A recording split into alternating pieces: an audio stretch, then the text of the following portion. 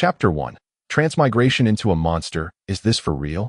Oh heavens, are you toying with me? A cry of despair escaped Zhou Tian as he incredulously surveyed his own form, unable to fathom that such an extraordinary event had befallen him. Much like protagonists in numerous novels, Zhou Tian, while engrossed in a game, inadvertently triggered an electric shock, resulting in an inexplicable soul transmigration.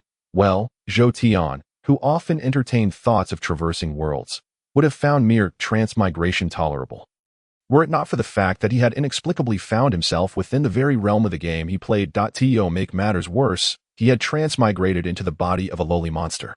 What is a lowly monster? It is a hapless entity that provides novice players with gold, experience, and equipment. Naturally, discovering himself as a member of this wretched group left Zhou Tian in no mood for cheer.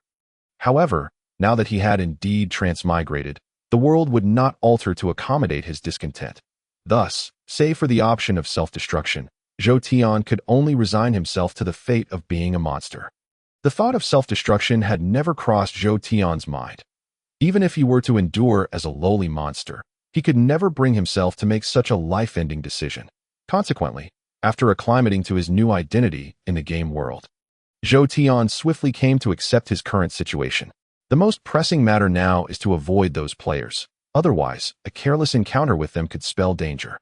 Having once been a player himself, Zhou Tian understood well what posed the greatest threat to lowly monsters. Thus, after embracing his new identity, he promptly ventured towards the less populated areas he recalled. I am currently a level 1 monster slave. If I remain in this state, I doubt I will survive for long. Given the overwhelming number of players, if luck is not on my side, a chance encounter could prove perilous. As he grappled with his identity, Zhou Tian gradually distanced himself from the area he had initially occupied. However, he was soon confronted with unforeseen troubles. Roar. A sudden, resounding roar startled Zhou Tian, who instinctively lifted his gaze, only to catch a fleeting shadow before feeling a sharp pain. You are not permitted to leave your patrol zone. Although Zhou Tian had no comprehension of the language spoken by the beastmen, for reasons unknown, he immediately understood the essence of the half-beast's words. First, Zhou Tian disregarded the creature's command, but upon sensing the murderous intent emanating from the half-beast, he was compelled to retreat hastily. Once he regained his composure, he realized that monsters in the game possessed territories and generally did not stray far from their designated zones. Thus, the half-beast's behavior was indicative of the limitations imposed upon monsters. Before he could transform into another creature, Zhou Tian surmised that his movements were confined to the territories inhabited by monster slaves within the game. As this realization dawned on him, Zhou Tian's expression darkened considerably. After all, he had initially intended to flee, and now, having barely made any progress, he found himself forced back.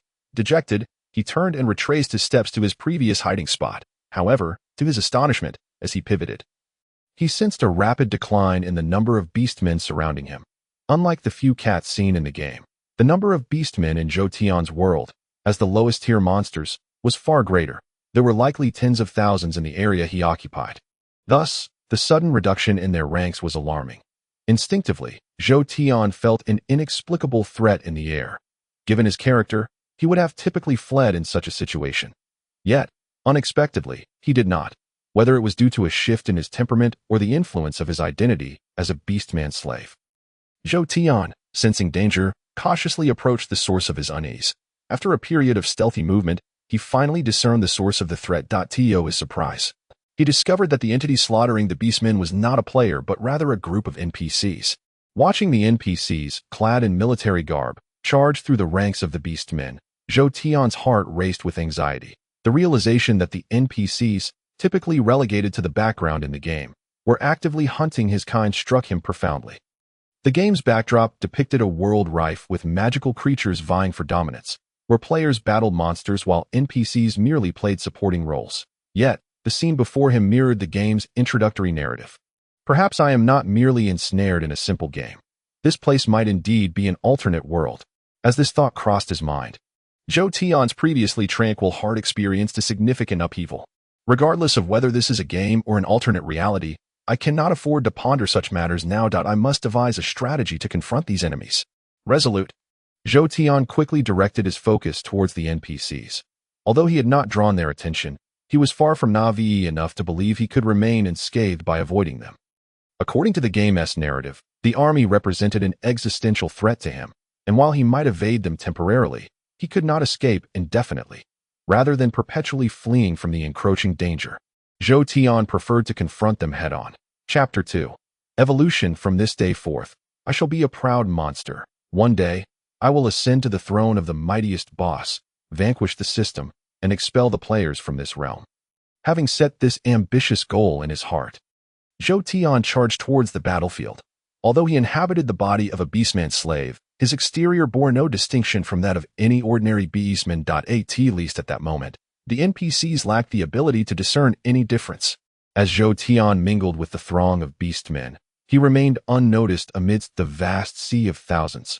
Like a single droplet of rain in a lake, he appeared insignificant compared to the multitude of beastmen and the NPC army. Nevertheless, in this moment of anonymity, Zhou Tian quietly entered the fray.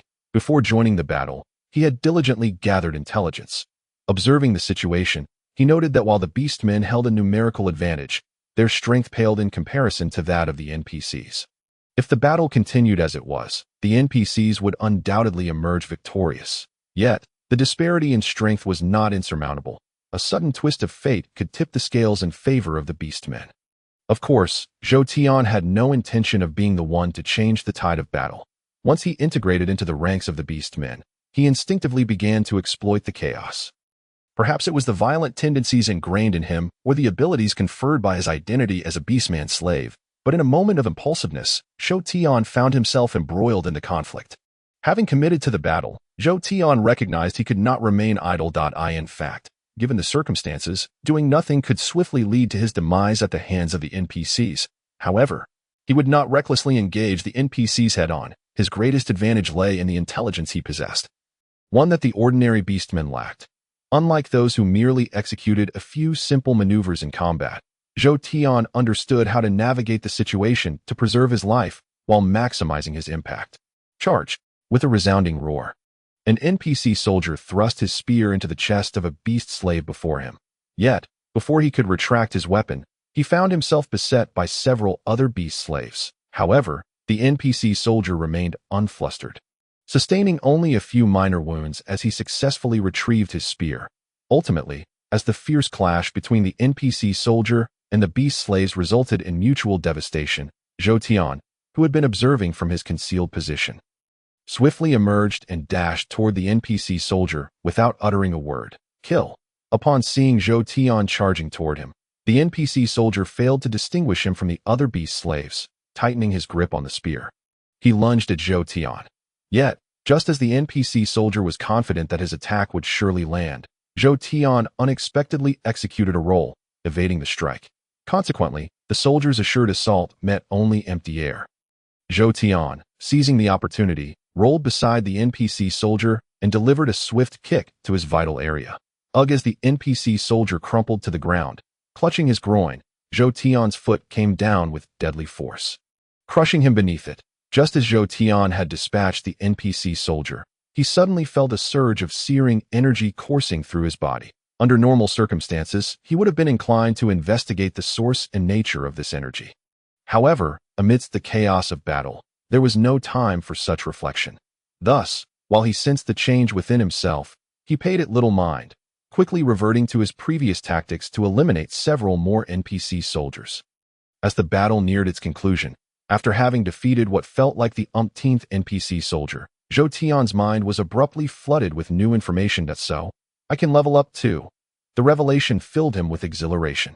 Just like the players, these wild monsters also had the chance to evolve by vanquishing NPCs and players alike. They could earn experience points, and upon reaching a certain threshold, they could undergo evolution. Presently, the information in Zhou Tian's mind indicated that he had two distinct evolution options. The first option allowed him to use the experience he had amassed to evolve into a half-orc. Should he choose this path, he would be instantly transported to the half-orc territory, thus evading the threat posed by the NPC soldiers. The second option, however, would enable him to enhance his current form without altering his species, resulting in an elite version of himself. In other words, if Zhou Tian opted for this elite evolution, he would remain a beast slave. But his strength would significantly improve, ultimately becoming an elite beast slave. Without a moment's hesitation, Zhou Tian instinctively prepared to choose the half-orc evolution. Given the current state of the battle, the NPC forces had gained a decisive advantage. If he remained stationary, it was only a matter of time before he faced the onslaught of the NPC army. In such a precarious situation, seizing the opportunity to evolve and escape this perilous area seemed a prudent choice. However, just as Zhou Tian was on the brink of making his decision, he reconsidered the circumstances he had encountered thus far. Although evolving into a half-orc was a tempting prospect, the current battle presented an invaluable opportunity that he could not afford to overlook. His ability to evolve was a direct result of this conflict, and he was uncertain whether he would encounter such a confrontation with the NPC army again in the future. Realizing he could evolve, Zhou Tian's previously indifferent attitude transformed. Even in a game world, he aspired to achieve the goals he had set for himself. Otherwise, thrust into a new environment without any ambitions, he questioned whether he would have the courage to continue living. Given the current state of the world, accomplishing his self-imposed objectives seemed nearly impossible. In such circumstances, if he wished to strive for improvement, he could not forfeit any opportunity that might enhance his strength. Thus, in a moment of unexpected impulse, Zhou Tian made a decision that his character would typically never contemplate. Chapter 3: War with Gritted Teeth. Zhou Tian chose the elite evolution. Almost immediately after making this decision, he felt a transformation within his body. The sudden acquisition of information regarding his new identity clarified the benefits he had gained from his choice. After expending the experience he had collected, Zhou Tian discovered that he had acquired a talent for exceptional speed. While this ability might not rank among the most formidable of monster talents, its addition undeniably altered his capabilities significantly. In fact, upon evolving into an elite creature, Zhou Tian began to sense a looming presence over the ordinary beast slaves. Although he lacked the authority to command them, he found it increasingly easy to direct a few of them in simple tasks. With his newfound strength and the ability to coordinate several beast slaves, Zhou Tian faced the NPC soldiers with renewed confidence, assuring that he would not encounter any significant difficulties. Thus, when Zhou Tian sought to confront the NPC soldiers, he no longer relied solely on ambushes. Even in direct clashes, his chances of victory soared. Indeed, the reality reflected this newfound power. With his enhanced abilities, he sensed a marked reduction in the challenges posed by the NPC soldiers. By controlling several beast slaves to distract isolated NPC soldiers, he executed ambushes with ruthless efficiency, leaving none of his targets unscathed. As the battle raged on, Zhou Tian successfully dispatched dozens of NPC soldiers in a remarkably short span of time. However, despite the experience he gained from these victories, he did not receive any further evolution prompts after defeating more NPC soldiers. His escalating actions soon drew the attention of the NPC army. In the chaos of battle, no one would pay close attention to any individual. However, as the conflict approached its climax, notable events could not help but be noticed, though Zhou Tian had exercised caution. His control over the beast slaves could not entirely evade the watchful eyes of the NPCs. Despite his best efforts, the higher-ups of the NPC army soon took notice of his exploits. Just as Zhou Tian was thriving amidst the fray, a commanding order from an NPC officer marked the end of his fortunate streak. Although he had felled numerous NPC soldiers, he relied heavily on stealth tactics. As the NPC army deployed a small unit to encircle him, Zhou Tian found himself in a precarious situation. Almost instantly, the small group he had assembled suffered a devastating blow from the enemy's charge, resulting in heavy casualties among his beast slaves. Had he not sensed the peril and retreated, it was uncertain whether he could have escaped unscathed. Even after withdrawing, Zhou Tian remained in a dire predicament under the assault of the tenacious NPC soldiers. Given the conditions of the battlefield, Zhou Tian's speed talent proved difficult to fully exploit, leaving him at a significant disadvantage against the relentless NPC soldiers. If circumstances remain unchanged, it can be anticipated that under the relentless siege of the NPC soldiers, even if Zhou Tian were to survive the onslaught, he would undoubtedly face considerable hardships. However, just as Zhou Tian found himself in peril, the tide of battle unexpectedly shifted. Roar! A furious roar erupted, and when Zhou Tian turned his head, he discovered that, at some point, a band of half-orcs, led by a formidable half-orc warrior, had arrived at the outskirts of the fray. Given the combat prowess of this half-orc contingent, their involvement would undoubtedly alter the course of the battle. Although half-orcs were not mere beasts of burden, Zhou Tian understood that, as fellow creatures of the monstrous ilk, they would certainly serve as his allies as reinforcements arrived. Zhou Tian could not help but breathe a sigh of relief. In stark contrast to Zhou Tian's relief, the NPC army was taken aback upon spotting the half-orc forces. Without a moment's hesitation, realizing they stood no chance against the new arrivals, the NPC soldiers swiftly resolved to retreat. Yet, even as the NPC army sought to escape, the half-orcs would not allow them to flee unscathed. Consequently, as the NPC soldiers prepared to withdraw, the commanding half-orc warrior issued a command, and a multitude of half-orc warriors charged forward without a second thought. In that chaotic moment, Zhou Tian was inevitably affected as well. The NPC soldiers, who had been relentlessly pursuing him, suddenly abandoned their mission in light of the NPC army's retreat. However, Zhou Tian would not permit them to escape easily. Given the current circumstances, victory for the monstrous faction was already a foregone conclusion. Under such conditions, Zhou Tian perceived the NPC soldiers as no longer a threat. In his eyes, they represented mere experience points. And he was confident that with a bit more effort, he could amass further rewards. Thus, as Zhou Tian relentlessly pursued the NPC soldiers, they ultimately found themselves ensnared and surrounded by the advancing half-orcs. The ensuing events unfolded with remarkable simplicity. In the face of overwhelming strength, the NPC soldiers inevitably fell beneath Zhou Tian's and his allies' blades. Seizing the opportunity amidst the chaos, Zhou Tian managed to slay several more NPC soldiers with the aid of the half-orcs. By the time the battle concluded, only a handful of NPC soldiers had successfully escaped. Nonetheless, despite their victory, the monstrous faction suffered considerable losses among their beast slaves and half-orc warriors. Yet, it was evident that for the monstrous side, the acquisition of victory was paramount, and no one paid heed to the casualties incurred during the conflict. As they confirmed their triumph, the surviving beast slaves and half-orcs erupted into jubilant cheers. It was uncertain whether Zhou Tian's earlier performance had drawn the attention of the half-orc warrior or if it was merely a coincidence. But as the battle drew to a close and Zhou Tian prepared to depart, he received an unexpected summons from the half-orc warrior. Although Zhou Tian was reluctant to engage with the half-orc warrior, the latter's display of strength during the battle compelled him to comply with the summons. Thus, after a moment of hesitation, Zhou Tian followed a half-orc soldier to stand before the warrior. "You performed admirably. I am quite pleased. Those who excel must be rewarded. Henceforth, you shall no longer be a beast slave. I will enlist you into my ranks as an honored half-orc warrior." As Zhou Tian grappled with how to respond to the half-orc warrior, the latter, either disinterested in communication or assuming Zhou Tian possessed the intellect of a typical beast slave, proceeded to lay out his plans without awaiting Zhou Tian's response. Upon hearing the half-orc warrior's proclamation, Zhou Tian found himself momentarily speechless, as his mind was flooded with corresponding notifications, unlike the evolution prompts he had previously received upon gaining sufficient experience. This time, the information conveyed that the half-orc warrior, as a leader, possessed the authority to facilitate Zhou Tian's unconditional evolution into a half-orc warrior. As the half-orc warrior made his decision, Zhou Tian found himself caught in a countdown to evolution.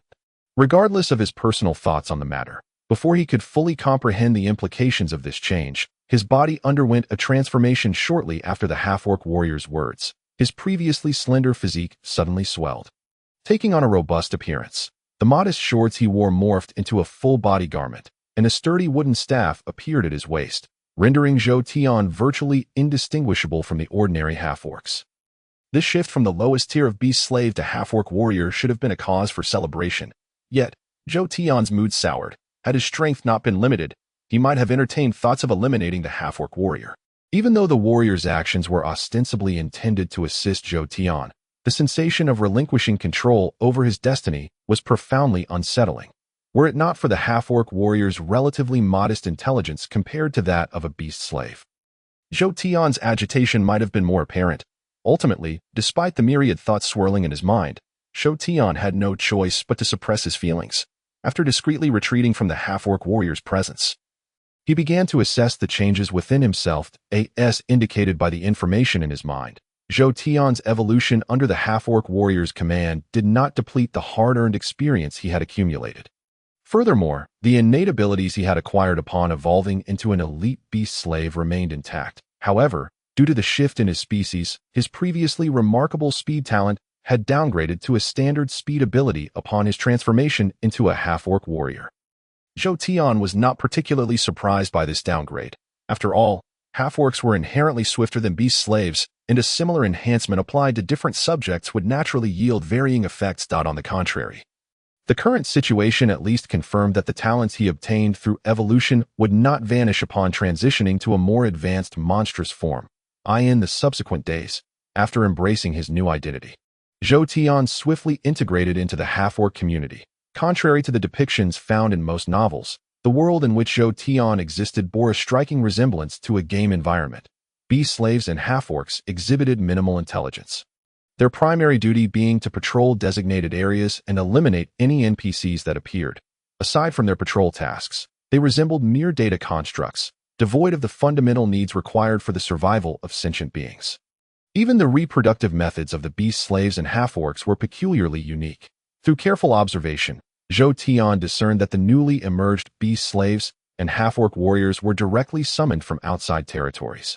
Initially, Zhou Tian assumed these newcomers were mere transfers from other regions. However, after engaging with the half-orcs and beast slaves, he managed to extract some information indirectly from their conversations that it turned out that the monstrous beings did not reproduce through conventional means. The apex leaders and priests among them possessed magical pools that, after sacrificial offerings, birthed millions of new monsters each month. The existence of these pools enabled the otherwise non-reproductive monstrous faction to engage and dominate the NPCs of the world, while the specifics of the monster's reproduction were of little concern to Zhou Tian.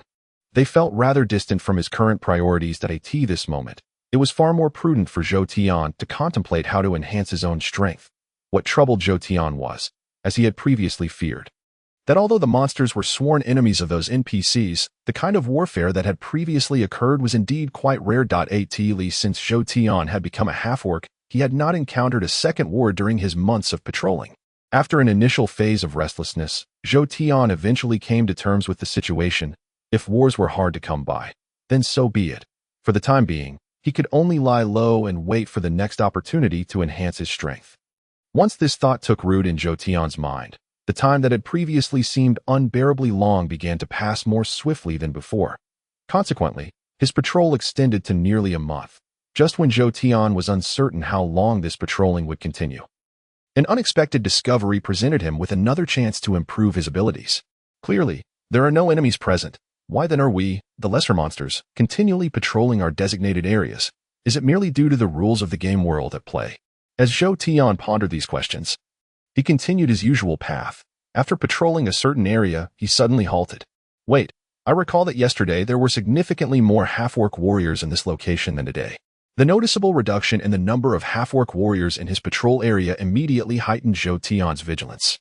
Zhou Tian was fundamentally different from the ordinary half-orc warriors, who acted purely on instinct and never paused to ponder. Endowed with intelligence, Zhou Tian understood the need for contemplation when faced with anomalies, leading him to discern deeper issues from seemingly trivial matters. For instance, the decrease in the number of half-orc warriors in the patrol area would go unnoticed by the others. Even the half-orc warrior leaders likely wouldn't question where their comrades had gone or why they had vanished. However, Zhou Tian was different. Upon realizing that several half-orc warriors had suddenly disappeared, he naturally became attentive to this situation, lacking cognitive abilities. Zhou Tian did not believe those warriors would engage in unauthorized actions. Since they were not acting independently, it followed that unless confronted with insurmountable circumstances, those half-orc warriors would not simply vanish. This raised a pressing question. What could have caused their sudden disappearance? Chapter 5. Discovering players despite his differences. Zhou Tian remained merely a half-orc warrior. The fact that other half-orc warriors had vanished for an unknown reason suggested that if he encountered a similar situation or individual, he too might face the risk of disappearing. While disappearance did not necessarily connote misfortune, Zhou Tian was reluctant to share the same silent fate as those vanished half-orc warriors, especially without knowing what had befallen them. Thus, when Zhou Tian took notice of the missing half-orc warriors, he maintained an outwardly calm demeanor. However, after completing his usual patrol, he began to gather information about the circumstances preceding the disappearance of those half-orc warriors. The traces here clearly indicate that a battle occurred not long ago. However, if the missing half-orc warriors were killed, Then why did the nearby half-orc warriors fail to notice or react to the disappearance? It seems I must pay closer attention to this area to discern what truly transpired. Zhou Tian was resolutely confident in his discovery. Nevertheless, while he trusted his deductions, the conclusions also raised numerous perplexing questions that he could not easily resolve. In this state of confusion, Zhou Tian felt compelled to explore the area further, given the rather lax management among the half-orc warriors. When Zhou Tian decided to investigate, he casually extricated himself from his patrol duties. Consequently, without drawing the attention of other half-orc warriors, he fixated on the area where the half-orc warriors had vanished. Initially, he found nothing of note. However, after closely observing that area for nearly a week, the situation took a surprising turn. What is happening? As he witnessed a group of humans approaching a half-orc warrior, the other half-orc warriors ignored the scene, allowing that half-orc warrior to be surrounded and slaughtered. Zhou Tian's mind momentarily short-circuited. Could those half-orc warriors be blind? How could they not see the enemy so close to them? As he watched the humans relentlessly attacking the half-orc warrior nearby, while the others remained oblivious, Zhou Tian felt a surge of anxiety. Despite his emotional turmoil, he refrained from rashly intervening. Instead, upon recognizing the unusual circumstances, he retreated from the area to contemplate the situation. All half-orc warriors shared a similar appearance, unless they had experienced significant battles that granted them enough experience to evolve. No half-orc warrior would truly differ from their comrades. Based on Zhou Tian's observations, he did not believe those half-orc warriors were genuinely blind. Thus, the only explanation was that some unknown energy or ability was interfering with their senses, rendering them oblivious to the enemies in such close proximity. As this hypothesis took shape in Zhou Tian's mind, he was suddenly filled with excitement. If this truly was a game world, then it undoubtedly contained three distinct factions. The first and most powerful faction was, of course, the monsters, which Zhou Tian belonged to. Although they were persistently undermined in the game, their performance during monster sieges and overall strength undeniably positioned them as the most formidable force. Were it not for their internal discord, they might have already unified this world. The second faction Zhou Tian had encountered was the NPCs. While the NPCs he now faced differed significantly from those he remembered in the game, he had nonetheless witnessed members of this second faction. The true source of Zhou Tian's apprehension lay in the third faction, the players from Earth, the genuine protagonists of the game. Zhou Tian was uncertain of the player's status in this world, even questioning whether they truly existed. However, based on the behavior of the group he had observed, he found it hard to believe that anyone other than players could achieve such feats in this realm populated by lesser monsters. Upon forming this thought, an impulse to eliminate these players surged within him. Perhaps it was jealousy stemming from his own experiences, or perhaps it was a self-serving instinct. Given that eliminating NPCs could yield opportunities for evolution, Zhou Tian was eager to discover what rewards awaited him should he succeed in dispatching the players. With this notion firmly established in his mind, Zhou Tian acted swiftly, without a hint of hesitation. The moment that idea crystallized, he immediately began devising a plan. Confronting those players would certainly be challenging. However, if he approached the situation correctly, dealing with them would prove much simpler. The players' primary advantage lay in their ability to operate unnoticed by the majority of the monsters in this world. Moreover, within the NPC cities, they had access to various equipment and potions, often wearing down monsters of comparable strength. Yet, if Zhou Tian sought to confront them, he could eliminate their greatest asset, the element of surprise. Although he was unaware of the forces at play in the current situation, he believed that if he orchestrated a large-scale assault by half-orcs on their location, even without sighting the players, he could still pose a significant threat to them. With a sense of certainty in his heart, Zhou Tian swiftly initiated his actions, thanks to his innate talent for speed and his strategic intellect in combat. He often found himself at an advantage. Thus, even though Zhou Tian did not possess an absolute superiority in strength compared to the ordinary half-orc warriors, he had nonetheless emerged as an unnamed little leader in the region where he dwelt. Commanding a large number of half-orc warriors proved to be somewhat challenging for Zhou Tian. However, managing a dozen or so warriors was a task well within his capabilities. Consequently, as he prepared to act, he immediately turned to rally the half-orc warriors he had skillfully recruited through various means. Chapter 6. Eliminating players while controlling a dozen half-orc warriors. Zhou Tian feigned ignorance of the players' presence, approaching them as if on a routine patrol. Although he recognized the players, they were oblivious to the distinction between him and the ordinary half-orc warriors. Thus, as Zhou Tian led his band of subordinates toward the players. The latter failed to notice the approaching half-orc warriors that it was only when they were nearly beside the players that one of the members of the group suddenly hurled a fireball in Zhou Tian's direction. From their reactions, it was apparent to Zhou Tian that the players could see him, yet they seemed unable to perceive the half-orc warriors by his side in that moment. Zhou Tian understood how to leverage his advantages. As the player cast their spell, he rolled aside without hesitation, deftly evading the attack. Following his evasion, the fireball, influenced by Zhou Tian's deliberate maneuvering, struck one of the half-orc warriors beside him. Upon experiencing the unexpected assault, the previously calm half-orc warrior seemed to have finally noticed the players, letting out an enraged roar before charging toward them. What is going on? There was only one half-orc warrior. How did another one appear? The players were startled by the sudden addition of an adversary. However, upon realizing they had another enemy to contend with, they did not overly concern themselves with their safety. After a brief exchange, they skillfully coordinated their attack against the half-orc warrior rushing at them. Given the circumstances, even with Zhou Tian's involvement, the players were certainly no match for the group of half-orc warriors. Yet, Zhou Tian had never intended to engage the players directly, despite their current strength. The players could not be guaranteed victory over him. As the players clashed with the half-orc warrior, Zhou Tian remained in the shadows, issuing commands that led to more of his half-orc warriors being struck by the players' attacks. Any half-orc warrior that encountered the players' assaults would then become aware of their presence. Utilizing this advantage, Zhou Tian successfully orchestrated a conflict between his half-orc warriors and the players. The ensuing events unfolded quite simply. Although the players were formidable, they were ultimately outnumbered. When the players found themselves encircled by a dozen half-orc warriors, they stood little chance against them. Soon enough, after a brief skirmish, the players chose to retreat. However, having finally reached this stage, Zhou Tian was not about to let the players escape unscathed. Thus, as the players fought while retreating, Zhou Tian seized the opportunity to strike. As several warriors managed to fend off the majority of the half-orc warriors' assaults.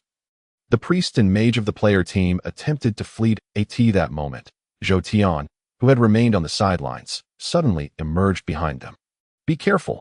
Although the ongoing battle left the players with little capacity to divert their attention, Zhou Tian's appearance immediately drew their notice. However, by the time the players issued their warning, it was already too late for the priests and mages to escape. The situation was heavily unfavorable for the players.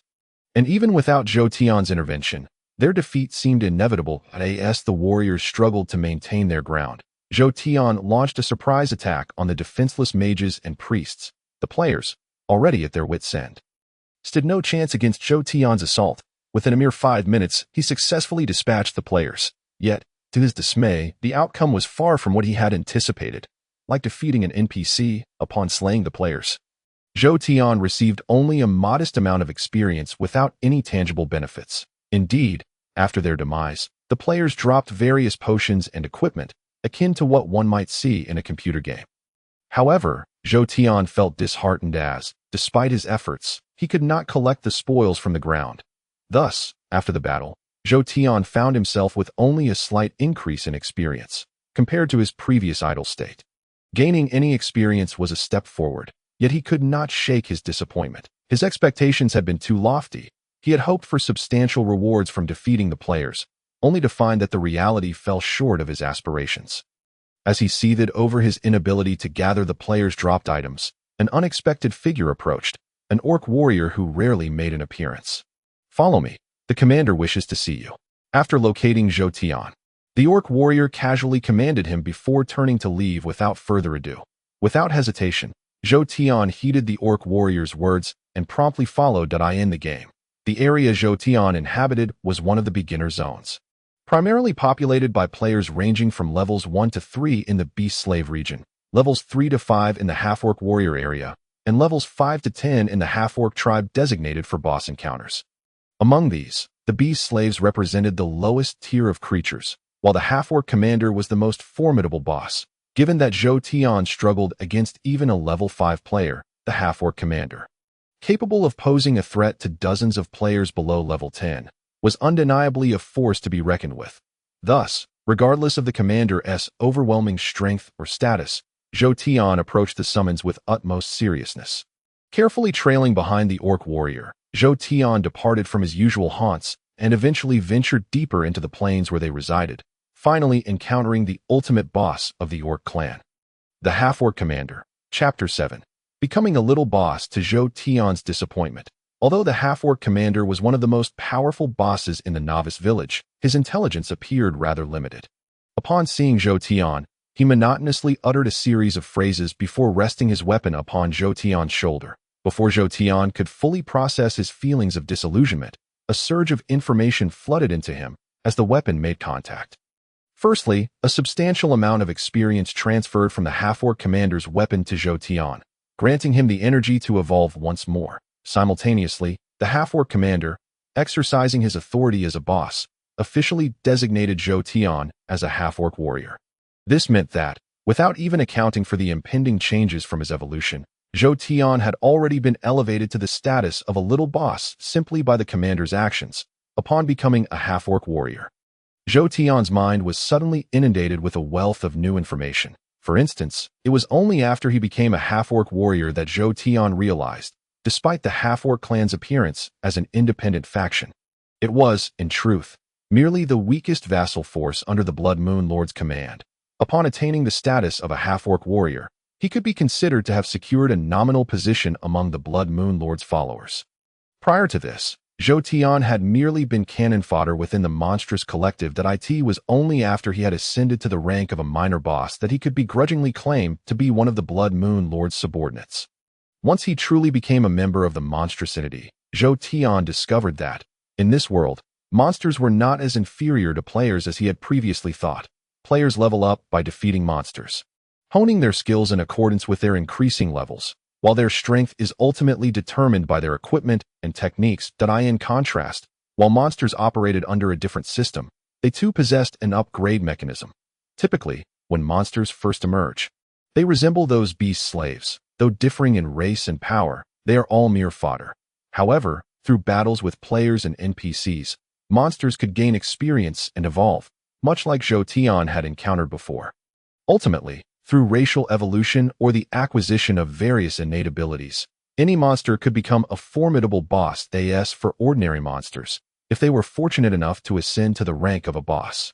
Regardless of their actual strength, even if they could not defeat an ordinary high-level monster, they would inevitably gain a new special ability simply by virtue of their status. The greatest special ability of a boss is the command over weaker minions. After Zhou Tian became a Half-Orc warrior, his mind was flooded with information detailing the territory he would command among the Half-Orcs. Additionally, it informed him that, should he desire, he could easily exert control over those ordinary Half-Orc warriors. This indicated that the primary distinction between ordinary monsters and bosses in this realm lay not in strength, but in this commanding ability. The power of ordinary monsters is dictated solely by their individual capabilities. Whereas a boss, even if weaker in personal strength, could decisively vanquish opponents stronger than themselves if they commanded a substantial number of subordinates. As for players, they are the most significant anomaly in this world. In relation to the other two factions, while personal strength is undoubtedly important, a boss's weight is likely determined by the size of their territory and the number of followers they command. Upon fully digesting the information within his mind, Zhou Tian could not help but smile. His personal strength was his only reliance against the threats posed by players, but the power at his disposal was the best means to confront NPCs. The thought of one day becoming a commander stirred excitement within him. After composing himself briefly, he took his leave from the Half-Orc leader's abode. He journeyed onward, after walking for 2 to 3 hours. Zhou Tian finally located his territory using the information stored in his mind. Though I am aware that as a newcomer, I cannot expect a grand territory, this is rather disappointing. Upon arriving at his domain and understanding its specifics, even though he had mentally prepared himself, he still found it somewhat difficult to accept in terms of territory. While Zhou Tian's domain was neither large nor small, it was relatively decent when compared to that of an average Half-Orc warrior. Yet, due to its remote location, the strength of his territory was significantly lacking. In comparison to similarly sized territories, the number of Half-Orc warriors under Zhou Tian's command was merely 1/3 of what it could have been. This meant that, although he was also a Half-Orc warrior, Zhou Tian's force was, at this moment, potentially less than 1/3 of his former superior strength. Faced with such a situation, it was natural for Zhou Tian to feel a sense of dissatisfaction. However, After expressing a few grievances, he accepted the outcome. After all, the half-orc warrior who commanded such strength had likely been building it up for a considerable time. As a mere newcomer, it was only natural that Zhou Tian's power would be somewhat weaker. Instead of lamenting his own lack of strength, he resolved to contemplate how he might quickly expand his influence. Generally speaking, there are several methods for a boss to enhance their power. The most common approach is gradual accumulation. Once a territory has a lord, troops are dispatched monthly, and as long as Zhou Tian manages to keep his half-orc warriors alive, his forces will naturally grow. However, Zhou Tian would not settle for such a slow path, for he was no ordinary monster but a human clad in monstrous skin. With a strategic mindset, he was unwilling to develop at such a leisurely pace. Consequently, having discarded the most conventional method, his only option was to earn merit. Just as he had previously risen from beast slave to half-orc warrior by slaying numerous NPCs. Zhou Tian believed that by defeating a few players, he could similarly elevate his status to that of a half-orc warrior under the command of the half-orc leader. Thus, as long as Zhou Tian performed admirably, whether by defeating NPCs or players, he would undoubtedly catch the attention of the higher-ups, and with their rewards, he could enhance both his own strength and the power of his forces under their guidance. With this thought in mind, Zhou Tian promptly set his plans into motion. Given that the majority of the lesser monsters lacked intelligence, they were typically in a passive position during confrontations with NPCs. Generally, unless NPCs or players initiated attacks, ordinary monsters rarely provoked enemies without orders from above. However, due to Zhou Tian's unique circumstances, he was determined not to miss any opportunity for profit, even if it meant engaging in actions that other monsters would not dare attempt. Chapter 8. The Neighbors. Due to the unique nature of players, Zhou Tian was unable to ascertain their whereabouts. Furthermore, the numerous variables involved made it clear that while defeating them could yield substantial rewards, he had no choice but to set that aside for now. Thus, after making the necessary psychological preparations, Zhou Tian directly focused his attention on the NPCs in the game, while the number of NPCs was not large. Each possessed formidable strength. For instance, the guards at the gates were nearly invincible. Even if some monsters approached the city, they were usually dispatched with ease in the face of such seemingly unstoppable foes. Zhou Tian theoretically had no chance of victory. However, this world did not entirely mirror the game. Since the situation for monsters was so different, it followed that NPCs were not as overwhelmingly powerful as they appeared. Although Zhou Tian had not absorbed much information regarding NPCs, he gleaned enough from scattered details to understand their situation. Unlike the game, where monsters were in direct conflict with the entire NPC faction. In this world, while NPCs were not completely overrun by monsters, their circumstances were far from favorable. The realm Zhou Tian inhabited was vast, with an estimated area not less than the landmass of Earth. Yet, within this enormous expanse, an overwhelming 99% of the territory was occupied by various monsters. While NPCs had continuously fought against them, the land genuinely controlled by NPCs consisted solely of the scattered cities and villages across the continent. Thus, although there were numerous top-tier NPCs capable of confronting the lords and leaders of monsters, in terms of foundational power, the NPC faction could not compare to the monstrous side, now that Zhou Tian was part of the monstrous army. He understood the balance of power between them and NPCs, and he knew precisely how to achieve his desired results at minimal cost. While it seems suicidal for him to attempt to confront NPCs with his current strength, Zhou Tian was well aware that if he truly wished to act, he could certainly achieve some results that it was impossible for him to attack the NPC strongholds at present. But given the previous instances of NPC armies assaulting beast slaves outside the city, it was evident that the NPC faction had not abandoned their counteroffensive. By leveraging the actions of those NPCs, Zhou Tian could find opportunities to strike against them. Consequently, after making his decision, he resolved to initiate his plans with determination. Although the intelligence of those half-orc warriors was rather limited, under Zhou Tian's guidance, a few members managed to grasp his intentions, albeit with difficulty. After dispersing those half-orc warriors throughout his territory, it took less than a month for Zhou Tian to receive intelligence. Perhaps it was due to his lack of visibility that the NPCs remained oblivious to Zhou Tian's rise as a half-orc warrior. Consequently, they presumed that his territory was devoid of a lord. Leading a meager NPC army of merely a dozen soldiers to prepare for an assault on the half-orc warriors residing within Zhou Tian's domain, The notion that a handful of NPC soldiers could vanquish hundreds of half-orc warriors seemed utterly implausible. However, had Shou Tian not become a half-orc warrior, it is likely that the NPC army would have had no trouble exterminating the half-orc warriors in that territory. The NPC soldiers inherently possessed greater strength than the average half-orc warrior. And despite their numerical advantage, the half-orc warriors were scattered across a vast expanse of land. Without a commander, it would have been relatively easy for the NPCs to defeat them one by one. It was certain that in the past, the NPCs had executed such operations with great success. Yet now, due to Shou Tian's presence, the outcome was bound to be far from favorable. Shou Tian would never permit those NPCs to act recklessly within his domain. Thus, upon receiving information from one of his half-orc warriors, Shou Tian promptly ordered the assembly of the majority of his half-orc warriors. Given their simplistic intelligence, they were unaware of any need for resistance. At the sound of Shou Tian's command, all the half-orc warriors within his territory, regardless of their previous activities, hastily abandoned their tasks and gathered before him in groups. Although Shou Tian could not claim to be entirely satisfied with their disheveled appearance, he tolerated their shortcomings, recognizing them as the foundational cadre of his role as a boss, particularly considering the imminent actions they were about to undertake and the fact that these half-orc warriors would soon fight for him. Shou Tian's regard for them deepened. Let us depart.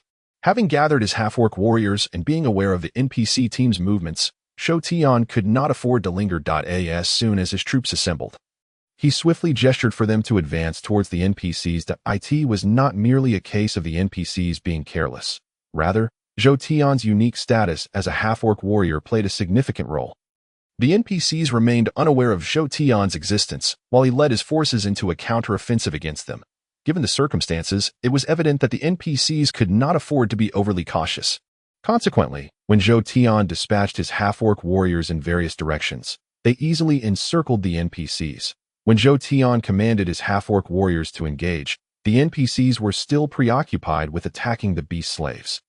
Under such conditions, the fate of the NPCs was all too predictable. A single charge, propelled by overwhelming strength, quickly felled the NPCs at the hands of Shou Tian's half-orc warriors. However, it was unfortunate that, despite successfully eliminating the NPCs, the vast disparity in strength meant that Shou Tian personally could not claim the defeat of many NPCs. The inability to kill NPCs naturally precluded the acquisition of experience points. Nevertheless, given the circumstances, Shou Tian found this outcome acceptable. After all, he recognized that defeating a mere handful of NPCs would not facilitate his evolution, whereas the manner in which he operated would undoubtedly provide his half-orc warriors with valuable training. Treating his forces as a vital asset, Shou Tian was not overly concerned about the minor losses incurred. Following the defeat of the NPCs, Shou Tian quickly composed himself and led his half-orc warriors towards the direction from which the NPCs had come. Each time Shou Tian assumed a new identity, his mind would be filled with information, most of which pertained to his current status. However, a significant portion of the content revolved around the monster faction, leaving scant information about the NPC faction. As such, while Shou Tian was well acquainted with the situation of the half-orc warriors within his territory, he remained largely uninformed about the presence of NPC forces nearby. Nonetheless, despite the lack of specific information, Shou Tian was capable of drawing logical conclusions. It was not difficult to surmise that if the NPCs were too far away, their strength would not allow them to reach his vicinity. Shou Tian understood that wherever monsters congregated, there would inevitably be an NPC gathering point. Thus, upon encountering the NPCs, he became acutely aware that a nearby NPC settlement must exist. With this realization, Shou Tian could no longer feign ignorance. Setting aside the threat posed by the NPCs, Shou Tian's desire for achievement was intrinsically tied to that NPC gathering point. Aware that an NPC village might be situated near his territory, Shou Tian felt compelled to investigate further. Following the traces left by the NPCs, Shou Tian and his cadre of several hundred half-orc warriors trekked for nearly a day before discovering the NPC settlement. Chapter 9. A New Venture. I did not anticipate finding a village in such a location. I recall that in the game, there was only a quest NPC here. It seems that those rudimentary starter villages in the game are not as simplistic in this world as one might imagine. After reflecting on the village comprising nearly 10,000 NPCs in the distance, Shou Tian led his half-orc warriors to gradually retreat. Discovering the NPC gathering point had already fulfilled his objective, Zhou Tian did not believe his strength could pose any real threat to the NPC village. Recognizing this, he chose not to alarm the NPCs. After silently noting the location of the NPC village, Zhou Tian proceeded to lead his half-orc warriors back to their territory. Merit brings rewards, as Zhou Tian had anticipated. Although his success in defeating those NPCs did not amount to a significant accomplishment, upon returning to his territory, the half-orc commander still dispatched individuals to bestow upon him the corresponding rewards. Just as Zhou Tian had predicted, the monster faction's military strength was augmented not only through ordinary accumulation but also rapidly through the merits of successful deeds. Zhou Tian had merely slain a handful of NPC soldiers. Yet upon his return to his territory, the half-orc commander sent nearly 200 additional half-orc warriors his way. With such a substantial influx of half-orc warriors into his ranks, Zhou Tian's combat capability instantly doubled. After the envoy from the half-orc commander departed, Zhou Tian eagerly began to assess the newly acquired half-orc warriors under his command. Unlike other half-orc warriors, upon receiving the new recruits, Zhou Tian refrained from allowing them to roam freely around the territory. Due to their limited intellect, other half-orc warriors often resorted to such measures to ascertain the presence of enemies. Thus, they typically dispersed their half-orc soldiers throughout their territories. However, given Zhou Tian's wisdom, he would never engage in such self-destructive behavior.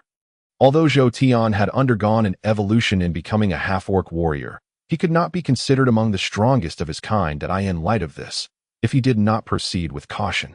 Encountering an enemy assault without sufficient strength could very well lead to his demise. Therefore, aside from dispatching a few half-orc warriors to monitor the direction of the NPC village, Zhou Tian gathered all the remaining half-orc warriors under his command. In the ensuing hours, Zhou Tian remained steadfast in his endeavors, tirelessly directing his contingent of half-orc warriors to execute simple commands. Despite the apparent lack of significant progress, repeatedly, he instilled in them the basics. And though their advancement was slow, his relentless efforts bore fruit as the several hundred half-orc soldiers gradually began to grasp some elementary instructions. Meanwhile, as Zhou Tian immersed himself in training, his neighbor stirred once more.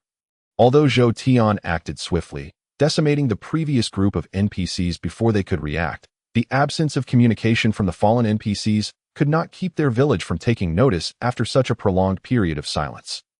Consequently, while Zhou Tian was engaged in training, he received intelligence that a contingent of nearly 100 NPC soldiers had departed from their village, making their way toward the site of the recent slaughter. Upon receiving this information, Zhou Tian hesitated not a moment. He resolved to engage in battle. In comparison to the previous scenario where hundreds of half-orcs faced a mere dozen NPCs, the current situation posed a greater risk. As the impending confrontation with the nearly 100 NPC soldiers presented a formidable challenge, the NPCs possessed superior strength and coordinated tactics, meaning that even with his entire force, Zhou Tian faced a genuine possibility of defeat. However, the prospect of this opportunity was too enticing to ignore. He understood well that chances like this were rare. The NPCs' departure from their village was due solely to their ignorance of his existence. Should they become aware of him, the likelihood of such dispersed actions would diminish significantly.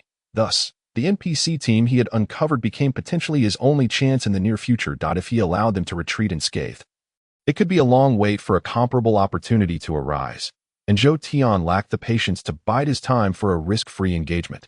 Thus, fully aware of the risks involved, Zhou Tian nonetheless led his half-orc warriors into action after pinpointing the NPC's location. But to ensure a greater chance of success against the considerable number of NPCs, he devised a strategy that involved encircling them from 3 directions. Leaving one flank unguarded. As the NPC team fully traversed into his ambush, Zhou Tian issued the command, and his half-orc warriors surged forth from their concealed positions. Roar!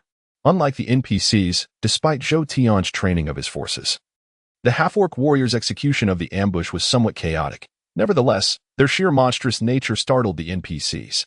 How could there be so many half-orc warriors here? The unexpected surge in numbers caught the NPCs off guard. As they had previously perceived the area as sparsely populated with half-orc warriors, the sudden increase in foes, coupled with the fact that they were lying in wait, overwhelmed their expectations. Breakthrough. Though the NPCs were baffled by the sudden peril in what they had deemed a safe zone, their commanding officer quickly rallied the troops to respond to Zhou Tian's imminent threat. Unbeknownst to them, Zhou Tian had unleashed all his forces, leaving the NPCs uncertain about the extent of the half-orc presence still concealed nearby. Faced with such a precarious situation, they understood the pressing danger they were in. Thus, under the officer's command, the NPCs launched their desperate escape toward the direction Zhou Tian had emerged from. The tactic of encircling while leaving one side open was a familiar one, and the NPCs recognized Zhou Tian's strategy. Yet, given their circumstances, they had little choice. Despite understanding the risk of retreating in that direction, it appeared to be the safest option available as the NPCs fled to the right. Zhou Tian pursued them relentlessly. If the NPCs had chosen to stand their ground, they might have fared better, but under Zhou Tian's orchestrated pressure, even a group that had previously matched his forces in strength found themselves in disarray, fleeing in all directions. Although Zhou Tian appeared to have the upper hand, the actual number of NPCs he managed to eliminate was minimal. Thus, while he gained an advantage, the overall strength of both sides remained largely intact. Nonetheless, reaching this point was satisfactory for Zhou Tian. Chapter 10. Victory. While vanquishing all the NPCs would have been ideal, Zhou Tian accepted the outcome as long as he did not suffer defeat. With his limited forces, simply avoiding loss was a triumph in itself. Therefore, even as he pursued the NPCs without achieving significant results, he remained unfazed. This was clearly a source of confusion for the NPCs, who had previously encountered monsters with intelligence comparable to their own. However, in the novice area where Zhou Tian operated, even the most formidable boss possessed merely the intellect of a 10-year-old child. Due to the NPC's preconceived notions of monsters, they did not suspect that Zhou Tian was capable of strategic thinking. The mere fact that he had executed the encirclement tactic astonished them. Zhou Tian relentlessly pursued. The NPCs assumed he was merely toying with them, unaware that the half-orc warriors tailing them were of comparable strength. Thus, the chase continued for several hours until the NPCs realized they were nearing the territory of another group of half-orc warriors. At that moment, they began to sense that something was amiss. If Zhou Tian truly had the upper hand, they believed they would have already revealed their own strengths. Yet, he continued to pursue without launching a counterattack. A situation that struck the NPCs as unusual. Misjudging Zhou Tian's intentions due to their biases against monsters, the NPCs speculated that he aimed to drive them toward another half-orc territory. This line of thinking prompted them to reconsider their strategy, fearing that further advancement would lead them to inevitable annihilation.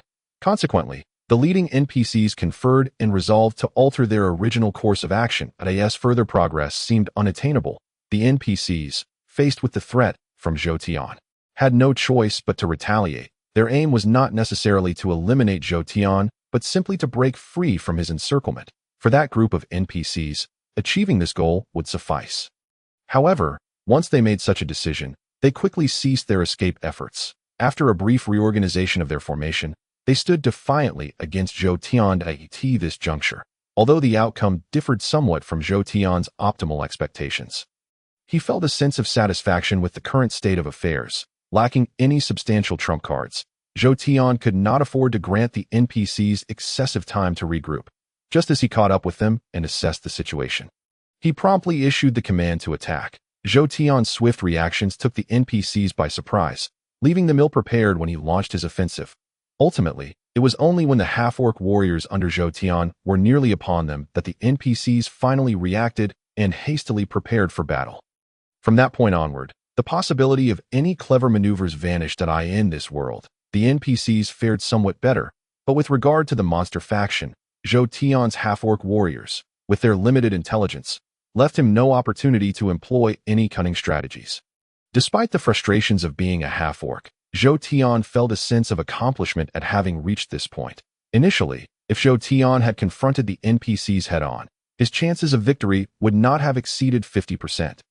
However, after a prolonged chase, the NPC stamina had significantly diminished. Thus, bolstered by the superior endurance of his half-orc warriors, Zhou Tian's odds of success in battle naturally increased.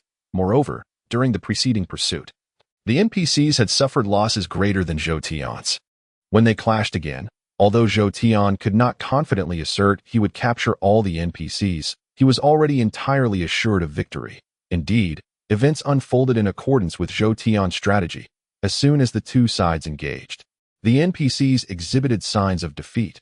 Faced with an overwhelming number of adversaries and in poor condition, The outcome of their skirmish was surprisingly close to 1-to-1 in casualties. This meant that for every fallen half-orc warrior, Zhou Tian's forces managed to take down an NPC soldier. Such a performance was remarkably impressive compared to previous encounters between NPCs and half-orc warriors.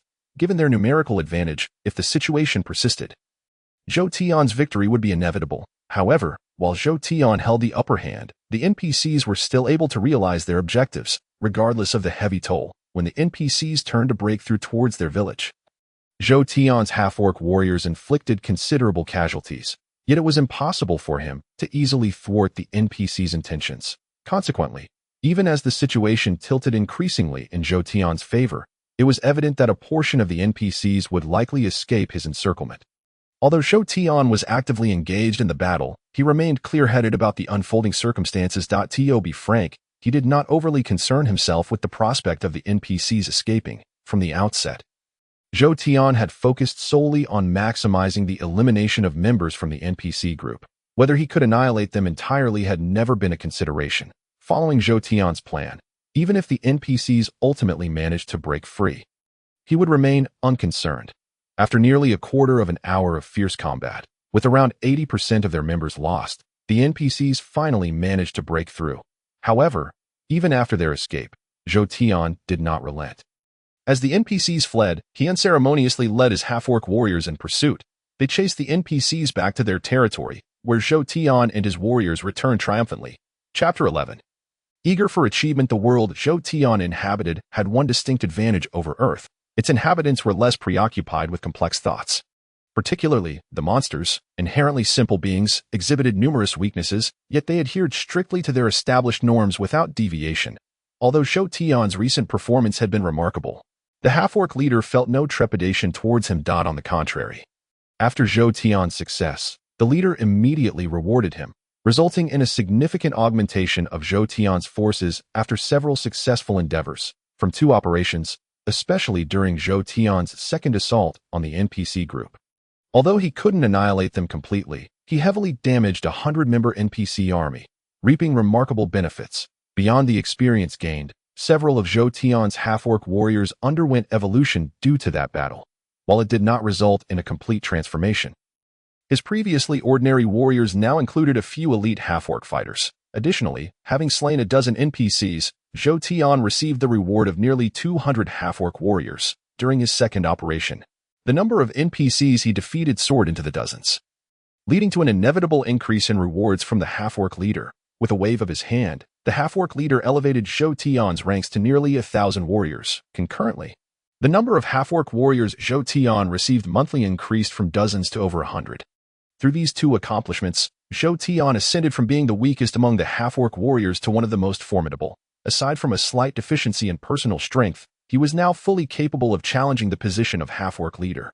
However, opportunities like the previous one had become exceedingly rare. Once the NPC village became aware of his existence, their approach would undoubtedly change. In the future, when NPCs ventured outside, they would no longer remain oblivious to the half-orc warriors lurking beyond their village. In such an environment, Zhou Tian found himself with little to do aside from training his half-orc warriors. Consequently, he lingered in this seemingly dull setting for several months.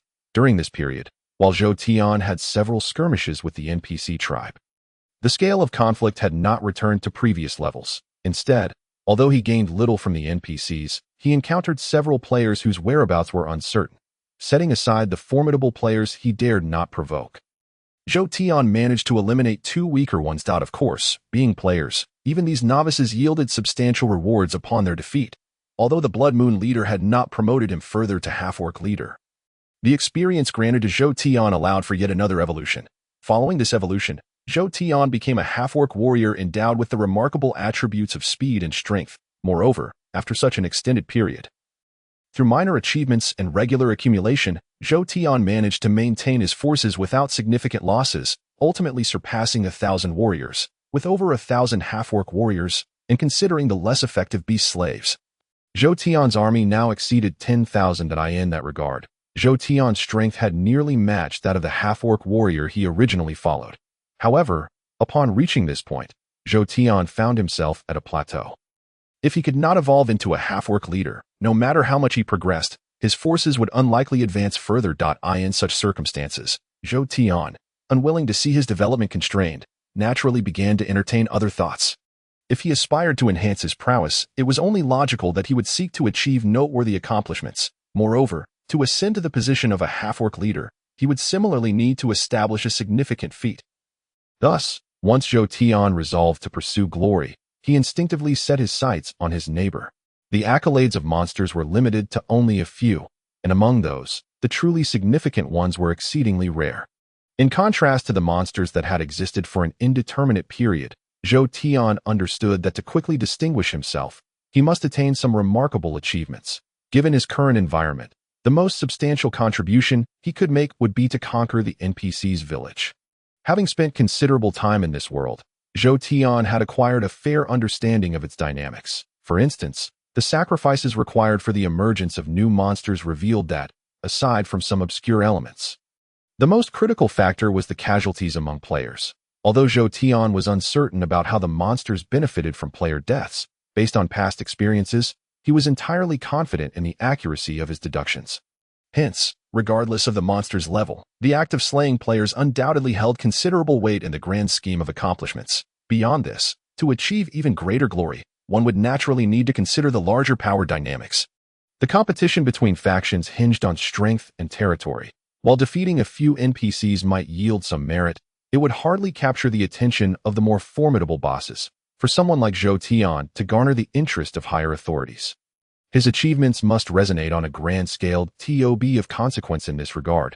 Unless he eliminated a top-tier NPC, his only viable option would be to seize territory. The notion of monsters besieging cities was not merely a concept confined to games. It was a frequent occurrence in this authentic gaming world. Just as NPCs sought to retaliate against monsters, the monster faction equally wished to eradicate the presence of those NPCs. Thus, the villages and towns inhabited by NPCs were seen as quite an eyesore by the monsters. However, in the ongoing dealings between the two factions, both sides had come to know each other intimately, with a balance established, and despite the NPCs' lackluster successes in retaliating against the monsters, the monsters' ability to capture villages was also limited. Therefore, while Zhou Tian's neighbor might seem like a mere small village, if he were able to conquer it, the magnitude of his achievement would likely be unprecedented even under the command of the Blood Moon Lord. In such a scenario, Zhou Tian's considerable merit, combined with his lowly status, would undoubtedly warrant promotion from the Blood Moon Lord. With his resolve firm, Zhou Tian swiftly set his plans into motion. Capturing an NPC village was no trivial task. Not only were there numerous soldiers stationed within these villages, but there were also several formidable guardians. Given these conditions, if Zhou Tian dared to act rashly, it was likely he would not only fail to seize the village but could even jeopardize his own life. Thus, while he had entertained the notion of conquering the village, Zhou Tian remained exceedingly cautious, estimating that unless a particularly advantageous opportunity arose, he would refrain from acting impulsively. Chapter 12. The encirclement of the villages that had managed to endure until now possessed their own unique survival strategies. It was clear that waiting for the opponent to reveal a flaw was nearly impossible for Zhou Tian. Therefore, to achieve his objectives, he would need to force the enemy into a position of vulnerability. While Zhou Tian lacked the strength to assault large cities, he was merely contending with a minuscule village, and given the opponent's relatively weak capabilities, he felt he had a reasonable chance, setting aside other considerations. Zhou Tian was skeptical that the village could sustain the food consumption of its numerous NPCs based on its size. Through prolonged observation, Zhou Tian had gathered enough evidence to ascertain that while the village produced some of its own food, the majority of its sustenance was procured from the nearby novice village. Consequently, given the current state of the village, Zhou Tian needed to do little more than cut off their food supply. Confident that even without taking further action, the NPCs would likely feel compelled to confront him in a decisive battle. Having formulated a strategy, Zhou Tian immediately put it into action at his command. Over 1,000 half-orc warriors sprang into action, swiftly dividing into several groups to block the exit routes of the NPC village. As the villagers attempted to leave, they were met with assaults from Zhou Tian's half-orc warriors.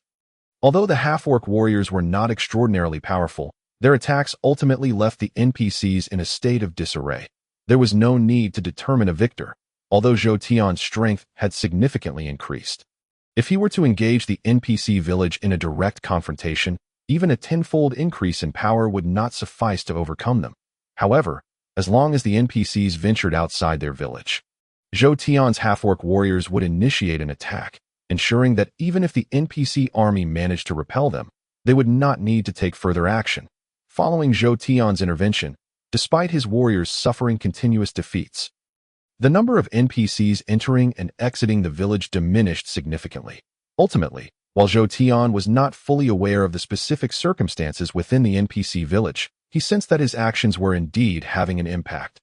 Although he could not ascertain the accuracy of his intuition, the mere presence of such a feeling compelled Zhou Tian to persist in his efforts. Thus, as both sides engaged in a war of attrition, Zhou Tian employed his methods to gradually wear down the NPCs' resolve in the end. Although Zhou Tian refrained from any extreme maneuvers, his previous setups had nevertheless compelled the NPCs to retaliate, while the NPCs had not lived in utter tranquility prior to Zhou Tian's emergence. It was evident that they had not faced significant troubles until his arrival. After Zhou Tian assumed the role of monster lord over the territory, the NPCs had suffered considerable losses at his hands. If the hardships they had endured had not shaken their foundations, and if the NPCs were fully aware of their own limitations, they would likely have sought assistance from their superior city long ago. Presently, the NPCs' tolerance towards Zhou Tian had nearly reached its breaking point, and under such circumstances, Zhou Tian had audaciously blocked their main entrance. It was inconceivable that the NPCs could treat this as if nothing had transpired. As a result, after a period of enduring, the NPCs ultimately chose to launch an offensive against Zhou Tian. Although the NPCs may not have fully understood Zhou Tian's intentions, they were acutely aware that allowing him to continue blocking their village would undoubtedly have considerable repercussions. Even if their village did not collapse, therefore, to avoid suffering greater losses regardless of Zhou Tian's intentions, the NPCs deemed it prudent to quickly drive him away. When the NPCs could no longer endure the situation, a force comprised of nearly 2,000 NPCs surged forth from the village, making a beeline for Zhou Tian's stronghold. Zhou Tian, who had been closely monitoring the NPCs, could not overlook their movements. Upon realizing that they were headed directly for his lair, it was impossible for him to remain indifferent. However, when the NPCs began their advance, Zhou Tian refrained from counterattacking. Instead, after understanding the trajectory of the NPC force, he chose to step aside, allowing them passage. Undoubtedly, the NPCs had once again miscalculated their response. Monsters, like wild beasts, inherently valued their territory, regardless of their strength. In such circumstances, when an enemy encroaches upon their domain, most monsters would instinctively respond, regardless of their chances of victory. If the situation had unfolded differently, even a half-orc commander would have undoubtedly attracted their adversaries based on the actions of the NPCs. Had events transpired in that manner, the ensuing conflict would have truly become a test of strength between the two factions. However, it is evident that those NPCs have misjudged their target by applying their old tactics against Zhou Tian. To Zhou Tian, his territory has never held any significance. As long as his strength continues to grow, he would be entirely tolerant of those NPCs occupying his domain. Thus, the current attempts by the NPCs to force Zhou Tian into a confrontation through such means are destined to fail. On the contrary, upon observing the NPCs leave, Zhou Tian's face lit up with joy. Even though the population of the NPC village has surpassed 10,000, after reallocating over 2,000 individuals, the number of truly capable fighters among them is likely reduced to merely half. This implies that should the dispatched NPC army suffer any losses, it could very well undermine the very foundation of the NPC village. Of course, Zhou Tian himself lacks the capacity to contend with that NPC force. In fact, it could be said that he would not even dare to show his face in front of them. The disparity in strength is far too great, should the opposing side discover his whereabouts. Zhou Tian would have no confidence in escaping their pursuit. Nevertheless, while Zhou Tian may not be able to confront that NPC army, he is not without his own support, even if he is not a match for the NPCs. If he can mobilize a significant portion of the half-orcs, it would not only be feasible to eliminate that NPC force, but also to obliterate the entire NPC village with relative ease. Naturally, Zhou Tian lacks the authority to command those half-orcs, yet it is not a daunting task to draw others into this battle. Although the NPCs might not cooperate, they cannot withstand Zhou Tian's internal machinations. Consequently, as the NPCs moved towards his territory, Zhou Tian took a moment to contemplate before promptly directing his half-orc warriors into action. Under Zhou Tian's command, a select group of more intelligent half-orc warriors departed from the ranks. Following his orders, they swiftly dispersed across various regions of the half-orc territory. Despite the generally low intelligence of the half-orcs, coordinating with other half-orc warriors was not an insurmountable challenge for Zhou Tian's subordinates. As events unfolded, Zhou Tian's warriors acted independently, drawing some half-orc fighters from other territories and naturally disseminating intelligence about the NPCs. Although the NPC army aimed to confront Zhou Tian, they had no intention of engaging other half-orc warriors. However, the other half-orc warriors were far from oblivious. When the NPC army previously hunted down beast slaves, there were still half-orc warriors who mobilized upon receiving intelligence. Now, upon learning of the NPC army's incursion into Zhou Tian's territory, the half-orc warriors could not simply dismiss the presence of the NPCs. Thus, under Zhou Tian's orchestration, upon realizing the existence of that NPC force, a dozen half-orc warriors simultaneously took action, ultimately leading nearly 10,000 half-orc warriors to encircle Zhou Tian's territory. Upon witnessing the situation of the half-orc warriors, the NPCs were understandably taken aback. Without hesitation, they made the decision to retreat. However, given the circumstances, even if the NPCs wished to withdraw, the half-orc warriors would not allow them to escape. Thus, it was only natural that, under Zhou Tian's arrangement, when the half-orc warriors clashed with the NPCs, a battle ensued. According to the prevailing conditions, barring any unforeseen events, the NPC army would undoubtedly find themselves outmatched. As matters progressed to that point, even if the NPCs sensed something amiss, the expeditionary force could not restrain themselves from sending out a distress signal to their village. Upon receiving this plea for help, the NPC village had no choice but to mobilize for rescue. After all, regardless of how many family members the NPCs had left in the village, they could not simply ignore their potential sacrifice. Moreover, given the village's size, they could not afford to sustain a loss of over half their combat strength in one fell swoop. Consequently, after receiving the distress signal, the NPC village promptly dispatched another contingent to assist the expeditionary force. Following these two consecutive actions, the NPC village found itself with little combat strength remaining. Chapter 13. Assault on the village. As events unfolded to this point, Zhou Tian had nearly completed his preparations. While the NPC village still retained a considerable number of inhabitants, most of them, aside from a few hidden elites, were merely NPC civilians. Given the combat capabilities of these NPCs, although numerous, Zhou Tian's half-orc warriors could likely overpower them completely.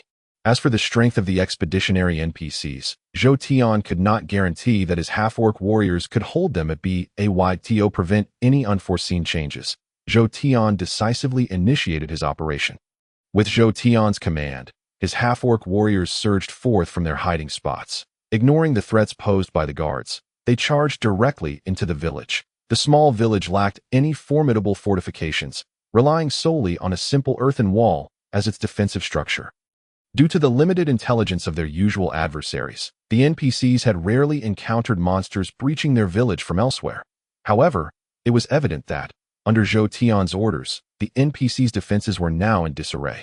If the half-orc warriors truly wished to breach the village's earthen walls, it was clear that the NPCs' constructs could not withstand the onslaught of their attacks. In this scenario, following Zhou Tian's orders, his half-orc warriors dismantled a significant portion of the NPC village's walls in less than 15 minutes.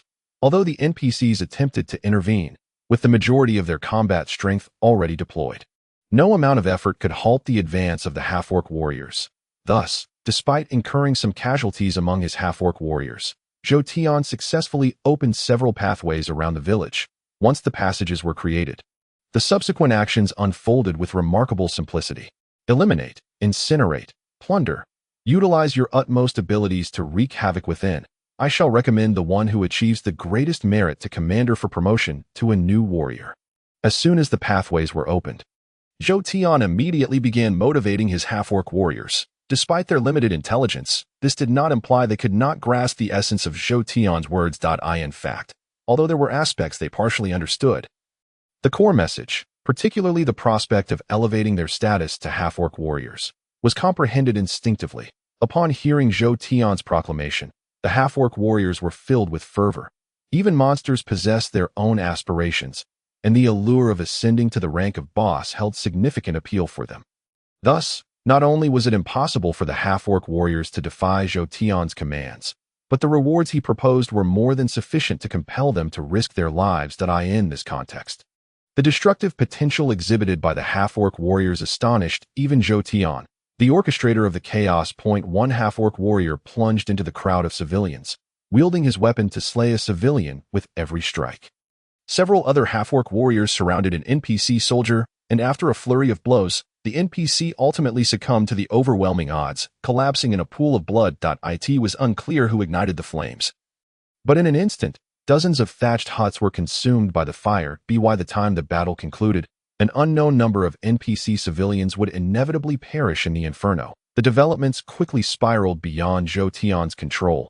The half-orc warriors, in a frenzy, demonstrated a level of destruction that far exceeded Zhou Tian's expectations. Amidst the widespread carnage, it seemed that every few minutes, a half-orc warrior would evolve during the course of the battle. While it is not worth mentioning the elite half-orc warriors who emerged from this chaos, there were even several half-orc soldiers who directly ascended to become half-orc champions during the course of the battle. In other words, although this raid on the village was instigated by Zhou Tian, he had completely lost control of the situation by the time it reached this stage.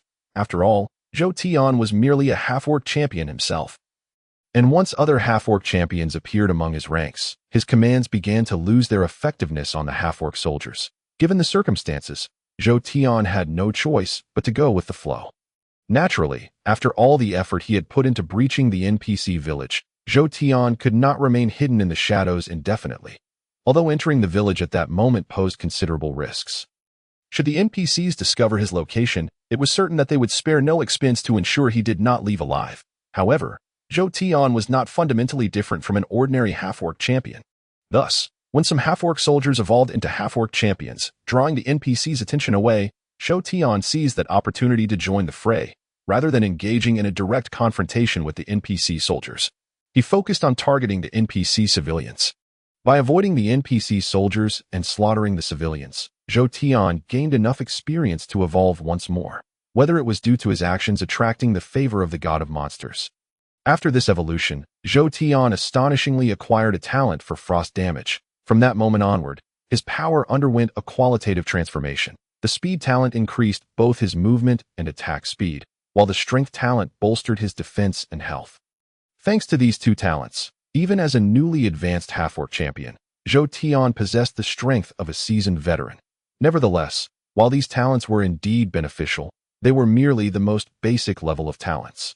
In the current world, elemental talents were the prevailing form of powerful abilities. Generally speaking, many mid to high-tier bosses possessed elemental talents, but it was quite rare for low-tier bosses to have them. And when they did appear, the capabilities associated with elemental talents were certainly formidable. Ice, fire, poison, and electricity represented just a few of the larger elemental systems among the 4 systems Zhou Tian was aware of. While it was difficult to rank them, the frost talent, though not the strongest elemental talent, was certainly not the weakest. The sole function of the frost talent was to grant Zhou Tian a chance to inflict a freezing effect on his enemies during attacks. If his elemental talent activated, the enemy's movement and attack speed would be reduced to below half of their original capabilities. One could imagine that if, during combat, an opponent's actions were suddenly slowed to less than half, the overall reduction in their combat effectiveness would be even more significant. In such a scenario, even if one held a power advantage, facing such an adversary would likely lead to defeat, gaining the frost talent and significantly enhancing his strength. Zhou Tian was naturally quite elated. However, his good mood did not last long. After the initial chaos, once the NPCs organized themselves and began to react, Zhou Tian and his companions found their situation no longer as favorable as it had been at the outset. Although the majority of the village's primary combat forces had indeed vacated, the true core of the village, its powerful NPCs, remained. Consequently, when those NPCs began to exert their strength, the pressure on Zhou Tian and his allies naturally intensified. Chapter 14. Generous Rewards. Boom. Suddenly, an elderly man burst forth from a small courtyard. With a wave of his hand, he unleashed a blade of energy that cleaved through 3 or 4 half-orc soldiers. Subsequently, the old man did not linger to engage further with the half-orc soldiers. Instead, He soared into the air to survey the battlefield before charging toward the nearest half-orc champion, though the old man appeared quite aged. His movements were remarkably swift, and in the blink of an eye, he was upon the half-orc champion, delivering a fatal blow that severed the champion in two, while the old man targeted the half-orc champion. Zhou Tian had already taken notice of him. Zhou Tian understood that any entity capable of revealing themselves in the game world could not be simply underestimated. Moreover, the village Zhou Tian was assaulting was merely a location for NPC quests within the game. Thus, it was clear to Zhou Tian that if anyone in this village was likely to be a formidable figure, it would undoubtedly be the quest NPC. Having played the game before, Zhou Tian might not recall every detail about the quest NPC. But he retained a vague impression. Therefore, although Zhou Tian later joined the battle, he remained far more cautious than the other half-orc champions and soldiers. Despite having eliminated numerous NPCs, Zhou Tian consistently avoided drawing attention to himself throughout the encounter. In the end, his caution proved to be a lifesaver. The strength of the quest NPC far exceeded Zhou Tian's expectations. Based on the NPC's performance, it was clear that even with Zhou Tian's recent enhancements, he would likely be unable to withstand more than a few blows from this formidable opponent. Had Zhou Tian not maintained a low profile, the quest NPC would have undoubtedly identified him and swiftly sought to eliminate him upon witnessing his extraordinary capabilities. However, although Zhou Tian had not yet attracted the NPC's attention, if things continued on this path, as a half-orc champion, it was only a matter of time before he was discovered. When that moment arrived, even if the half-orc commander rushed to his aid, it would be unlikely to guarantee Zhou Tian's safety. Thus, given the circumstances, Zhou Tian decided to retreat, simultaneously instructing his half-orc soldiers to continue their current actions while carefully making his way toward the village's outskirts. Everything proceeded smoothly. Under Zhou Tian's intent to conceal himself amidst the chaos, even the strongest NPC could not possibly discern the shifts in the overall battle. Thus, as Zhou Tian retreated, he left the village without ever being noticed by the NPCs. Upon safely exiting the village, Zhou Tian opted to depart alone. Given the actions he had taken, he had no doubt that he had severely offended the NPCs. He believed that as soon as they had the opportunity, they would undoubtedly seek vengeance against him. Consequently, for his own safety, Zhou Tian reluctantly sacrificed his subordinates as scapegoats. His departure did not attract the NPCs' notice, and once the NPCs eliminated all invading enemies, they likely would not pursue the matter further. Therefore, as long as the NPCs remained unaware of the creature faction's intelligence, it was improbable they would uncover the truth of the situation at the same time. Having finally breached the NPC village, Zhou Tian naturally wished to achieve greater accomplishments. Given the state of the NPC village, it was expected that all of Zhou Tian's half-orc soldiers would be annihilated. However, in the current environment, the destruction they could inflict upon the NPC village before their demise would undoubtedly be considerable. Faced with this rare opportunity, Zhou Tian hoped to expand his achievements.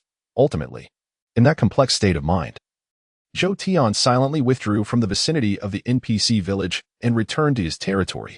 Shortly thereafter, through his unique sensing abilities, Zhou Tian discovered that his half-orc soldiers were rapidly diminishing in numbers.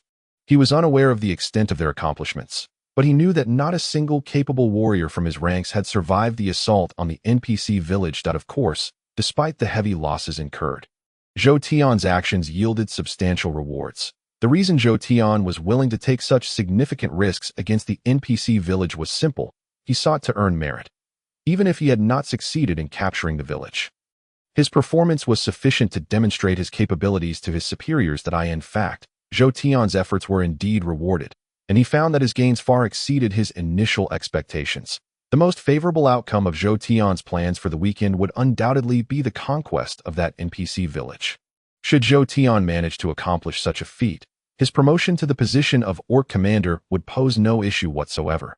However, since Zhou Tian has contemplated the possibility of formidable adversaries residing within that NPC village, he is acutely aware that his plans may indeed falter. Consequently, Zhou Tian's contingency plan involves the notion that even if he cannot seize control of the NPC village, he could still endeavor to eliminate as many NPCs as possible, thereby weakening the village to accrue merit. In the event that circumstances unfold in a different manner, Zhou Tian's expectations are modest. He merely desires additional reinforcements from above. As for the prospect of being promoted to commander, Zhou Tian never imagined it could be achieved so effortlessly. After all, other monsters who have reached such heights have certainly earned their accolades through significant accomplishments that it would be no simple task for Zhou Tian to usurp their positions based merely on a handful of actions. Indeed, after this particular achievement, Zhou Tian remains merely an orc warrior, though the higher-ups recognize that his actions have indeed shaken the very foundation of an NPC village. Thus, while they did not directly elevate Zhou Tian to commander, they compensated him in other ways. Firstly, the Blood Moon Lord granted Zhou Tian the authority to choose. Although an upgrade to Orc Commander was out of the question, he could be appointed as a skeleton warrior in the Skeleton Cave. The status of the Skeleton Cave is fundamentally superior to that of the Orc Forest, and in terms of strength, a skeleton warrior is comparable to an Orc Commander. To draw a parallel in bureaucratic terms, it is akin to the distinction between departmental officials and primary leaders in county towns. Although Zhou Tian's accomplishments were considerable, they paled in comparison to the cumulative feats achieved by those veteran orc warriors who have survived for untold ages. In this context, the Blood Moon Lord's arrangement seemed to overestimate Zhou Tian's potential. Any other orc warrior would have readily accepted such an offer. However, Zhou Tian is evidently not one of those orc warriors. Thus, while he understands that the Blood Moon Lord's proposal is made with his best interests in mind, he resolutely declines it in favor of his own advancement, following Zhou Tian's decision to remain an orc warrior. The Blood Moon Lord does not shortchange him. Based on his merits, he is bestowed with substantial rewards. Foremost, the issue of troop reinforcement that Zhou Tian is concerned about is promptly addressed. Under the Blood Moon Lord's patronage, the strength of Zhou Tian's forces surges from over 1,000 to 2,000. In addition to providing him with a significant number of troops, the Blood Moon Lord also grants him a measure of experience. As a result of this experience, Zhou Tian undergoes another evolution, transforming his original strong talent into an exceptionally strong one. Beyond these rewards, Zhou Tian's most delightful surprise is that the Blood Moon Lord has also gifted him a piece of monster equipment. It is only after the Blood Moon Lord hands him the equipment that Zhou Tian realizes that monsters are not incapable of wearing equipment. They simply cannot don player gear. Provided they can acquire monster equipment, they can indeed utilize it to enhance their combat prowess. Sacrificial Staff increases the strength of controlled monsters by 50% and enhances recovery abilities by 300%. To Zhou Tian, the capabilities of this staff are akin to that of a divine artifact for a boss such as himself. The fact that the Blood Moon Lord so casually bestows such a powerful piece of equipment upon him serves to reveal the Lord's profound resources and also enlightens Zhou Tian as to why monster equipment is so rare. Given the capabilities of the Sacrificial Staff, it is not difficult to imagine the chaos that would ensue if such equipment were to proliferate. Should that scenario come to pass, Zhou Tian has no doubt that even if they were to fight individually, the strength of the monsters would be more than sufficient to overpower the NPCs and players alike. Unfortunately, such a situation remains firmly within the realm of Zhou Tian's imaginings, even if he had not achieved significant merit and garnered the Blood Moon Lord's favor. It is unlikely he would have obtained this equipment. Thus, the kind of scene Zhou Tian envisions has little chance of materializing. Nevertheless, he understands the improbability of his aspirations, and after receiving the Sacrificial Staff, Zhou Tian promptly immerses himself in familiarizing himself with this new piece of equipment. Chapter 15. A dire situation. As time passes, several months glide by since Zhou Tian's planned assault on the NPC village. Originally, following that incident, the region under Zhou Tian's dominion enjoyed a rare period of stability, with both Zhou Tian and the NPCs quietly amassing strength in preparation for the next battle. Given the atmosphere at the time, it is likely that the situation in Zhou Tian's territory would remain unchanged for a considerable duration, until one side took sufficient measures to provoke conflict. It seemed improbable that hostilities would arise in Zhou Tian's area. However, despite the absence of warlike intentions between Zhou Tian and the NPCs, the incursion of a third-party force inevitably altered the dynamics of Zhou Tian's territory. Zhou Tian had not taken excessive precautions against the NPC village, although he did not witness the final outcome. He was confident that his previous actions had inflicted significant damage upon the NPC village, considering the condition of the opposition. It was reasonable to believe that they would refrain from acting rashly for an extended period while they recovered from their injuries. In fact, Zhou Tian's assessment was not without merit. Despite the considerable losses suffered at the hands of the orcs, the NPC village had not engaged in any aggressive actions. while the atmosphere was tense. They merely prepared for battle without initiating any further hostilities. Nevertheless, although Zhou Tian anticipated the NPC's response, he underestimated their desire for vengeance. Indeed, in the current state of the world, the various NPC factions were already struggling to fend off the pressures exerted by the monsters. In such circumstances, a small village suffering a setback would likely see no other NPCs come to their aid, even should the villagers seek assistance. However, while Zhou Tian considered the NPCs unlikely to seek further intervention from external forces, he entirely overlooked the fact that, in addition to their own factions, the NPCs had the capacity to mobilize players. Players represent a unique entity. The monster factions rely on them for reproduction, while the NPCs seek to leverage their strength to diminish the might of the monsters. Thus, players have become akin to a disruptive force, for any involvement they have in matters invariably introduces a degree of unpredictability. While the presence of players could potentially provide Zhou Tian with additional avenues for merit, he genuinely harbors no desire for their interference. After all, the players possess a level of freedom that allows high-level individuals to infiltrate the territories of lower-level monsters with ease. Although slaying players would indeed yield merit, should a careless misstep attract the attention of high-level players, Zhou Tian currently lacks the capability to contend with them. Nevertheless, while Zhou Tian wishes to avoid player involvement, the NPCs have already taken action, making his concerns moot. The NPCs, having underestimated Zhou Tian previously, found themselves at a disadvantage during their earlier confrontations. Now, just as Zhou Tian believed he had the NPCs firmly in his grasp, they employed a few clever tactics that revealed their capabilities were not as feeble as he had presumed. Lacking the strength to confront the orcs directly, the NPCs resorted to issuing quests to players, compelling them to engage in battle against Zhou Tian and his kin. While it is unrealistic to expect players to eradicate all orcs, the concentrated assaults from numerous players would undoubtedly impact the orcs' recovery rate, allowing the NPCs to regain their strength ahead of the orcs. The NPCs' plans are transparent. Yet, even if Zhou Tian comprehends their intentions, it makes little difference. Faced with the NPCs' maneuvers, Zhou Tian is compelled to acquiesce. The arrival of players is now a foregone conclusion, and Zhou Tian's presence cannot alter that reality. On the contrary, once a significant number of players enter the region, Zhou Tian must strive to avoid causing any major disturbances, lest he inadvertently attract unwanted attention from the players. Zhou Tian, having once played the game, is acutely aware that if any news arises within the game, regardless of its necessity, the board players will inevitably flock to witness it. Should such a scenario truly materialize, with the limited influence Zhou Tian currently possesses, it is likely that the players would swiftly decimate his forces, that he cannot afford to miss the opportunity to reap the rewards from these players who have come to him, while simultaneously seeking to avoid drawing undue attention to his actions. Undoubtedly, the current situation with these NPCs presents Zhou Tian with a formidable conundrum if he fails to navigate it skillfully. He may find himself in dire straits. In light of this predicament, as the players began to emerge, Zhou Tian hastily prepared his response. The first course of action he undertook was to rearrange the patrol routes of his orc warriors. While he harbored some trepidation regarding the players, this would not serve as justification for sending his subordinates to their demise. To mitigate potential dangers, Zhou Tian would undoubtedly need to deploy a network of informants.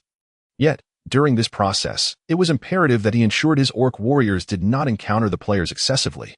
Otherwise, should his orc warriors sustain significant casualties at the hands of the players, it would align with the desires of the NPCs. In a flurry of arrangements, Zhou Tian found himself with little time to prepare adequately. Before he knew it, throngs of players had begun to gather in proximity to his territory, orchestrated by the NPCs. It seemed that even the NPCs were uncertain of the identity of their adversaries. Consequently, the tasks they issued appeared to be rather broad, primarily centered around the extermination of orcs. Thus, the influx of players was not confined solely to Zhou Tian's territory. Indeed, the number of players across the entire region inhabited by the orcs had surged exponentially in a short span of time. However, perhaps due to the proximity of the quest turn and location to Zhou Tian's territory, the players wreaked havoc most acutely in his domain. Merely on the first day, as Zhou Tian refrained from taking rash actions and chose to observe, he was unprepared for the reality that, due to the players' activities, his orc warriors had diminished by over 100 within a single day. This was despite Zhou Tian having made some preparations. In fact, the intelligence he received indicated that the casualties among his orc warriors had already surpassed 10,000. with even a dozen or more elite warriors lost. Although the orc chief could replenish the ranks of orc warriors at any time, provided he wished to, the disparity between seasoned orc warriors and fresh recruits was substantial, both in terms of strength and influence. Thus, even if the orc chief were to restore the lost troops, the overall combat capability of the orc clan would inevitably be diminished, regardless of the broader implications for the orc tribe. After witnessing the player's performance on that first day, Zhou Tian became increasingly hesitant to reveal himself. In just a single day, these players had managed to reduce the strength of the entire orc clan by a third. One could only imagine that if such circumstances persisted, the overall might of the orc clan would be significantly affected, especially if the existence of high-level orc bosses were to change hands multiple times. Of course, while the overall situation of the orcs was somewhat connected to Zhou Tian, he did not have the luxury of indulging in excessive contemplation at this moment. His primary concern remained the state of his own territory. The loss of over 100 orc warriors was not an insurmountable setback for Zhou Tian. At least, losing that many would not shake the very foundations of his power. However, although the players had yet to pose a direct threat to Zhou Tian, their current activities had already illuminated the potential peril they represented. Chapter 16. Utilizing others as tools, perhaps I could leverage those players to my advantage. As the NPCs sought to exploit the players against the orc clan, Zhou Tian, while troubled by the challenges posed by these players, suddenly conceived an alternative strategy. Use them as a weapon. This notion took root in his mind, occupying his thoughts entirely. From the player's perspective, monsters would respawn after a period of time.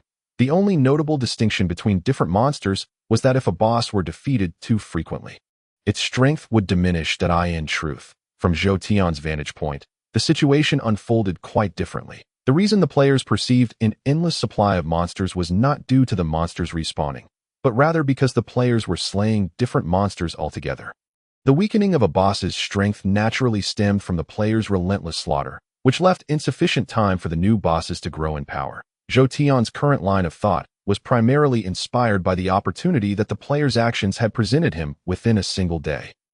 Although he had achieved notable feats and garnered the attention of the Blood Moon cult leader, thus rapidly advancing in strength, Zhou Tian had only recently become an orc warrior and was among the strongest in that rank. However, despite his swift ascent, some veteran orc warriors, due to their longer tenure, still surpassed him in both accomplishments and strength. As long as these veteran orc warriors remained, it would be challenging for Zhou Tian to ascend to leadership of the orc clan, unless he were to be reassigned. However, with the influx of players resulting from the NPC's actions, several of the orc warriors who had previously held more power and experience than Zhou Tian had fallen to the hands of these players. Capturing his attention, naturally, the most legitimate means of surpassing the orc warriors would be through personal growth and strength, but pursuing such a path to attain leadership would entail numerous challenges and uncertainties. Conversely, should the entire orc clan's powerful warriors and leaders perish, Zhou Tian's ascendance to leadership would likely encounter no significant obstacles. Of course, Zhou Tian's approach, even in a world of monsters, would be fraught with caution. Should his machinations be unveiled, it was likely that even the Blood Moon cult leader would not spare him. Nevertheless, with this thought taking root in his mind, Zhou Tian felt a modicum of confidence in his ability to execute his plan. After all, while the Blood Moon cult leader wielded considerable power, it was unlikely he could monitor every action of his subordinates with absolute precision. Most knowledge of a monster's own faction derived from their positional authority.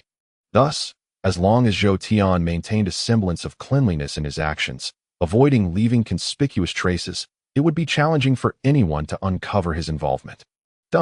In contrast to the straightforward path to power, Zhou Tian was far more inclined to employ cunning strategies. After calculating the odds of success, he made a decisive choice that in the past, scheming against other orc warriors would have posed significant difficulties for Zhou Tian.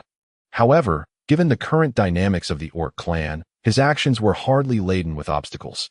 Even without Zhou Tian's interference, a considerable number of orc warriors had already met their demise at the hands of the players on the first day.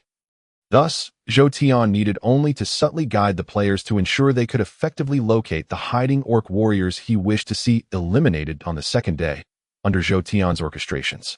Those orc warriors who posed a threat to his claim to leadership were systematically eradicated. Following these actions, Zhou Tian aroused no suspicion among the other orcs, as the world of monsters was quite simplistic. Creatures with Zhou Tian's level of cunning were likely exceedingly rare. Observing the smooth progression of events, Zhou Tian found himself unable to resist preparing to take action against the Orc chief on the third day. However, unlike his dealings with the Orc warriors, Zhou Tian approached the Orc chief with a greater degree of contemplation. Every monster race is governed by a great boss, and in the game, players typically do not experience much sensation until they defeat this boss, at which point they are rewarded with substantial loot. The only notable challenge in confronting a boss lies in locating them. Aside from that difficulty, for those powerful players, these great bosses serve as mere equipment dispensers. However, in comparison to those players, the status of the great boss within each monster race is far beyond their imagination. Essentially, if one were to regard a monster race as a nation, then the great boss would be akin to an emperor who cannot be overthrown. Which illustrates just how astonishing their authority truly is. To speak frankly, if the Orc leader were to find himself in peril, a mere command from him would compel every member of the Orc race to rush to his aid. A response mandated by his overwhelming power. Even the players, due to certain constraints, seldom encounter the majority of monsters, thus they are unlikely to face significant interference when confronting the great boss. Otherwise, should NPCs mobilize, the players might never even catch a glimpse of the boss unless they decimate most of the monster race. In such circumstances, Zhou Tian, while scheming against the Orc leader, must remain vigilant against the leader's capabilities. After all, if Zhou Tian were to place the Orc leader in a precarious situation, he must not allow a single command to drag him down as well. Thus, Zhou Tian concluded that ordinary players would indeed be of little use against the Orc leader. Novices would find it exceedingly difficult to contend with the Orc leader, and if they were to take too long, Zhou Tian might find himself compelled to protect the leader at his behest. Consequently, tackling the Orc leader is fundamentally no different from dealing with the Orc warriors. However, the players Zhou Tian could rely upon must be high-level ones, as he could not place his hopes on novices.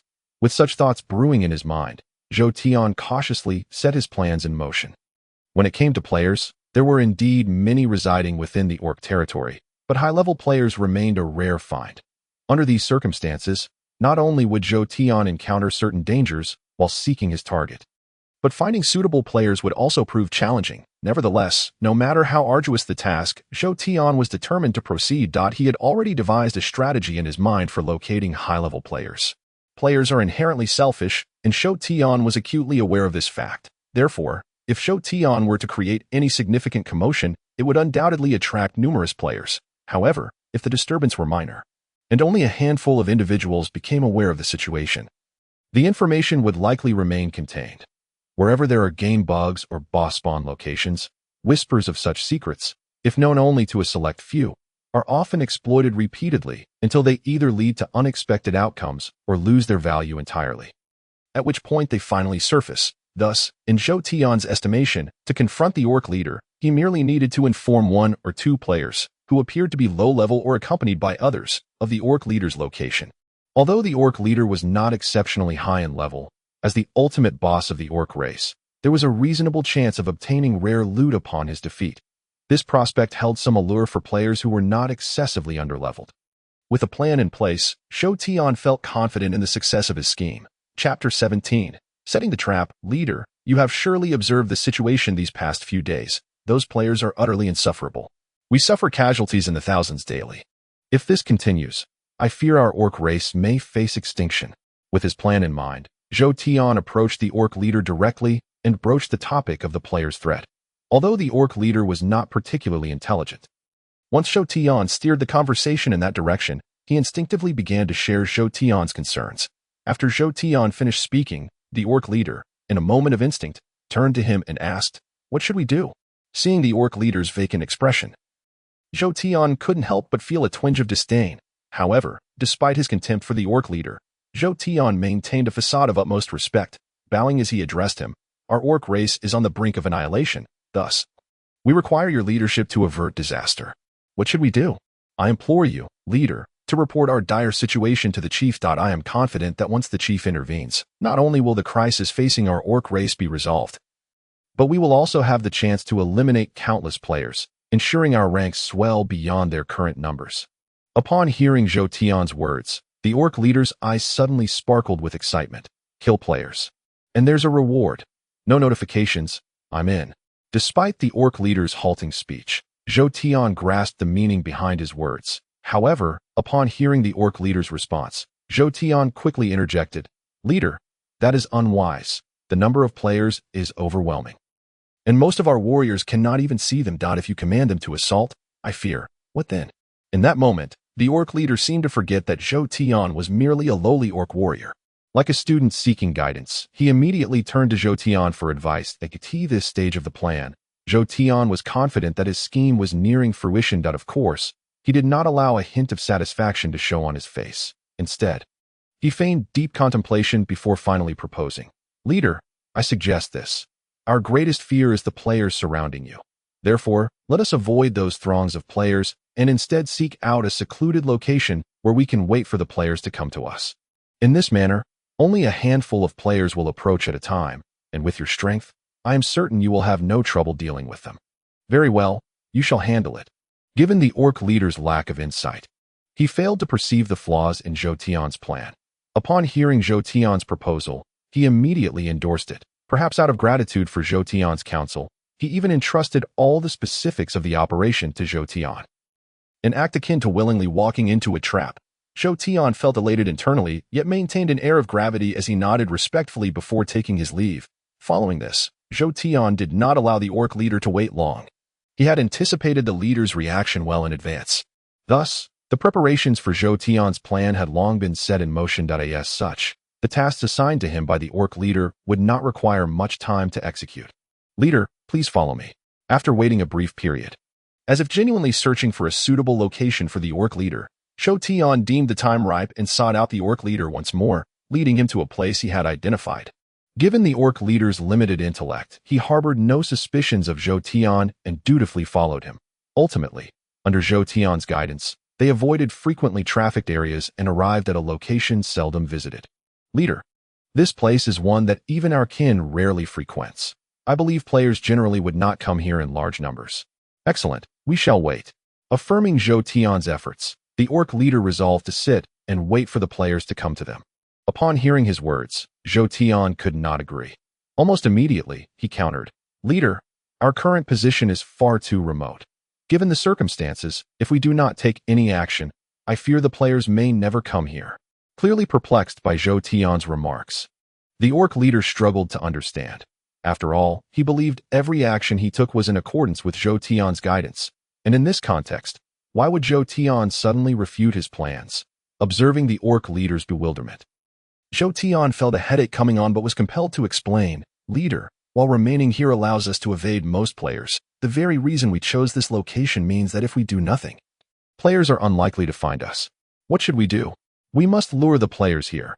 If they will not discover our whereabouts, we must expose ourselves. By doing so, the players will eventually learn of our presence and seek us out. However, one must exercise caution while undertaking such endeavors. Should one inadvertently attract too many players, it is feared that our capabilities may not suffice to manage the situation." "Very well, you shall handle it."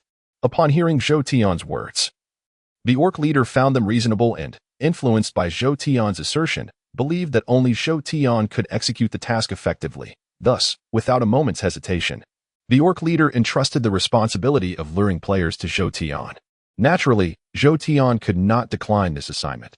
Consequently, after listening to the orc leader, Zhou Tian accepted it without any hesitation and, adhering to his prior preparations, immediately commenced his actions. Under Zhou Tian's command, several players, whom he suspected to be low-level characters, were unknowingly drawn to their location due to the allure of Zhou Tian's orc warriors. At that moment, Zhou Tian was not far from the orc leader. Therefore, when those players appeared, the orc leader was immediately filled with excitement, ready to spring from the shadows. However, Zhou Tian did not grant him any opportunity to act. As soon as the players came into view of the orc leader, with a command from Zhou Tian, his orc warriors suddenly launched an assault on the players. Initially, the players, due to their obscured vision, were unaware of the multitude of orc warriors surrounding them, and when those orc warriors revealed themselves at Zhou Tian's behest, the players, encircled by so many foes, fell swiftly at Zhou Tian's feet. The entire sequence transpired with remarkable swiftness, such that by the time the orc leader emerged from his hiding place, all the players had already perished. In light of this, although the players met their demise, Zhou Tian's actions nonetheless incited the orc leader's displeasure. Previously, Zhou Tian had diligently offered strategies to the orc leader, who, despite not expressing much gratitude, had nonetheless taken note of Zhou Tian's merits. Yet now, just as everything appeared to be progressing smoothly, the orc leader was taken aback by Zhou Tian's audacity in seizing the ultimate reward.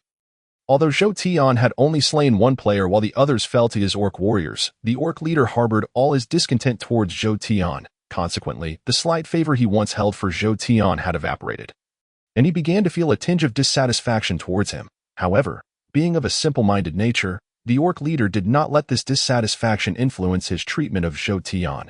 After sizing Zhou Tian up, he directly commanded, "You go down, let others lure them." Clearly, Zhou Tian's recent actions had led the orc leader to lose trust in him, and now, when the orc leader sought to attract players again, he no longer wished for Zhou Tian to partake in the task. Being dismissed by one's lord is undoubtedly an unpleasant experience for anyone. Nevertheless, Zhou Tian, at that moment, felt no such dismay upon hearing the orc leader's orders. He made no attempt at rebuttal, and without a word, he withdrew with his followers. Humph! The orc leader, oblivious to Zhou Tian's true intentions, believed he had completely grasped the method of luring and defeating players after witnessing Zhou Tian's approach. Thus, even after sending Zhou Tian away, the orc leader felt confident in his ability to handle the situation on his own. As such, Zhou Tian's departure had no impact on the orc leader. Immediately following Zhou Tian's exit, the orc leader said about imitating Zhou Tian's previous actions that in reality, should the orc leader employ Zhou Tian's tactics against NPCs, even if complications arose, no significant chaos would ensue. However, the orc leader's intelligence was insufficient to discern the fundamental differences between players and NPCs. The same strategy that proved effective against NPCs would not yield results against players, for the simple reason that players possessed the ability to respawn. After eliminating those players, Zhou Tian surmised that they would remember this location, and upon realizing that an orc leader was nearby, he was confident that even if they lacked high-level characters, they would rally their friends to devise a plan to confront the boss. Thus, at that moment, Zhou Tian's sole objective was to distance himself from the impending conflict. Chapter 18. Unforeseen Complications Escape. Once out of the orc leader's sight, Zhou Tian wasted no time and fled into the distance. Although Zhou Tian's plan had proceeded smoothly, this did not guarantee its immunity to unforeseen events. After all, there was no connection between him and the players, and his understanding of their situation was merely speculative based on observation. Therefore, should the players he had dispatched be low-level characters, his plan would likely unfold seamlessly. However, if the players he had eliminated were not low-level characters, the situation could take a drastic turn. The orc leader was undoubtedly doomed at this point. Regardless of the reasons behind the players' demise, having seen the orc leader before their deaths, they would not let him escape unscathed. Whether they switched to higher-level characters or simply rallied support to confront the boss. Given the players' capabilities, even a strong orc leader would find it challenging to contend with them. While the orc leader was indeed doomed, the nature of the situation he encountered would inevitably impact Zhou Tian's plan. If the orc leader faced high-level players, he would likely not last long at all. Thus, the consequences for Zhou Tian's plan would be minimal. What Zhou Tian feared most was the possibility of confronting a throng of novice players. Should that occur, he would be compelled to intervene to rescue the orc leader, setting aside the immense difficulty of saving the orc leader from the players, even if Zhou Tian could manage it unscathed. Such an outcome would render his current arrangements utterly meaningless. Therefore, before the orc leader faced the players again, Zhou Tian resolved to distance himself from the troublesome area, regardless of the circumstances the orc leader encountered. Zhou Tian believed that as long as he remained at a safe distance, the orc leader's fate would bear no consequence for him. Consequently, Zhou Tian ran for several hours before finding a cave, where he commanded his orc warriors to seal the entrance, thus patiently awaiting developments. The progression of events unfolded as Zhou Tian had anticipated, although the orc leader's demise held significant weight for Zhou Tian. Within the context of the game, it was merely the death of a boss. Such occurrences transpire constantly within the game, and given Zhou Tian's meticulous arrangements, the likelihood of unforeseen complications was exceedingly low. On the second day of his concealment in the cave, Zhou Tian felt the orc leader's summoning command. Under the influence of that special ability, he could not help but prepare to rush towards the orc leader's location.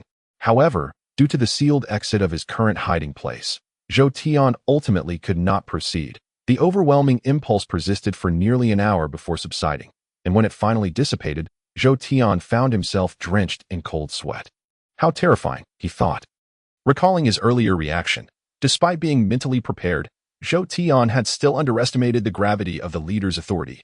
Fortuitously, he had made ample preparations. Otherwise, had he attempted to ambush the orc leader in a conventional manner, he would likely have become ensnared in his own trap. In the face of the leader's authority, Zhou Tian found himself utterly defenseless. Had he been able to move freely, he would have likely rushed to rescue the orc leader like an ordinary orc warrior. Reflecting on his past choices filled him with trepidation, yet he felt considerable relief for the decisions he had made. Had he chosen instead to venture into the skeleton cave, Zhou Tian believed his strength would be at least tenfold greater than it was now. However, if he had made that choice, his enhanced strength would not necessarily have improved his circumstances. Just like today, when the leader commanded, even Zhou Tian, as a fellow boss, would have had no choice but to rush to the rescue like a mere minion. Such a situation would hold true in any monster hierarchy, and no matter how powerful Zhou Tian became, as long as he remained under someone else's influence, he risked becoming collateral damage whenever the leader faced adversity. Thus, rather than seeking that formidable power, Zhou Tian was more concerned with his own autonomy. The position of leader had become an essential desire for him, even though his recent calculations had failed. He resolved to find a way to eliminate any other creatures the Blood Moon Lord might send to assume the role of half-orc leader. Regardless of who it might be, Zhou Tian's determination to advance could not be swayed. After this thought crossed his mind, Zhou Tian wasted no time in using his authority to command the remaining half-orc warriors under his command to rescue him from the outside. It is now the critical moment. Whether I can become the leader depends on the Blood Moon Lord's intentions, he mused. With that thought, Zhou Tian quickly recalled his troops to avoid further losses before the situation was resolved. He did not wait long, for a nation cannot be without a ruler for even a day.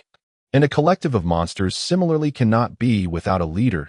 If the Blood Moon Lord failed to make arrangements, the half-orc clan would likely descend into chaos. Moreover, given the current plight of the half-orc race, the Blood Moon Lord would undoubtedly feel compelled to act swiftly to retain this vassal species. In light of the current circumstances, Zhou Tian was the only viable candidate for succession. However, despite having done all he could, unforeseen variables emerged. Ordinarily, when the half-orc leader fell, the strongest half-orc warrior would take their place. Under normal conditions, Zhou Tian would have been well-positioned to ascend to the role of half-orc leader. However, due to the precarious situation facing the half-orc clan, the Blood Moon Lord would be more cautious in appointing a new leader. Currently, the half-orc clan was beset by numerous players ravaging their ranks. It was easy to imagine that the previous leader had perished at the hands of those players. If a new half-orc leader were to be weak or ineffectual, they would likely meet the same fate shortly after taking office. Such an event would not diminish the Blood Moon Lord's power, but it would certainly tarnish his reputation. Therefore, in appointing a new half-orc leader, the Blood Moon Lord would likely hope to avoid such a scenario. Consequently, Zhou Tian's initial hopes of a smooth ascension to leadership were dashed, and the Blood Moon Lord made a rather unique arrangement regarding the position of half-orc leader. However, Zhou Tian found some solace in the fact that, although he was not appointed, the Blood Moon Lord did not hastily entrust the position to anyone else. Chapter 19. A precarious situation. The Blood Moon Lord's solution was quite simple, since appointing anyone as half-orc leader risked their demise at the hands of players.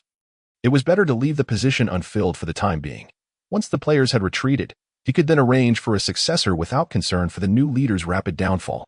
The outcome was not favorable for Zhou Tian, but he took comfort in the promise later conveyed by the Blood Moon Lord, which rekindled his hope of becoming the leader, since he was not prepared to immediately appoint a half-orc leader. The Blood Moon Lord decided to use the position as bait. To aid Zhou Tian and his comrades, he dispatched a group of moderately strong warriors who had been reincarnated as half-orcs.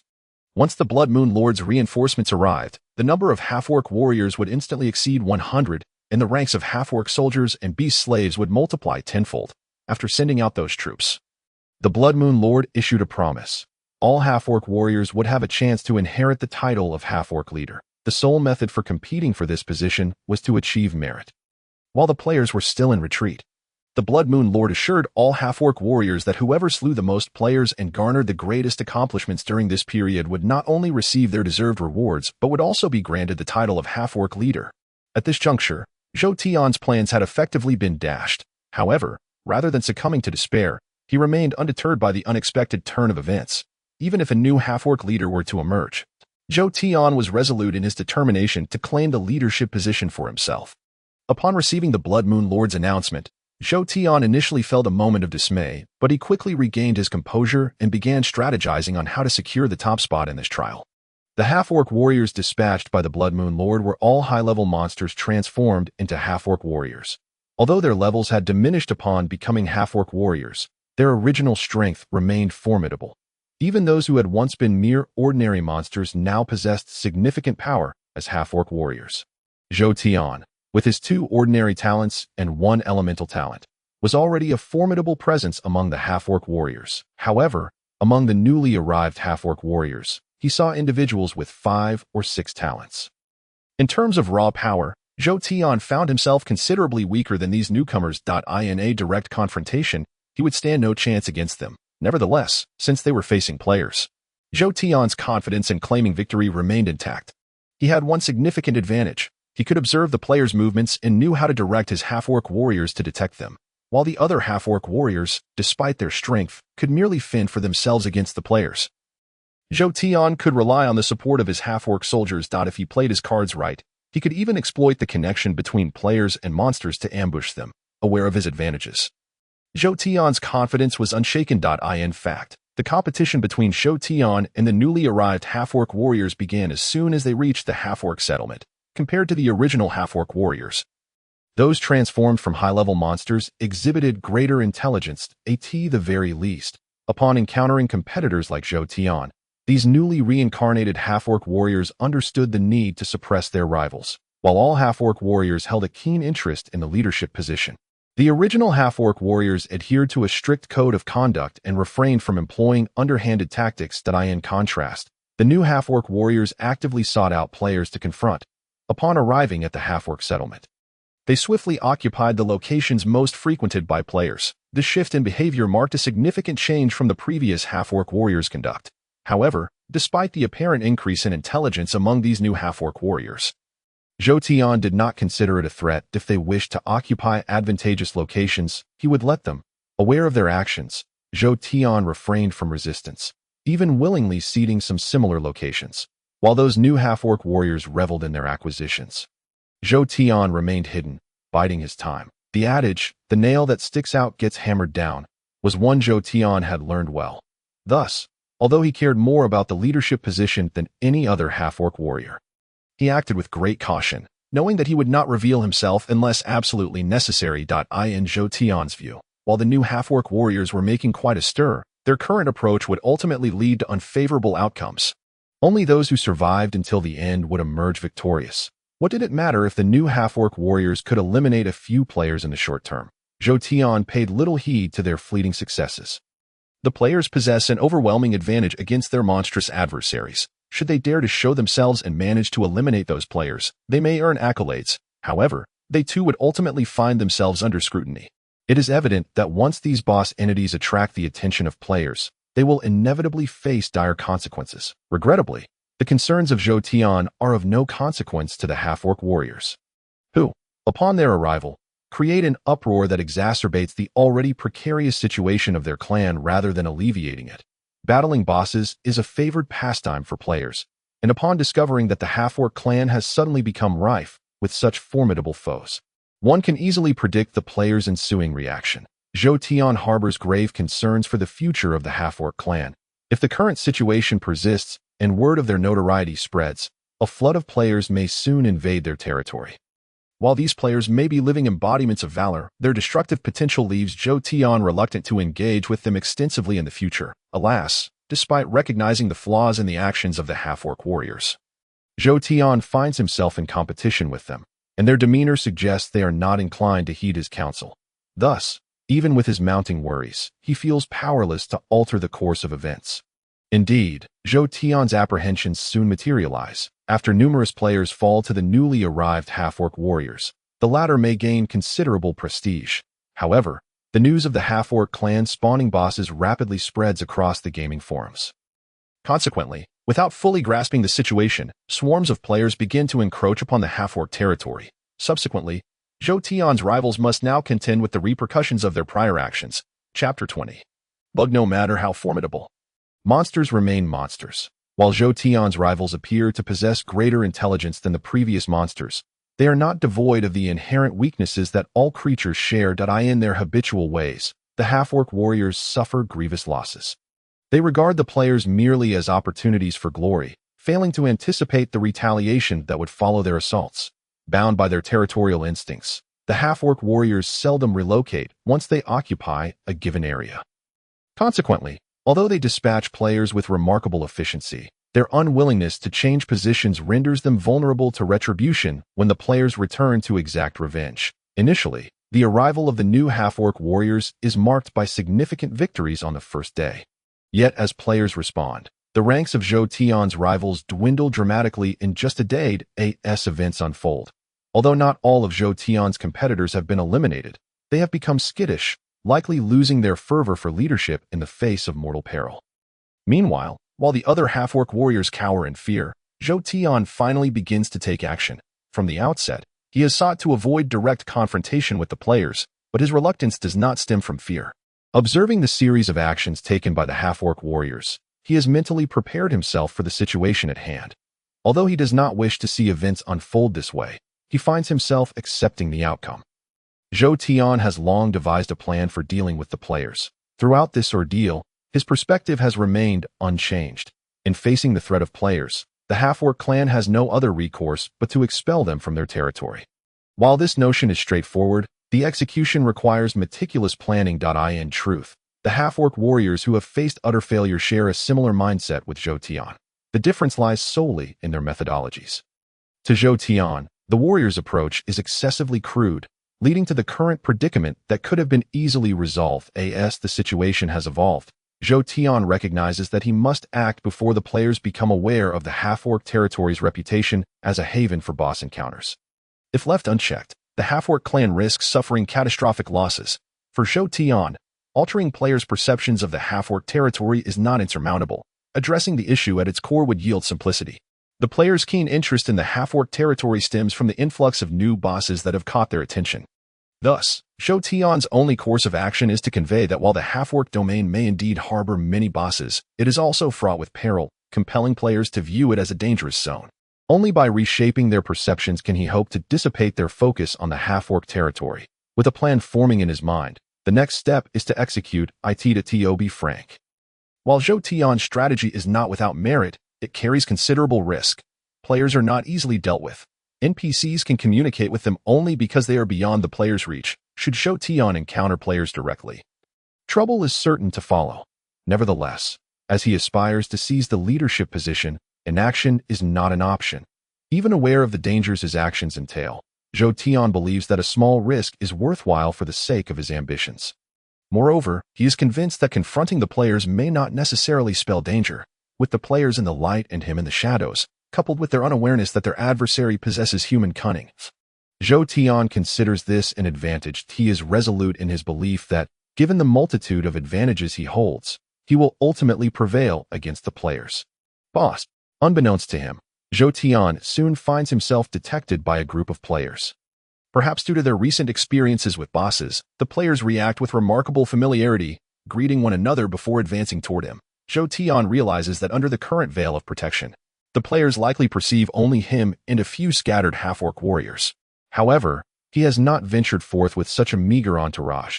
Without the barrier, if the players were to witness the scene surrounding Zhou Tian, they would likely abandon any thoughts of confrontation and flee without hesitation.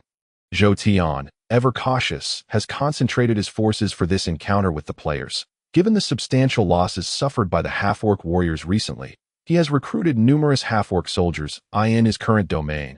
He is hardly accompanied by just a handful, while he has not conducted a precise tally. Estimates suggest that the numbers are likely not below 1,000. Of course, even with such numbers, a boss's retinue typically holds little significance against players. In fact, the shielding ability not only prevents players from encountering most monsters, but also creates an illusion of separation between their worlds. Players can pass through monsters unharmed, while the monsters are unable to engage with them. However, whether due to the peculiarities of his abilities or some unforeseen consequence, Zhou Tian has recently discovered that the established rule seems to have shifted slightly in his favor. Within 100 meters of him, the barrier weakens, allowing for a semblance of interaction between monsters and players, even if they cannot see one another, whenever the monster is attacked by the player. The visual concealment abilities of both parties will dissipate. Although this ability does not enhance Zhou Tian's strength, it grants him a significant inherent advantage when engaging with those players. Indeed, as they laid eyes upon Zhou Tian, the players charged towards him. Were it another half-orc warrior, even a formidable one, they would likely falter against the players as they surged past the overwhelming majority of half-orc soldiers. However, since the target of the players this time was Zhou Tian, their actions would inevitably lead not only to their failure to subdue him, but also to the potential forfeiture of their own lives. As the players rushed forward, they suddenly halted in their tracks. Why aren't we moving? Damn it. There were no monsters here before. How did so many half-orc warriors suddenly appear? This is a bug. It must be a bug. As the players found themselves unable to bypass the half-orc warriors due to Zhou Tian's ability, they were compelled to stop. Once the substantial number of half-orc warriors revealed themselves, and at Zhou Tian's command, they quickly encircled the players and launched an assault, leveraging their numerical superiority. In the game. This may have only spanned a minute or two, yet in Zhou Tian's realm, several hours had passed. The players coordinated impressively. Even surrounded by so many half-orc warriors, they remained undaunted, given the circumstances. Zhou Tian calculated that the players' potions would soon run low, and disregarding the losses incurred, he gradually emerged from the encirclement of his half-orc warriors. The misfortune of encountering Zhou Tian was sealed for those players, as their demise loomed inevitable. However, Zhou Tian was determined to derive some advantage from the situation rather than allow his warriors to reap all the rewards. In the world of monsters, power is paramount.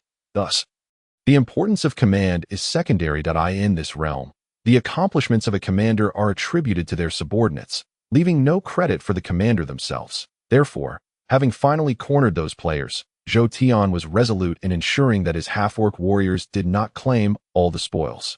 Though he dared not face the players all at once, with a definitive advantage and having depleted much of their resources, Zhou Tian felt emboldened to challenge them directly. He commanded his half-orc warriors to continue their assault while he joined the fray. His primary targets were the mage players. While the disparity between warriors and mages may not have been stark during the novice phase, mages inherently lacked the defense and health that warriors possessed. If their health potions were sufficient, they might withstand him, but Zhou Tian doubted that the mages had much left at this juncture. After directing his half-orc warriors to separate one mage from the group, Zhou Tian leapt directly in front of him. Upon seeing Zhou Tian, the player clearly preferred to evade rather than engage. In that moment of confrontation, he attempted to flee, but the surrounding half-orc warriors swiftly blocked his path. Faced with no other option, he reluctantly turned to confront Zhou Tian. Recognizing the futility of escape, the player prepared to unleash his spell. Fireball. As the mage cast the spell, a fireball, akin to a human head in size, shot towards Zhou Tian. Unsurprisingly, the fireball struck him squarely in the chest. However, for Zhou Tian, endowed with remarkable resilience, the attack lacked the potency to harm him. With that, he charged forward, undeterred by the player's assault. This is bad, the player thought as Zhou Tian launched his own offensive. The speed bestowed upon Zhou Tian not only enhanced his movement, but also his attack rate, far surpassing that of an average half-orc warrior. Before the player could even conjure a second spell, Zhou Tian had landed 3 decisive blows upon him. Perhaps due to pure misfortune, Zhou Tian's attacks inadvertently triggered his freezing ability. A chilling aura erupted from his weapon, encasing the mage in a thin layer of ice. In that moment, the mage's movements slowed significantly, rendering him even more vulnerable against Zhou Tian. As Zhou Tian pressed his assault, the mage succumbed under the relentless barrage, ultimately falling to his demise, without pausing for breath. Zhou Tian immediately turned his attention to the remaining players. Aware that they stood little chance against him, the players could only curse the game for its supposed bugs, unable to escape their fate. Under Zhou Tian's strategic orchestration, one player after another was drawn into direct confrontation with him. In these one-on-one encounters, Zhou Tian, as a minor boss, proved far superior to the already beleaguered players, though he sustained minor injuries. The outcome was never in doubt. All the players fell before him. With the successful slaying of multiple players, Zhou Tian achieved a significant accomplishment. The experience gained propelled him to evolve once more, unlocking the 4th talent, Rapid Recovery. Following the defeat of the players, Zhou Tian was not inclined to linger like the previous half-orc warriors, waiting for retaliation. In fact, having just vanquished those players, he swiftly issued a retreat order. Within mere minutes, the half-orc warriors, under Zhou Tian's command, vanished from the scene. By the time the players returned with reinforcements seeking vengeance, Zhou Tian had already made his exit, rendering their quest for retribution futile. Subsequently, employing similar tactics, Zhou Tian continued to eliminate numerous players, causing significant turmoil for the game's operating company. When one or two players claimed there were bugs in the game, the operating company might dismiss the matter. However, when a large number of players echoed this sentiment, the company could not ignore the situation. After extensive investigation, they ultimately concluded that the game was functioning normally, leaving them in a state of exasperation. If there truly had been a bug, it would have been a minor issue for the operating company, merely requiring a fix. However, the current predicament lies in the fact that, despite the absence of any apparent issues, countless players outside have firmly concluded that there are bugs within the game. This situation, so perplexing that it defies explanation, leaves the operating company in a quandary. Naturally, the game company has contemplated utilizing their authority to modify the game. Strangely, however, despite their earnest efforts, they ultimately found themselves unable to alter the game's data at all. This unforeseen circumstance caused considerable distress among all personnel within the company. Consequently, in the face of such an impasse, the operating company resorted to a falsehood. They publicly declared that no bugs existed in the game, asserting that bosses such as Zhou Tian were part of their original design, that if players were to encounter such a boss, they merely needed to be fortunate enough to defeat it to obtain divine artifacts. Yet, in order to battle such a boss, the levels of both parties must not differ excessively. Otherwise, even if a high-level player were to defeat such a unique boss, they would ultimately receive no worthwhile rewards. Undoubtedly, in their desperation, the operating company could only employ such tactics to mitigate the negative repercussions of this incident. However, this maneuver inadvertently stirred up endless troubles for Zhou Tian. Unbeknownst to him, his presence on Earth had incited a myriad of disturbances. Even if he were aware of the chaos that ensued, Zhou Tian likely would not have cared, for what relevance did the affairs of Earth hold for him now? Indeed, should the situation worsen, he might even strive to bring about the downfall of that company.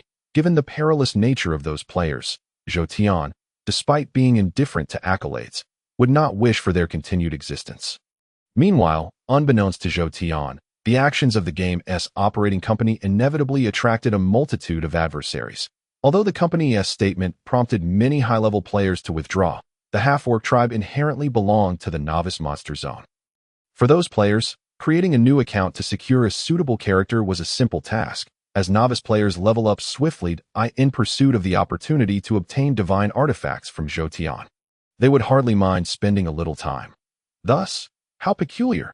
Despite having slain so many players, the number of gamers has not diminished. In fact, it continues to grow. After encountering multiple player assaults in a single day, Zhou Tian, although having effortlessly vanquished them all, began to contemplate the current situation. Yet, despite his confusion, the absence of information channels left him unable to comprehend the specifics. Nevertheless, regardless of the prevailing circumstances, since he could not fathom the reason behind the sudden influx of players, Zhou Tian chose to abandon such thoughts. After all, at this juncture, his primary focus remained on striving for the position of leader. All else could be set aside for the time being. Concurrently, throughout his continuous battles with the players, Zhou Tian reaped considerable rewards. Although the Blood Moon Patriarch had yet to bestow his rewards, the experience gained from slaying those players was immediately accessible. Under such circumstances, leveraging the experience acquired from defeating those players, Zhou Tian underwent several evolutions, significantly enhancing his strength. Simultaneously, due to Zhou Tian's gains, his subordinates, the half-orc warriors, also experienced substantial benefits. Regrettably, after evolving, those half-orc warriors who advanced towards elite status did not significantly improve under Zhou Tian's command.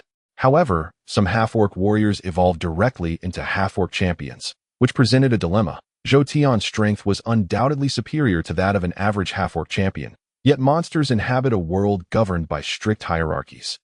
When Zhou Tian's level surpassed theirs, those monsters would not resist his dominion. However, should their status align with Zhou Tian's, even if their strength fell short, their respect would only afford him a modicum of deference.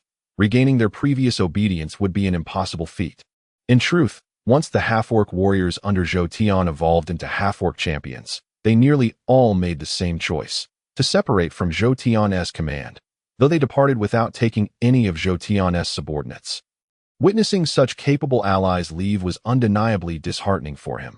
Ultimately, the battles between Zhou Tian and those players stretched on for several months. While days passed on Earth, countless players fell to Zhou Tian's prowess. Yet he remained unscathed. As the search for Zhou Tian proved exceptionally challenging, a considerable number of players, witnessing the circumstances, ultimately chose to concede. Quick to arrive, quick to depart. For players, the game merely served as a means of leisure. Hence, although they played frequently, they did not overly concern themselves with the affairs within the game. Consequently, as their enthusiasm waned, the half-orc territory, being a novice zone, ceased to draw significant player attention. It was only after all the players had departed that Zhou Tian finally exhaled in relief. By that point, many developments had far exceeded Zhou Tian's expectations. However, regardless of how events unfolded, one constant remained. All the half-orc champions with greater accomplishments than Zhou Tian had perished. And among the surviving half-orc champions, none possessed achievements comparable to his own. Given the circumstances, when discussing potential successors, it was evident that none possessed the qualifications of Zhou Tian. The Blood Moon Patriarch remained true to his word, or rather, in the eyes of the Blood Moon Patriarch, while it was preferable not to lose a lowly vassal race, even if it ultimately came to pass, it would not be regarded as a grave matter. Under the pretext of prior agreements, he would not engage in acts of betrayal thereafter. Thus, as players withdrew en masse and the half-orc territory returned to normalcy, Zhou Tian's status was abruptly transformed by a single command from the Blood Moon Patriarch. Half-orc leader. The position of leader was something Zhou Tian had long sought after, yet upon truly becoming the half-orc leader, he came to comprehend what it entailed to be the head of a monstrous tribe. The authority of a leader far surpassed that of an average boss. Having personally experienced related events long ago, Zhou Tian had formed certain conjectures regarding a leader's powers, yet upon truly ascending to the role of half-orc leader, the information he received still left him profoundly stirred. Chapter 23. The goal the authority bestowed upon the leader was extensive, some of which Zhou Tian was already aware of, such as the ability to command nearby subordinates to rescue him in times of peril. For instance, as long as subordinates accomplished sufficient merit, Zhou Tian could bestow upon them titles of half-orc champions or half-orc warriors. Moreover, aside from the powers Zhou Tian was already privy to, the half-orc leader possessed numerous privileges of which he was entirely unaware. At the very least, prior to assuming leadership, Zhou Tian could never have imagined that all monsters were, in fact, independent branches, although they were currently under the dominion of the Blood Moon Patriarch. Should Zhou Tian choose, he could easily establish his own faction. Of course, while such thoughts crossed Zhou Tian's mind, he understood that he lacked the strength to act on them. Thus, even though he contemplated such ambitions after gaining this knowledge, he suppressed those thoughts deep within. While the notion of independence sounded effortless, should Zhou Tian truly undertake such actions, he would first need to consider how the half-orc tribe could sustain itself without the Blood Moon Patriarch as a support. Furthermore, if Zhou Tian dared to proceed with such a course of action, no one could guarantee that the Blood Moon Patriarch would not be incensed. The wrath of a king is no trivial matter, given the Blood Moon Patriarch's strength. Should he truly become enraged, he need only dispatch a few high-level monsters, and the half-orc tribe could very well face annihilation. Such occurrences, as per Zhou Tian's information, had happened numerous times already. Thus, even if Zhou Tian aspired to pursue such a path one day, he would first need to possess the power to contend with the Blood Moon Patriarch. Otherwise, thoughts of independence would remain but a distant dream. While Zhou Tian may not presently require the ability to operate independently, the other capabilities of leadership held some merit for him. Monsters exist within a hierarchy of strengths. For instance, the Blood Moon Patriarch's faction comprises top-tier monsters, with even the weakest among them surpassing Zhou Tian's capabilities. Conversely, the half-orc faction represents the lowest tier of races, typically subservient to higher-level monsters unless extraordinary circumstances arise. Nevertheless, lower-tier monsters are not entirely devoid of opportunities for change. However, the process of that transformation was exceedingly arduous. Without a leader possessing a vested interest, it would have been utterly impossible to achieve, according to the information gathered by Zhou Tian. The strength of these monsters is indeed determined by the size of their territories. Take the Blood Moon Sect Master and his faction, for instance. Although their living area is relatively small, their sphere of influence encompasses nearly an entire continent. It is precisely due to their vast territory that they possess such formidable power. In contrast, the half-orc tribe, led by Zhou Tian, occupies a territory smaller than a county, which is, in fact, less than the size of a city. Under such circumstances, the inherent weakness of the half-orc tribe is quite evident. Previously, due to the limited intellect of the half-orc leader and the tribe's overall weakness, Zhou Tian was unaware of the dynamics among the monsters. It was only after he ascended to leadership that he realized the existence of competitive relationships amongst them. Although this world is comparable in size to Earth, land is still finite. Thus, with monsters occupying over 90% of the territory, internal competition inevitably arises as they vie for dominion. The origins of the current hierarchical division among the monsters are now beyond scrutiny. Regardless, the territorial delineation has established a consistent pattern. When a monster faction's influence dwindles to the size of a city, other monsters generally cannot encroach upon their territory. This is the predicament faced by the half-orc tribe. When their territory was still relatively sizable, monsters could alter their territorial expanse through three distinct methods. The first method involves a tribe achieving significant accomplishments, after which the allied races would allocate a portion of land from either their own or subordinate races as a reward. The second method allows two monster tribes, having grievances against one another, to wager territory. Regardless of the wager's nature, the losing party typically cannot default. The final method entails the outright seizure of another monster's territory.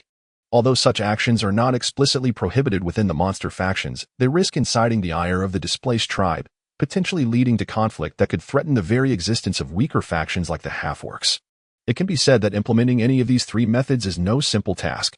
Perhaps it is for these reasons that, despite the constant change in half-orc leadership, a leader genuinely intent on elevating the tribe's strength has yet to emerge. Zhou Tian, however, stands in stark contrast to his predecessors. His ambition knows no bounds, as he harbors aspirations of establishing a vast empire. Consequently, the position of half-orc leader cannot possibly satisfy him. Instead, expanding his territory and transforming the half-orcs into a mightier monster race has become his self-imposed objective. Drawing upon the intelligence acquired in his mind, coupled with recollections from his gaming experience, Zhou Tian identified a target for his forthcoming actions among the three methods to strengthen the half-orc tribe. He opted for the third. Given the current situation of the half-orcs, both the first and second methods are deemed exceedingly difficult to execute. In such a scenario, if Zhou Tian does not gamble with his existing resources, he is unlikely to gain any leverage. The target he has set his sights on is none other than the skeleton tribe, which he had previously declined to allow to reincarnate under the Blood Moon Sect Master's command. The skeleton tribe inhabiting the skeleton cave bears a striking resemblance to the half-orc tribe, with similar structural compositions. However, the skeleton tribe, while not overwhelmingly powerful, retains a certain degree of foundation that the half-orcs lack. Even their skeleton warriors possess strength that can rival the weaker half-orc warriors. Thus, it becomes apparent that the half-orc tribe is significantly weaker in comparison to the skeleton tribe, from any perspective. Zhou Tian's decision to engage the skeleton tribe may seem akin to courting disaster. After all, the disparity in strength is glaring. Should a conflict arise, Zhou Tian possesses very few forces capable of confronting even the skeleton tribe's lower-tier warriors. In such circumstances, what means does he have to vanquish them? Were there alternatives, Zhou Tian would hesitate to confront the skeleton tribe immediately, preferring to target weaker foes. Yet, the pressing issue remains. If Zhou Tian refrains from attacking the skeleton tribe, he has no other viable targets. Chapter 24. The commencement of action. The region inhabited by the half-orc tribe lies within the core area governed by the Blood Moon Sect Master. Under his rule, the only entities that can survive in this territory are those vassal races under his dominion. Although the presence of a singular sect leader diminishes conflicts among monsters, it also delineates them according to the Blood Moon Sect Master's hierarchy. Each area is predetermined with specific levels of monster races. In this context, there are no creatures weaker than the half-orcs in Zhou Tian's vicinity. Thus, the only target available for selection is the skeleton cave, which possesses a strength marginally surpassing that of the half-orc tribe. Fortunately, despite the half-orc tribe's comparative weakness, if they are genuinely prepared to confront the skeleton cave, victory is not entirely beyond reach.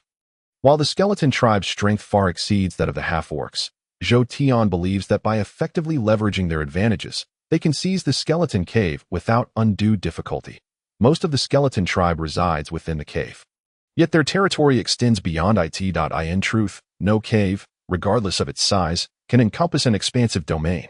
The skeleton tribe's superiority over the half-orcs arises not solely from their possession of a sizable cave but also from the vast forest outside, which is several times larger than the cave itself. The unique structural composition of the skeleton tribe offers Zhou Tian an opportunity to breach their defenses, while outright warfare against the entire skeleton tribe is beyond his capabilities.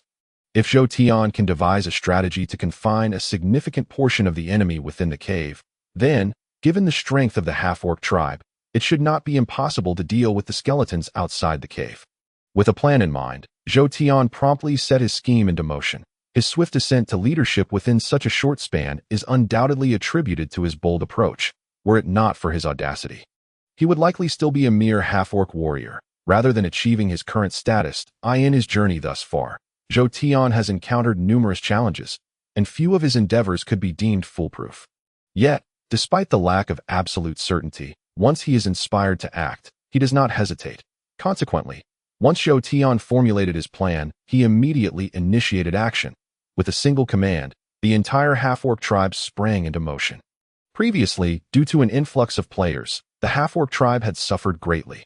However, following the resolution of that incident, their strength not only remained intact, but surged to unprecedented heights. To illustrate, Zhou Tian alone was responsible for the demise of nearly 100 players during his rise to power. The resulting casualties significantly bolstered the half-orc tribe's reputation, though their accomplishments have yet to warrant land grants from the Blood Moon sect master. The reinforcements that the half-orc tribe subsequently received were beyond anything they could have previously envisioned. With tens of thousands of beast slaves, thousands of half-orc warriors, and over 100 half-orc champions, Zhou Tian now commands a formidable force, sufficient to execute his plans against the skeleton tribe. Thus, under Zhou Tian's strategic command, the high-ranking combatants of the half-orc tribe stealthily advanced toward the skeleton cave. As for the actions of the half-orc clan, the skeleton clan remained utterly oblivious. After all, it had been many years since such occurrences between monsters had transpired, and the skeleton clan would never have anticipated that Zhou Tian would undertake such measures. Furthermore, the disparity in strength between the half-orc clan and the skeleton clan was 2 tiers apart, given their current capabilities. While the skeleton clan might be wary of other monster factions, they would never consider that Zhou Tian, whom they deemed insignificant, would dare to act against them. Under the prevailing circumstances, Zhou Tian, leading his contingent of half-orcs, managed to arrive at the entrance of the skeleton cave with remarkable ease. Kill them. Having made such a decision, Zhou Tian was resolute in not caring if he offended the skeleton clan. Thus, upon reaching the cave's entrance, he wasted no time. With a single command, over 100 half-orc warriors surged forward, overwhelming the skeletons at the entrance before they even had time to react, shattering them into fragments with their assault. You will remain here to guard the entrance, while the rest of you move out. Take advantage of the opportunity while the main force of the skeleton clan is trapped inside, and eliminate all the skeletons outside. With no turning back once the bow was drawn, Zhou Tian understood that he could not afford to delay. Just after dispatching those few skeletons, he immediately issued further commands. Although the intelligence of the half-orcs was notably low, under the influence of their leader's orders, they ultimately comprehended Zhou Tian's commands. Consequently, upon receiving the order, the half-orcs acted without hesitation in accordance with Zhou Tian's directives. Apart from the half-orc warriors, the remaining half-orc fighters and beast slaves dispersed. To be candid, Zhou Tian felt somewhat uncertain about this operation, as the half-orc clan was significantly weaker than their adversaries. Even though the skeleton clan possessed vulnerabilities and Zhou Tian had caught them off guard, he still could not guarantee victory should the situation escalate, though the number of skeletons outside was limited. Zhou Tian could only deploy a handful of half-orc warriors and beast slaves, whose strength was considerably inferior to that of the skeleton clan members. Thus, while they had a slight numerical advantage, in a true confrontation, the half-orcs under Zhou Tian's command could very well prove no match for their foes. Nevertheless, despite understanding that his half-orc subordinates lacked absolute certainty of victory, Zhou Tian had no choice but to proceed with his arrangements. For the skeletons within the cave were the true elite. Faced with the possibility of a full-scale emergence of the skeleton clan, and with the strength at his disposal, Zhou Tian could not risk leaving his half-orc warriors to face the skeletons outside. As Zhou Tian completed his preparations, the members of the skeleton clan finally began to react. Chapter 25. The blockade. The skeleton clan, having never anticipated that Zhou Tian would dare to launch an assault against them, found themselves caught off guard, allowing him to easily blockade the entrance. Once Zhou Tian secured the door, the skeleton clan, though unsure of the specifics, deduced from the deaths of their comrades at the entrance that an enemy had arrived. In response, they dispatched additional skeletons to confront the intruders. Upon discovering the multitude of half-orcs blocking the entrance, the skeletons, unprepared for such a scenario, immediately sprang into action. Regardless of the circumstances, the skeleton clan could not allow Zhou Tian to maintain control over their entrance. Thus, as the reinforcements reached the cave's mouth, they wasted no time in launching their attack. However, because the skeleton clan had not anticipated the situation at the entrance, despite sending a contingent of warriors, their forces were insufficient to pose a threat to Zhou Tian's group. As the skeleton warriors attacked, they not only failed to drive Zhou Tian and his half-orcs away but instead fell victim to their blades. Yet, after dispatching the second wave of skeletons, the pressure began to mount. It was not solely due to the two groups of skeletons they had slain. As Zhou Tian's forces engaged, casualties among the skeletons and half-orcs continued to rise, resulting in a significant number of skeletons perishing simultaneously. This alarming situation did not go unnoticed by the Skeleton King, who, upon learning of the developments, promptly initiated a state of alert and led the majority of his warriors toward the entrance. Kill. Initially, the Skeleton King believed they were merely facing an NPC attack, but upon arriving at the entrance and witnessing the chaos wrought by Zhou Tian and his half-orc forces, he was filled with rage. With a furious roar, he charged forth, rallying his skeletal minions against Zhou Tian. Hold the line. We must not allow them to disrupt our formation. Confronted with the skeleton clan's onslaught, Zhou Tian dared not display any semblance of carelessness. After issuing a loud command, he quickly grasped his ceremonial staff, directing his half-orc warriors to brace themselves for the impending clash. It should be fine, right? To say that Zhou Tian was not apprehensive would be an understatement. Although he had prepared adequately before the operation, calculating that achieving his objectives was not an impossible feat, the reality of the ambush made him realize he had underestimated the challenge. Initially, he had only considered the skeleton clan's weaknesses and, based on his calculations, felt confident that his plan to seize the outskirts of their territory held a high probability of success. However, plans remain merely plans. They cannot shield one from the tangible threats posed by the skeleton clan. When faced with the sight of thousands of skeletons charging toward him, it was impossible for Zhou Tian to remain calm. The weakest warriors of the skeleton clan were not significantly inferior to his half-orc warriors. And as for the stronger members of the skeleton clan, even he, as their leader, would not stand a chance. In such a precarious situation, Zhou Tian found it hard to believe that his modest forces could truly blockade the skeleton clan within the cave. Nevertheless, given the current circumstances, he had no choice but to press forward.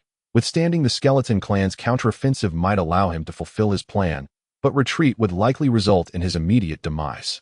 A small comfort for Zhou Tian was that the entrance to the skeleton cave was not excessively large. 5 half-orc warriors were sufficient to seal it off, while the skeleton clan was formidable. Zhou Tian's 100 half-orc warriors could establish several defensive lines. Thus, leveraging the geographical advantage, Zhou Tian found himself with a glimmer of hope. Moreover, it was worth noting that while the skeleton clan's power far surpassed that of the half-orc clan, their intelligence was comparable, making them equally matched in that regard. Consequently, although the skeleton clan was immensely powerful, they might struggle to effectively leverage their advantages against Zhou Tian. In reality, the skeleton clan did not require elaborate tactics. A few volleys from their archers would suffice to diminish Zhou Tian's forces significantly. Regrettably, the skeleton's intelligence was akin to that of the half-orcs, acting primarily on instinct. Thus, despite having a straightforward path to victory, the skeleton's lack of foresight doomed such a scenario to remain unrealized at that moment. The skeleton clan, fueled by anger at Zhou Tian's provocations, charged recklessly, failing to utilize their advantages and even allowing a group of skeletal archers to engage in close combat with the half-orc warriors. As a result, despite their overwhelming strength and numbers, the skeleton clan's illogical combat strategy prevented them from swiftly defeating Zhou Tian and his faction, transforming what should have been an easy victory into a protracted battle. Nonetheless, even in this drawn-out conflict, the prowess exhibited by the skeleton clan continued to press heavily upon Zhou Tian. Even if one were to gain an advantage in terrain, it would still be futile to alter the disparity in strength between both sides. When the conflict arose, should the half-orc warriors find themselves pitted against mere skeleton soldiers, they could potentially achieve commendable victories. Barring unforeseen circumstances, it was likely that they would emerge triumphant. However, should fortune turn against them, and they encountered skeleton warriors instead, the prowess of the half-orc fighters would likely result in the loss of 7 or 8 of their comrades, rendering them unable to halt the advance of the skeletal foes. Thus, despite the relentless efforts of the half-orc warriors under Zhou Tian's command, the casualties on their side were staggering, occurring at every moment. Even with the aid of the sacrificial staff, more than half of the 100 or so half-orc warriors had perished in less than an hour. As events unfolded, although Zhou Tian had managed to secure considerable time for his remaining half-orcs, the incompetence of the beast slaves and half-orc warriors meant that their objectives remained unfulfilled. That it had become imperative for Zhou Tian to fight with all his might. Should their defense crumble, he would have no hope of returning alive. Given that they were already teetering on the brink of life and death, Zhou Tian, despite his aversion to risking his life, had no choice but to take matters into his own hands. That it is worth noting that, like other monstrous factions, the most formidable among the half-orcs was Zhou Tian himself. Therefore, when faced with formidable adversaries, the involvement of their leader, Zhou Tian, though it may not significantly bolster morale, undeniably augmented their combat capabilities. Indeed, upon Zhou Tian's entry into the fray, he immediately demonstrated the strength befitting the chief of the half-orc clan. Chapter 26. The Skeleton King. Long before ascending to the position of half-orc leader, Zhou Tian had evolved his strength to near perfection, having vanquished countless players and undergone nearly 10 evolutions. With each evolution, he either enhanced an existing talent or acquired a new one, endowing him with 7 or 8 unique abilities as a half-orc warrior. Upon becoming the leader, while all his talents had been downgraded from exceptional to special, his transformation from warrior to leader had nonetheless resulted in a notable improvement in his prowess. In such circumstances, Zhou Tian's combat strength ranked among the very best of all previous half-orc leaders. In the context of the skeleton faction, aside from the Skeleton King, not a single skeleton warrior could contend with him. Indeed, after joining the battle, Zhou Tian swiftly inflicted considerable losses upon the skeletons. At that point, his lethal potential was significant, and after securing a strategic position, he swiftly dispatched over a dozen skeleton warriors and several skeleton archers, creating a clear area before him due to his rapid movements. Following Zhou Tian's display of power, many skeletons were visibly intimidated. After stepping back in fear, they were compelled by the Skeleton King's orders to charge at Zhou Tian once more. Consequently, once Zhou Tian had engaged in battle, there was no opportunity for retreat. Given the precariousness of their defensive line, it was essential for Zhou Tian to exert himself. Otherwise, the line would easily be breached. With Zhou Tian holding a key position, bolstered by his formidable strength, he alleviated some of the pressure on his fellow half-orc warriors. Thus, the once crumbling defensive line of the half-orcs showed signs of stabilization due to Zhou Tian's intervention.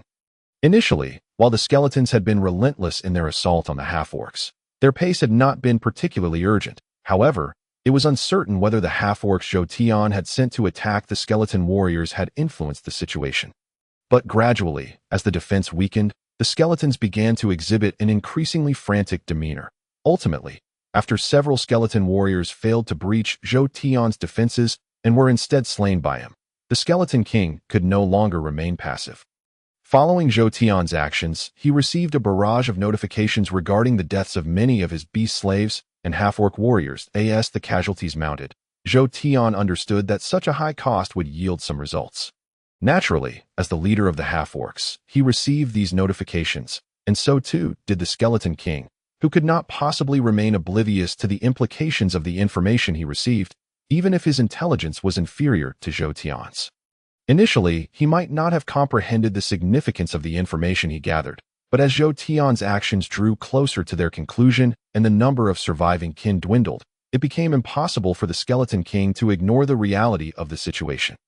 Therefore, after Zhou Tian had been engaged for some time and his health had fallen below half, realizing the unfavorable conditions, the Skeleton King could no longer restrain himself and prepared to join the fray. Unlike Zhou Tian, who operated with a demeanor akin to that of an ordinary half-orc despite his immense power and authority, the Skeleton King exuded an imposing presence befitting his royal status. While the majority of skeletons bore a similar appearance, with skeleton warriors being mere frameworks and skeleton archers merely wielding weapons, even the skeleton warriors, though somewhat more refined, did not differ significantly from the common skeletons. Only the skeleton king stood apart, his form nearly double that of a typical skeleton, resembling a giant's remains, and during Zhou Tian's observation, he remained seated in the rear, directing the skeletons to launch chaotic assaults against Zhou Tian and his warriors. As the skeleton king prepared to enter the fray, he did not forget to assert his authority. Rather than directly joining the battle, he commanded his subordinates to fall back, clearing the front line before advancing alone towards Zhou Tian. All of you, attack together. Though the words did not emerge from the skeleton king's mouth, Zhou Tian distinctly heard them echo in his mind. As the skeleton king approached, it was clear to Zhou Tian that the speaker was indeed the skeleton king. One could say that the skeleton king's arrogance was palpable, yet Zhou Tian could not deny that he possessed the merit to be so. Very well, Zhou Tian conceded. Although he had not formally engaged the skeleton king in combat, he recognized that given their respective levels, he stood no chance against him. Now that the skeleton king had chosen to face Zhou Tian alongside the surviving half-orc warriors, Zhou Tian, feeling insulted, nonetheless suppressed his anger and resolved to exploit the skeleton king's overconfidence to buy time. Charge together. Without hesitation. Upon hearing the skeleton king's command, Zhou Tian issued a directive for his half-orc warriors to launch a simultaneous assault on the skeleton king. Zhou Tian himself refrained from joining the fray, opting instead to observe the situation while his warriors engaged. Clearly, Zhou Tian's decision proved to be astute. While he had anticipated the skeleton king's strength based on their level disparity, he could not accurately gauge the full extent of his power without first-hand experience. In this regard, Zhou Tian had significantly underestimated the skeleton king's capabilities. According to Zhou Tian's calculations, it was certain that the skeleton king was stronger than him. However, Zhou Tian was confident that the talents he had recently acquired had significantly enhanced his abilities. Originally, he believed that defeating a player at level 12 or 13 was feasible, but now he felt assured that he could contend with a level 15 player without difficulty, based on Zhou Tian's memory.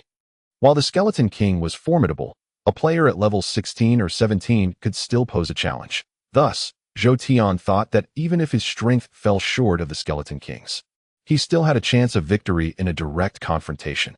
However, as the skeleton king's actions unfolded, they completely shattered Zhou Tian's preconceived notions of his power. Chapter 27, Perilous Situation, Get Away. Upon witnessing Zhou Tian refraining from direct action and allowing his half-orc warriors to charge forward, the skeleton king was evidently enraged. With a furious roar, he swung his right arm violently to the side, merely a gesture that could hardly be deemed an attack. Yet the skeleton king inflicted substantial casualties upon the half-orc warriors under Zhou Tian's command. Those who encountered him perished, and those who merely brushed against him were injured. Following Zhou Tian's orders, several half-orc warriors found themselves with no opportunity to strike back, ultimately succumbing to the skeleton king's onslaught. Goodness! How could he be so formidable? Fortunately, this creature is somewhat clumsy. Otherwise, our meager numbers would surely be insufficient to withstand his wrath. After a moment of trepidation, Zhou Tian gritted his teeth, compelled to approach the skeleton king cautiously in light of the looming threat. Although the skeleton king's power surpassed Zhou Tian's expectations, under normal circumstances, he should have refrained from drawing near. However, fearing that the skeleton king might recklessly annihilate his half-orc warriors and thwart his plans, Zhou Tian steeled himself and advanced. Move faster. If we don't eliminate those skeletons soon, I shall meet my demise. While maintaining a calm facade as he approached the skeleton king, Zhou Tian silently issued several urgent commands to the half-orcs outside, hoping they would dispatch the skeletons and come to his aid before his own life was forfeit. Preoccupied with his own calculations, Zhou Tian's movements inevitably slowed. I will kill you. Perhaps it was due to Zhou Tian's previous affront. But as Zhou Tian approached, the skeleton king cast a fierce glare in his direction, subsequently leaving a menacing remark in Zhou Tian's mind before charging at him. Oh my heavens! Faced with the skeleton king's assault, Zhou Tian dared not confront him directly. With a startled cry, he swiftly rolled aside to evade the attack. Coward! The skeleton king, visibly infuriated by Zhou Tian's actions, unleashed a furious roar and pursued him relentlessly.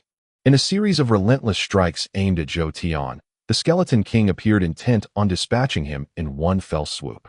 Bang! Bang, bang.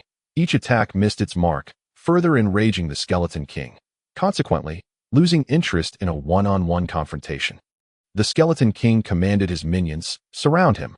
Without hesitation, a group of skeleton warriors nearby converged upon Zhou Tian. This is bad. Zhou Tian had hoped to buy time through such tactics, but he had underestimated the Skeleton King's impatience.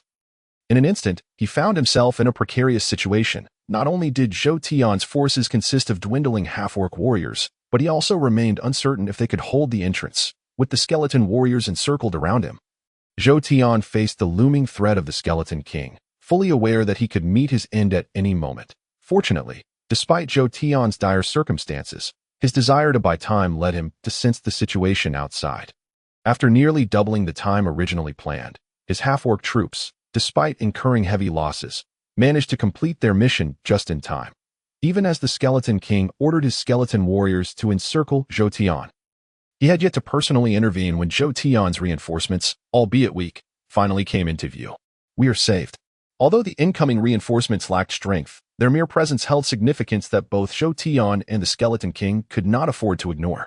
The moment the half-orcs appeared, the Skeleton King exhibited a hint of panic. Eliminate them. Fully aware of the implications of the half-orc's arrival, the Skeleton King could no longer afford to delay. He commanded his skeleton minions while charging toward Zhou Tian. Only now do you seem anxious. Isn't it a bit too late? Possessing strength proportional to the territory one occupies, Zhou Tian had previously received information about territorial disputes among monsters, yet he had lacked a clear understanding until he experienced it firsthand against the skeletons. Territorial battles do not inherently enhance one's strength simply by acquiring land, nor do they necessitate a specific duration for the effects to manifest. Once Zhou Tian's half-orcs occupied the territory beyond the skeletons, their strength subtly began to shift, but the changes were not immediately apparent. Initially, Zhou Tian's elite half-orc warriors were evenly matched against the skeleton foot soldiers. However, after the half-orcs fully secured the territory, the skeleton foot soldiers were no longer a match for them. Even the skeleton warriors found themselves at a disadvantage compared to the half-orc warriors. While the gap in strength between the two sides remained significant, it was closing at an accelerating pace. Zhou Tian was confident that if this trend continued, his situation would only improve. Nevertheless, despite Zhou Tian's steadily increasing strength, his circumstances remained perilous. With his health not fully restored and surrounded by a host of skeleton warriors while facing the Skeleton King's threat, Zhou Tian found himself in a precarious position. Fully aware of his predicament, he realized he could not change the situation at that moment. All he could do was preserve his own life. After sustaining minor injuries, Zhou Tian managed to dispatch a few skeleton warriors. As the Skeleton King prepared to launch an attack, Zhou Tian, knowing he could not endure much longer, hastily called out, "Wait, I have something to say," perhaps considering that the skeletons might not cease their assault. He quickly added, "It's regarding territorial matters." Chapter 28. Deceiving the Skeleton King. Stop. Zhou Tian's subsequent statement indeed proved effective. The term territory resonated deeply with the Skeleton King, prompting him to halt the skeletons poised to attack Zhou Tian. Observing the Skeleton King's actions, Zhou Tian could not help but sigh in relief. After regaining his composure, he continued, "Esteemed Skeleton King, what do you think? Our half-orc clan possesses considerable strength, does it not? Are you attempting to provoke me?" The Skeleton King, visibly enraged by Zhou Tian's words, considered resuming his assault. However, had it not been for Zhou Tian's prior comments, he might have done just that. Sensing the Skeleton King's hostility, Zhou Tian felt a pang of anxiety, yet maintained an impassive demeanor as he replied, "You misunderstand, Skeleton King. My intentions are not to confront your kind. My actions are merely to demonstrate my strength and propose a significant collaboration with you. If you wish to collaborate, you could have approached me directly. What is the purpose of these antics? Would you have even considered me if I hadn't stirred up such commotion?" Zhou Tian's words surprised the Skeleton King. While the Skeleton King possessed limited intelligence, he understood that, had Zhou Tian not created such a ruckus, he would not have regarded him as a half-orc leader worthy of attention. Thus, even if Zhou Tian had sought him out for a discussion, the Skeleton King likely would have dismissed him. Uncertain whether it was Zhou Tian's words or some ulterior motive that swayed him, the Skeleton King's demeanor shifted. He softened his tone, addressing Zhou Tian amicably. "I can trust you. But you have already demonstrated your strength that I am willing to hear your proposal for collaboration. However, prior to that, You must relinquish the territories you currently occupy. Impossible. Without hesitation, Zhou Tian resolutely replied, Esteemed Skeleton King, although my actions stem from a desire to prove my strength, do you truly believe I would willingly return the territory I have painstakingly secured? You insolent wretch, do you dare to deceive this king? Give me weight.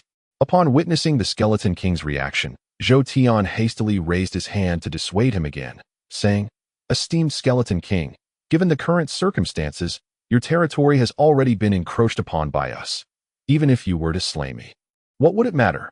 Should you kill me, I still command tens of thousands of half-beasts who will follow my orders. In that case, they would seal off your skeleton lair at my command. Once the land outside is designated as our territory, I fear the power dynamics between our two races will be reversed. While I may perish, my successor will likely not be as accommodating as I am, and your skeleton race would face annihilation. What do you wish to achieve? After listening to Zhou Tian's words, the Skeleton King ultimately relented. After all, Zhou Tian's reasoning was not without merit, and when weighed against the survival of his race, revenge against Zhou Tian became a lesser concern. Faced with this threat, the Skeleton King could hardly remain indifferent. Observing the Skeleton King's demeanor, Zhou Tian felt a surge of triumph within, though his expression remained composed as he calmly stated, Esteemed Skeleton King, I harbor no intentions of targeting your skeleton race. In truth, my visit is motivated by a sincere desire for collaboration. Let us proceed this way. If you doubt my intentions, when our strength is sufficient to contend with yours, I shall command my half-beasts to relinquish part of our territory back to you. Once our two races are evenly matched, we can then discuss cooperation. Is that truly the case? If your half-beasts grow stronger than us, how can I be certain you won't turn against us then? The somewhat dim-witted Skeleton King, unable to contemplate the broader implications, surprisingly felt a glimmer of joy at Zhou Tian's words. After softening his stance towards Zhou Tian, he promptly posed his query. It is settled. Observing the Skeleton King's reaction, Zhou Tian understood that he had successfully swayed the Skeleton King. Rest assured, esteemed Skeleton King, you see that I, as your half-beast leader, am in your presence. Should I fail to return a portion of the territory when our strengths are comparable, you may command your skeletons to slay me. Indeed, your points are not without merit. The Skeleton King nodded in acknowledgement. Feeling convinced by Zhou Tian's arguments, he then gestured for his skeleton minions to step back, creating space for Zhou Tian and himself. Very well, for now, I shall not take action against you. Now, you may reveal your plan. Having accepted Zhou Tian's words, the Skeleton King appeared magnanimous. No longer fixating on the matter of their territory, he sat cross-legged opposite Zhou Tian and inquired about the plan Zhou Tian had mentioned. Esteemed Skeleton King, the sole purpose of my visit is to seize the nearby NPC village. Upon hearing Zhou Tian's declaration, the Skeleton King erupted in fury. You mock me. The NPC village is not easily conquered. We organize efforts annually to assault them, yet we have never succeeded, suffering losses in the process. Now you propose that our two races combine forces to take that village? That is utterly impossible. From the very beginning, you weren't trying to deceive me, were you? Witnessing the Skeleton King's wrath, Zhou Tian couldn't help but mutter to himself, this fellow seems adorably foolish, yet surprisingly clever this time. Nevertheless, this is the only collaboration I can propose. Although it may be troublesome, employing your skeletons as pawns could yield results, and we might indeed capture that NPC village. Contemplating this, Zhou Tian maintained a moment of silence before responding, Esteemed Skeleton King, I believe you may have misunderstood. In truth, I possess confidence in this collaboration. Long before I became a half-beast warrior, I led a contingent of half-beast soldiers into that village. Had we been adequately strong, that village would have long since fallen under our control. Now, observing their heightened defenses, I wish to share some of the credit with you, yet I did not expect the noble king of the skeleton race to possess such timidity. With this, Zhou Tian feigned disappointment, shaking his head repeatedly. Who says this king lacks courage? I merely cannot ascertain if you possess such capability. However, if you truly have a way to conquer that NPC village, then this king would be more than willing to lend you a helping hand. Spurred by Zhou Tian's words, the Skeleton King, as if to assert his bravery, thumped his chest and assured Zhou Tian. Seeing the Skeleton King's demeanor, and feeling that his own strength had nearly returned, Zhou Tian then declared, Very well, since the Skeleton King exhibits such courage, let us consider ourselves partners. To demonstrate my sincerity, I shall command my half-beasts to vacate the territory surrounding your skeleton lair. After issuing a silent command, the half-beasts that had reached the skeleton lair began to retreat as instructed, although Zhou Tian could have easily commanded them to encircle the skeleton lair once more. The Skeleton King, in that moment, interpreted Zhou Tian's actions as a gesture of goodwill. Consequently, he verbally agreed to Zhou Tian's plan and began to view him as a genuine partner. You are a true sage. I shall heed your counsel. Let us unite our strengths and bring down that NPC village together. After Zhou Tian laid out his plan, the Skeleton King waved away the surrounding skeletons and extended his right hand towards Zhou Tian. May our cooperation be fruitful.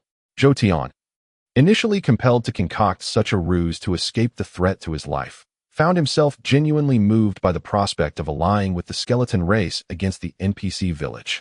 Having witnessed the skeleton's strength, he was reluctant to provoke them into hostility. Additionally, now that the Skeleton King had been persuaded to become his weapon, Zhou Tian saw no reason not to utilize him against the NPC village. Securing the NPC village would not be an easy task for Zhou Tian. Although he had ascended to the position of half-beast leader, his strength had multiplied tremendously. The NPCs had become wary of him after his previous incursions. Thus, with their defenses now more formidable, Zhou Tian faced considerable challenges in overcoming them. Originally, he had planned to annex several monster factions, including the Skeleton Lair, and amass sufficient strength before confronting the NPC village. However, given the unexpected turn of events, Zhou Tian realized he had to act sooner than anticipated. Zhou Tian had long devised a strategy for dealing with the NPC village, having made preparations well in advance. Even without the skeleton race's assistance, he was confident that once his preparations were complete, he could conquer the village. Now, with the skeleton race's aid, the collaborative effort would expedite the execution of his plan. With a mere command from Zhou Tian, everything was set in motion. Your Excellency, how astute of you to conceive such a method for dealing with the NPC village that I am truly impressed. Should you have any future endeavors where you wish to collaborate with my race, I shall do my utmost to cooperate. Observing the completion of the preparations and envisioning the spectacle that would unfold from Zhou Tian's plan, the Skeleton King could not help but commend Zhou Tian. Given the Skeleton King's behavior, it was hard to believe that not long ago, Zhou Tian had usurped nearly a third of their territory. While Zhou Tian maintained a polite facade, he inwardly scoffed at the Skeleton King's naivety. To be so astonished by such rudimentary schemes reveals your lack of insight. After a moment of quiet contemplation, Zhou Tian observed that his subordinates, the half-beasts, had efficiently coordinated with the skeletons under the command of the Skeleton King. He then turned to the Skeleton King and inquired, since the preparations are complete, do you think we should? Very well. It is time for us to act. I am certain that when we suddenly appear before those NPCs, their expressions will be nothing short of spectacular. Indeed, once we eliminate those NPCs and seize this village, given the nature of our leader, I am confident that our two factions will reap substantial rewards. However, there is a particularly troublesome character among the NPCs. If we fail to restrain him, I fear our plans may be compromised. Leave it to me. Zhou Tian felt reassured when, after a hint of hesitation in his voice, the Skeleton King confidently patted his chest and assured him, rest assured, I shall handle that NPC. You may focus solely on commanding the army. Then I am grateful. However, the strength of that NPC is formidable. Although your prowess is considerable, it is uncertain whether you can best that NPC in combat. To ensure our ultimate victory, I suggest that you take along a contingent of around 100 skeletal archers to assist you. If you find yourself unable to contend with that NPC, simply command the archers to unleash a volley of arrows. Regardless of how powerful that NPC may be, it would be hard-pressed to escape unscathed. Eager to ensure the Skeleton King's safety, Zhou Tian proactively offered strategies after agreeing to his request. Witnessing Zhou Tian's concern, the Skeleton King felt quite moved. However, despite Zhou Tian's gestures, the Skeleton King remained skeptical of his plans. Although he understood that the NPC village would not be easily subdued, after all. Previous Skeleton Kings had returned empty-handed despite their combined efforts with various monstrous factions. He lacked the first-hand experience that Zhou Tian possessed regarding the NPC's capabilities, leading him to underestimate his opponent. The Skeleton King believed that, although Zhou Tian's encroachment upon their territory had diminished his own strength, as one of the ultimate bosses in the novice area, even a strong NPC should not surpass his own abilities. Therefore, he was disinclined to employ Zhou Tian's suggested tactics against his adversary. Chapter 30. The tunnel assault character shapes one's methods. Had Zhou Tian found himself in the Skeleton King's position, he would undoubtedly have opted for an effortless solution to vanquish his foes. In stark contrast, the Skeleton King's disposition led him to disdain such approaches. Despite Zhou Tian's persistent persuasion, the Skeleton King remained adamant in refusing to follow his plan. Ultimately, unable to endure Zhou Tian's incessant insistence, the Skeleton King reluctantly waved his hand and said, "If you are determined to persist, then you may assemble that archer squad. However, I do not wish to resort to such methods against the NPC. Unless I find myself in peril, I kindly ask that you refrain from interfering in my battle." "Understood, I promise." Extending his right hand, Zhou Tian swore an oath before the Skeleton King, satisfied with Zhou Tian's assurance. The Skeleton King then promptly descended into the tunnel. While Zhou Tian contemplated various strategies to confront the NPC village, the limited intelligence of his half-beast subordinates posed a significant challenge. Even if he devised a clever plan, he could not guarantee that his subordinates would not cause chaos. Thus, in dealing with the NPC village, Zhou Tian preferred simpler approaches over complex schemes that in his memories. Many games featured tunnels, typically serving as shortcuts for players. However, in this instance, Zhou Tian saw only the feasibility of a tunnel strategy without considering the potential ramifications of his actions. Consequently, after nurturing this idea for some time, he set his half-beast subordinates to work on excavating. Yet, it was only after Zhou Tian and the Skeleton King collaborated over several days that the tunnel was finally completed. Now that the tunnel was ready and the Skeleton King had assumed the burdens Zhou Tian had assigned, the long-planned operation was ready to commence. Despite their previous confrontation, the prior skirmish had little impact on the Alliance's forthcoming actions. The battle had merely transpired in a small area at the cave's entrance. And aside from significant losses among Zhou Tian's half-beast warriors, the overall strength of both factions remained largely intact. Thus, as the two factions joined forces, they assembled a formidable army of tens of thousands of monsters. At Zhou Tian's command, led by the Skeleton King, this vast horde began to march through the tunnel leading into the heart of the NPC village. Meanwhile, the NPC village, having clashed with Zhou Tian on multiple occasions, remained blissfully unaware of the impending threat. Despite suffering losses at Zhou Tian's hands due to their preconceived notions about monsters, these ingrained beliefs were not easily altered, even after their prior encounters. As the NPCs remained vigilant against Zhou Tian, they still exhibited a degree of complacency at the very least, while Zhou Tian directed his half-beast subordinates to dig the tunnel not far from their village. The NPCs remained oblivious to their actions. When the tunnel was completed and the Skeleton King, leading a multitude of monsters, stealthily infiltrated their village, the NPCs were initially unaware of the intrusion. As they continued their mundane lives, a small contingent of monsters took position, and knowing they could no longer conceal their presence, the Skeleton King gave the order for an all-out assault. Kill. Leave none alive. While the Skeleton King appeared to possess a sense of honor and integrity, this did not negate the fact that he was, fundamentally, a creature of monstrosity. When the time came to confront the NPCs, his demeanor was devoid of mercy. Indeed, one could argue that the Skeleton King resembled a typical monster boss. Unlike Zhou Tian, who, due to his human-like characteristics, found himself somewhat affected when confronting NPCs, if not for his constant reminders that NPCs were merely data, he might have hesitated to strike out. The Skeleton King was unencumbered by such sentiments. He not only commanded his skeletal and half-beast minions to engage the NPCs with lethal intent, but he also took on the role of the executioner himself, though the Skeleton King had refrained from wielding his weapon during his encounter with Zhou Tian.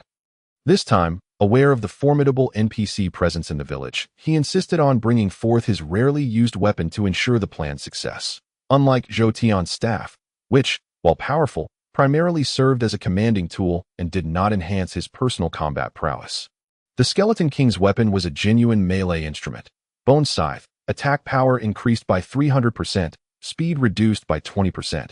Defeating an enemy restores 1% of the inflicted damage as health.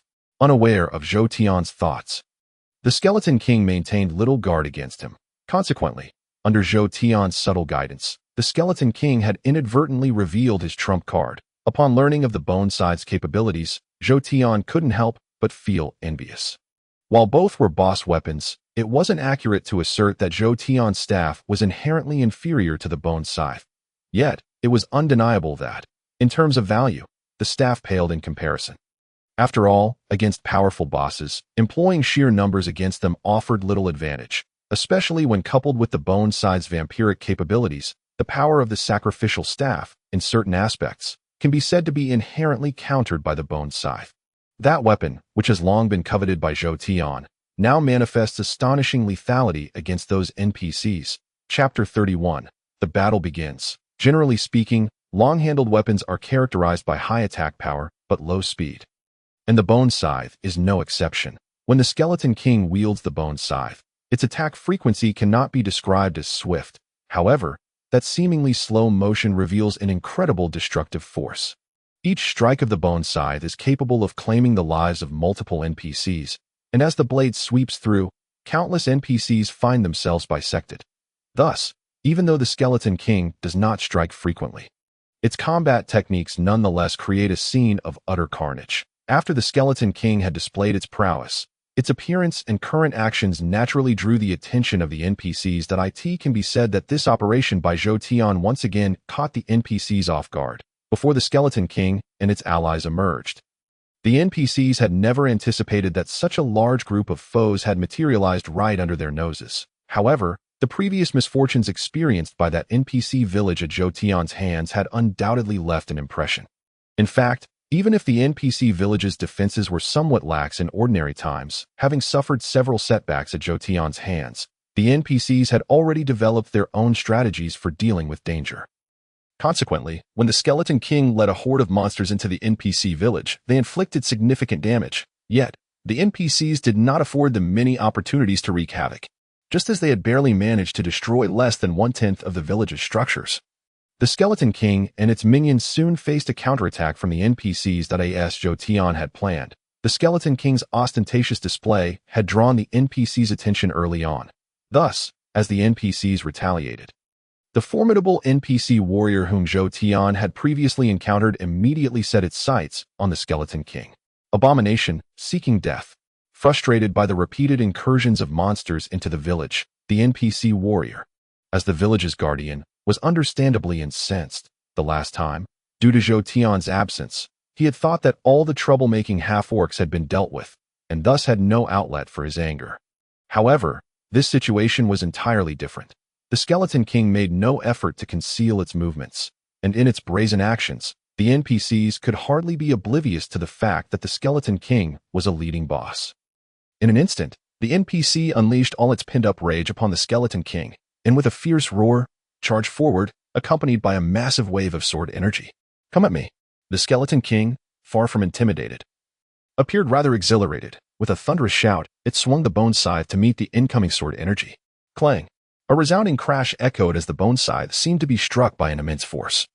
Being deflected upon colliding with the sword-energied the Skeleton King's weapon was pushed away. The NPC warrior, seizing the moment, gripped its long sword tightly and lunged directly at the Skeleton King. Faced with the NPC warrior's assault, the Skeleton King dared not exhibit any negligence. Although it had not sustained injuries in their previous skirmishes, it had certainly grasped the threat posed by its opponent. In such circumstances, with its weapon no longer in hand, how could the Skeleton King afford to be careless against such a formidable adversary? Thus, when the NPC warrior charged once more, the Skeleton King resorted to its most secretive abilities, taking a deep breath. Just as the NPC's longsword was about to pierce the Skeleton King, a series of bone-cracking sounds emanated from its body. Subsequently, the once towering Skeleton King astonishingly shrank to the size of an ordinary skeleton. Much to the astonishment of its opponent, the attack that had been aimed at the Skeleton King lost its target due to this sudden reduction in size. Although the NPC quickly adapted and launched another strike at the now smaller Skeleton King. The latter, having gained a brief moment of respite, raised its bone scythe just in time to block the incoming assault. However, the outcome of their direct confrontation proved disadvantageous for the Skeleton King. Though the NPC was an elder, its high level granted it superior skills and strength, far surpassing those of Zhou Tian and the Skeleton King. Consequently, even though the Skeleton King had executed a timely defensive maneuver, it still found itself pressed down under the NPC's overwhelming force, struggling to maintain its stance. As the NPC warrior bore down upon it, the previously upright skeleton king gradually bent at the waist under the pressure. If the situation did not change, it seemed likely that the skeleton king would ultimately be forced to kneel before the might of its opponent. Given the skeleton king's nature, such an outcome would surely lead it to prefer death over submission. In light of the circumstances, the skeleton king became increasingly anxious. Only when it found itself at a clear disadvantage did it finally acknowledge Zhou Tian's earlier advice. If given another chance, the skeleton king would swear it would never again refuse Zhou Tian's goodwill. Unfortunately, even though the skeleton king regretted its earlier decisions, under the NPC's relentless pressure, it could find no opportunity to withdraw. Fortunately, I still have allies. Just as it felt on the verge of collapse, the skeleton king recalled Zhou Tian's prior arrangements, bolstering its courage. In the skeleton king's mind, Zhou Tian was an undeniably formidable character, even before the battle had commenced. He had already devised a strategy for dealing with this formidable NPC and had even prepared a plan. Although its own lack of cooperation had delayed action, the skeleton king believed that as soon as Zhou Tian arrived with the skeleton archers, its crisis would surely be averted. Yet, Chapter 32, Marching to Death. As the skeleton king eagerly anticipated Zhou Tian's timely arrival for rescue, Zhou Tian, whom the skeleton king held in high regard, was leisurely leading the half-orcs into the tunnel. No rush, if we hurry too much. How can we achieve our objective? While shaking his head and stepping forward, Zhou Tian subtly directed his subordinates to impede the advance of the skeleton archers trailing behind them. In the meantime, the skeleton archers of the skeleton clan, almost all of whom were present, were being delayed as Zhou Tian and his half-orc subordinates stalled for time at the tunnel. If it weren't for Zhou Tian's concern that his actions might become too obvious and alert the skeleton king to his intentions, potentially leading to a counterattack before its demise, Zhou Tian might have sealed the skeleton archer's fate in the tunnel entirely. Ultimately, due to Zhou Tian's subtle interference, the team that could have promptly rescued the skeleton king found themselves delayed, and by the time they arrived, the skeleton king was already on the brink of defeat. This guy is still alive. That old coot is utterly useless. Zhou Tian had intended for the skeleton king to perish at the hands of the NPCs. Should that transpire, based on the authority he possessed when forming an alliance with the skeleton king, Zhou Tian would be able to command the skeleton clan to engage in a fierce battle with the NPCs. Ultimately, as both sides suffered heavy losses, Zhou Tian would then strike, allowing him to not only achieve his goal of absorbing the skeleton clan, but also to claim sole credit for conquering the NPC village. However, Zhou Tian had underestimated the skeleton king's strength. Despite his attempts to delay time, the formidable NPC warrior still had not managed to kill the skeleton king, thereby completely derailing Zhou Tian's original plan. To save or not to save? After a moment of hesitation, Zhou Tian promptly made his decision. Save. In an instant, Zhou Tian resolved within himself that given the current situation and the skeleton king's character, if he were to rescue it, even if his original plan failed, he would still be able to reap some benefits. Conversely, if Zhou Tian were to refrain from rescuing the skeleton king at this moment, although the latter would undoubtedly meet his demise, Zhou Tian himself would also be unlikely to escape unscathed.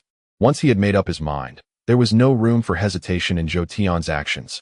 Almost immediately after reaching a decision, he issued a command to the skeletal archers behind him. Your king is on the verge of being harmed by that NPC. For his safety, all archers, heed my command. Target that NPC and unleash your volleys. Though the skeletal archers were not half-orcs, Zhou Tian, wielding the authority of a boss, managed to exert a measure of control over them. Consequently, upon his command, a multitude of skeletal archers loosed their bone arrows at the NPC. As hundreds of arrows flew through the air, the spectacle was indeed formidable, while it may not have reached the cinematic grandeur of 1,000 arrows piercing a heart. It was enough to instill fear in any ordinary observer. Although the NPC was powerful, as Zhou Tian anticipated, even great strength could not disregard the assault of the skeletal archers, even if each skeletal archer could inflict but a drop of blood's worth of damage.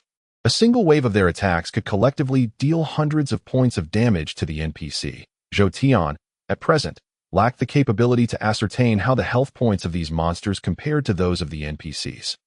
Yet, from his prior gaming experience, he remembered that players below level 10 generally possessed health points not exceeding 100. Thus, inferring from the player's health, Zhou Tian was certain that the NPC's health could not exceed 1,000. With this understanding, the skeletal archers posed a legitimate threat to the formidable NPC. Indeed, following Zhou Tian's order, the initial wave of attacks from the skeletal archers inflicted significant damage upon the NPC. It was impossible for Zhou Tian and his skeletal archers to remain unnoticed. Yet, based on the typical behavior of monsters, the NPC had not anticipated that Zhou Tian would employ the skeletal archers for a barrage-style ranged assault. In that moment, unable to evade the onslaught, the NPC, regardless of his formidable prowess, found himself unable to escape the sudden attack. As a result, under the assault of Zhou Tian's skeletal archers, the NPC's health was swiftly depleted by more than half. Had it not been for his extraordinary strength and health exceeding that of an average NPC, he would have succumbed to the damage inflicted by this attack. However, even if the NPC was temporarily unharmed, should he choose to remain passive, it was evident that Zhou Tian's next command could very well lead to his demise. Sensing the imminent threat, the NPC dared not linger in place. Almost instantly after enduring the barrage of bone arrows, he surged towards Zhou Tian and his forces. Given the NPC's strength, if he had truly wished to retreat, the likelihood of Zhou Tian's forces detaining him would have been minuscule, once the distance between them widened. Even though the skeletal archers had a considerable range, they would no longer pose a threat. Yet, it was clear that the NPC could not relinquish his responsibilities, opting instead to take a risk and fight. Although Zhou Tian typically refrained from stepping into the fray, he was among the few capable of commanding such a multitude of skeletal archers, aside from the Skeleton King himself. Now, with the Skeleton King thoroughly subdued by the NPC, Zhou Tian had no choice but to intervene personally to wield the power of his skeletal archers that in this situation. Even if the NPC was unaware that Zhou Tian was behind the prior troubles the village had faced, he could discern that Zhou Tian was the one commanding the skeletal archers who now posed a threat. Capture the leader first. The NPC surmised that if he wished to remain, he would have to take down Zhou Tian. Only by subduing Zhou Tian could he fundamentally restrict the actions of the skeletal archers and ultimately secure a glimmer of hope for the village. It must be noted that the NPC's assessment of the situation was astute. The two principal threats to the village were indeed Zhou Tian and the Skeleton King. If they could eliminate these two formidable bosses, the half-orcs and skeletons would surely disband into chaos. Despite the challenges they would face, the NPCs, leveraging their advantages, could ultimately force the half-orcs and skeletons out of the village. Albeit at a steep cost, the Skeleton King, despite his authority, was limited in capability and could not lead the monsters to victory. Moreover, while the Skeleton King had narrowly escaped death in previous battles, he was now on the brink of collapse. In such a state, if the NPC could subdue Zhou Tian, the village's peril would be alleviated. However, the NPC's plan, while sound, would not be easily executed. Chapter 33. Occupying the Enemy Village. Why did Zhou Tian dare to step forward at this juncture? Beyond necessity, the primary reason was that he understood clearly that as long as the NPC remained standing, the other NPCs would be powerless to threaten him. Recognizing that the NPC was his sole threat, how could Zhou Tian afford to grant him the opportunity to approach? Thus, as the NPC charged towards him, Zhou Tian issued a command, and suddenly, hundreds of figures appeared before him. To ensure his safety, Zhou Tian had made ample preparations for his guard, which included not only several hundred skeletal archers, but also an equal number of skeletal, half-orc, warriors. The NPC prepared to confront him. Zhou Tian's guards were ready to spring into action. Kill. Although the NPC's ability to completely suppress the Skeleton King indicated his formidable strength, the ordinary small bosses lacked the intelligence to feel fear. And Zhou Tian's authority left them no choice but to obey his commands. Thus, despite the evident strength of their adversary, Zhou Tian's guards charged forward, weapons drawn. Faced with the onslaught of hundreds of monsters, the NPC hesitated momentarily, yet something stirred within him, and his expression shifted from uncertainty to determination. Gritting his teeth, the NPC surged towards Zhou Tian's guards. Kill. It must be said that the NPC's prowess was indeed remarkable, had it not been for Zhou Tian's strategy of employing skeletal archers as a battalion. Their mission would likely have faced insurmountable challenges. At the very least, it would have been impossible for Zhou Tian to force the NPC into such a dire predicament. Having resolved to act, The NPC unleashed his terrifying strength upon Zhou Tian's guards. The sword energy released by the NPC sliced through the throng of monsters. Any creature caught in its path, be it half-orc warrior or skeletal warrior, was cleaved in two. In a mere instant, the death toll among the monsters surged into the dozens. However, despite the NPC's notable lethality, he remained surrounded by the relentless throng of monsters.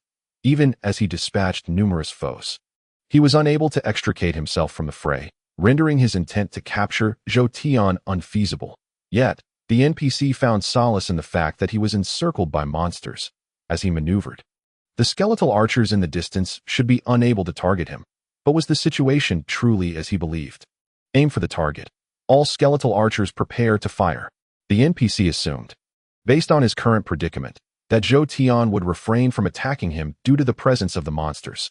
Little did he realize that even while he had dominated the Skeleton King, Zhou Tian had never hesitated to direct the skeletal archers against him. In fact, the Skeleton King's silence could very well be attributed to having been struck by an arrow. For Zhou Tian, he could completely disregard even the Skeletal King, his ally. Thus, how could he possibly harbor any reservations about the mere monsters caught in the fray? With a commanding order from Zhou Tian, the skeletal archers swiftly drew their bows. Release. At the moment Zhou Tian's command was issued, the skeletal archers loosed their bone arrows. Consequently, hundreds of bone arrows descended upon the NPC target, faced with such a rain of arrows for the first time. The NPC, relying on his health points, endured the onslaught.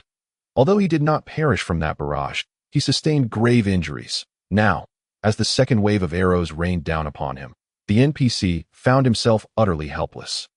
As the arrows fell, several nearby monsters were pierced with bone arrows. Those fortunate enough might still cling to life, while the unfortunate were rendered akin to porcupines under the previous volley. Even the monsters who were merely collateral damage met a similar fate, leaving the outcome for the targeted NPC all too predictable. Despite his remarkable strength, the NPC could only deflect a majority of the bone arrows with his longsword. However, his prowess had yet to reach a level where he could ignore the tactics of sheer numbers. Thus, even after blocking a significant portion of the arrows, flaws in his defense inevitably led to many bone arrows striking him. Given the NPC's condition at that moment, he lacked the capacity to withstand a second wave of bone arrows. Ultimately, despite his unwillingness, the NPC fell to the skeletal archers, having been pierced by nearly 100 arrows. Approaching the fallen NPC, Zhou Tian ignored the look of resentment in his eyes and contemptuously kicked him to the ground, casually stepping over his corpse as he made his way toward the Skeletal King. The NPC guardian is dead. Everyone is free to act. Cleanse the village of all NPCs. Within an hour, I want complete control of this village. Roar. The monsters, though not particularly intelligent, grasped the meaning of Zhou Tian's command after a series of roars. They dispersed immediately. As Zhou Tian had asserted, the reason the NPC village had remained unassailable was indeed due to the monsters' inability to leverage their strengths effectively. However, the primary reason those NPCs could hold their ground against the monsters was their reliance on the might of their strongest members. In the NPC village Zhou Tian and his forces were attacking, they depended on the very NPC warrior who had now fallen in battle. With that NPC warrior present, no faction of monsters could hope to conquer their village, as long as a boss emerged. The NPC warrior could dispatch it. Conversely, monsters without a boss leader appeared as nothing more than lambs for slaughter to the strategically minded NPCs, now that the guardian of the NPC village lay dead. The morale of the remaining NPCs would undoubtedly suffer a significant blow. Furthermore, without the protection of that NPC guardian, the combined efforts of the other NPCs stood no chance against the monstrous army led by two formidable bosses. As Zhou Tian ordered the monsters to scatter, the NPC village swiftly transformed into a veritable hell on earth. The NPC's responses were even more pitiful than Zhou Tian had anticipated upon their guardian's demise. They lost all will to fight. Faced with the overwhelming threat of numerous monsters, some NPCs fled, while others recklessly charged into battle, yet organized resistance was nearly non-existent. The outcome is sealed. Under the prevailing circumstances, the conquest of the NPC village was merely a matter of time. As he observed the situation unfold, Zhou Tian breathed a sigh of relief and turned his attention to the Skeletal King. Chapter 34. The Envoy. Thank you sincerely, Commander, for saving my life. Upon meeting Zhou Tian again, the Skeletal King's demeanor was markedly more amicable. Firstly, Zhou Tian's strategic foresight prior to the conflict had proven his intellect superior. Secondly, his act of saving the king's life had made a significant impact. Thus, oblivious to Zhou Tian's true intentions, the Skeletal King regarded him as his savior. Zhou Tian, having noticed the change in the king's attitude, now subtly tinged with a hint of submission, found his earlier feelings of dissatisfaction for not having slain him somewhat alleviated. Since we are allies, it is only natural that we assist one another. Saving you is simply the right thing to do. There is no need for such formality. After a brief pause, Zhou Tian surveyed the NPC village and remarked, speaking of which, we have successfully captured this village. What do you believe the Blood Moon sect will reward us for our achievements? I believe we shall be granted a territory. After all, to my knowledge, no faction has managed to seize NPC land in the past decade. Although this NPC village is modest, our ability to shatter a 10-year streak of inaction will surely earn us ample rewards from the sect leader. I would prefer not to receive just territory, while we can seize land if necessary. Obtaining other forms of assistance would expedite our growth significantly. However, at this point, Zhou Tian refrained from discussing further with the Skeletal King, fully aware that, given the king's intellectual capacity, any elaboration would likely be lost on him. Thus, under Zhou Tian and the Skeletal King's indifferent watch, the conflict between the monsters and NPCs ultimately drew to a close, although the events did not unfold precisely as Zhou Tian had envisioned. His strategy still led to the successful capture of the NPC village. Throughout this ordeal, every NPC residing within the village, along with the nearby players, met their demise without exception. In this battle, aside from the Skeletal King sustaining injuries and over 10,000 monsters falling, Zhou Tian's forces incurred no further losses. In the realm of humanity, a surprise attack resulting in such devastation would be deemed a complete failure.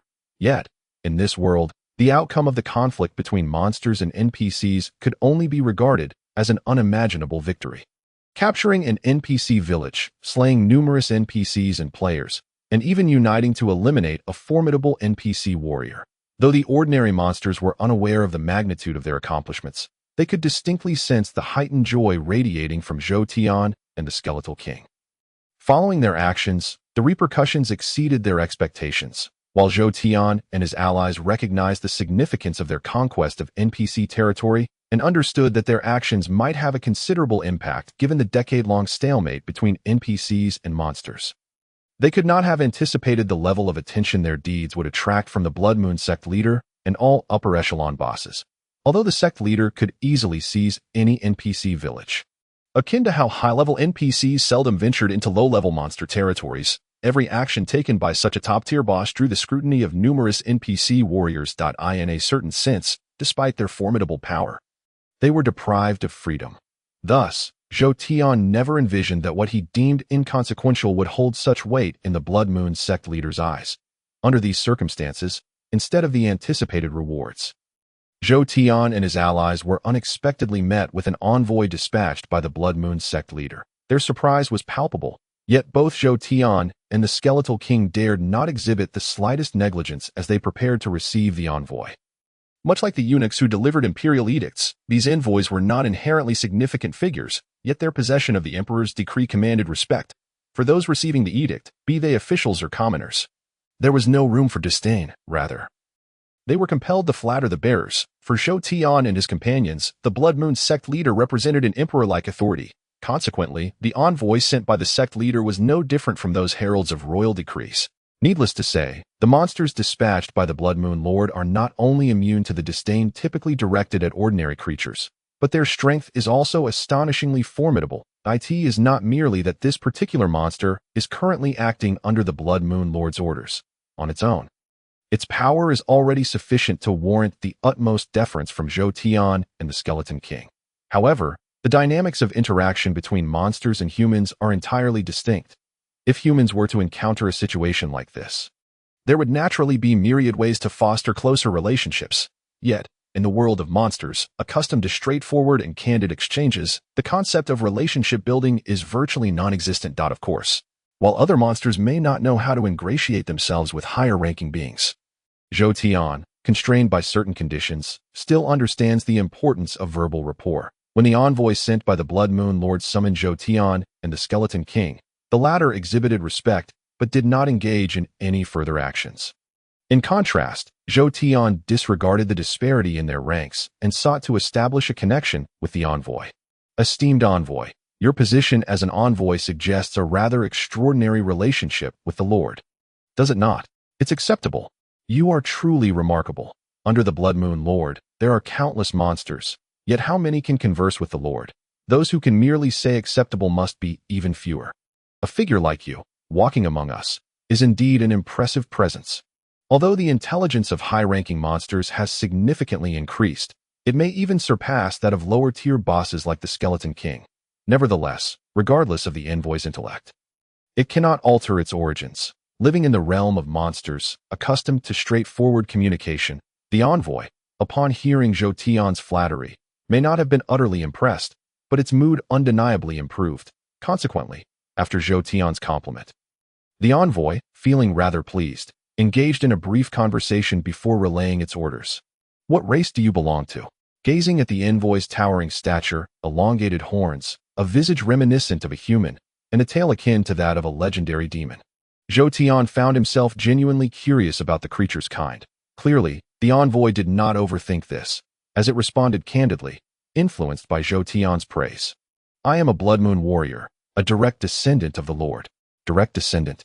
Then your strength must be formidable. It's reasonable, approximately, at level 125. After a brief pause, as if realizing Zhou Tian might not grasp the implications of its words, the envoy hastily added, because you are situated in the novice zone. You may not be familiar with certain matters in our realm. We categorize strength based on the levels of those celestial outsiders, also known as players. Generally, without accounting for their equipment and skills, we understand their levels and corresponding strengths, allowing us to classify our own abilities accordingly. That is truly impressive. I never anticipated the vast disparity between our humble locale and your realm, Zhou Tian remarked, naturally inclined to flatter the envoy further after processing this newfound information. Subsequently, with Zhou Tian's subtle probing, the unsuspecting envoy gradually divulged much information that Zhou Tian had previously been unaware of, while Zhou Tian yearned to learn more, regrettably. Despite the envoy's favorable disposition towards him, it did not lose sight of its purpose. After exchanging a few words with Zhou Tian, it directly delivered the message from the Blood Moon Lord to both Zhou Tian and the Skeleton King. Chapter 35. The choice, originally, for branches like yours that have rendered service, the Lord could directly decide the nature of your rewards. However, due to the significant contributions you have made this time, coupled with the fact that your actions allowed the Lord to gain recognition among other leaders, he has decided to grant you an opportunity for choice. With that, the envoy adopted a serious demeanor and addressed Zhou Tian and the others. You now have 3 options. The first choice is that the Lord can bestow upon you a territory worth 100 times that of your village. The second choice is that the Lord can grant you a certain amount of experience along with various miscellaneous rewards. The third choice, should you forfeit this reward, is that the Lord is willing to allow you to participate in this year's decisive battle. Upon stating this, the envoy laid bare the Blood Moon Lord's intentions for Zhou Tian and his companions. Decisive battle. Clearly, given Zhou Tian and the Skeleton King's credentials and strength, they found themselves entirely unfamiliar with matters typically reserved for higher-ranking monsters. In this context, they were utterly perplexed by the envoy's mention of a decisive battle. Observing their bewildered expressions, the envoy seemed to recall their circumstances and promptly apologized, saying, "My apologies. I almost forgot that you have not participated in a decisive battle before, so you are not well acquainted with it. Allow me to explain the details of this decisive battle." The envoy continued, "Currently, over 90% of the land has fallen under the control of our various branches. We were on the cusp of unifying the world when unexpectedly, the NPCs, aided by their cities and skilled warriors, severely hampered our efforts to swiftly defeat the NPCs and to prevent them from regaining strength. We organize an assault on a major NPC city each year to deplete their active forces that we refer to this operation as the decisive battle. Historically, those who participated were predominantly powerful branch members, given your location in the novice zone. You may not have heard of it. Clarify, the Lord's proposal is not intended to send you to your demise. While the NPCs boast numerous skilled fighters, there are also many ordinary NPC soldiers. Throughout the decisive battle, all contributions made will yield tenfold rewards compared to usual. Therefore, if you truly choose to partake in the decisive battle, as long as you possess confidence in making a contribution. The eventual rewards will undoubtedly surpass the first two options. Upon hearing the envoy's words, Zhou Tian felt a resolute decision forming within him. However, he remained silent, choosing not to voice his choice at that moment. While Zhou Tian pondered, the Skeleton King, without hesitation, boldly declared, "I choose to participate in the decisive battle." After a moment of contemplation, Zhou Tian unhesitatingly responded, "I choose the second reward." "Very well, now that you have made your choices. Half-orc commander, please step forward." "Yes." Upon hearing the envoy's command, Zhou Tian promptly stepped forward. As had been the case when he was still a half-orc warrior receiving rewards from a half-orc warrior, the envoy, without further ado, placed its weapon upon Zhou Tian's shoulder, and a surge of immense experience flooded into him. Simultaneously, a wealth of information suddenly filled Zhou Tian's mind. He did not immediately process this influx of knowledge, understanding that what was now his could be digested at his leisure. However, given the Skeleton King's choice, he felt compelled to see the envoy and the Skeleton King off, with a sense of inexplicable emotion. Zhou Tian bid farewell to the envoy and the Skeleton King. Only when the Skeleton King vanished from his sight did Zhou Tian reveal a hint of regret. Zhou Tian found no surprise in the Skeleton King's decision. Its nature had long dictated that it would opt for choices closely tied to combat. Among the three options presented by the Blood Moon Lord, the Skeleton King was undoubtedly drawn to the third, a choice Zhou Tian could fully comprehend. However, even though he was not taken aback by the Skeleton King's decision, he still felt an undeniable sense of loss when the Skeleton King departed. Was the third choice offered by the Blood Moon Lord truly a reward? Perhaps so, in the case where Zhou Tian's strength was entirely insufficient.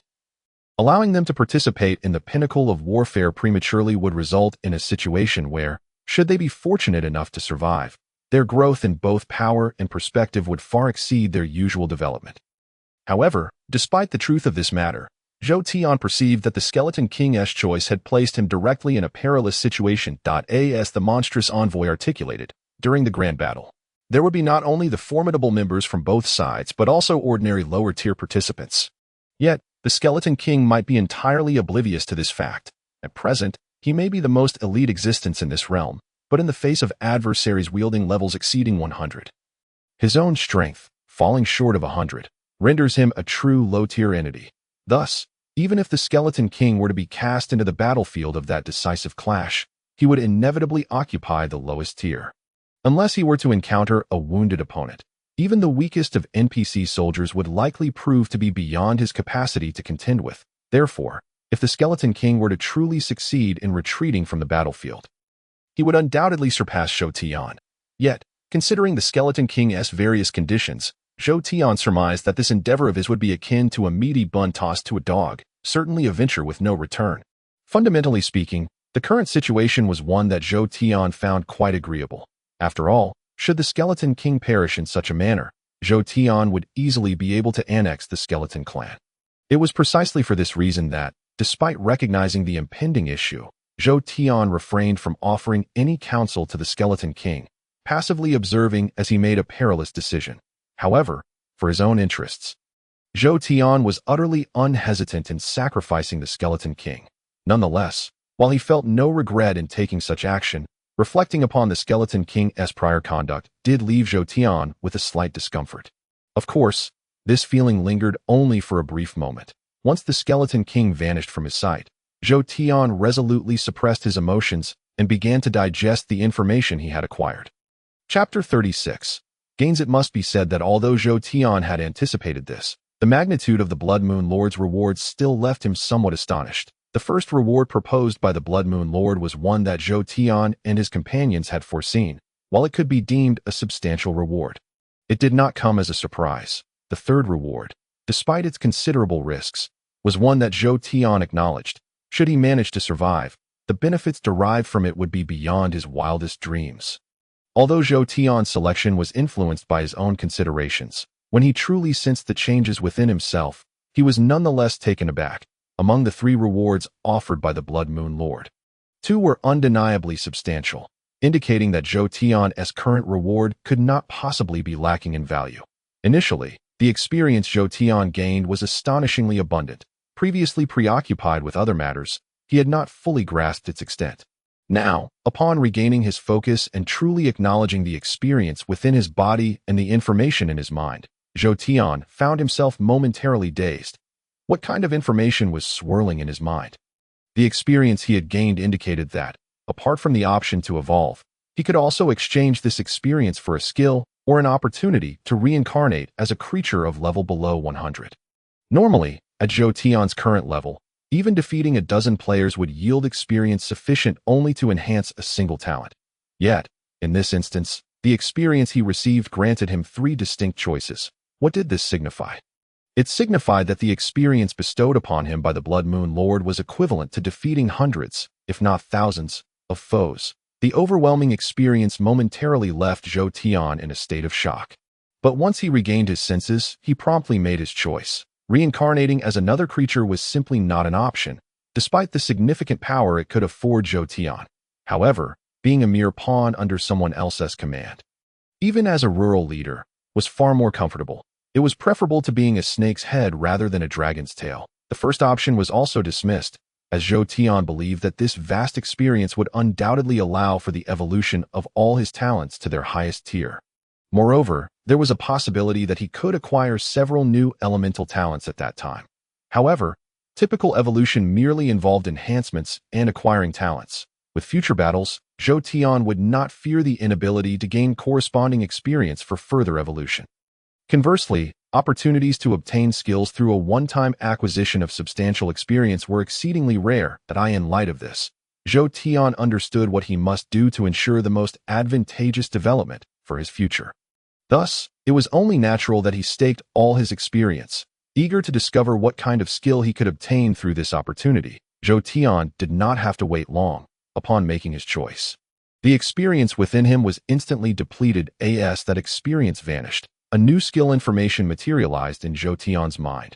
Revive can be used once every 5 minutes to resurrect a monster that has died within the past hour, provided its body remains intact.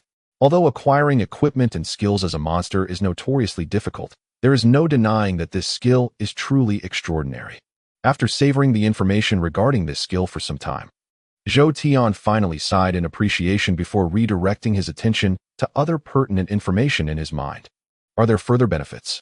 Zhou Tian was once again taken aback, having already felt he had profited immensely from the substantial experience reward. He was now astonished to find that the Blood Moon Lord had, without requiring him to expend experience, granted him an auxiliary skill. This ability, though not particularly remarkable, enabled Zhou Tian to observe health points.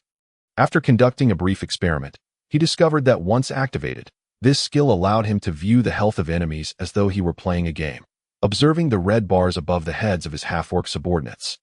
Zhou Tian realized that while this skill may lack overwhelming power, its utility to the user could surpass that of many formidable skills that in addition to the health observation skill. The Blood Moon Lord also divulged a wealth of information that Zhou Tian had previously been unaware of. For instance, Zhou Tian learned that once their territory reached a certain level of occupation, the half-orc clan could either redefine their positions or evolve into another type of creature altogether, simultaneously, whether intentional or not. The Skeleton King had included information related to independence in the details he provided to Zhou Tian. According to the information in Zhou Tian's mind, once he reached a certain level of power, he could directly annex the Blood Moon clan, thereby usurping their position. Naturally, if Zhou Tian lacked the requisite strength but still wished to establish independence, he would need to locate a specific item to make it possible: the magic pool. The magic pool is fundamental to a monster faction. Zhou Tian had known since becoming a minor boss that the birth of monsters relied entirely on this pool. However, it was only after receiving more information from the Blood Moon Lord that Zhou Tian comprehended the true significance of the magic pool. While he had previously recognized its importance, his lowly position had rendered him powerless to achieve independence, and thus he had not delved deeply into its study. Consequently, Zhou Tian's understanding of independence and the magic pool was admittedly limited. Yet now, for reasons unbeknownst to him, the Blood Moon Lord not only refrained from concealing information about the magic pool, but also explicitly informed Zhou Tian of the methods required to construct it. According to the information in Zhou Tian's mind, the first step to building a magic pool was to locate an embryo. Only upon obtaining this embryo could the construction of the magic pool proceed. The embryo of the magic pool was an object Zhou Tian knew nothing about. Referred to as the core of the demon God, in his mind's eye, Zhou Tian could envision the appearance of such an item. But honestly, he could not recall when he had ever encountered something resembling it. However, for Zhou Tian, the concept of independence was somewhat premature at this stage of his life, given that he lacked the strength to pursue such matters. He felt no need to dwell on them, leading him to gently set aside the issue of the demon transformation pool. The reaction of the Blood Moon sect leader exceeded Zhou Tian's expectations, and the rewards bestowed upon him were entirely unforeseen. Although Zhou Tian harbored concerns regarding the leader's ulterior motives, he found himself powerless to ponder them further without understanding the intent behind them. Ultimately, he could only suppress these worries within his heart. Nevertheless, regardless of his apprehensions, Zhou Tian's recent endeavors had proven to be immensely profitable. Not only had his personal strength seen considerable advancement, but the number of half-orcs under his command had also surpassed their previous count. Thanks to the leader's support, if one were to consider the potential assimilation of the skeleton race, Zhou Tian could hardly fathom that a mere plan would yield such a significant enhancement to the strength of the half-orc tribe he commanded. In the ensuing months, Zhou Tian did little besides training his half-orc subordinates to improve their commandability. He refrained from provoking either players or NPCs that as a result. He patiently waited for several months until news of turmoil within the skeleton race prompted him to take action. Chapter 37. Betrayal. Zhou Tian was keenly aware of what the Skeleton King's earlier choice signified. Therefore, following the king's departure, he refrained from making any definitive moves, biding his time for the current outcome. Should the Skeleton King prove fortunate enough to survive after retreating from the battlefield, Zhou Tian, now significantly stronger, would not dare to confront him directly. Thus, whatever choice Zhou Tian ultimately made would come as no surprise, even if it entailed aligning himself with the skeleton race. However, it was evident that while the Skeleton King possessed a commendable character, his luck was not extraordinary enough to defy the odds. As Zhou Tian anticipated, after a period of perseverance, the Skeleton King found it exceedingly difficult to survive in such a fierce confrontation. With the king now deceased, Zhou Tian, devoid of any reservations about the outcome, recognized that it was time for him to unleash his full potential. In the past, when the Skeleton King was alive and their strengths were comparable, Zhou Tian had maintained amicable relations with the skeleton race. However, now that the skeleton's strength had waned in comparison to his own half-orc tribe, Zhou Tian could not afford to overlook such a golden opportunity. Thus, upon receiving news of the ascension of the new Skeleton King, he wasted no time in initiating his plan. Zhou Tian employed the same tactics as before. Given the skeleton race's structural characteristics, his methods, though somewhat cliché, were indeed suitable for countering them. The moment he acted, Zhou Tian experienced immediate success. It must be said that his style of operation rendered him a thoroughly cunning figure in the realm of monsters. At least in the eyes of the skeleton race members. Even the newly appointed Skeleton King regarded Zhou Tian as an ally, and under such circumstances, the skeletons could not possibly be overly cautious against him. Consequently, without any defenses in place, the entrance to their lair was swiftly blocked by Zhou Tian and his half-orc warriors. "Commander, what is your intention?" Upon witnessing Zhou Tian lead a large contingent of half-orcs to block their entrance, the skeletons, momentarily dazed, posed a rather simplistic question to him. "I come bearing a message for your new king. Today, he faces a choice: submit or perish." Zhou Tian's proclamation instantly transformed the atmosphere. Even the most dim-witted skeletons understood the gravity of Zhou Tian's declaration. Realizing his purpose, the skeletons could not suppress their rage.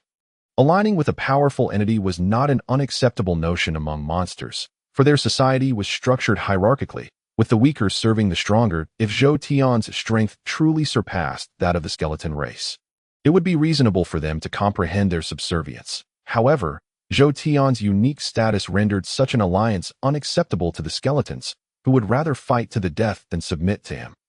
Betrayal was deemed disgraceful, especially within the monster community. If both parties were allies, they were expected to support one another unwaveringly. Yet Zhou Tian, far from fulfilling his obligations as an ally, had chosen to attack, while the skeleton race's new king assumed power. Such actions were utterly intolerable to them. Regardless of the skeleton's indignation, Zhou Tian had made his decision and would not waver for any reason. Thus, upon observing their reaction, he wasted no time and, anticipating their response, commanded an assault. While some half-orcs disapproved of Jotion's methods, he remained their leader, and regardless of their sentiments, they were compelled to obey his orders. His command. His half-orc warriors adeptly positioned themselves at the cave entrance, effectively sealing it off. At this juncture, even if the newly appointed Skeleton King harbored alternative plans, the existing circumstances left him no choice but to engage in battle, at least after dispatching a portion of their members to relay information. The majority of the lesser skeleton warriors, under the leadership of a valiant skeleton, charged toward Jotion and his forces. However, given Jotion's current might and the skeleton race's lack of preparedness, their efforts were utterly futile. With Jotion exploiting their vulnerabilities, it was clear that the skeleton race was destined to suffer another significant defeat. In the past, when the skeleton race was 2 tiers weaker than the half-orc tribe, Jotion had nearly vanquished them by capitalizing on their weaknesses. Although he ultimately chose to deceive the Skeleton King into an alliance for his own survival, the outcome had effectively led to the skeleton race's defeat. Now, not only had the shift in leadership weakened the skeleton race's overall strength, but the gap between their power and that of Jotion's half-orcs was no longer substantial, with both sides exploiting the skeleton race's vulnerabilities. Jotion's augmented strength rendered the conquest of the skeletons a trivial endeavor. Interestingly, Jotion refrained from consolidating all his elite forces to blockade the entrance. Instead, he retained half of his troops while dispatching the remainder to seize the skeleton race's territories.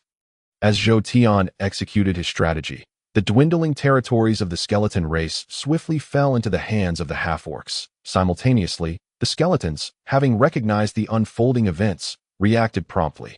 Following their previous encounter, they understood the dire implications of allowing Jotion to seize control of their weaknesses.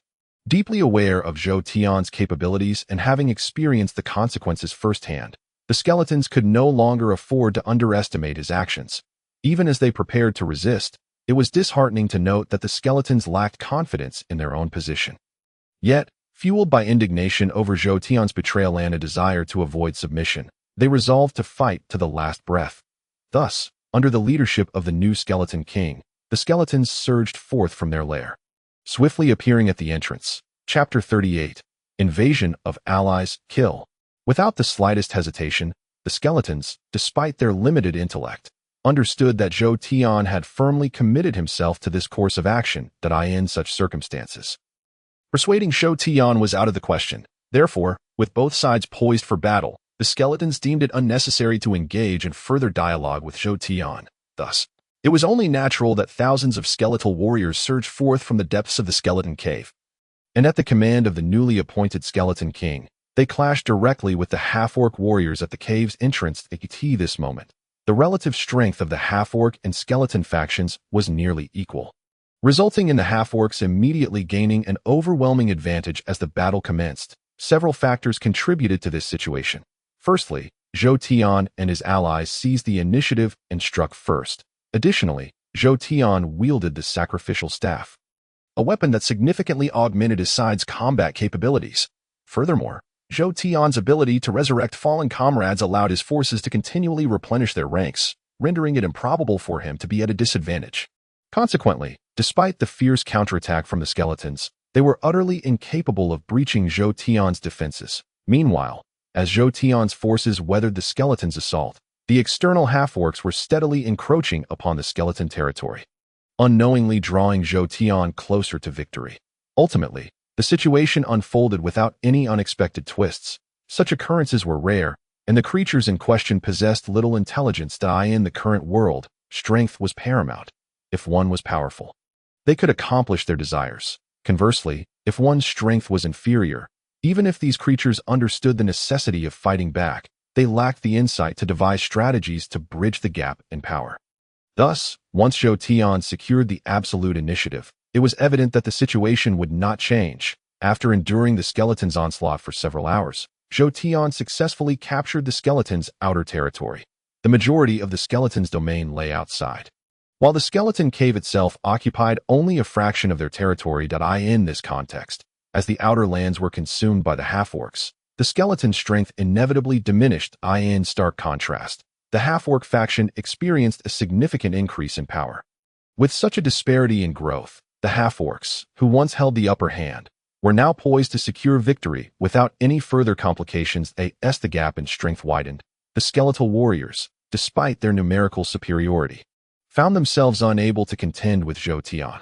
Though reluctant to admit it, they understood that, given the current circumstances, their defeat was merely a matter of time. Undoubtedly, the skeletons felt a sense of resentment towards their predicament. Even though they recognized that surrendering would be the wisest course of action, not a single skeleton among them harbored intentions to capitulate. Faced with the impossibility of opposing Zhou Tian, they gritted their teeth and resolved to retreat entirely into the skeleton cave. Zhou Tian furrowed his brow, astonished by the skeleton's reaction. Having cornered them to such an extent, he had already considered them trapped like fish in a barrel. Yet, despite having established a clear advantage, he did not anticipate their stubbornness, which would inevitably lead to further complications for him. Regardless of his mood, Zhou Tian was resolved to press on without mercy, having brought the situation to its current state. Thus, as the skeletons retreated en masse, he issued a command for pursuit without hesitation. One must chase the retreating enemy. One cannot rest on their laurels. Zhou Tian would not grant the skeletons a moment's respite, for a considerable portion of his success stemmed from their unexpectedness. Although he had caught the skeletons off guard this time, it did not guarantee that he would always possess such opportunities in the future. Therefore, having established the upper hand, Zhou Tian intended to seize this moment to secure a decisive victory. As Zhou Tian and his forces pursued with fervor, the unfolding events astonished even him. The skeletal warriors likely never anticipated that they would find themselves in such dire straits. Thus, when the conflict erupted, they were ill-prepared for the aftermath of defeat. Caught off guard by their sudden downfall, how could they possibly respond effectively while being pursued? Consequently, under Zhou Tian's leadership, the half-orcs engaged in a relentless pursuit. And although the skeletons attempted to mount some form of resistance, the vast disparity in strength rendered their efforts futile. Within merely a day, the first level of the skeleton cave was entirely under Zhou Tian's control. As the stronghold of the skeleton faction, the cave housed numerous skeleton warriors but occupied a relatively small area. Not only did the skeleton cave encompass a minor portion of their territory, but it also comprised only 2 levels. With Zhou Tian having secured the first level, the skeleton warriors were effectively cornered into their final bastion. Having lost nearly all their territory, the skeleton strength had been severely diminished. In contrast, Zhou Tian's forces were bolstered by the annexation of the skeletons' lands. When one considered the situation, the half-orcs and skeletons were no longer in the same league. Given the circumstances, Zhou Tian should have faced no significant challenges in subduing the skeletons. However, the task that had appeared so straightforward unexpectedly encountered considerable difficulties. Much like when the half-orcs had once found themselves outmatched by the skeletons yet managed to trap them within the skeleton cave. The battle within the cave's first level presented little advantage for the skeletons to exploit. With their strength inferior to Zhou Tian's forces, their swift defeat was not surprising. Yet, when the skeletons retreated to the second level of the cave, they demonstrated a tenacity that, despite the disparity in strength, succeeded in keeping Zhou Tian's half-orc warriors at bay. Chapter 39. The Blood Moon cult leader's adversary determined to halt Zhou Tian's advance with their very lives. The skeletons, resolute in their decision, suffered significant casualties with each passing moment. Nevertheless, despite the half-orcs now possessing superior strength, they were still unable to penetrate the defenses of the skeletons. Once the conflict reached that critical juncture, it devolved into a war of attrition. Nonetheless, given the current circumstances, Zhou Tian had no cause for concern as long as the battle continued. The half-orcs, who held the upper hand, would inevitably triumph over their adversaries. Although the endeavor required more effort than Zhou Tian had initially anticipated, capturing the skeletons would still fulfill his original objective. Sensing that the tide had turned in his favor, Zhou Tian chose not to linger. Especially when compared to the former Skeleton King, who had perished in battle, the newly ascended Skeleton King was, without a doubt, far less formidable. Firstly, due to the previous Skeleton King's demise, the skeletal sides they once wielded had fallen into disarray.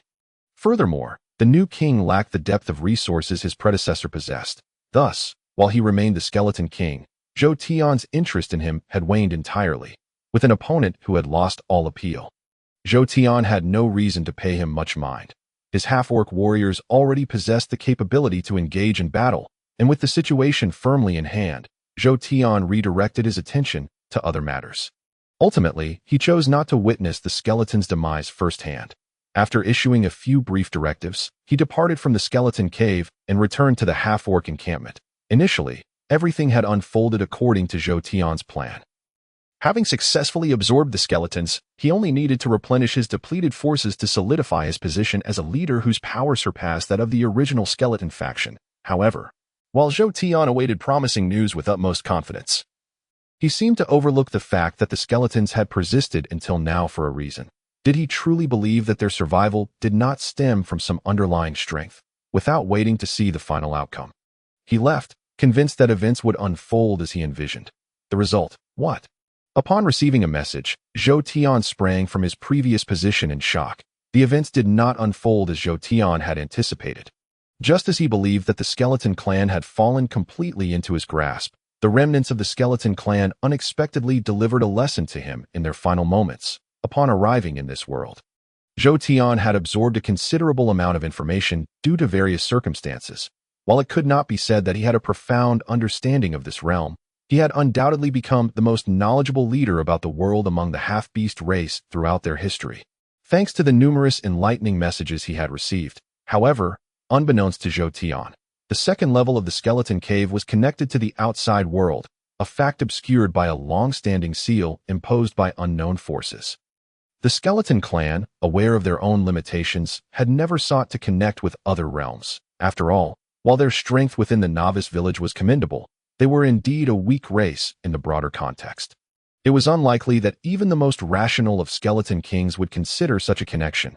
Yet, when faced with the imminent threat of annihilation, the skeleton clan resorted to desperate measures as they retreated into the skeleton cave. They not only defended against the onslaught of the half-beast race, but also pooled their collective strength to break the seal. Ultimately, leveraging their familiarity with the seal, the skeleton clan managed to shatter it just before the last of their members perished in the onslaught. When the seal was finally broken, the once tranquil battlefield was irrevocably altered. Without surprise, the half-beast race showed no intention of sparing them, and the monstrous entities that emerged from the skeleton cave did not extend their mercy either. In the wake of this upheaval, the skeleton clan found themselves caught in a pincer attack, leading to their utter annihilation. However, the significance of their demise paled in comparison to the immediate crisis it posed for Zhou Tian. Who could have foreseen that the depths of the skeleton cave would be linked to the outside world, particularly to a faction under the dominion of the Lord of the Underworld? The Lord of the Underworld, a formidable ultimate boss rivaling the Blood Moon Sovereign, was characterized by his status as an undead being, ruling over a legion of undead minions, while not all undead affiliated with him. He undeniably stood among the pinnacle of their kind. Though Zhou Tian's personal strength and the Lord of the Underworld's power were ostensibly unrelated, the information he had gathered revealed the dire nature of his predicament. Insights acquired from the Blood Moon Sovereign indicated a profound enmity between him and the Lord of the Underworld, while it was feasible to maintain a semblance of restraint due to the presence of various NPCs. The underlying tensions dictated the conduct of their respective factions. Had Zhou Tian been contending with a different lord, he might have enjoyed a degree of peaceful coexistence after claiming the skeleton cave. However, the antagonism between their leaders assured that harmonious relations with these newly arrived neighbors would be an arduous endeavor. In fact, even before Zhou Tian could articulate his stance, the newly arrived undead minions had already begun to react. Whether due to their awareness of Zhou Tian's allegiance or the inherent nature of the Lord of the Underworld's minions, once the half-beasts had dispatched the skeleton clan, the undead showed no hesitation in turning their aggression towards Zhou Tian's forces. What followed was an overwhelmingly one-sided confrontation. Chapter 40. A formidable foe. After Zhou Tian annexed the territory of the skeleton clan, the strength of the half-beasts within his ranks had significantly improved. However, they had yet to fully assimilate this recent acquisition, compounded by the undeniable might of the undead. Consequently, the half-beasts soon found themselves at a disadvantage in battle against these formidable foes. Indeed, the disparity in strength was so pronounced that the half-beasts, rated between levels 12 to 20, were utterly overwhelmed by the undead, whose weakest members boasted at least level 20. In light of this imbalance, the half-beasts were easily vanquished, resulting in the loss of the second level of the skeleton cave to the invading undead. Had the number of undead been greater, or if the half-beasts had not fought to the death, Zhou Tian could have faced an even more catastrophic loss than merely ceding the skeleton cave's second level. Upon receiving the dire news, Zhou Tian wasted no time in rushing to the skeleton cave. The situation before him was not one he had wished to encounter. Prior to this upheaval, he had devised a rough plan for the growth of his forces, confident that he could enhance their power significantly. However, he never anticipated that such a drastic turn of events would occur while he believed he was in control. The emergence of the undead not only dealt a resounding blow to his expectations, but also posed a significant threat to the stability of his forces. Given the enmity between the Blood Moon's sovereign and the Lord of the Underworld, it was conceivable that the undead would view Zhou Tian as an adversary if the skeleton clan, once allies, could turn against each other. There was no reason for the undead to spare Zhou Tian, who was ostensibly weaker than them. Realizing the futility of regret, Zhou Tian maintained his composure as he arrived at the entrance of the second level of the skeleton cave. Instead of launching an immediate counterattack, he calmly began to strategize. Acknowledging his inferiority to the undead, he recognized that a direct confrontation was ill-advised, especially with the advantage they held, while he might contend with them in the future. At present, his only viable course of action was to seal off the entrance between the first and second levels of the skeleton cave. "Throw it," Zhou Tian commanded, and his squad of half-beast warriors heeded his call. Each lifting a half-meter diameter stone and hurling it towards the entrance, as stones rained down. Some of the combatants, both half-beasts and undead, fell victim to their own chaos. Yet, it was evident that Zhou Tian's actions had little impact on the ongoing battle. The half-beasts, bound by his orders, could not retreat, while the undead, seemingly unfazed by the loss of their comrades, continued to engage in combat with relentless fervor. Observing the scene, Zhou Tian felt a sense of helplessness. Although the skeleton cave appeared ordinary, its interior was inexplicably resilient. He had initially intended to demolish the entrance to prevent further incursions by the undead, yet found that the cave's stone walls were remarkably difficult to breach. Consequently, he reluctantly commanded his half-beasts to transport stones from outside to block the entrance. However, judging by the actions of his warriors, it seemed that achieving his objective of sealing the skeleton cave would not be an easy task. If not for the dire circumstances, Zhou Tian might have abandoned this endeavor altogether. Thus, even as he issued his desperate command, the results of their labor remained uncertain. However, the half-orcs under Zhou Tian continued to relentlessly hurl stone blocks into the lower entrance, one after another. Ultimately, this action persisted for nearly a day, and with an abundance of stones thrown at the entrance, the first and second levels of the skeleton cave were finally temporarily isolated. Yet what noise is that? Just as Zhou Tian sighed in relief, he was taken aback to hear faint sounds emanating from beneath the pile of stones. Initially, Zhou Tian assumed that the buried monsters were merely stirring. But as the sounds grew louder, he could no longer ignore the situation. "You all," just as Zhou Tian was about to command a half-orc warrior to investigate through the gap, he was astonished to see the lower entrance, which he had so painstakingly blocked, suddenly shrink downwards. Subsequently, the stones that had sealed the entrance slid into the interior of the second level of the skeleton cave like a cascade of water. What? Witnessing the scene, Zhou Tian was naturally taken aback. Only after the large number of stones vanished from his sight did he realize what had transpired. It turned out that while his method of blocking the lower entrance with stones was simple and effective, the undead creatures had also easily devised a countermeasure. Once the entrance was sealed, Zhou Tian could command the half-orcs to bring in stones from outside to trap the undead monsters in the second level of the skeleton cave. But those undead creatures could also mobilize their strength to remove the stones from where they had originally been placed. As a result, just when Zhou Tian believed he had successfully kept the undead monsters confined to the second level of the skeleton cave, the undead creatures moved the stones that Zhou Tian's half-orc warriors had brought in, rendering all of Zhou Tian's previous calculations futile.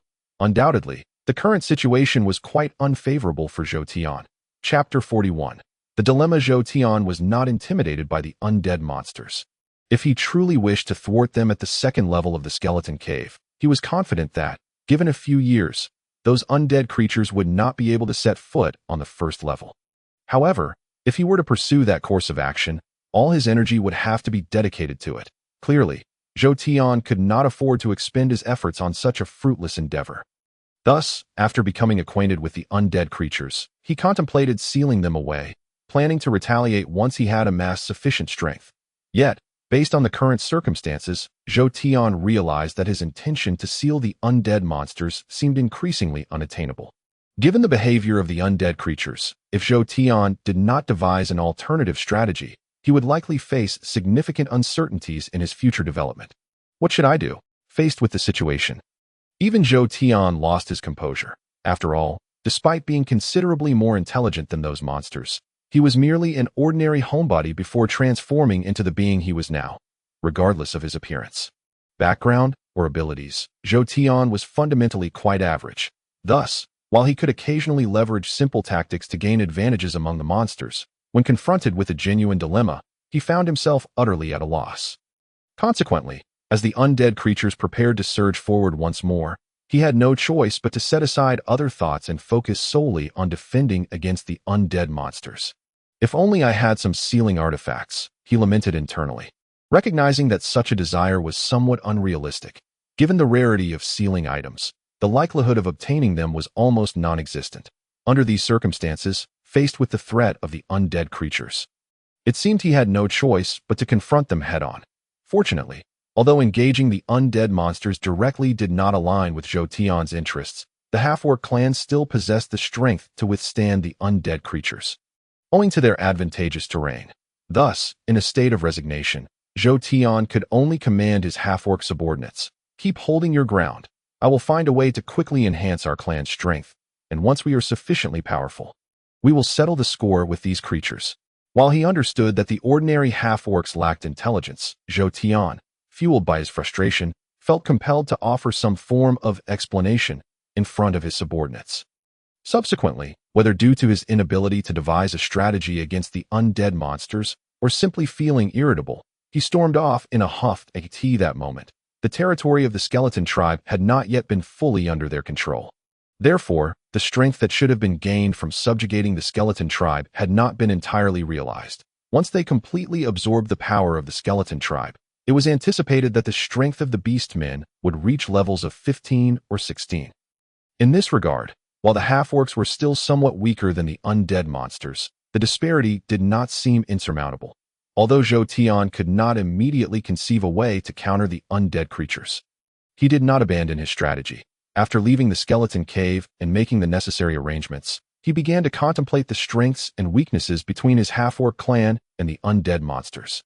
Upon conducting a simple assessment of their respective strengths, Zhou Tian felt a sense of relief. His greatest fear was that the strength disparity between the two sides was entirely disproportionate. If that were the case, it would mean he had no capacity for resistance against the undead creatures, and no matter how hard he tried, his foundation would ultimately be devoured by the opposing force. However, given the current situation, although Zhou Tian's strength was inferior to that of the undead monsters, he realized that with some effort, he could catch up to them. This realization instilled him with the courage to engage in combat. At the very least, Zhou Tian perceived that the undead monsters were not particularly challenging to deal with. Aside from their greater strength, they possessed numerous weaknesses compared to ordinary monsters. If Zhou Tian's strength had matched that of the undead creatures, he could have easily inflicted severe damage upon them, even if it meant abandoning the skeleton cave. Now, while Zhou Tian remained steadfast in his original decision not to engage the undead monsters until his strength caught up, he simultaneously began to entertain other plans. Zhou Tian could not afford to remain idle. Unlike battles against players and NPCs, if Zhou Tian were currently contending with NPCs or players, he would not be overly concerned about the losses incurred. As long as his half-orcs achieved merit, the Blood Moon Lord would naturally replenish his forces in such battles. As long as Zhou Tian did not face defeat, he would only grow stronger with each conflict. However, when battling the undead monsters, any losses would be significant. Even if the Blood Moon Lord and the Lord of the Underworld were at odds, that would not serve as a justification for aiding Zhou Tian.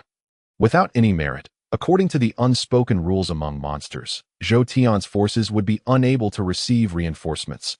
Thus, if Zhou Tian had no alternative actions, the number of his half-orcs would inevitably dwindle in the battle against the undead monsters.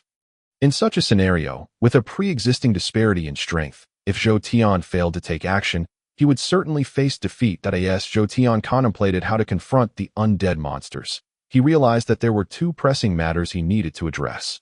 The first and most crucial issue was to find a way to replenish his troops, since he could not augment the ranks of those who had perished in battle against the undead monsters. He would need to seek reinforcements from other sources. Concurrently, Zhou Tian considered the second matter. Passive defense would never lead to victory. In light of this, while fending off the undead monsters, he needed to contemplate how to bolster his own forces. Although this matter was not immediately urgent, it needed to be prioritized before he could fully digest the power of the skeleton tribe. As Zhou Tian grappled with these thoughts, he realized that there were numerous considerations he needed to address regarding the future development of his half-orc clan. Faced with these challenges, although Zhou Tian felt overwhelmed, he ultimately had no choice but to lead his half-orc subordinates in tackling each issue one by one. Chapter 42.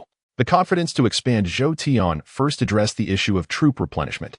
Given the current situation of the half-orc clan, their numbers were relatively sparse. Originally, Zhou Tian had intended to resolve this issue after subjugating the skeleton tribe, but he never anticipated the current turn of events. Now, they faced both a shortage of members within their clan and the necessity to contend with the undead creatures. Zhou Tian found himself in urgent need of addressing the issue of personnel. For only with sufficient forces could he hope to contend against those undead monstrosities. Fortunately, acquiring a formidable army was not an insurmountable challenge. By vanquishing a sufficient number of NPCs or players, he could summon new members from the Blood Moon Lord. Now that Zhou Tian had ascended to his current position, as long as he harbored the intent, he need not concern himself with who struck the first blow. By devising a strategy that ensured his orc subordinates would achieve merit, the reinforcements he received would undoubtedly fall under his command. In light of this, Zhou Tian naturally fixated his attention once more on the players. Why players, you might ask? This was simply because he enjoyed a significant advantage in confrontations with them. While NPCs posed fewer complications in terms of elimination, as a faction that had withstood the test of time against monsters. Their strength was well known. Zhou Tian had expended considerable effort to subdue a mere village. Now, faced with formidable foes, he had no need to provoke such rivals. Thus, when compared to NPCs, players emerged as Zhou Tian's most favorable targets. Firstly, leveraging his abilities, Zhou Tian could maximize the numerical superiority of the monsters, and with the addition of ambush tactics, as long as the players were not excessively powerful, they stood little chance against him. Moreover, players tended to be less cohesive than NPCs. Despite the inevitable retaliation that would follow the defeat of a group, they could never confront him as an entire community. Consequently, Zhou Tian could easily zero in on a specific segment of players as his primary targets. Identifying these targets was a straightforward endeavor. Although the indigenous inhabitants of this world might not encounter players easily, the sheer number of individuals engaged in this game meant that Zhou Tian could swiftly locate several groups of players journeying to the orc territory for monster hunting. Unsurprisingly, the ensuing events unfolded without a hitch. Zhou Tian himself did not even need to intervene. In merely employing a few minor tactics, those players found themselves entirely at the mercy of his orc minions. Ultimately, the situation progressed almost precisely as Zhou Tian had intended. After the demise of that group of players, it was only a matter of time before their guild sought retribution from Zhou Tian. However, due to the overwhelming advantages he possessed, no matter how many members the guild dispatched to his territory, they invariably met with total annihilation. What surprised Zhou Tian was the peculiar reaction from the players. Typically, in the realm of gaming, when a guild becomes embroiled with a boss, they would organize their forces to eliminate it unless there was a significant disparity in strength or if someone attempted to steal the kill. Such actions not only served to unify the guild's members, but also aimed at securing valuable loot from the boss. Yet, under the current circumstances, Zhou Tian had not exhibited overwhelming strength, yet the guild chose to retreat after suffering merely a few defeats. This unexpected turn of events forced Zhou Tian to abandon many of his plans prematurely. Furthermore, after dispatching those players, Zhou Tian was taken aback to discover that the Blood Moon Lord did not grant him any additional rewards. All the merits he had accrued were instead converted into the maximum troop reinforcements. Upon taking command of the newly arrived orcs, Zhou Tian's mind raced with thoughts of the implications behind this decision. It was evident that the Blood Moon Lord was aware of his situation. However, what perplexed Zhou Tian was the fact that, while the Blood Moon Lord may not be as formidable as the Lord of the Underworld, he was certainly not weak-headed. In light of the current situation, where the territories of the two factions were in close proximity, Could it be that the Blood Moon Lord was simply choosing to ignore the unfolding events? Or perhaps there was an unspoken understanding between the Blood Moon Lord and the Lord of the Underworld, viewing Zhou Tian's predicament as nothing more than a minor gamble, regardless of the scenario. None were to Zhou Tian's liking. Yet, given his lowly position, he recognized that even perceiving this situation as a chess game meant he was merely a pawn on the board, rather than pondering how to eliminate the players or outmaneuver the chess master. He resolved to focus on expanding his own power. With this mindset, Zhou Tian began to contemplate strategies for development. While he might not possess exceptional adaptability, given sufficient time for reflection, his ability to devise clever schemes was commendable. After assimilating a skeleton cave, Zhou Tian's orc tribe had become one of the dominant factions in the novice zone.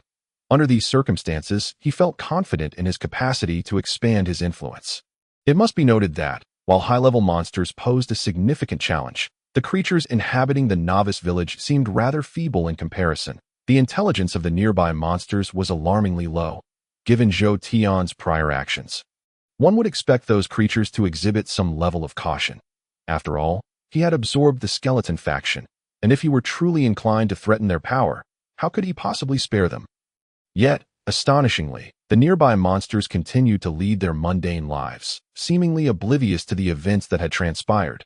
Based on their behavior, it was evident that, unless Zhou Tian provoked them, they would likely refrain from initiating hostilities. In Chapter 43, Zhou Tian identified his targets with clarity. The monsters surrounding him adhered to a philosophy of non-aggression. If one does not offend me, I shall not offend them. This realization instilled Zhou Tian with immense confidence regarding the prospect of overtaking them.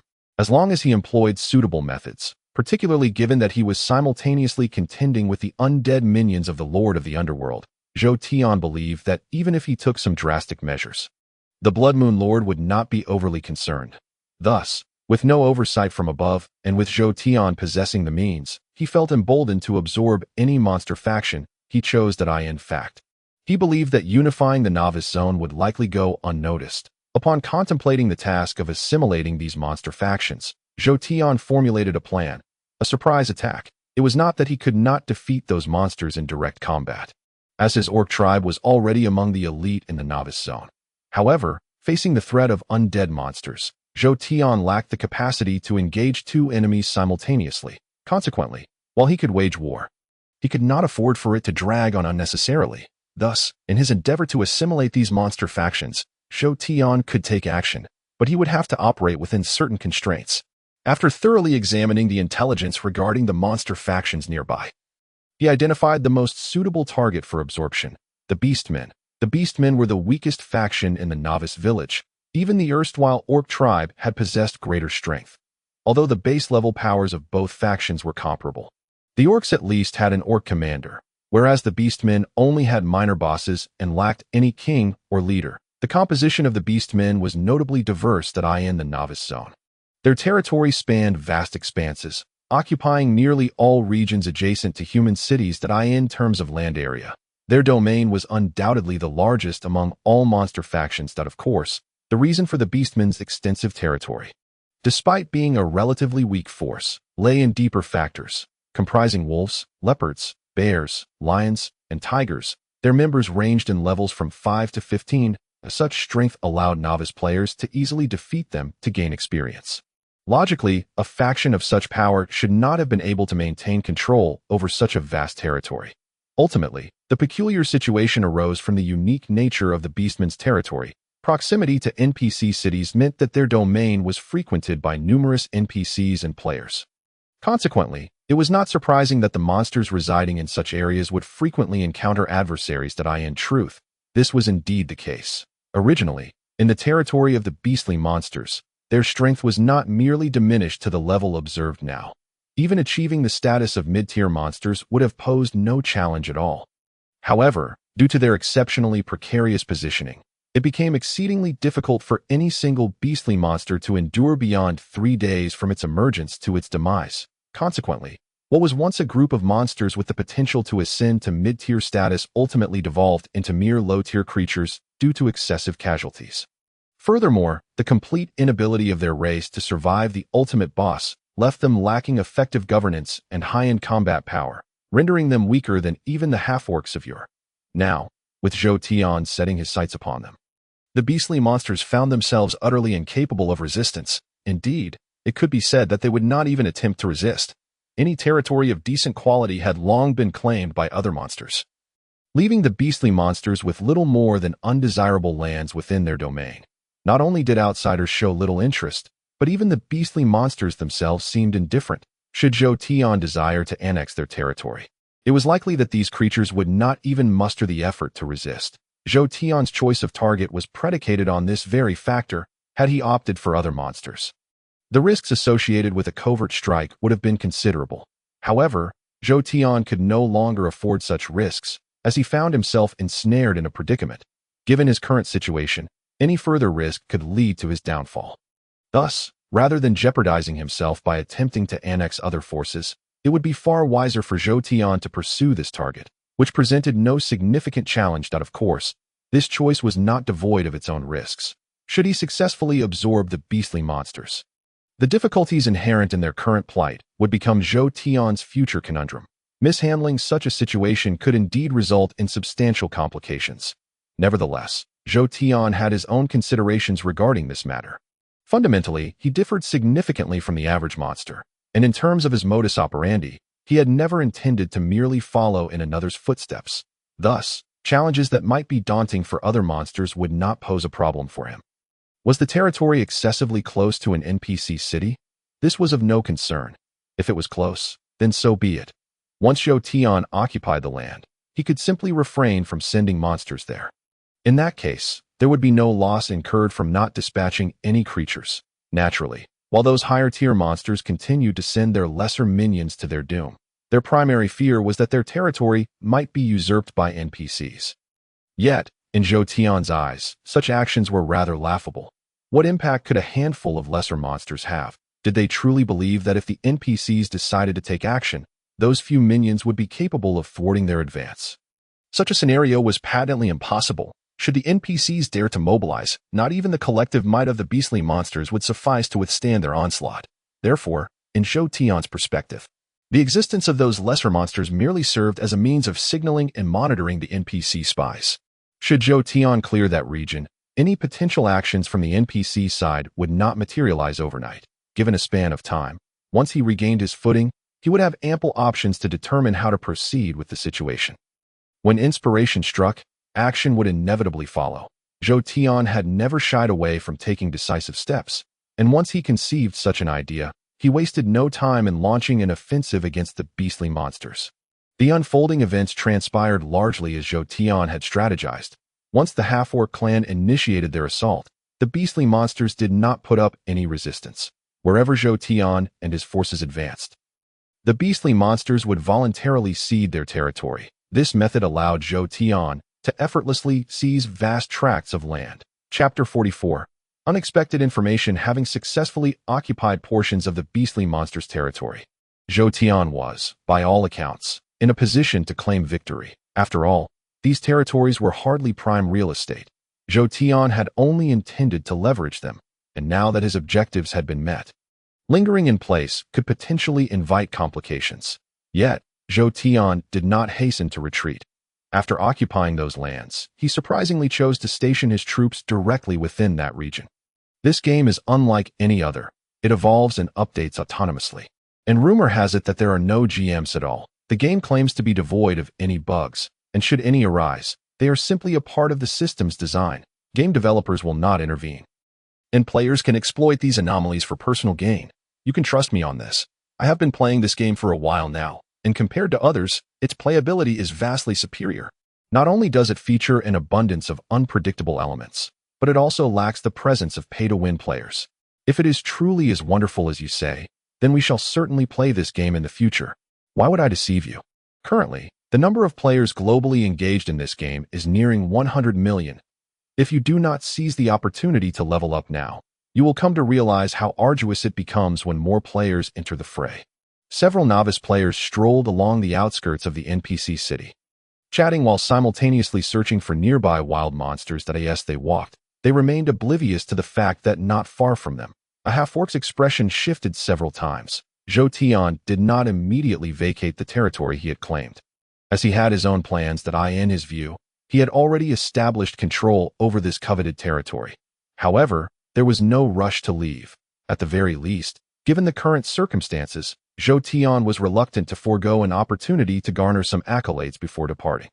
Prior to Zhou Tian's actions, neither the monsters, NPCs, nor players from any faction could have anticipated such a move from him. Therefore, since Zhou Tian's actions were unlikely to be foreseen, the changes occurring within that territory would naturally remain largely unknown. What Zhou Tian sought to exploit was precisely the obscurity of his actions. No one would suspect that he would willingly invite trouble, and since no one anticipated his moves, there would be no precautions taken against them. Thus, with both the NPCs and players oblivious to Zhou Tian's maneuvers, the scope of his actions expanded considerably. The beastly monsters were clearly no match for Zhou Tian. The half-orcs under his command far surpassed them in strength. And with Zhou Tian's guidance, they would be better able to unleash their full potential when ambushing NPCs and players. In this state of unpreparedness, it was reasonable to believe that any target Zhou Tian set his sights upon would have little chance of escape. Indeed, following Zhou Tian's initiative, he successfully ambushed several NPC military units, and due to his cautious approach, he had yet to draw the attention of the higher echelons within the NPC city. Naturally, if Zhou Tian would not spare the NPCs, he would certainly not overlook the players. However, Zhou Tian did not anticipate that while laying in wait for players, he would inadvertently overhear some noteworthy information. Upon learning about the current state of the game on Earth, Zhou Tian realized that the situation had dramatically changed compared to when he had first played. That a sense of unease settled within him, as it was improbable for a game to evolve into such a state under ordinary circumstances. Not only would no game developer create such a game, but given the technological limitations on Earth, it was also unfeasible to produce a game capable of autonomous evolution without a GM. Thus, Zhou Tian was utterly convinced that the changes occurring in the game on Earth were likely intricately linked to the world in which he currently resided, despite knowing that his abilities were insufficient to intervene in such matters. An inexplicable feeling lingered within him. The connection between Earth and the game in which he found himself might indeed have rendered him a participant in some unforeseen capacity. Although the unexpected dialogue stirred something within Zhou Tian, he had no intention of delaying his original plan. After all, the events on Earth felt distant to him. Since he could exert no influence over those affairs, it was far more prudent for Zhou Tian to focus his energies on transforming those players into laborers. Even if they had just provided him with potentially useful intelligence, Zhou Tian remained resolute in his decision to show them no mercy. Once they entered the ambush he had meticulously prepared, Zhou Tian emerged from the shadows. "Look, it's the boss." As soon as Zhou Tian made his appearance, he unexpectedly caught the attention of the player's .1 player, while reminding his companion of Zhou Tian's presence. Could not help but rush towards his position. "Fool, don't go over there.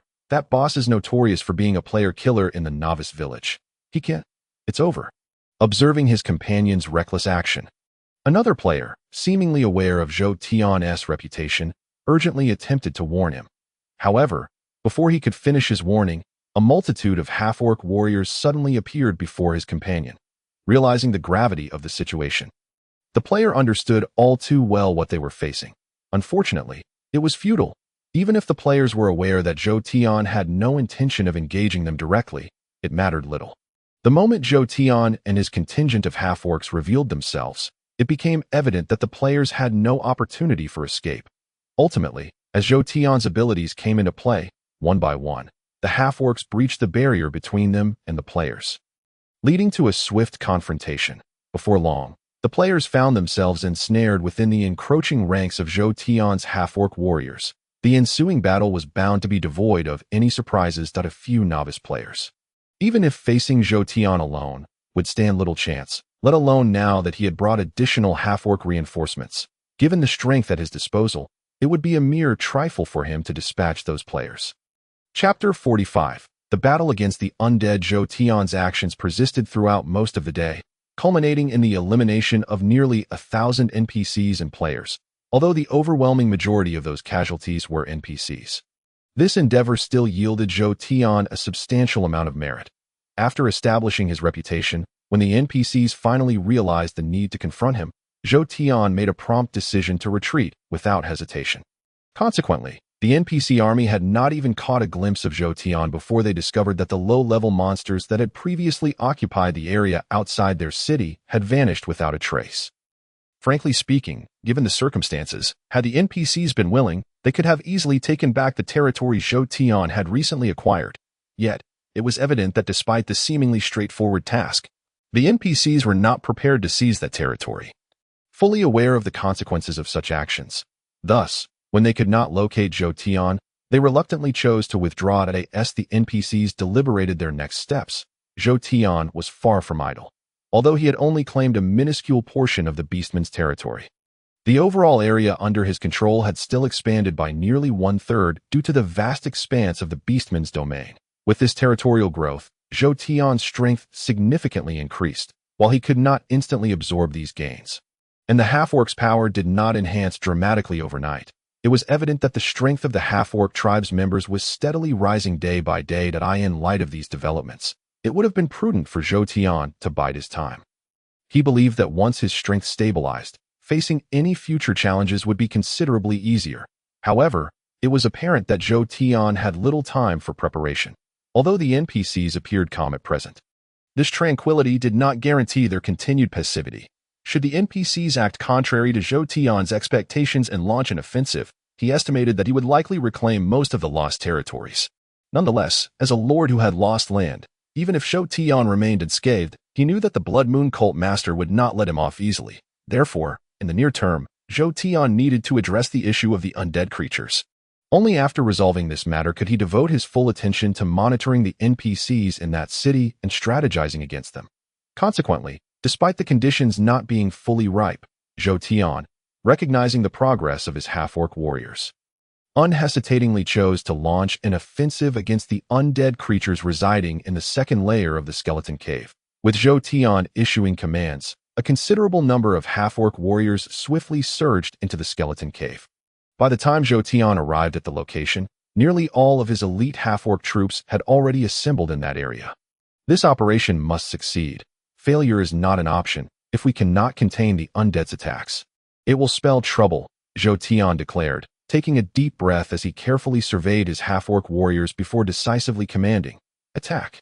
With Zhou Tian's command, his half-orc warriors sprang into action. Previously, when the half-orc tribe faced a significant disparity in strength against the undead creatures, the latter, after seizing a new territory, had not felt satisfied. Following their conquest of the second layer of the skeleton cave, many undead creatures initiated assaults on the first layer. However, due to Zhou Tian's preparations and the strategic orders he had issued, despite the undead inflicting considerable casualties on his half-orc forces, they were ultimately unable to breach the first layer of the skeleton cave. Perhaps it was a recognition of the half-orc tribe's resolve.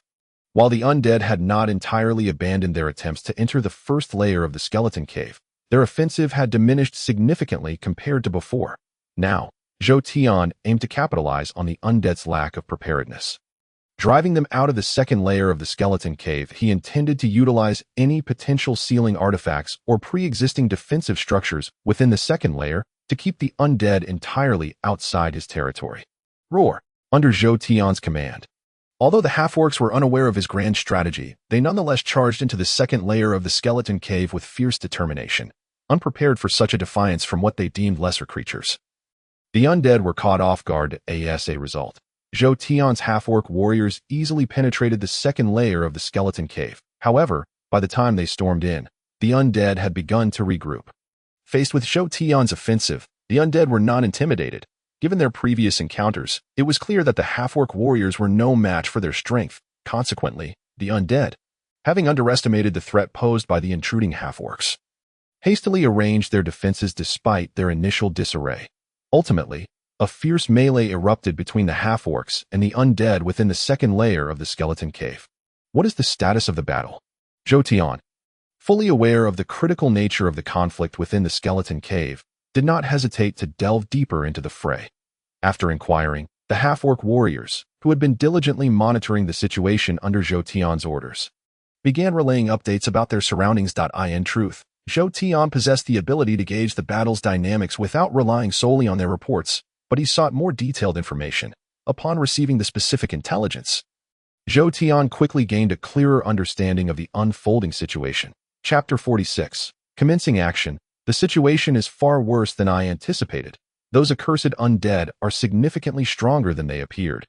It seems they were not fighting at full strength during their previous assaults. Regardless, we must press forward to achieve our objectives, or the losses from this mission will be catastrophic. For now, I should proceed to the target location and hope it contains what I need. After a moment of silent contemplation, Zhou Tian recalled the route to his objective and set off towards his desired destination. Along the way, he encountered numerous attacks from undead creatures. However, accompanied by nearly 100 half-orc warriors and bolstered by his own formidable strength, Zhou Tian navigated through the onslaught without encountering any peril as he fought his way forward. Zhou Tian was oblivious to the number of undead creatures his orc warriors had slain under his command.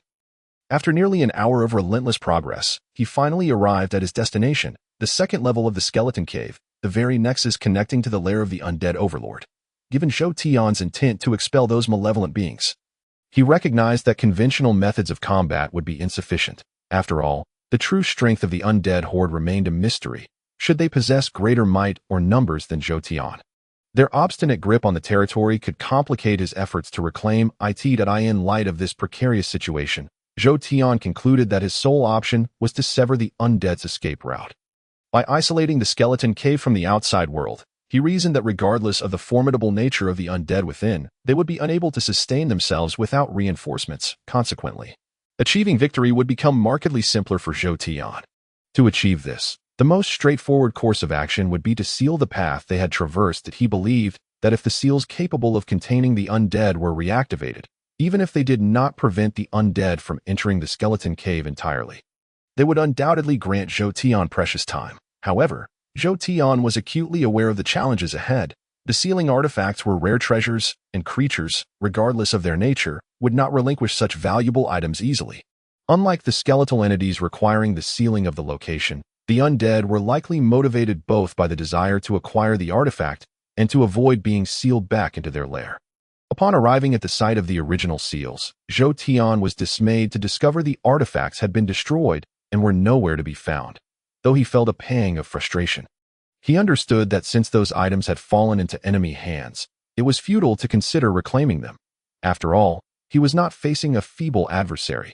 The undead were undoubtedly stronger than him, and expelling them from his domain would require his utmost efforts. Thus, he recognized that attempting to seize anything from them was beyond his capabilities. Acknowledging the futility of his ambitions, Zhou Tian shifted his focus. The absence of sealing artifacts was indeed a significant setback, yet he had anticipated such a scenario. Therefore, even without the artifacts, he would not alter his current strategy. The narrow passage leading from the first to the second level of the skeleton cave was several meters in diameter, while the sealing site presented a mere opening just over a meter wide, making it easier for Zhou Tian to defend. Without hesitation, upon reaching his destination and realizing the artifacts were gone, Zhou Tian paused for only a brief moment before gesturing for his orc warriors to charge forth. And no matter the circumstances, if they could block that sealing location, the undead's lair would be unable to dispatch reinforcements into the skeleton cave. Thus, each undead creature eliminated would diminish their numbers, and with a little time, Zhou Tian believed he could eradicate all the undead within the cave. Of course, Zhou Tian's approach was not without its drawbacks. Such actions would inevitably provoke a counterattack from the undead. In such a scenario, both the members of the undead's lair and those within the skeleton cave would likely converge on Zhou Tian and his forces. Faced with such a pincer movement, it was impossible for anyone to remain entirely composed, especially considering that Zhou Tian and his orc warriors were at a disadvantage compared to their opponents. Nevertheless, despite the evident dangers of his course of action, Zhou Tian felt compelled to proceed. Consequently, under his leadership, the orc battalion charged unflinchingly toward the sealing entrance. Upon their arrival, the undead instinctively advanced to confront them. However, due to the superior strength of Zhou Tian's orc warriors compared to the average undead, coupled with the enhancement abilities and resurrection skills Zhou Tian wielded, the scattered resistance from the undead proved ineffective, allowing Zhou Tian to reach his objective with relative ease. Quickly, block those undead. Do not allow them to set foot into the skeleton cave. Having successfully secured the entrance to the cave, Zhou Tian waved his hand, commanding his orc warriors to fiercely repel the undead's counteroffensive. Initially, Zhou Tian believed that although the undead lacked intelligence, they should still comprehend the implications of his actions. Thus, once they occupied the passage, it was unreasonable to think the undead would not retaliate. However, to Zhou Tian's astonishment, after his orc warriors secured the location, the undead showed no signs of launching a counterattack. While they did make some attempts, their assaults were considerably weaker than Zhou Tian had anticipated. Perhaps their low intelligence has rendered them unaware of the danger we pose, Zhou Tian mused, although he felt a nagging sense of unease. Yet, given the circumstances, he could not afford to alter his plans. Thus, after offering himself a moment of reassurance, he focused on directing his orc warriors to establish a defensive line. Everything unfolded smoothly. The situations Zhou Tian feared did not materialize. With his assistance, although his orc warriors were few in number, they exhibited exceptional prowess and suffered minimal casualties, successfully keeping the undead at bay.as for the formidable members of the Undead Slayer. Their inability to mount a significant offensive left them powerless against Zhou Tian's strategy. Seems like it should be, Zhou Tian sighed in relief, intending to await the conclusion of events as planned. However, just as he found a moment of peace, the unsettling factor he had sensed emerged unexpectedly. A tremendous roar erupted from the passage behind him. Startling Zhou Tian, he turned to ascertain the source of the sound. He was taken by surprise when a massive iron chain suddenly shot forth from the blocked passage, striking him with tremendous force before he could react. The impact was akin to being struck by a truck. And before he could comprehend the situation, Zhou Tian felt his body propelled through the AI, his dismay. A wave of excruciating pain coursed through his mind before he could even touch the ground. Damn it! It seems I must possess a certain level of strength after all. After suffering that unexpected setback, Zhou Tian's perspective began to shift. Previously, he believed that the power he wielded, whether his own or that of his subordinates, was sufficient. Provided he could fully control it, he felt no need to seek personal strength. In fact, he trusted more in the collective might of his forces. After all, no matter how strong he was, engaging in combat personally always entailed risk. Zhou Tian was reluctant to place himself in jeopardy. Thus, he preferred to delegate problem-solving to his subordinates. However, this recent encounter forced him to reconsider his previous stance. Despite commanding a formidable army of monsters, when faced with an attack, he discovered that his orc warriors were of little assistance, had it not been for his own strength as the leader of the orcs. That surprise assault could have cost him his life. Damn it, from now on, I must ensure I secure some benefits for myself. Had I not retained some strength today, I might have fallen right here. Harboring such thoughts, Zhou Tian resentfully turned his head towards the direction from which the attack had originated, seeking to discern the nature of the creature that had just assailed him. Is this a zombie? The undead come in numerous varieties, with skeletons being the most common. The skeletons inhabiting the skeleton cave are, after all, the most ordinary type. However, among the undead monsters now opposing Zhou Tian, there exist several types of skeletons. For instance, within the skeleton cave, the presence of ordinary skeletons is abundant, yet there are also those formed from the bones of wild beasts. Aside from skeletons, Zhou Tian also faced a group of specters resembling white cloth with two black voids for eyes. Naturally, if there are skeletons and specters, one cannot overlook the presence of zombies, which are similarly representative of the undead. Within the skeleton cave, Zhou Tian encountered numerous zombies. However, most of them were merely headless zombies, akin to ordinary people devoid of heads.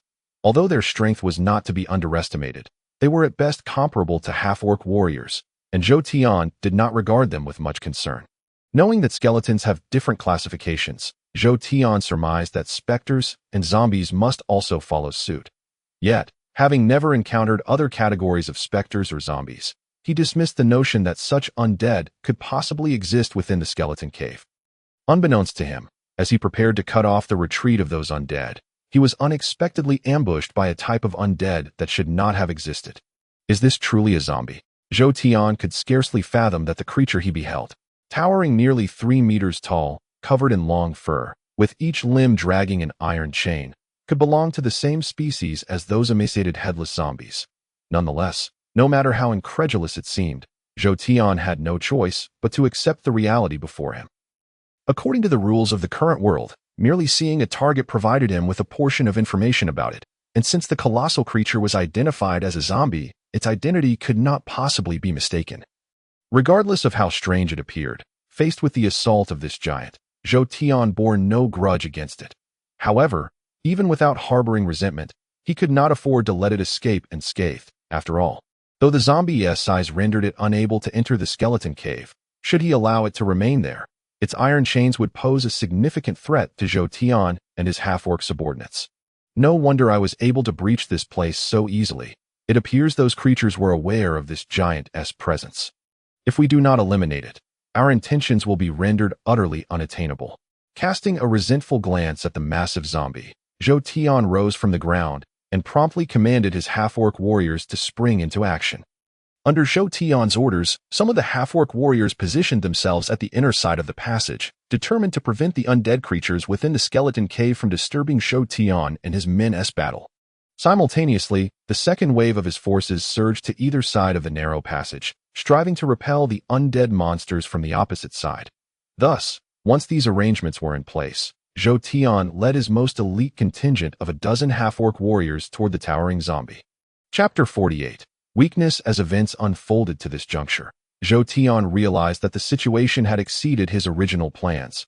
Based on the preparations he had made, he now faced the undead without any confidence of certain victory. In fact, even in confronting the zombie, Zhou Tian sensed a looming threat. Should any unforeseen circumstances arise, he understood that he could very well lose his life. However, with the situation having progressed to this point, Zhou Tian felt akin to a gambler who had wagered his entire fortune. Knowing there was no guarantee of success, he had no choice but to take one last gamble in light of the current circumstances. Retreating would allow the undead to seize more territory, and with the subsequent threats from the newly acquired lands, even if he were not annihilated, Zhou Tian would find it nearly impossible to turn the tide. Thus, regardless of the number of unforeseen changes or dangers he faced, he must continue executing his plan. Only by doing so could he grasp a slender chance of survival, with unwavering conviction in his heart. Zhou Tian acted without the slightest hesitation. After deftly guiding his half-orc subordinates to evade the zombie's attacks multiple times, he successfully led them to confront the colossal zombie. Yet, upon reaching its towering presence, Zhou Tian gasped in shock, momentarily forgetting that he faced a formidable foe. How am I supposed to fight in this situation? First realizing that the strength of the undead exceeded his expectations, he then encountered a zombie of such intimidating stature that it sent chills down his spine. Although his resolve remained unshaken through the preceding events, standing before this gigantic zombie caused his confidence to waver. Zhou Tian had always believed that adhering to his plan would ultimately yield victory. However, despite his self-assurance, he was still a rational being. Upon approaching the massive zombie, he was taken aback to find an endless horde of undead standing behind it. No matter how confident he felt, he could not claim that he would achieve his original objectives. Fortunately, this cave entrance is not large. Otherwise, I fear I would have already been overwhelmed by those creatures. After witnessing the strength of the undead, Zhou Tian had to concede that he was indeed outmatched. However, he found some solace in the fact that each undead creature was overwhelmingly large, and due to their size, the number of those able to enter the skeleton cave was limited. Thus, even though Zhou Tian could not contend with the horde of undead, he at least need not worry about being besieged by hundreds or thousands of powerful undead monsters. Just as Zhou Tian regained his focus, he suddenly realized there was no time for contemplating other matters. During his moment of distraction, the zombie had not missed its chance to assault him. By the time Zhou Tian returned to reality, the iron chain of the zombie was already hurtling toward him. In that moment, dealing with the zombie became a significant headache, leaving Zhou Tian little mental space for anything else. Rolling to the side, he narrowly evaded the zombie's attack. However, in comparison to Zhou Tian, while his half-orc warriors were elite, there remained a considerable disparity in their levels. Consequently, not only did they struggle to withstand the zombie's onslaught, but many of Zhou Tian's half-orc warriors found it challenging to evade such attacks entirely. As a result, under the zombie's iron chain assault, Zhou Tian lost 2 of his half-orc warriors, with the situation having progressed to this point. It could be said that Zhou Tian was now in a decidedly precarious position. Nevertheless, even in the face of adversity, Zhou Tian exhibited no intention of surrendering. After spitting on the ground and rising to his feet, he immediately rallied his half-orc warriors to launch a counteroffensive against the zombie. Previously, his momentary lapse had afforded the zombie an opportunity to strike. Now, With renewed focus, Zhou Tian found it considerably easier to confront the gigantic zombie. To be fair, while the zombie possessed formidable strength, Zhou Tian had not gleaned its exact information, yet he was confident that its level was at least equal to or greater than his own. In terms of overall capabilities, it was likely that the zombie surpassed Zhou Tian. However, he remained confident in his ability to face it. This confidence stemmed from an apparent weakness that Zhou Tian had discovered while battling the zombie. If he could exploit this weakness effectively, defeating the creature would pose no challenge. The zombie's massive form granted it immense power, and coupled with the lethality of its iron chains, any strike would be sufficient to overpower even Zhou Tian's elite half-orc warriors. Yet, like its advantages, the creature's considerable size also rendered its movements somewhat clumsy. High attack, low agility. Such monsters are often favored by mages and regarded as the bane of warriors, making them a popular choice in the realm of gaming. Due to limited prior exposure to this game before the recent encounter, Zhou Tian found himself not entirely familiar with the current zombie foe. However, now that he discerned the nature of the creature he faced, he felt assured that overcoming it would pose no formidable challenge.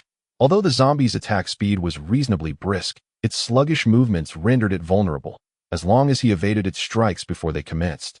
The likelihood of being hit was virtually non-existent. Generally speaking, when a zombie initiated an assault, most adversaries would be unaware of this weakness, making it difficult to evade.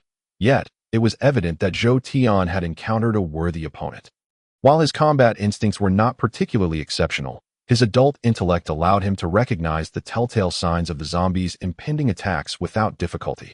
Consequently, he adeptly maneuvered his half-orc warriors to evade the zombie's strikes, inadvertently using the creature's own aggression to eliminate several nearby undead. Chapter 49. The retreating zombie. With those pesky creatures out of the way, it is time for our decisive battle. Glancing briefly at the zombie, Zhou Tian surveyed the surroundings and noted that the remaining undead had been largely cleared away. He commanded his dwindling half-orc warriors to fend off any lingering undead while he charged directly at the zombie. Roar! Frustrated by his inability to land a hit on Zhou Tian, the not particularly intelligent zombie became increasingly agitated. After letting out a bellow, it wasted no time swinging its iron chains in a renewed assault against Zhou Tian. However, since Zhou Tian had already discerned the zombie's weaknesses, the creature's efforts were rendered ineffectual, and he easily closed the distance between them. After securing his ceremonial staff, Zhou Tian ascended the zombie's right leg, climbing towards its upper body. As he scaled the creature, he wielded his twin axes, striking repeatedly. Although the impact of his blows appeared minimal, Zhou Tian could perceive the gradual depletion of the zombie's health. Infuriated by Zhou Tian's persistent attacks, the zombie, already vexed by its inability to subdue him, could not remain passive. In a fit of rage, it abandoned its chains and began to strike at itself with its hands. In response to the zombie's frantic movements, Zhou Tian had no choice but to dodge continuously. Although he occasionally countered, the zombie's health was such that defeating it was not a task he could accomplish in the short term. Nevertheless, Zhou Tian's efforts were not without merit. Having provoked the creature, the zombie now focused all its attention on him. With the threat of the zombie diminished, the pressure on Zhou Tian's half-orc warriors was significantly lessened. Moreover, the zombie's massive size occupied a substantial portion of the battlefield, preventing many of the undead from approaching the passage. Thus, faced with only a handful of undead, Zhou Tian's warriors fought valiantly, ultimately achieving their initial goal of seizing control of the passage to the skeleton lair. Subsequently, the conflict unfolded in two distinct arenas, one within the skeleton lair among the lesser undead, and the other between Zhou Tian and the hulking zombie. The skirmish within the lair required little elaboration, as Zhou Tian had adequately prepared for it. Isolated and defenseless, the undead stood little chance against his half-orc warriors. Barring any mistakes on Zhou Tian's part, their complete annihilation was merely a matter of time. Thus, the outcome of the ongoing battle hinged entirely on Zhou Tian's performance. Should he succeed in vanquishing the zombie and preventing the advance of other undead, his plan would likely come to fruition. Conversely, if he were to fall, the fate of others would become irrelevant to him. Fully aware of the battle's significance, Zhou Tian summoned every ounce of his potential against the zombie, displaying agility he typically could not muster. He evaded countless attacks while his axes became stained with the creature's blood. His efforts bore fruit, as he observed the zombie's health dwindling to less than half. just as victory seemed within reach. The zombie executed a surprising maneuver. Having become increasingly agitated, it abruptly turned and retreated in the direction from which it had come, despite being significantly weakened. Zhou Tian, though incensed by this turn of events, had no choice but to leap down from the creature. While he could have pursued the zombie to finish the fight, the prospect of being surrounded by numerous undead deterred him. He was acutely aware that his fragile defenses could easily be breached. Reluctantly relinquishing the imminent victory, Zhou Tian prioritized the larger strategy, allowing the zombie to escape. However, despite his failure to slay the creature, his previous efforts had not been in vain. The zombie, though it survived, had demonstrated that it was no mere minor adversary among the undead. With Zhou Tian having bested it, he was now perceived as a formidable threat by the remaining undead. Without a boss or any direct orders compelling their actions, the remaining undead appeared hesitant to engage Zhou Tian. This lack of an authoritative command significantly reduced the pressure on him, allowing him to gather his scattered half-orc warriors into a cohesive unit. Though the undead launched several assaults, Zhou Tian's warriors, bolstered by their leader's strength, consistently repelled these attacks. As the undead grew weary from their futile efforts, those within the skeleton lair began to falter.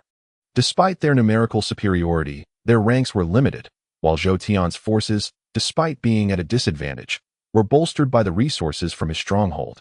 Thanks to the considerable number of NPCs and players he had previously defeated, Zhou Tian had amassed a substantial force. With sufficient manpower at his disposal, the undead, regardless of their advantages, could not withstand the tide of Zhou Tian's relentless half-orc warriors. Chapter 50. The reclamation of the skeleton lair armed with an adequate army.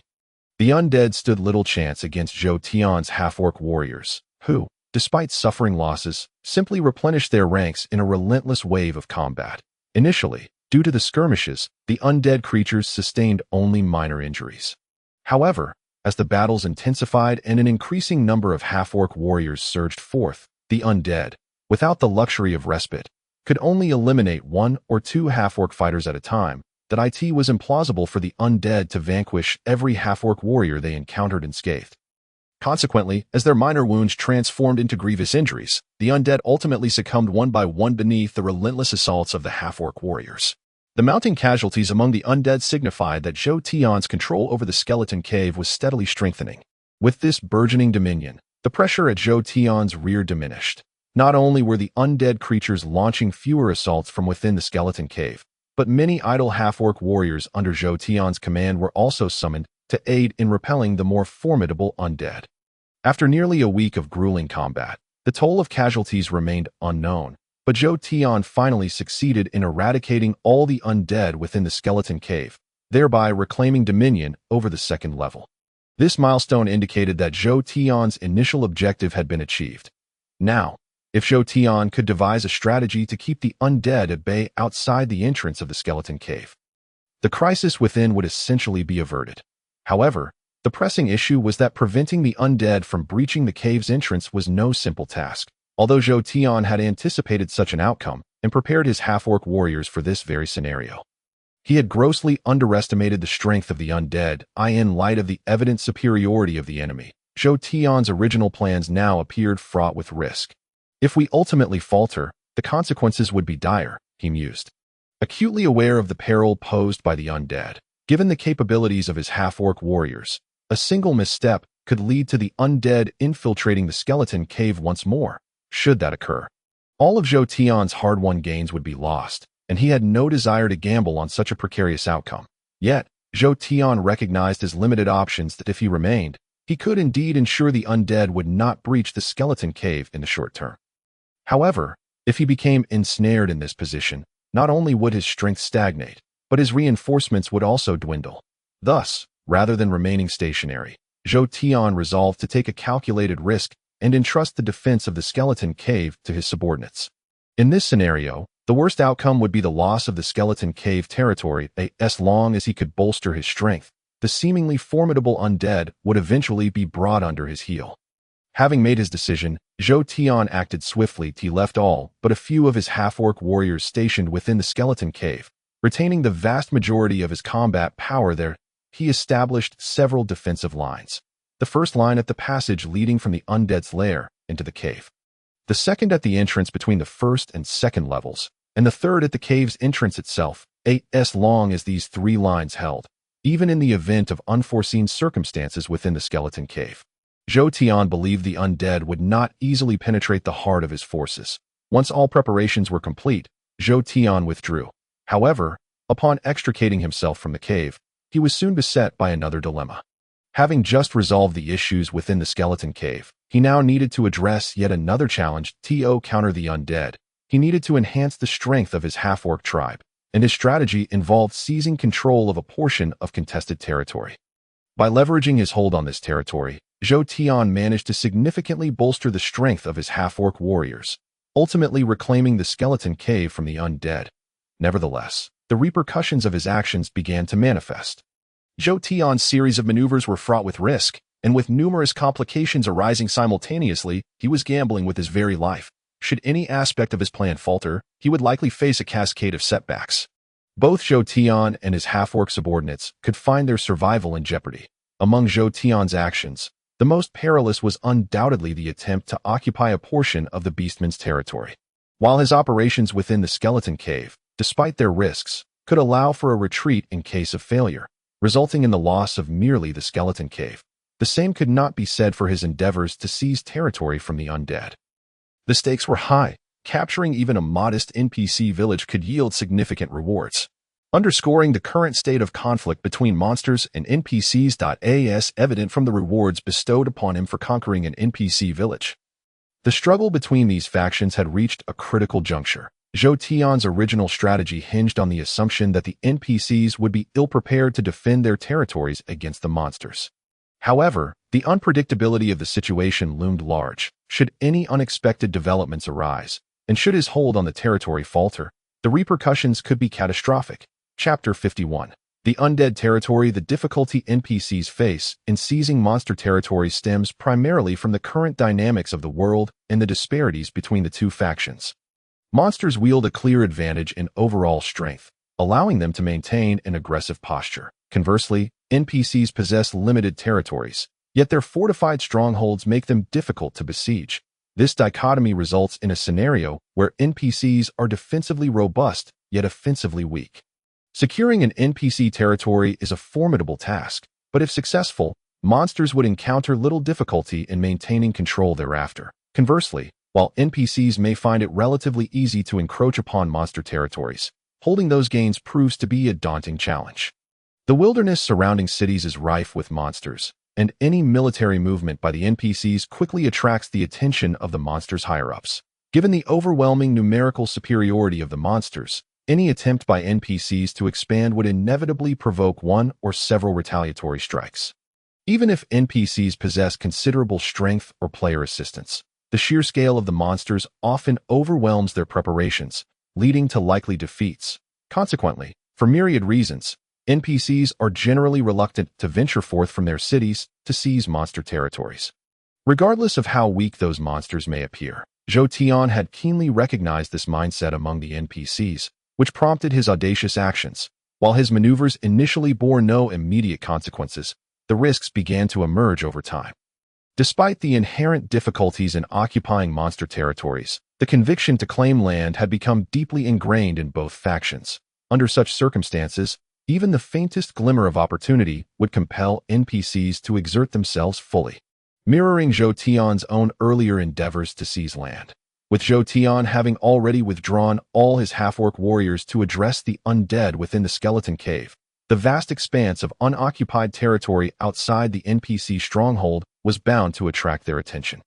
While it is generally unlikely for NPCs to intrude upon the territory of monsters, if that territory remains devoid of creatures for an extended period, it is improbable that the NPCs would remain completely inactive. They may not immediately mobilize en masse to seize the monster's domain due to such unusual circumstances, but it is certainly within their audacity to engage in subtle maneuvers during that time. Should their small-scale actions go unchallenged by the monsters, one can easily envision the NPCs progressively escalating their efforts, inching closer to the point of daring to make bolder moves. This cycle could repeat itself until they ascertain a genuine chance to claim the territory, at which point it is reasonable to believe that the NPCs would act decisively. However, if such a situation were to arise, regardless of whether the NPCs ultimately succeed in occupying the territory. The label of an action would undoubtedly be affixed to Zhou Tian, leading to considerable complications for him. Therefore, with the issues within the skeleton cave still unresolved, Zhou Tian found himself compelled to address the territorial concerns outside the NPC city. Concerning the repercussions of his current claim over that territory, Zhou Tian had but one solution in mind: to win their hearts. While he could, through conventional means, drive the NPCs back, he was resolute in refusing to pursue such a course of action. The consequences of engaging in open conflict outside the NPC city were evident from the beastly monsters alone, and considering the numerous future battles he would face, the cost of such an approach rendered it untenable for Zhou Tian. Since direct confrontation was not an option, he resolved to scare the NPCs back into submission. The NPCs were well aware that the monster's territory was not easily claimed, and with the prospect of seizing what they perceived as a delectable prize, they would not let it slip away without a fight. Yet, if they suspected that this prize might be poisoned, even if it dangled temptingly before them, the NPCs would likely exercise caution in their actions. With a firm resolve in his heart, Zhou Tian emerged from the skeleton cave and swiftly initiated his plan against the NPCs. True to his nature, he would typically have relished the opportunity to teach the NPCs a stern lesson.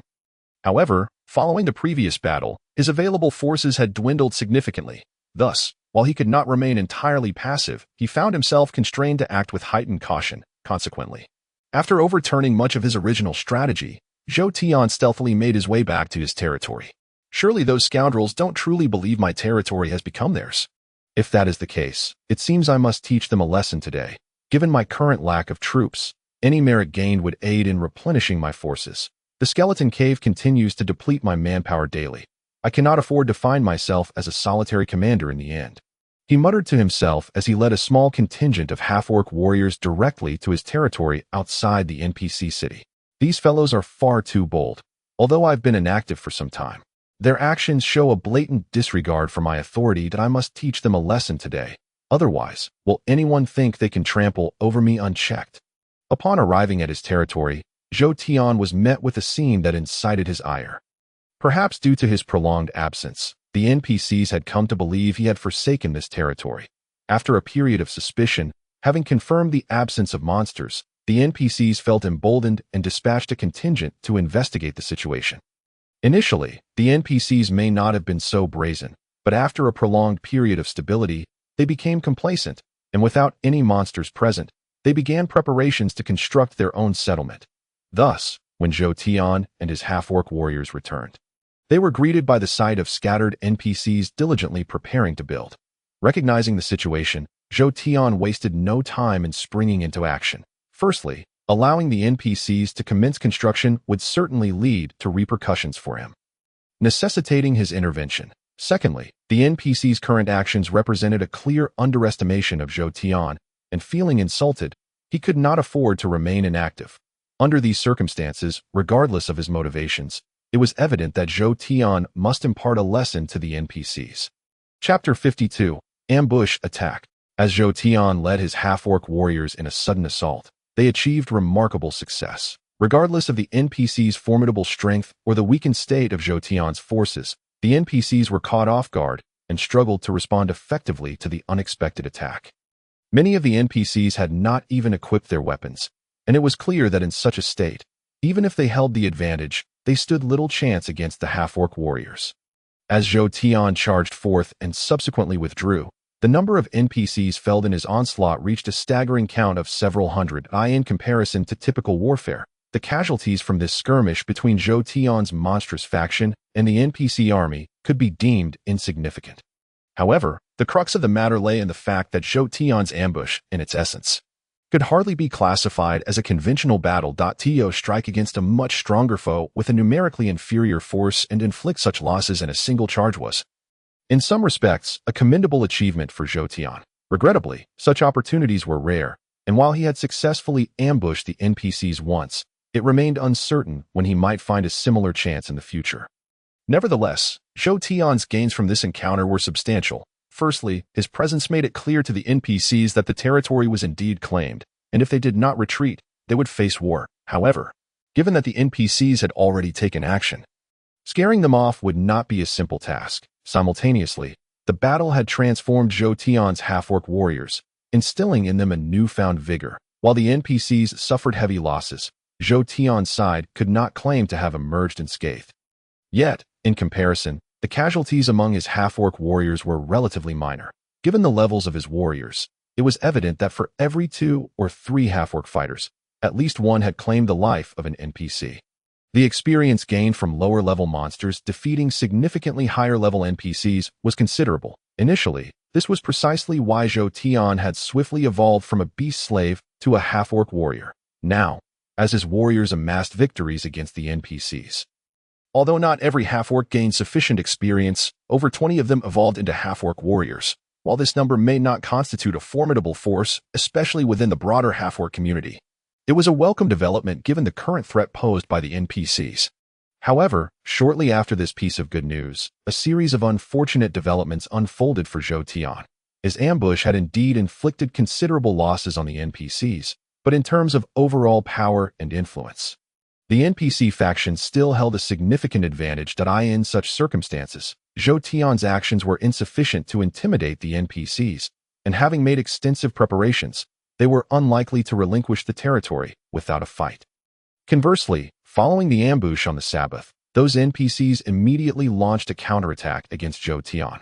Not having been vanquished by Zhou Tian, and having not encountered any formidable power from him, the prior gesture of greeting from Zhou Tian did not serve to intimidate the NPCs. Rather, it ignited their fury. Consequently, in that heated moment, the enraged NPCs, without a second thought, guarded themselves against Zhou Tian's potential destruction of their fortification preparations while simultaneously dispatching messages back to their stronghold. Calling forth another regiment from their base, specifically targeting Zhou Tian for a sweeping assault, the NPCs grew serious. Zhou Tian's situation became precarious at that juncture. His power was limited, and in the face of the NPC's threats, he was incapable of confronting them head-on. Thus, amidst such circumstances, Zhou Tian's sole recourse was to devise strategies to evade direct confrontation with them. In an effort to minimize his target, he gritted his teeth and sent back the majority of his half-orc warriors. Retaining fewer than 100 to engage in guerrilla warfare against the NPCs, it must be said that Zhou Tian's decision bore some fruit, due to the limited number of half-orcs at his disposal. His targets were not excessively large, and under his discretion to conceal their movements, the NPCs, despite their diligent search, ultimately found it challenging to uncover their whereabouts. The NPCs were compelled to divide their forces in pursuit of Zhou Tian. He began to mount a gradual counteroffensive against them.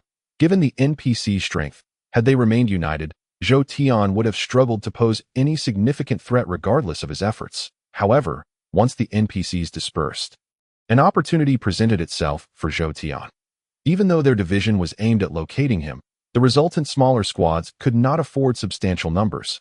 Thus, while Zhou Tian was unable to contend with the entire NPC army, he maintained confidence in his ability to overpower a small detachment. At this point, Zhou Tian needed only to contemplate his approach. After all, the overall strength of the NPCs still held a considerable advantage. And while he could manage their sub-teams, any delay that allowed them to encircle him would spell danger. Nevertheless, if Zhou Tian wished to engage in combat with the NPCs, this was among his few opportunities. And even if it bore certain risks, he understood that this chance was likely a trap laid by the NPCs, compelling him to press on regardless. Chapter 53. Disparity in Power Kill. The NPCs might still have some retreat options. If they could not seize the territory outside the city, they could simply withdraw back within. Yet, if Zhou Tian failed to drive them back, a grim fate awaited him. Therefore, he acted without reservation against the NPCs, seizing a moment after evading the majority of the NPCs. Zhou Tian targeted a small squad, leading his remaining half-orc warriors into a fierce clash. The squad Zhou Tian chose comprised 10 NPCs tasked with searching a 10-mile radius for his whereabouts. For the NPCs, this was an exceedingly simple assignment. However, they likely never anticipated that their mission would lead them directly into Zhou Tian's operational area. With such a small cadre of NPCs now in proximity, Zhou Tian could hardly resist the urge to strike. Revive. As his half-orc warriors engaged with the NPC squad, Zhou Tian waved his hand, casting a skill to resurrect one of his fallen warriors. And without hesitation, he charged toward the NPCs. Typically, Zhou Tian would refrain from personal involvement for his own safety and to maintain his commanding dignity. However, the circumstances were evidently different this time. Time was of the essence. And as the NPC squad came under attack, it was certain that their larger contingent was receiving word of the engagement. Realizing that NPC reinforcements were likely en route, Zhou Tian understood he had to conclude this battle swiftly to avoid being overwhelmed. Once he entered the fray, the dynamics of the battle shifted immediately. Though the NPCs possessed greater strength than typical half-orc warriors, their capabilities were still limited. Zhou Tian and his half-orc warriors were superior. And with Zhou Tian personally engaged, the NPCs had no means of mounting a defense.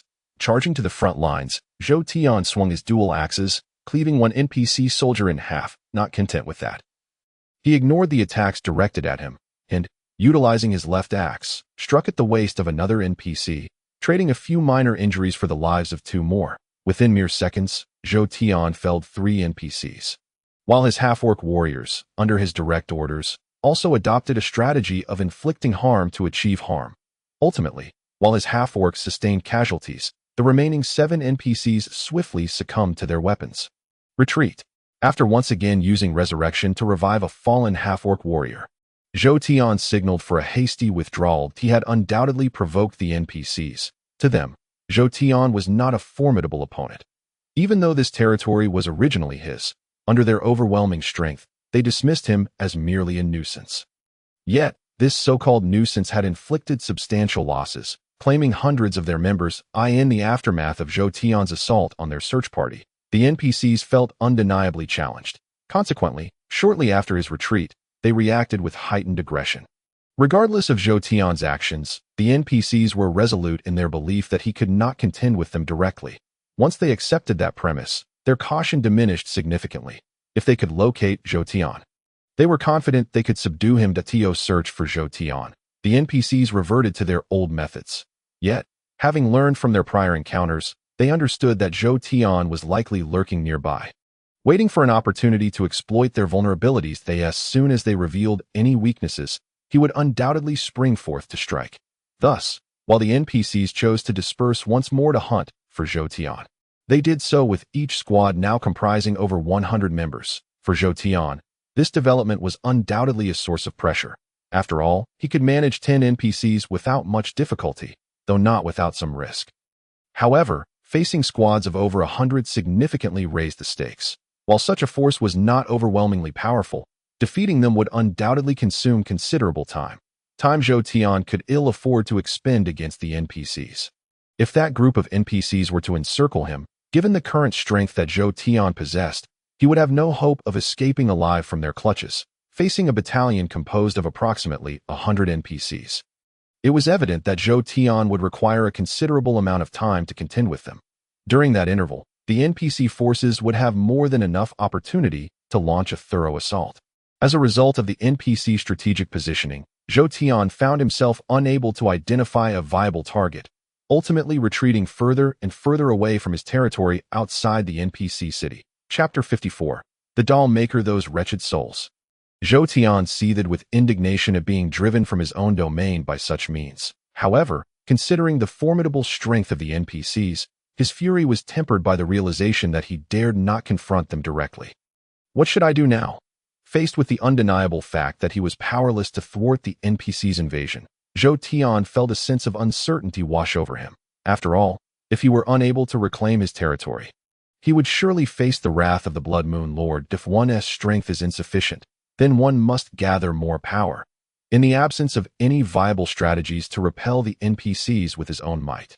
Zhou Tian clenched his teeth and resolved to take action. NPCs serve as a means for us to gain merit. Even in times of peace, we monsters frequently clash with those NPCs. Now, all I need to do is ignite the interest of other monsters in dealing with the NPCs. I am certain that aside from our half-orc tribe, there are numerous factions that would be keen to engage with those NPCs. My task now is to stir their enthusiasm, should my efforts prove successful.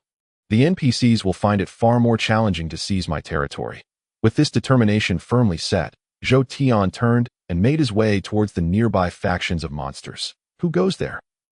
As Zhou Tian approached a certain spot, several figures suddenly leapt forth, blocking his path and inquiring about his intentions. Zhou Tian understood that the primary reason they had not attacked him immediately was that he, too, was a monster.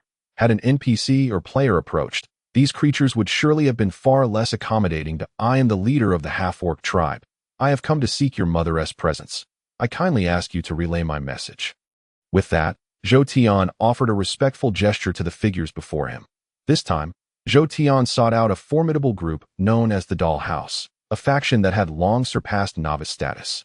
The Doll House was unique among monster factions, with its most powerful boss being the creator of all dolls, their mother, the Doll Maker. Zhou Tian was not well versed in her level, but he recalled hearing of a time when a party of players in their 20s had met their demise while attempting to defeat her. Thus, he estimated that the Doll Maker's level could not be lower than 50. Below the Doll Maker were various types of doll monsters, including the golden dolls at level 40, silver dolls at 35, iron dolls at 30, and cloth dolls at 25. Even excluding the Doll Maker's prowess, the strength of these dolls was significantly superior to that of other monsters in the novice area. The dolls of the Doll House were the only creatures capable of directly confronting NPCs in the novice region. Since Zhou Tian sought to utilize other monsters to restrain the NPCs, it was imperative that his chosen allies possessed the capability to contend with them. Undoubtedly, within the entire novice area, the Doll House was his only viable option. Upon hearing Zhou Tian's words, the few dolls he encountered appeared somewhat bewildered but ultimately decided to relay his message to their mother. These dolls resembled enlarged Barbie dolls. Although they were nearly human-sized, they still exuded an air of peculiarity. Had Zhou Tian not previously encountered various bizarre monsters, he might have found their appearance utterly astonishing. Zhou Tian did not wait long, despite the fact that his half-orc tribe was significantly weaker than the Doll House. His status as their leader afforded him a degree of respect that transcended that of ordinary monsters. Thus, even if the Doll Maker was immensely powerful, she still showed him a modicum of courtesy. Within 10 minutes of sending the dolls to deliver his message, a response came from the Doll Maker, who instructed the dolls to invite Zhou Tian. Mother requests your presence. Please follow us. Esteemed leader. After bowing to Zhou Tian, the dolls conveyed the Doll Maker's message with their characteristic expressionlessness before turning and leading him towards the Doll House. Zhou Tian followed without hesitation, guided by the dolls.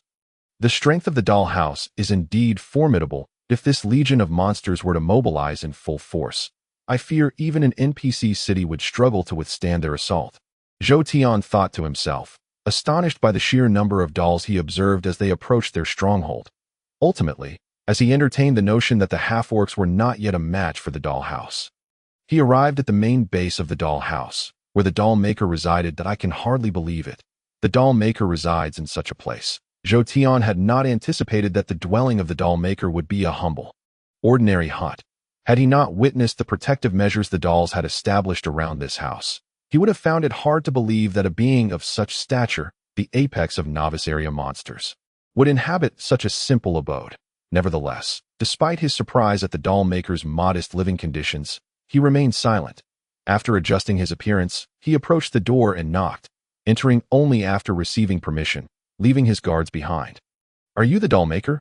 Zhou Tian was once again taken aback by what he sawed as the most powerful boss in the novice area. He had pondered what the Doll Maker might look like.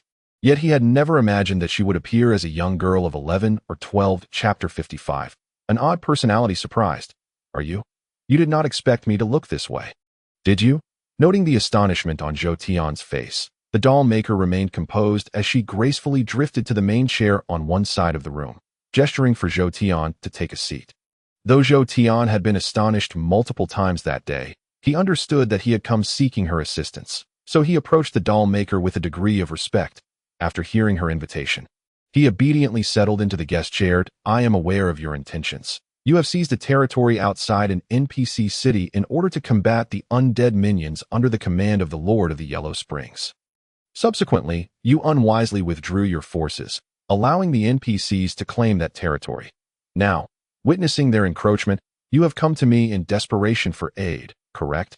Without allowing Zhou Tian the chance to speak, the Doll Maker swiftly deduced his purpose. Zhou Tian was not surprised by her insight. Given her influence in the novice area and her evident intelligence, discerning his motives would pose little challenge. He had anticipated this scenario, and thus, Upon hearing her words, his expression remained rather neutral. You are correct. I have indeed come seeking assistance. Why should I help you? If I were to engage in battle against the NPCs, I cannot fathom the losses I would incur among my children. My dolls are not mere tools to rectify your blunders. If you wish for me to send my beloved children into battle, you must provide me with a compelling reason. Just as you have pointed out, this predicament is indeed of my own making. However, you must also recognize that had I not acted as I did, the armies of the undead under the dominion of the Lord of the Underworld would likely have already overrun the skeleton cave. There exists even the possibility that they could breach the cave entirely, and I trust you are aware of the formidable strength possessed by those undead creatures. It is not my intention to bolster others' ambitions. But should their main forces penetrate our novice zone, including your puppet workshop, none of our faction's branches would stand a chance against them. Thus, I do not regret my previous decision regarding the current situation.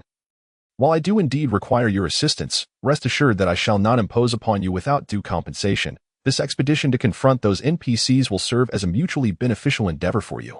Boring. Escort our guest out. Zhou Tian, much like a typical negotiator, initially intended to tease the puppet maker's curiosity. To his surprise, the latter's response was remarkably swift upon hearing his words. The puppet maker lost all interest in the subsequent details and summoned several puppets to facilitate Zhou Tian's departure. Wait. I still have a few words to say. Alarmed by the prospect of being dismissed so easily, Zhou Tian hastily interjected. Even if you choose not to assist me this time, should those NPCs seize my territory, convention dictates that you would still have to confront them. Compared to the situation after they establish their stronghold, now is the ideal moment to engage them, significantly reducing casualties and increasing the chances for merit. You must understand the implications of this choice. Verbose, why should that concern me? Zhou Tian had never anticipated the puppet maker's peculiar temperament. Despite his attempts to persuade, he found himself unable to sway the other party. Observing the puppet maker's indifferent demeanor, Zhou Tian, though reluctant, could only comply and exit the room alongside the puppets. Infuriating. Arriving with great confidence, Zhou Tian was dismayed by the outcome, casting doubt on his prior decisions. If I return empty-handed, I will truly be finished.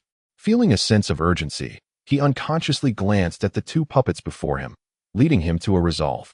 Let us gamble on a dead horse as if it were alive.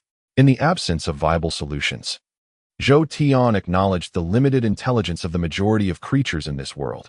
Yet, he could not resist inquiring of the two puppets. Do you know what your esteemed mother cherishes most?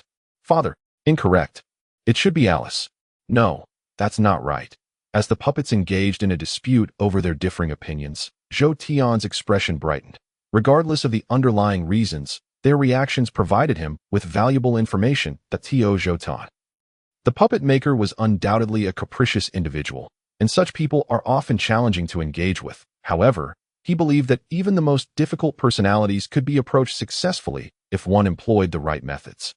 He understood that to build rapport with such individuals, one must appeal to their interests. From the puppet's dialogue, he had gleaned pertinent information, and now he needed to fill in the gaps. With sufficient knowledge, he was confident he could re-establish communication with the puppet maker. Wait. What do you mean by Father and Alice? Explain it to me, and perhaps I can help you determine which of those is most important to your mother. Our mother provided us with bodies, but she cannot give us souls. A soul can only be created by a father, and our mother is searching for him, which is why he is paramount. No, our mother seeks to create a puppet named Alice. Akin to a living being, the father is merely a tool, hence Alice is what truly matters. As the puppets devolved into further chaos, Zhou Tian's forehead was adorned with a bead of sweat. Yet within him, a flicker of hope ignited regarding the potential to negotiate with the puppet maker once more. Chapter 56. Retribution. Are you not considered sentient beings? Do you not possess self-awareness? Incorrect. We merely possess pseudo-intelligence and cannot be classified as true monsters. This is the result of a precious gift bestowed upon our mother by the Lord. MHM. Observing the puppets employing an array of body language to express their meanings, Zhou Tian found the scene rather disconcerting. Nevertheless, he refrained from further comment and, guided by the puppets, returned to the area he had come from before promptly exiting the puppet workshop. His interaction with the puppet maker had been decidedly unsuccessful.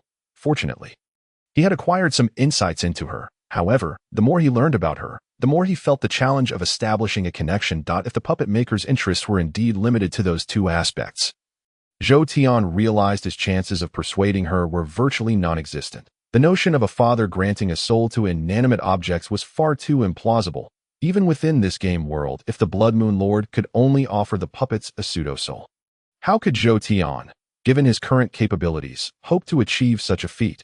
As for the elusive Alice, the prospect of creating lifelike puppets was an insurmountable challenge. Transforming inanimate objects into entities akin to humans was nearly as difficult as creating life itself. Such endeavors were reserved for divine beings or the most formidable of bosses. If Zhou Tian were capable of such miracles, he would not be seeking the puppet maker's assistance at this juncture. His options for fostering a relationship with the puppet maker were limited, regardless of the daunting nature of the task.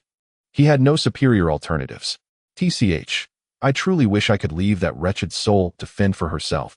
Frustrated, Zhou Tian muttered under his breath, aware that such a fantasy was unrealistic. Presently, he lacked the strength to act independently. Although the puppet maker was not someone easy to engage with, he had no choice but to collaborate with her. Otherwise, he would stand no chance against the formidable NPC army. I've got it. Since that individual is so difficult to negotiate with and I possess nothing to sway her, why not drag her down with me? If those NPCs attack her stronghold, I refuse to believe she will remain apathetic. Zhou Tian understood that his plan was perilous.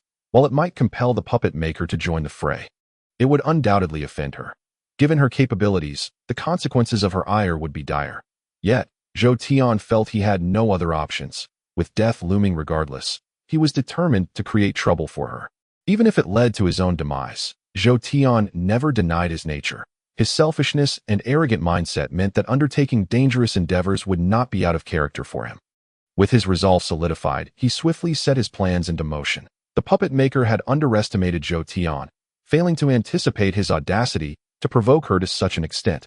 Moreover, she merely regarded Zhou Tian as a somewhat clever monster leader, failing to realize that Zhou Tian not only possessed the intellect of an adult, but was also a person of considerable pettiness. Such factors led Zhou Tian, upon his departure, to intentionally reveal his whereabouts, drawing a multitude of NPCs towards the location of the doll workshop.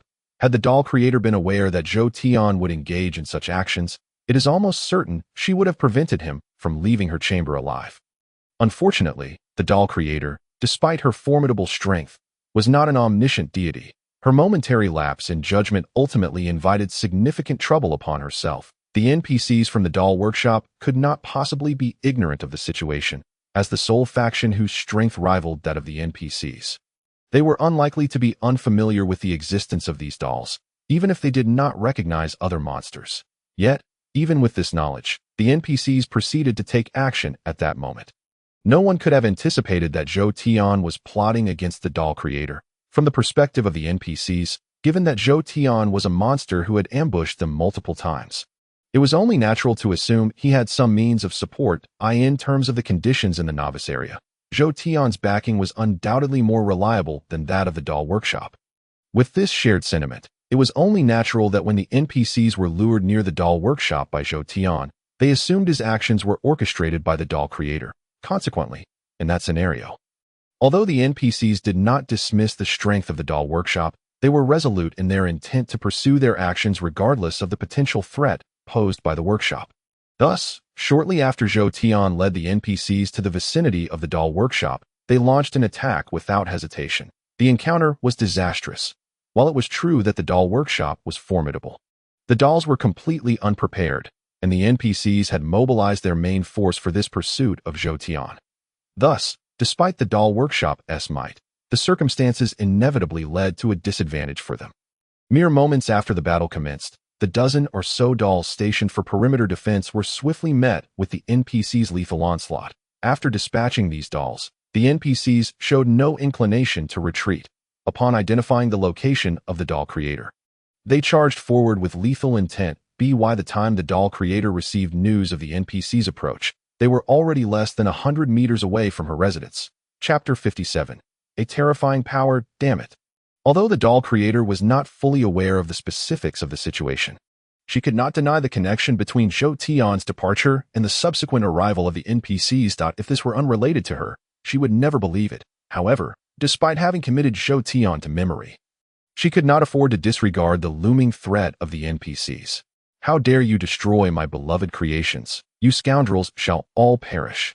Witnessing the relentless slaughter of her dolls, the doll creator abandoned any thoughts of revenge against Zhou Tian and, with a furious shout, charged at the NPCs. Be careful, that's the doll creator, the strongest monster beyond our city. Upon her appearance, the NPCs who recognized her quickly warned their comrades, concerned that others might underestimate their adversary due to ignorance of her identity.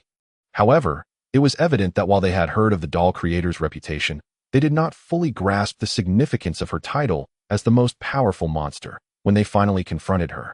Despite their preparations, they found themselves in a dire predicament against her onslaught. What is happening? Everyone, be cautious. The doll creator, when she chose to strike, unleashed a devastating assault upon the NPCs. It was unclear what means she employed. But upon her emergence before the NPCs, many of them seemed to succumb to madness, suddenly drawing their weapons to attack their own companions. Stay calm. This is the doll creator's ability. She can control us with threads. If we sever those threads, we will regain control. Whether due to prior knowledge of the doll creator's abilities or keen observation of the unfolding chaos, one NPC officer urgently articulated the nature of her powers during the turmoil among their ranks. Yet, despite his explanation, it did little to alleviate their fear. Rather, the revelation deepened their trepidation. The doll creator's power was indeed terrifying for any ordinary being. Not only was the activation of her ability nearly imperceptible, but the sight of themselves or their companions suddenly losing control over their bodies, their every move dictated by the enemy, was an experience impossible to endure without distress. It was only due to the limited scope of her control, which seemingly required direct manipulation with her fingers, that the NPCs managed to hold their ground. Had her ability been capable of affecting all NPCs indiscriminately, it was likely that they would have either fled in terror or swiftly met their demise at the hands of their own allies. Observing their soldiers paralyzed by the doll creator's power, the leading NPCs exchanged glances, then resolutely decided to charge at her. Clearly, the morale of the NPCs had suffered a significant blow due to the doll creator's abilities. If her actions went unchecked, it would not be long before many of them lost the courage to continue their assault. Thus, even knowing the doll creator's formidable prowess, the NPC officers had no choice but to engage in battle. Among them, a mage took the initiative, pointing at the doll creator, channeling his magical energy, and unleashing a bolt of lightning towards her. The speed of the spell was astonishing. At such a velocity, it would be nearly impossible for an ordinary person to evade. Yet, the doll creator was no ordinary being. Just as the mage's spell was about to strike, it was abruptly intercepted by the body of another NPC. Damn it! The NPC would never willingly shield an enemy like the doll creator. And it was evident that the only reason for this act was her control over him. Confronted by several formidable NPCs, the doll creator, though confident that none could match her strength, recognized that if they banded together, they could pose a threat. Thus, despite her earlier display of dominance, she found herself forced into a defensive stance. However, the moment she adopted this strategy, it incited the wrath of the NPCs, lacking any defensive capabilities. Her stance merely involved using several NPCs as human shields. Consequently, as the doll creator hovered in the air, facing off against the NPCs, numerous soldiers floated around her, manipulated by her will. Seeing their comrades exploited in such a manner ignited the fury of the NPCs. You despicable creature! The NPCs, filled with rage at the doll creator's actions, found themselves grappling with the dilemma of how to respond to her utilization of their allies as shields. What do we do now? As the NPC officers pondered how to counter the doll creator's abilities, she took the initiative to launch her own attack. The NPCs were filled with trepidation, yet the puppet maker showed no restraint in her eyes. As long as her objectives could be achieved, employing methods deemed despicable by others was of no concern. Contemplating her children who had suffered, the puppet maker felt an overwhelming fury towards those NPCs. Thus, even if the NPCs refrained from attacking her, the puppet maker had never entertained the thought of sparing them. Chapter 58. Forced to engage in battle with a slight movement of her fingers, the puppet maker remained relatively still, while several NPCs suspended in midair began to shout and draw their weapons, launching them toward their superior. You scoundrel! Observing the puppet maker's actions, The NPC officers could only steady themselves to counter their subordinates' assault, ultimately seizing the opportunity to sever the threads binding them. In that moment, despite being just a single individual, the puppet maker, with her formidable abilities, managed to hold an entire NPC army at bay. Consequently, when the NPCs hesitated to act, the other puppets under the puppet maker's command swiftly gathered around her. "Mother!" The puppets that reached the puppet maker's side called out to her, immediately forming a protective circle. Glancing at her children, the puppet maker's eyes betrayed a hint of concern. Ultimately, it was unclear what thoughts occupied her mind. Regardless, as the majority of her puppets gathered around her, she suddenly lifted her head and called out, "I know you are nearby. I can pretend to be oblivious to your actions, but you must assist me in repelling these NPCs. Otherwise, as long as I survive today, I will undoubtedly seek vengeance upon you in the future." After hearing the puppet maker's words, most were puzzled as to why she would shout such a thing. Only Zhou Tian, upon listening to her proclamation, felt certain that his actions had been discerned by the puppet maker. Her words were undoubtedly a warning directed at him. Although Zhou Tian had previously acknowledged the puppet maker's prowess, he had not anticipated its magnitude.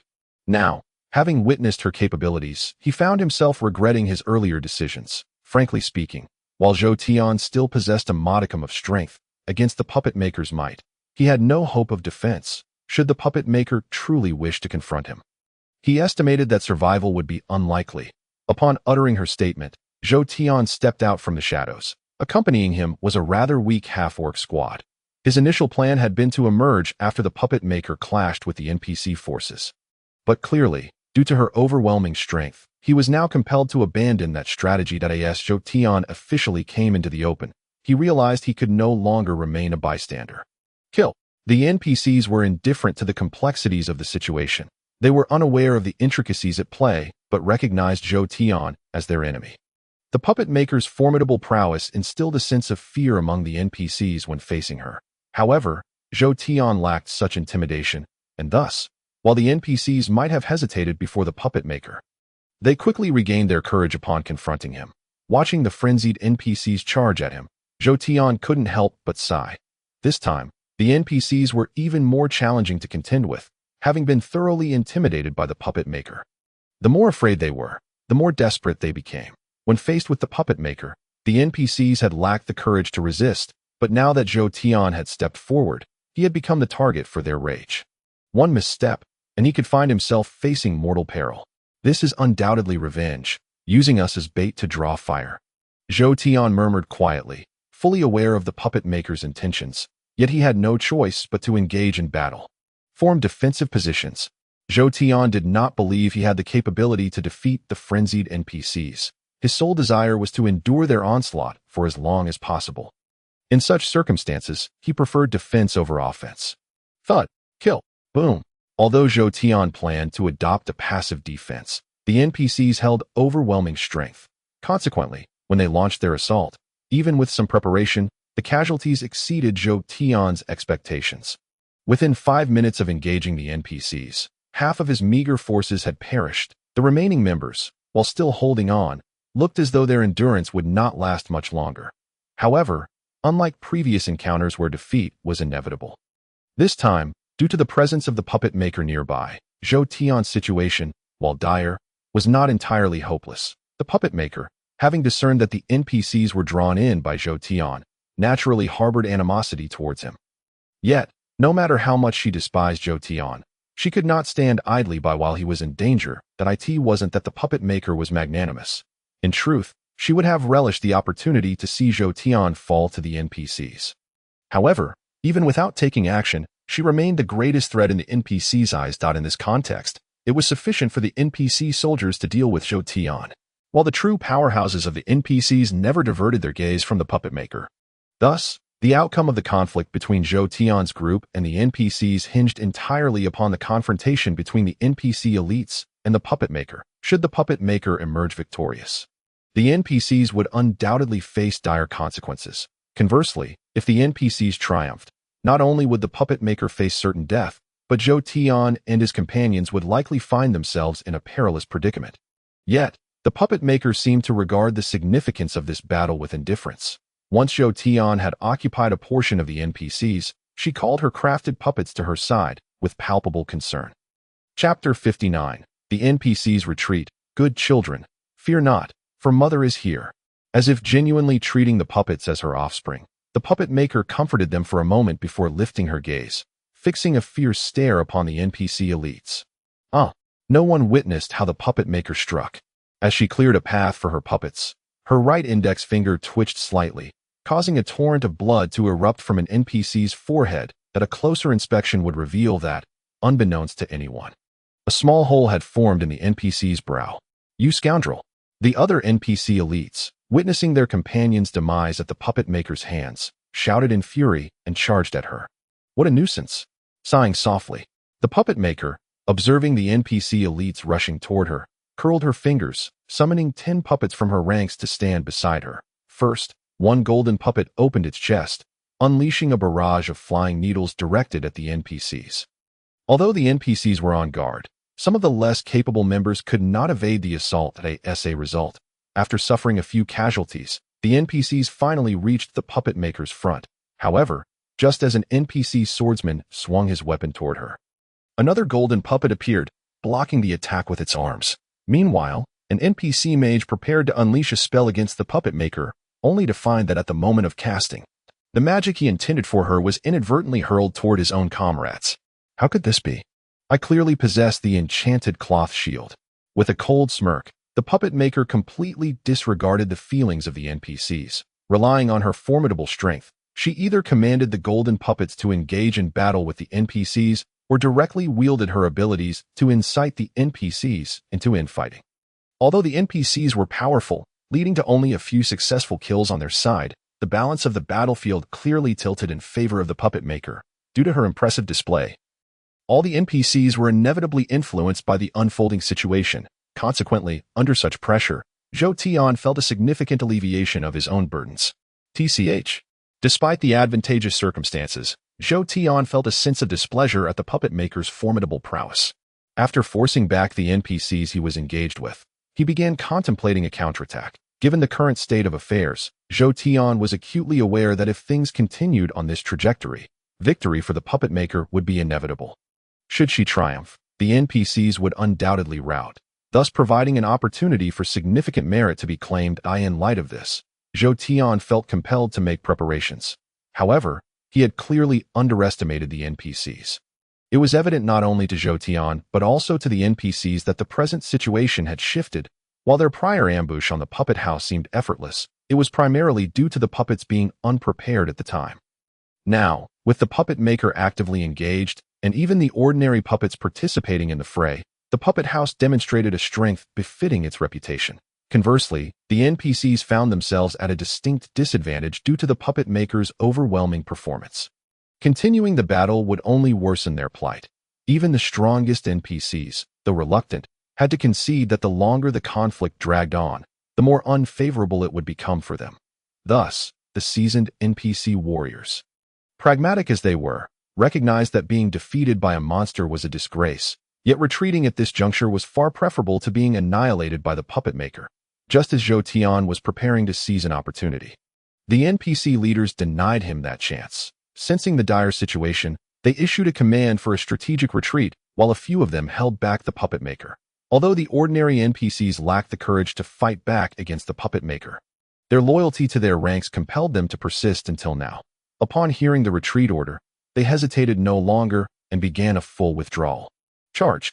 Observing the NPCs retreating prematurely before the opportune moment had arrived, Zhou Tian could not refrain from issuing an attack command.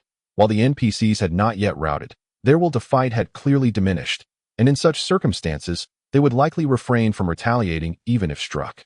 Seizing this advantageous moment, Zhou Tian was eager to claim some credit for himself. With his command, his half-orc subordinates surged forward, roaring as they charged at the retreating NPCs. Damn it! The NPCs seethed with anger at Zhou Tian's reaction. Yet they had no choice but to allocate a portion of their forces to block his advance. Under the NPC strategic arrangement, Zhou Tian's movements were indeed thwarted, unless unexpected circumstances arose. It seemed unlikely that Zhou Tian would find an opening for quite some time. By the time he concluded his skirmish, the main force of the NPCs would likely have already retreated. However, Zhou Tian had never intended to capture every last NPC. Anticipating their withdrawal, he had already prepared for this outcome. Thus, as the NPC's main force retreated, Zhou Tian feigned ignorance and resolutely focused on dealing with those NPCs left behind as expendable pawns. Ultimately, with Zhou Tian exerting his full strength, even though the NPCs had resigned themselves to their fate, their beliefs held little sway against his overwhelming power. Consequently, with Zhou Tian's assistance and a bit of cunning, the NPCs fell one by one beneath the weapons of his half-orc warriors. Chapter 60. The final counterattack having successfully dispatched the NPCs. Zhou Tian turned his attention to the remaining NPC leaders. Although the main force had retreated, the real prize still lingered. Zhou Tian understood that capturing these NPC leaders would inflict far greater damage on their city than the losses they had sustained. However, Zhou Tian's strength was limited.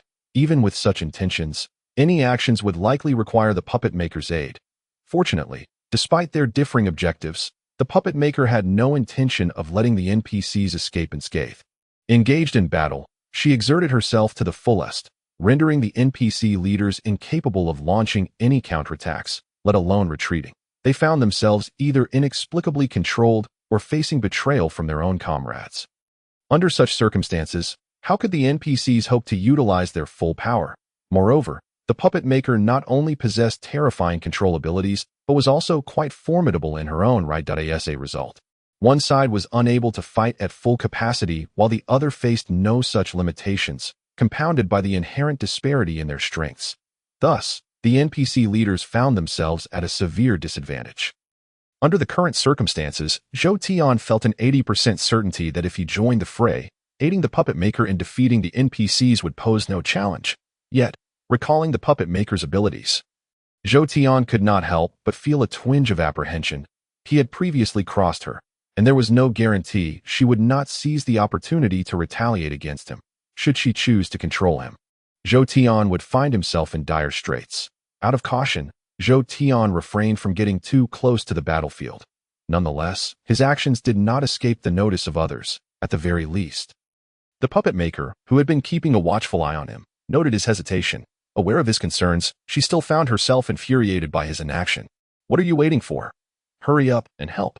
If my children sustain too many casualties, beware that I shall skin you alive.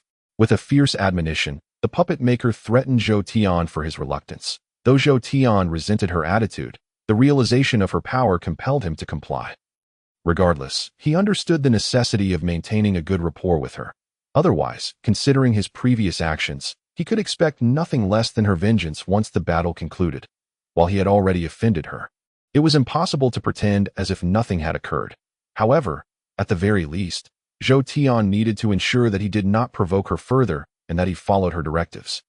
If he behaved appropriately, the puppet maker might not seek him out for trouble immediately after the battle's conclusion. With such thoughts in mind, despite his various reservations, Zhou Tian ultimately seized his weapon and charged towards the NPCs. When he took action, the NPCs inevitably felt a surge of anxiety. Already weary from contending with the puppet maker, they could hardly ignore Zhou Tian's entry into the fray.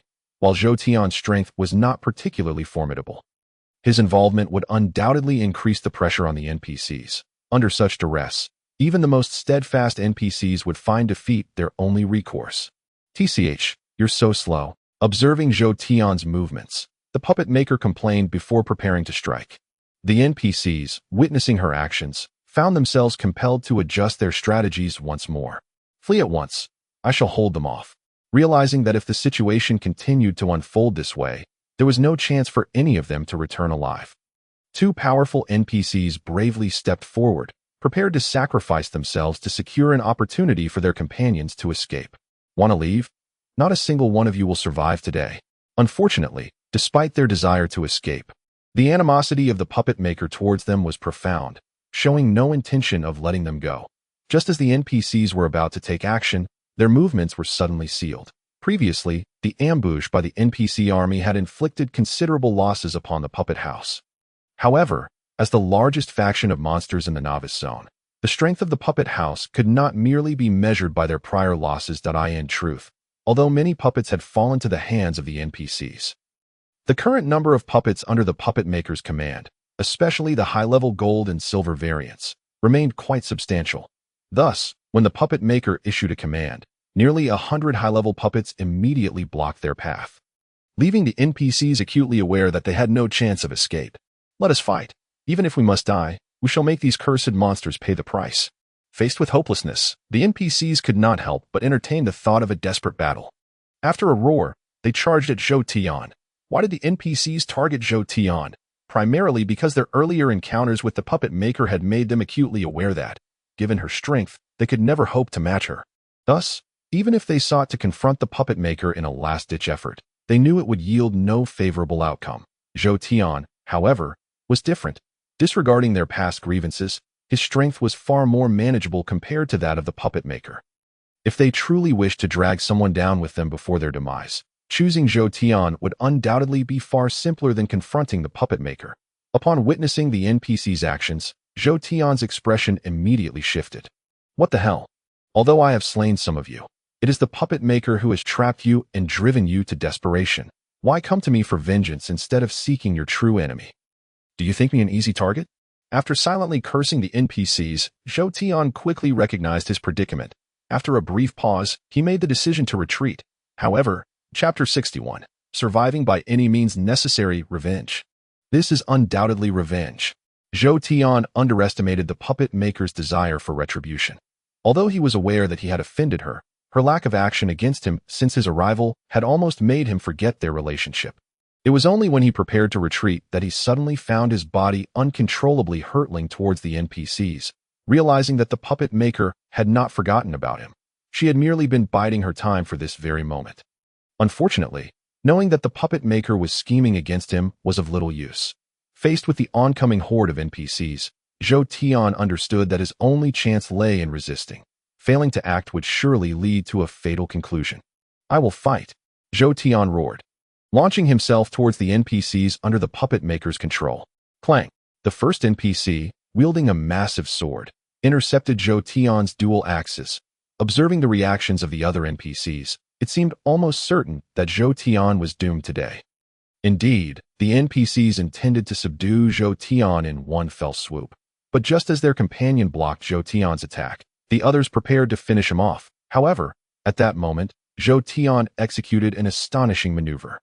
Long before he was thrown towards the NPCs, the puppet maker had relinquished her control over him. Her sending Zhou Tian to the NPCs guaranteed his demise. Once they disposed of him, she would swiftly eliminate them in turn. Thus, she believed she would be rid of all those who had wronged her. Yet, in orchestrating this plan, the puppet maker had underestimated Zhou Tian, failing to consider how he would react when faced with peril. When she thought Zhou Tian was undoubtedly doomed, the outcome surprised her greatly. Zhou Tian was not an ordinary monster. He would not simply abandon everything to fight when confronted by NPCs. To him, nothing could be more important than his own life, and in that dire situation, Zhou Tian was willing to resort to any means necessary to survive, as everyone assumed Zhou Tian would perish at the hands of the NPCs. He astoundingly released his weapons, evaded most of the attacks, and ultimately descended from the air with only minor injuries. Generally, bosses of considerable strength retain a degree of pride, and while they might flee if given the chance, he would resort to the disgraceful act of discarding their weapons in a desperate bid for survival, as Zhou Tian did, because of the perceived humiliation of Zhou Tian's actions when he fell from the sky. The NPCs finally reacted. Having missed their opportunity to pursue him, by the time they realized what had happened, they found it was too late to strike him down. Strangely, the NPCs felt no regret upon witnessing this outcome.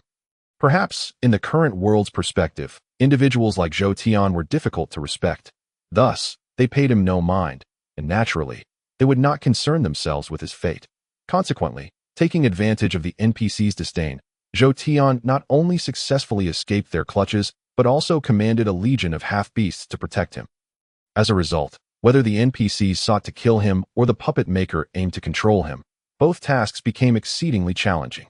Shameless, observing that her actions had not yielded the desired effect, the puppet maker felt no disappointment. After casting a scornful glance at Zhou Tian, her attention shifted to the NPCs. Ultimately, with a single command, a multitude of puppets surrounded the NPCs and launched an assault. The outcome, unsurprisingly, unfolded without any unexpected twists. Faced with the overwhelming advantage of the puppet maker's forces, The few NPCs lacked the strength to withstand the onslaught of so many puppets. Thus, as the puppets collectively unleashed their power, the NPCs quickly met their doom one by one. After successfully eliminating the NPCs, Zhou Tian breathed a sigh of relief, yet his heart remained uneasy. Initially, he had believed that by aiding the puppet maker, even if he had offended her in the past, she would be reluctant to seek retribution. However, Zhou Tian soon realized he had been mistaken. He had overlooked a crucial factor in his calculations. Generally speaking, Zhou Tian's reasoning was not fundamentally flawed. He had simply neglected to consider the puppet maker's temperament. While his thoughts were logical from a normal person's perspective, the puppet maker was an exception, and her eccentric nature dictated her approach. Actions that seemed entirely reasonable to others often elicited a different response from her. The puppet maker had already plotted against Zhou Tian once, and now, with the battle concluded, he genuinely feared she might turn her wrath upon him. Because of this trepidation, when she descended from the sky, Zhou Tian, although intending to ease their relationship, ultimately hesitated to approach her. Upon witnessing Zhou Tian's reaction, the puppet maker scoffed. "Weren't you quite bold? You lured those NPCs to my territory using such a method when I wasn't helping you. Now that things have escalated, you suddenly find yourself afraid." I truly did not intend to. Regardless of the circumstances, even if the puppet maker doubted his words, Zhou Tian would never admit that everything was part of his design. Upon hearing the words of the puppet maker, Zhou Tian could only manage a series of forced smiles, his body instinctively retreating behind the half-orc warriors. "Look at your lack of resolve." Observing Zhou Tian's demeanor, the puppet maker was infuriated, casting a disdainful glance in his direction before resolutely assuring him, "Do not worry. Although this situation was instigated by you, the true aggressors against my children are those NPCs. They dare to act recklessly in my territory, clearly underestimating my power. It seems my prolonged inactivity has led them to forget my fearsome reputation. Thus, even if I am momentarily used by you, I shall ensure those NPCs face my wrath. As for you, once this matter is resolved, I will seek you out for further discussion. I am exceedingly grateful for your support." Zhou Tian expressed his gratitude without hesitation. However, despite his words, he remained steadfastly sheltered behind the protection of the half-orc warriors, clearly harboring doubts about the puppet maker's assurances. The puppet maker, perceptive to Zhou Tian's sentiments, did not take offense. After listening to him, she promptly commanded her puppets to disperse. Chapter 62. The Monster Coalition. This operation against the NPCs shall count as my contribution, though I am disinclined to make an appearance myself. You will act as my representative to liaise with the other commanders. Remember, I expect a favorable outcome from this endeavor. Should I fail to vent my frustrations during this operation, be prepared to serve as my outlet." After casting this abrupt statement at Zhou Tian, the puppet maker ceased her words and swiftly departed. Goodness, this is truly a monumental predicament. I had not anticipated the puppet maker's formidable strength, nor her capricious nature. Even if we manage to reclaim lost territory, having offended someone of her caliber will surely lead to dire consequences in the future. What a dismal fate. With the puppet maker's departure, Zhou Tian exhaled in relief, yet inwardly lamented his circumstances. Alas, he had already crossed the point of no return, and no amount of regret could amend his actions at this juncture. Rather than dwelling on other concerns, Zhou Tian realized he should focus on how to effectively unite the remaining monsters. Though the task might prove challenging, having already subdued such a formidable character as the puppet maker, he was confident that the other creatures would not pose insurmountable obstacles. In fact, Zhou Tian's reasoning was indeed sound.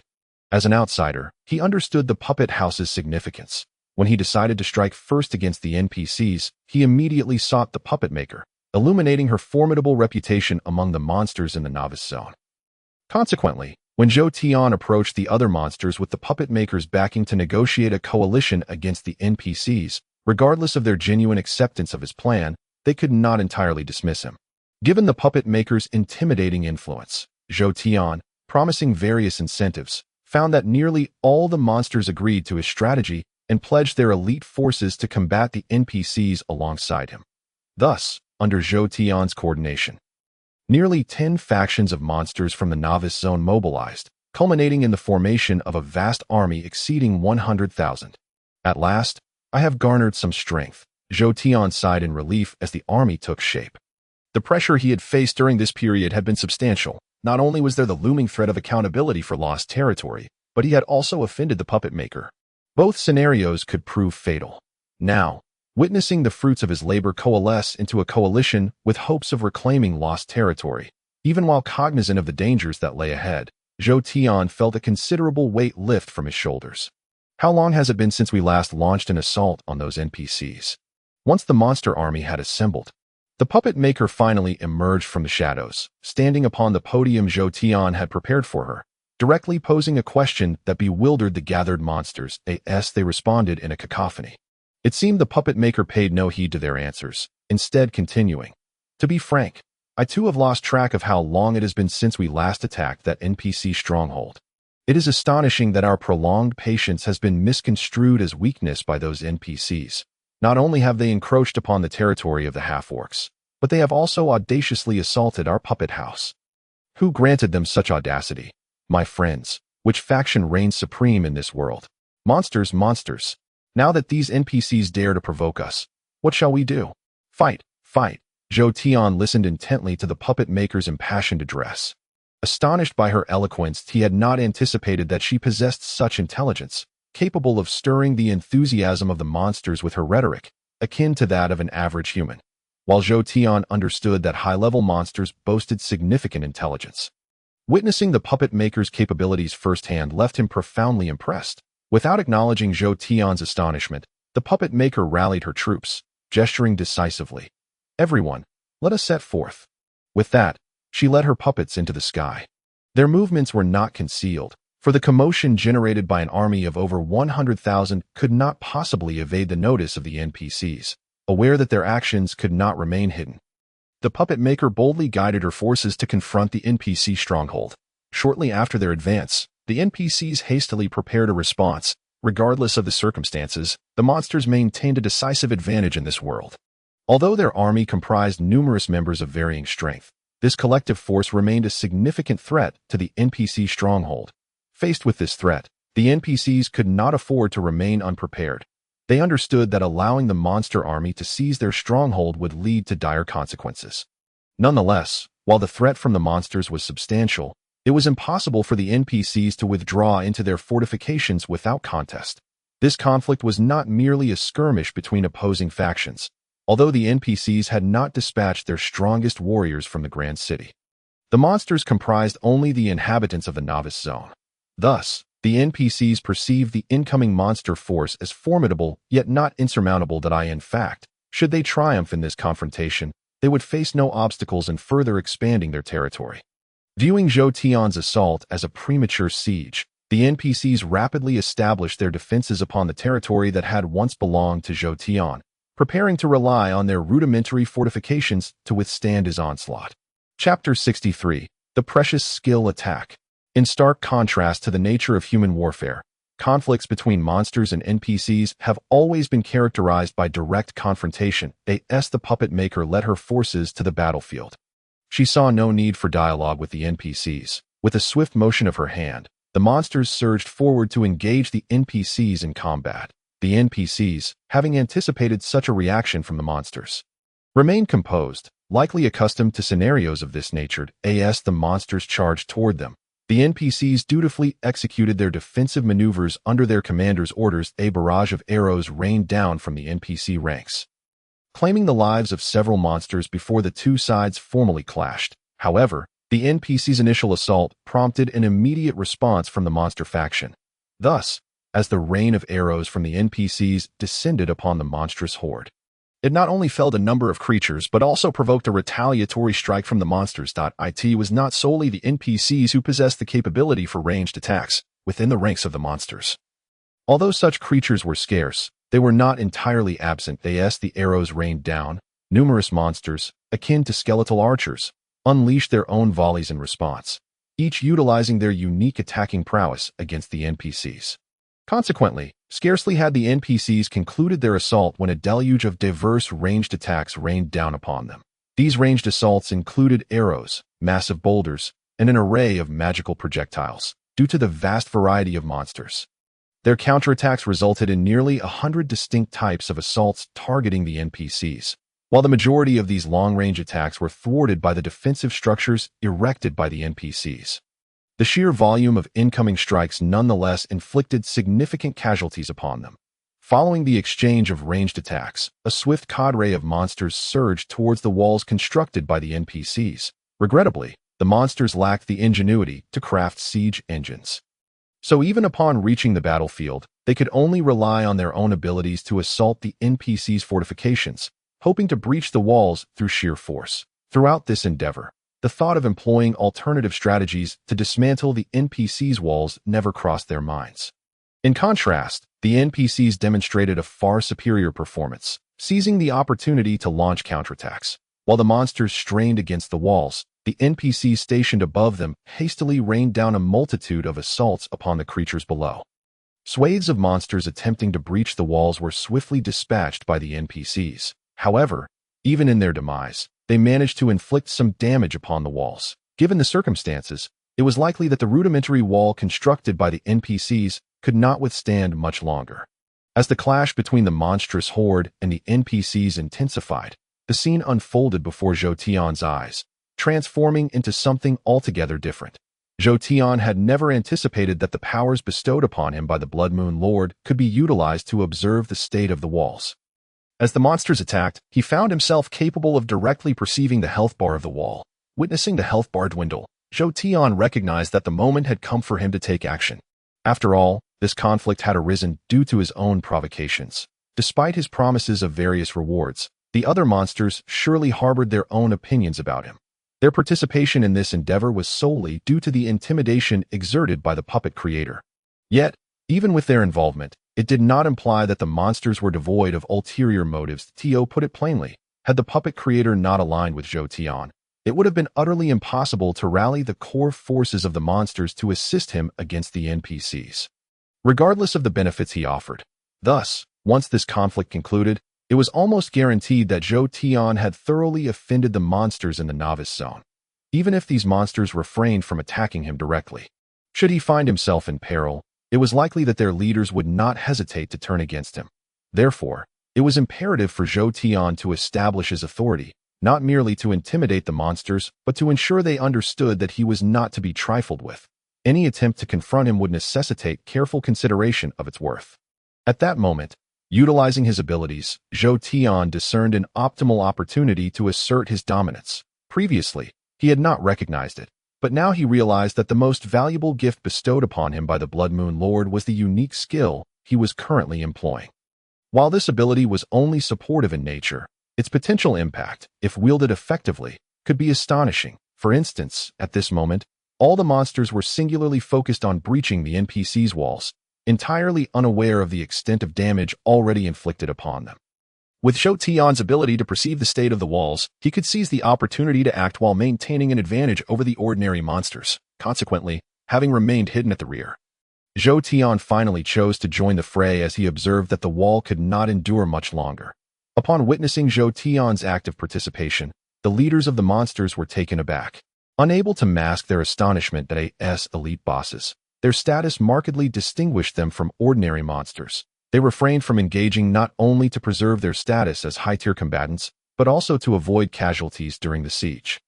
Yet, Zhou Tian, who could have opted to remain uninvolved, chose to fight, a decision that bewildered the other monster leaders. Ignoring their incredulous gazes, Zhou Tian was acutely aware that his actions appeared reckless to them. However, bolstered by confidence, he recognized that his current undertaking, while seemingly audacious, was devoid of genuine risk. When he joined the fray, the wall's health had already diminished significantly, and Zhou Tian was certain that with a little more effort, breaching it would pose no challenge. Once the wall fell, his safety would be ensured by the other monsters. As a result, when Zhou Tian concealed himself amidst the horde, he successfully evaded the notice of the NPCs. Or perhaps, the NPCs had never truly regarded him as a noteworthy boss. With no targeted attacks from the NPCs, Zhou Tian easily maneuvered to the vicinity of the wall. Upon reaching that location, he identified the section of the wall with the lowest health and proceeded to strike without hesitation. Chapter 64. Breaching the wall. When Zhou Tian remained inactive, the sheer number of monsters present meant that, aside from powerful bosses like the puppet creator, entities like Zhou Tian did not possess sufficient significance to garner the NPC's attention. However, once Zhou Tian initiated his assault, it became impossible for the NPCs to overlook him. Regardless of his ranking among the bosses in the novice zone, his destructive capability exceeded that of ordinary monsters. Thus, when Zhou Tian launched his attack on the wall, and the NPCs felt the magnitude of his destruction, they had no choice but to intervene. In the face of the NPCs' attacks, Zhou Tian remained undeterred. His focus solely on hacking away at the wall. As its health dipped below half, he finally witnessed its health bar plummet to the brink of depletion. Ultimately, with all his might, Zhou Tian swung his axe, simultaneously calling out to the monsters behind him, "The wall has fallen, charge!" Boom!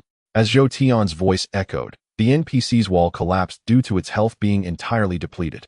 An event that astonished both the monsters and NPCs alike, leaving them bewildered as they cast various glances at Zhou Tian. Regardless of how they interpreted his earlier actions, those embroiled in battle could not allow themselves to cease hostilities. Thus, after a brief pause, the monsters surged through the breach Zhou Tian had created. Given that the NPCs had yet to fortify their defenses adequately, the monsters' onslaught rendered their makeshift fortifications virtually obsolete. In the end, as an overwhelming number of monsters charged towards them, the NPCs could do little but engage in combat.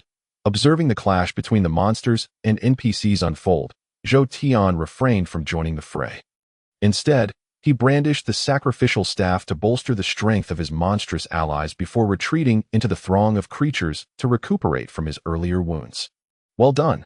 At some point, the puppet creator had approached Zhou Tian from behind, startling him as he patted Zhou Tian's shoulder and praised his earlier actions. "It was nothing. It was merely my duty," Zhou Tian replied humbly, though startled by the unexpected acknowledgement. To say you did well is to state the obvious. Why indulge in superfluous words? I have little patience for creatures like you who lack decisiveness. Who would have known that Zhou Tian's humility would prove utterly ineffective?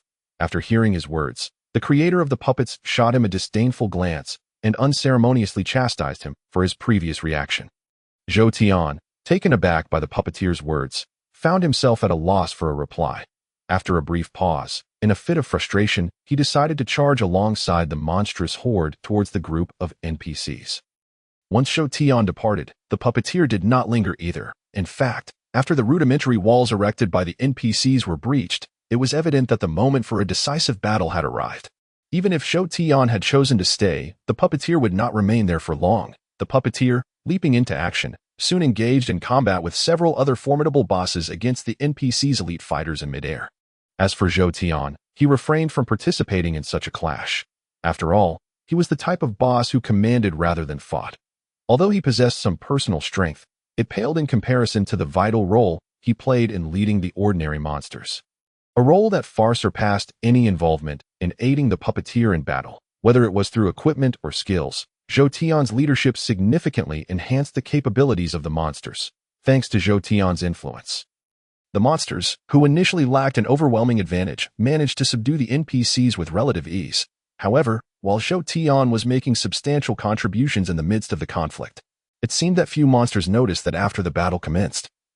Zhou Tian was intentionally directing his orc subordinates to attack more vulnerable locations. Consequently, areas prone to significant casualties were predominantly assaulted by other monsters. Zhou Tian was unconcerned about the possibility of the other monsters discovering this, primarily because the chaos of the battle left no one with the time to scrutinize the intricate details of the skirmish. Additionally, Zhou Tian often relied on his unique abilities to designate targets during his tactical arrangements. Although he was uncertain about the rarity of the powers he had acquired from the Blood Moon Lord, he recognized that, at the very least, none of the bosses accompanying him possessed such abilities. Thus, employing a capability that others lacked to gain an advantage, Zhou Tian felt no apprehension about potential discoveries by his peers. As the battle raged on, the casualties among monsters and NPCs exceeded 3 digits with each passing moment. Ultimately, due to the staggering losses incurred, the NPCs were the first to react. In fact, in typical warfare like this, if the NPCs aimed to seize the monster's territory, the walls they had constructed must play a crucial role. Only by leveraging the fortifications could the NPCs instill a sense of futility in the monster's assaults, thereby enabling them to successfully occupy the monster's domain. However, with the walls breached, the ongoing battle naturally placed the NPCs at a significant disadvantage. The moment the walls were shattered by Zhou Tian, thoughts of retreat began to take root among the NPCs. Unfortunately, The abruptness of Zhou Tian's assault left them utterly unprepared. Thus, when the monsters surged forward, the NPCs found themselves compelled to engage in combat. During the course of the skirmish, as casualties mounted alarmingly, the NPCs, aware that they stood no chance against the monsters in such a chaotic melee, realized that retreat was their only viable option. Just as the battle appeared to tilt in Zhou Tian's favor, the NPCs began a strategic withdrawal towards their original stronghold. Observing the NPCs' response, the puppeteer and the other bosses had no intention of allowing them to escape unscathed. Consequently, as the NPCs initiated their retreat, the puppeteer led a cadre of monstrous bosses in a relentless pursuit. Chapter 65. The promise of boundaries. The pursuit by the monsters could not be overlooked by the NPCs. However, as the NPCs divided their forces to intercept the puppeteer and his monstrous cohort, the overwhelming strength of the bosses resulted in the reinforcements falling before the monstrous onslaught without achieving their intended purpose. Faced with the relentless pursuit, the NPCs found themselves with no choice but to flee. The NPCs stood no chance of outpacing the monsters, had they been in a different location or if the true stronghold of the NPCs had been under siege. The monsters confronting Zhou Tian would surely have been doomed. Yet, with Zhou Tian's forces encroaching just outside the NPC's territory, the area they had breached was not far from the NPC stronghold. As a result, despite leaving behind numerous NPC corpses in the wake of their pursuit, the NPCs managed to evade a decisive blow from Zhou Tian, just as Zhou Tian's forces were on the verge of catching up to the main body of the NPCs. The latter reached the vicinity of their stronghold. Fire the arrows. The NPCs could not afford to let Zhou Tian's forces breach their stronghold. Witnessing their own ranks falter, the soldiers defending the walls unleashed a volley of arrows at the pursuing monstrous army upon the command of their general. A rain of arrows fell, resulting in a significant portion of the pursuing monsters succumbing to the onslaught. Halt! Despite their recent victory over the NPCs, which had bolstered their morale, the puppeteer was acutely aware of the formidable defensive capabilities of the NPC stronghold. Thus, seeing their forces nearing the enemy's stronghold and under renewed attack from the NPCs, the puppeteer raised a hand to halt the advance of the other monsters. Your objectives have been achieved. Let us withdraw for now. Turning to Zhou Tian, the puppeteer directly presented her opinion. The other bosses, upon hearing her words, felt a twinge of dissatisfaction. After all, they had successfully routed the NPC's main forces, and in such circumstances, they were reluctant to retreat, eager to seize further victories. Yet, the puppeteer's overwhelming strength rendered them powerless. Even with the combined efforts of all bosses within the novice zone, they would be no match for her. Furthermore, to contend with the NPCs, they needed to rely on the power of the puppeteer's domain. Thus, even if they disagreed with the puppeteer's decision, they dared not openly oppose her. Consequently, as the puppeteer addressed Zhou Tian, the other bosses discreetly signaled him to persuade her to reconsider. Zhou Tian understood their intentions, but, considering the puppeteer's disposition, he could only manage a wry smile before ultimately reaching a decision. Very well, I shall withdraw my forces. Could Zhou Tian persuade the puppeteer? Perhaps the other monsters believed he had that capability. But Zhou Tian himself was acutely aware that the puppeteer was not the type who would heed counsel. Once she made up her mind, it was unlikely to change, should he attempt to dissuade her now. It was almost certain she would unceremoniously cast him into the midst of the NPCs. Whether Zhou Tian's assessment was correct or not, the puppeteer seemed satisfied with his response. Without further ado, upon hearing Zhou Tian's words, she gestured and led her puppets away into the skies. As the puppeteer and her puppets departed in such a manner, the other bosses cast Zhou Tian displeased glances. It was evident that their dissatisfaction stemmed from Zhou Tian's lack of awareness. Had it not been for his commendable performance previously and the looming threat of the NPCs, he might have found it challenging to leave unscathed today. Of course, while it was difficult to take action, the NPCs were not without means to deal with Zhou Tian. After all, to rally them into action, Zhou Tian had made numerous promises, now that the immediate crisis had passed. The bosses would not relent in demanding the benefits Zhou Tian had pledged. Well then, since the NPCs have retreated, Shun Tiyu, the orc commander, fulfill your promise. Indeed, the territory you promised us, please expedite its transfer. Hearing their demands, Zhou Tian, though prepared, could not conceal his displeasure. Although the puppeteer had initially consented, the other monsters, despite showing some consideration for him, could not possibly exert themselves to the extent they were doing now. After all, their current venture held no promise of conquering the NPC stronghold. Thus, even if they were to ultimately vanquish those NPCs, the rewards would be scant, and in the absence of substantial gains. It was only natural that the monsters would not commit fully to the endeavor. Should Zhou Tian fail to vanquish the NPCs, he would find himself facing a perilous fate. Therefore, in his quest to defeat the NPCs, Zhou Tian was willing to do whatever it took. In light of this, he directly promised the bosses that if they aided him in overcoming the NPCs, he would allocate a portion of the half-orc territory to them. Although the territory Zhou Tian promised was not vast, its location differed significantly from the lands outside the NPC city, rendering the benefits he offered quite remarkable. It was precisely due to the promise of such substantial rewards that, upon agreeing to Zhou Tian's request, the bosses summoned their most elite subordinates to the battlefield. Now that the battle had concluded, how could those bosses possibly allow Zhou Tian to evade his commitment? And could Zhou Tian dare to utter a no? Aside from the puppeteer, nearly all the monster leaders in the novice zone had secured Zhou Tian's promise, and should he renege? It was needless to say that these bosses would undoubtedly unite to forcibly seize the promised territories from him. Thus, even if reluctant, Zhou Tian had no choice but to fulfill his pledge. However, while the territories promised were not individually large, collectively they accounted for nearly 90% of his current domain. Should Zhou Tian proceed with the concession, the half-orc clan would effectively be doomed. Therefore, while Zhou Tian would not breach his promise, he could not carelessly partition his territory among the bosses. Maintaining a neutral expression, Zhou Tian stated, "I will certainly fulfill my promise. Please return for now, and after I arrange for my half-orcs to withdraw, I shall allocate those territories to your names." The bosses harbored no doubts regarding Zhou Tian's words. They likely perceived that he simply could not afford to go back on his word. After all, the number of bosses who had secured Zhou Tian's promise was rather excessive, and given the strength represented by this group of bosses, should Zhou Tian dare to reconsider, a grim fate awaited him. Consequently, upon hearing Zhou Tian's words, the bosses quickly began to disperse. However, just as the majority of the bosses were departing, Zhou Tian suddenly called out to one of them, leader of the man-eating flower. "Please hold on. I have a matter to discuss with you." Upon hearing Zhou Tian's voice, one of the bosses halted momentarily.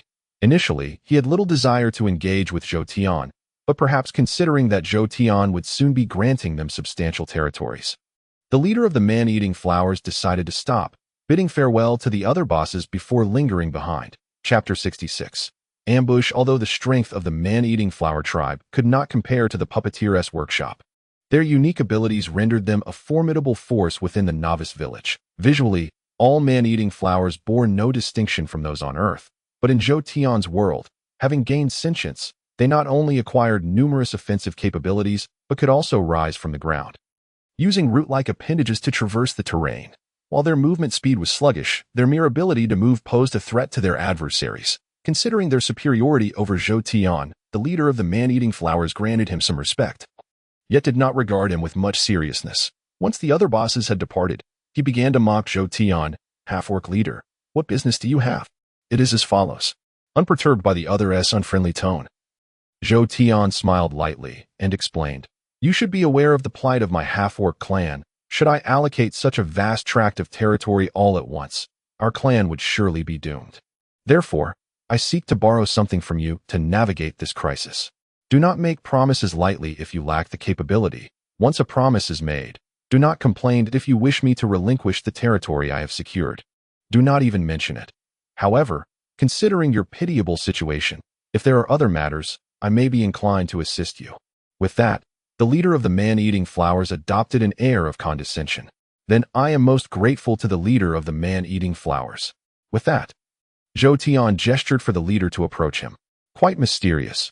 I wonder what you truly wish to convey." The leader of the man-eating flowers felt a slight irritation at Zhou Tian's demeanor. Nonetheless, recalling his earlier words, he begrudgingly stepped closer, unable to resist the urge to comply. Zhou Tian, as if preparing to divulge a secret, leaned in closer once the leader was before him, whispering, "I wish to borrow your head." "What do you mean?" The leader of the man-eating flowers was momentarily taken aback by Zhou Tian's declaration. As he contemplated the meaning behind Zhou Tian's words, he suddenly felt a sharp pain in his neck, only to witness a familiar headless plant slowly collapsing to the ground. "Blame your tribe for being so easily dealt with." With a swift motion, Zhou Tian sheathed the axe used to sever the leader's head and commanded, "Eliminate all the man-eating flowers." Having initiated the attack, Zhou Tian would not grant the adversary an opportunity to retaliate. After successfully ambushing the leader of the man-eating flowers, he and the surrounding half-orcs collaborated to eliminate the man-eating flower warriors who had accompanied their leader, leaving them stranded outside the NPC city. The main force of the man-eating flower tribe has been utterly defeated. What are we waiting for? Let us seize their territory. After dispatching the man-eating flowers, Zhou Tian wasted no time, gesturing for his half-orc warriors to advance toward the lands of the man-eating flower tribe, due to the nature of their combat style. The man-eating flowers were akin to the mage class among players. While each member possessed formidable offensive capabilities, their plant-based forms rendered them relatively weak in terms of resilience. Generally, the man-eating flowers possessed the ability to burrow underground, making them difficult to confront unless they emerged. However, Zhou Tian had chosen to target the man-eating flower tribe for a reason, as he had devised a strategy to address this issue. Although the man-eating flower tribe could indeed burrow underground, they could not remain submerged for extended periods. After all, while plants may not perish as swiftly as humans when buried, they still required access to the surface to breathe. Thus, unless an enemy encroached upon their territory, the man-eating flowers typically remained rooted in their domain like any ordinary plant. While Zhou Tian was set on confronting the man-eating flower tribe, the underlying question remained: who would know of Zhou Tian's intentions? Although he had conceived a plan early on, he had yet to commit decisively to which monster faction he would strike, given that Zhou Tian himself had not anticipated targeting the man-eating flower tribe. How could they possibly fathom that Zhou Tian considered them his foes? Although the leader of the man-eating flowers had fallen, the only remaining entities were the half-orcs and the man-eating flowers. In this situation, aside from his half-orc kin, none, not even the NPCs, would have knowledge of Zhou Tian's actions.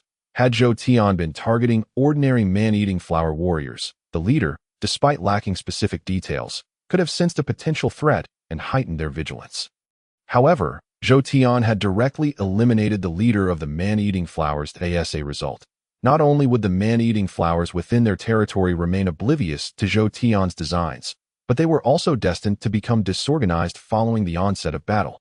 With the man-eating flower warriors unprepared and failing to burrow underground, it was all too apparent what fate awaited them should Zhou Tian's half-orc warriors close eye in. In truth, the unfolding events did indeed align with Zhou Tian's strategy. As he led nearly all his half-orc warriors into the territory of the man-eating flower tribe, the man-eating flower warriors made no preparations against Zhou Tian's incursion. Half-orc warriors, what brings you to our territory? Did our leader not collaborate with you to confront the NPCs? Why, then, do you have the leisure to venture into our lands now?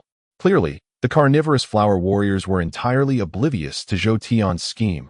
Otherwise, they would not have reacted in such a manner. Kill. Without any intention of addressing the carnivorous flower warriors, Zhou Tian confirmed with his own eyes that the majority of the carnivorous flower members were on the ground, then waved his hand, leading the half-orc warriors behind him to charge at the enemy. You must be insane. The carnivorous flower warriors could hardly fathom that Zhou Tian would take such action. When they saw him and his warriors suddenly approach, none of them initially considered fighting. Instead, they questioned the reality of what they were witnessing. Although this moment of hesitation lasted only a brief interval, it was sufficient for Zhou Tian's half-orc warriors to reach the forefront of the carnivorous flower ranks as before. Despite the formidable strength of the carnivorous flower clan, they were not adept at close combat. Thus, when Zhou Tian's half-orc warriors reached their front lines, they immediately seized the initiative before the skirmish commenced. Consequently, by the time the carnivorous flowers regained their wits and attempted to respond, it was already far too late. Chapter 67. Conspiracy. Zhou Tian had commanded his half-orc subordinates to eliminate the carnivorous flower warriors at any cost. Following his orders, the half-orcs fought with reckless abandon. They could be described as fighting for their lives. Showing little regard for the attacks from the carnivorous flowers, their sole focus was to assault the nearest carnivorous flower adversaries. As a result, although Zhou Tian's half-orc warriors suffered significant casualties, they achieved the desired outcome. In less than an hour, the carnivorous flower clan, known to be one of the strongest in the novice area, was overtaken by Zhou Tian. Thus, when news reached the ears of other bosses, they could scarcely believe the reports. It was only after repeated confirmations of the veracity of the information that the group of bosses reluctantly accepted the reality that Zhou Tian had conquered the carnivorous flower clan. Upon learning of Zhou Tian's victory over the carnivorous flowers, the bosses felt a mix of astonishment and trepidation. Even the puppet maker had never instilled such fear in them. After all, while the puppet maker was powerful, there had been little interaction between them and the bosses. As long as neither party provoked the other, the puppet maker would have no reason to attack. Otherwise, given the puppet maker's strength, it could have easily unified all the monsters in the novice area by now. Although Zhou Tian was not a match for the puppet maker, his audacious approach instilled a sense of dread among the bosses. Just recently, they had formed an alliance, and at that time, the half-orc clan was weaker than the carnivorous flower clan. Yet, under such circumstances, Zhou Tian unexpectedly attacked the latter. What further unsettled the bosses was that Zhou Tian had indeed succeeded in absorbing the carnivorous flower clan. If Zhou Tian could act so arbitrarily as to conquer the carnivorous flowers today, there was no guarantee he would not turn his sights on other monsters in the future, aside from the puppet maker. No other boss felt significantly stronger than the carnivorous flower clan, which heightened their vigilance regarding Zhou Tian's actions to avoid becoming the next victims, and unwilling to relinquish the territories promised by Zhou Tian. The bosses who had received his assurances instinctively united to approach him. Zhou Tian was not surprised by their reaction, recognizing that his actions had indeed crossed a line. The fact that these bosses had not banded together against him was already a fortunate outcome. Thus, when confronted by their inquiries, Zhou Tian's demeanor could not have been less accommodating. "What brings you all to my humble abode?" Upon seeing the bosses, Zhou Tian greeted them with a smile. The group of bosses felt a chill run down their spines at his seemingly nonchalant demeanor. Just moments ago, Zhou Tian had stealthily overthrown a faction of monsters, yet he now interacted with them as if nothing were amiss. Did he possess ample preparation for this encounter, or did he simply dismiss the significance of his conquest over the carnivorous flower clan? Regardless of the situation, the bosses found it difficult to accept Zhou Tian's demeanor, which led them to display expressions of wariness. "There is no need for such tension. I am not the puppet maker and lack the strength to threaten you."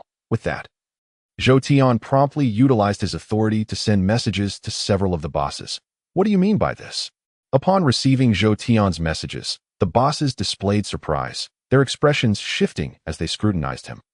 Clearly unable to discern his intentions, "Do not be so astonished. My assault on the carnivorous flower clan was merely a desperate measure due to my inability to provide the promised territories. In truth, I had no desire to do so. Now that I possess ample land, I am ready to fulfill my earlier commitments." With that, Zhou Tian gestured for the bosses to accept the territorial allocations he had sent.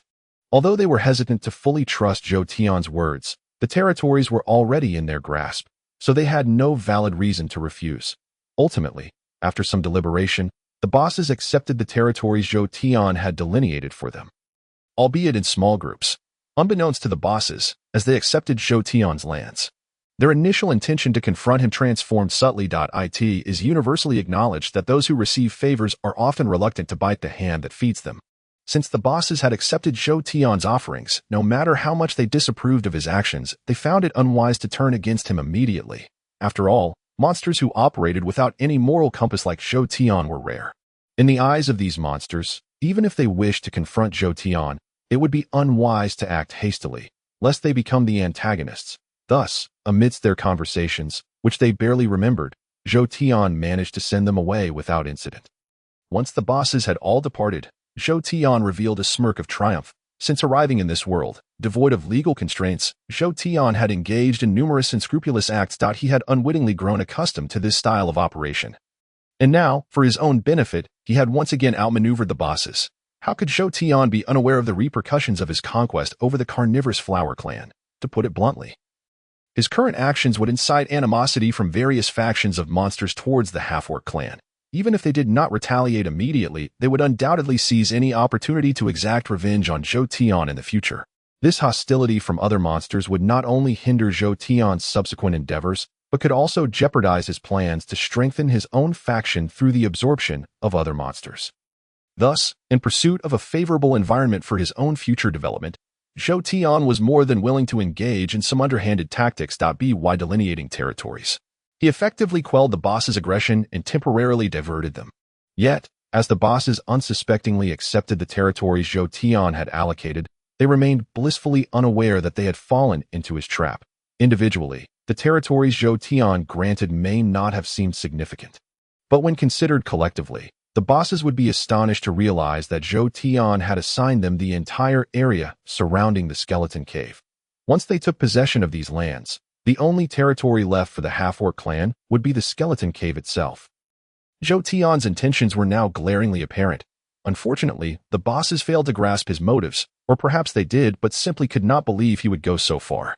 Regardless of the circumstances, after ceding those territories to the group of bosses on the 7th day, the half-orc tribe coexisted peacefully with other monsters for several more months. That a few months may seem neither long nor short, yet during this period of development, the novice area underwent numerous changes.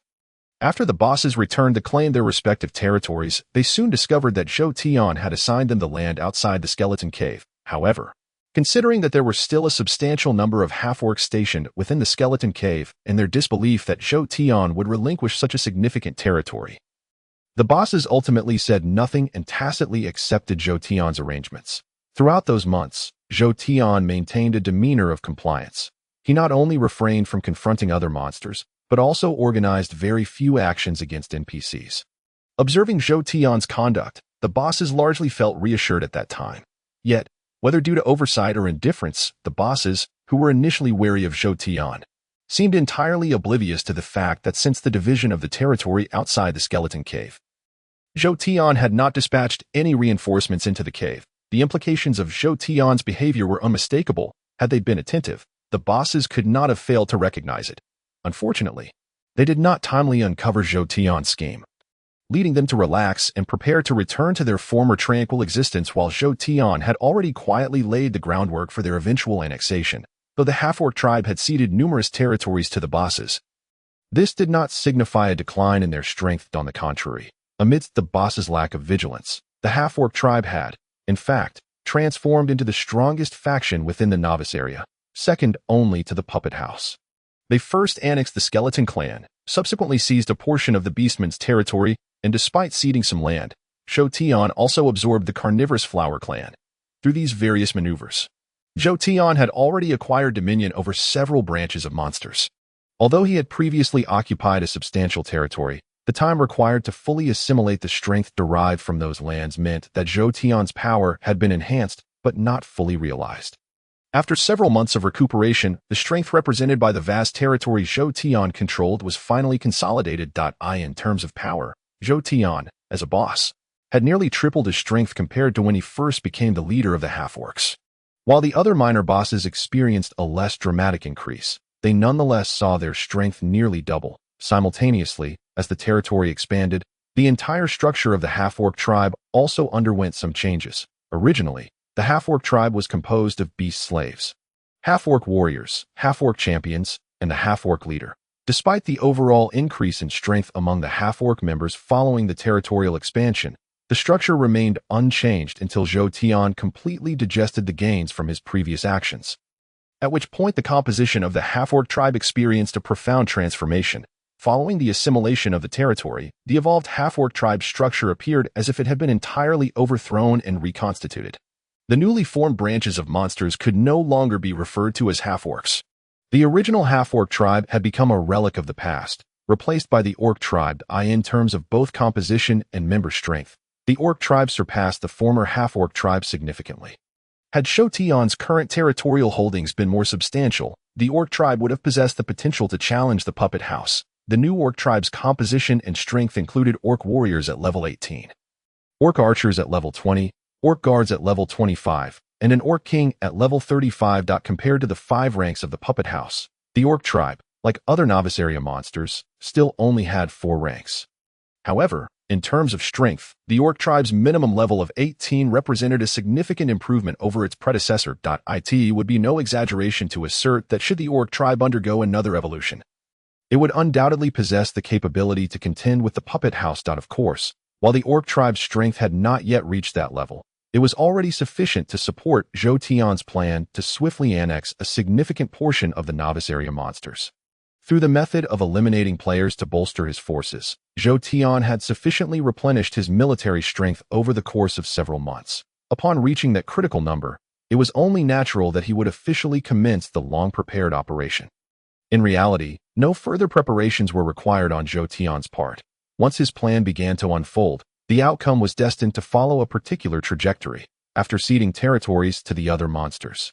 Zhou Tian had not dispatched any reinforcements to the skeleton cave. Under such circumstances, although Zhou Tian had initially left nearly all of his half-orc forces stationed there, the fact that these half-orcs had managed to endure until now could indeed be considered miraculous. Unfortunately, since Zhou Tian had already deemed those half-orcs as expendable, their perseverance would yield no rewards. Once the casualties of the half-orcs, or rather the orcs, stationed at the skeleton cave exceeded 90%, Zhou Tian's defenses in that location would naturally become ineffective. The undead creatures from the adjacent realm of the skeleton cave would then successfully penetrate the passage and seize the cave from Zhou Tian.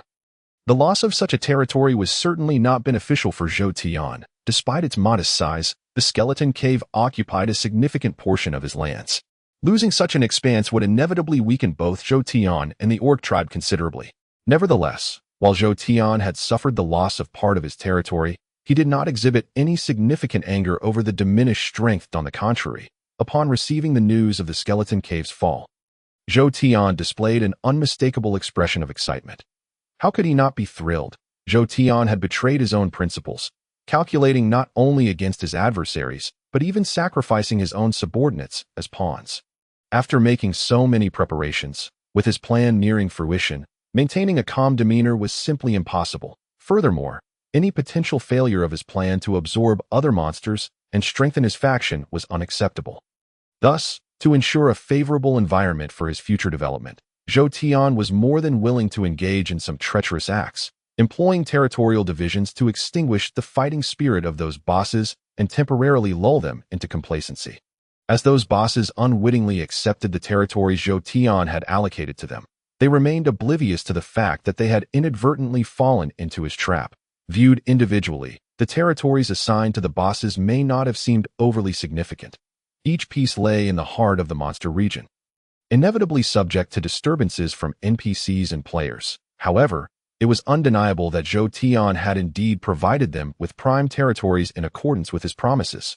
Yet, had the bosses truly comprehended the implications of the territories they had received, they would likely find it difficult to maintain their initial joy.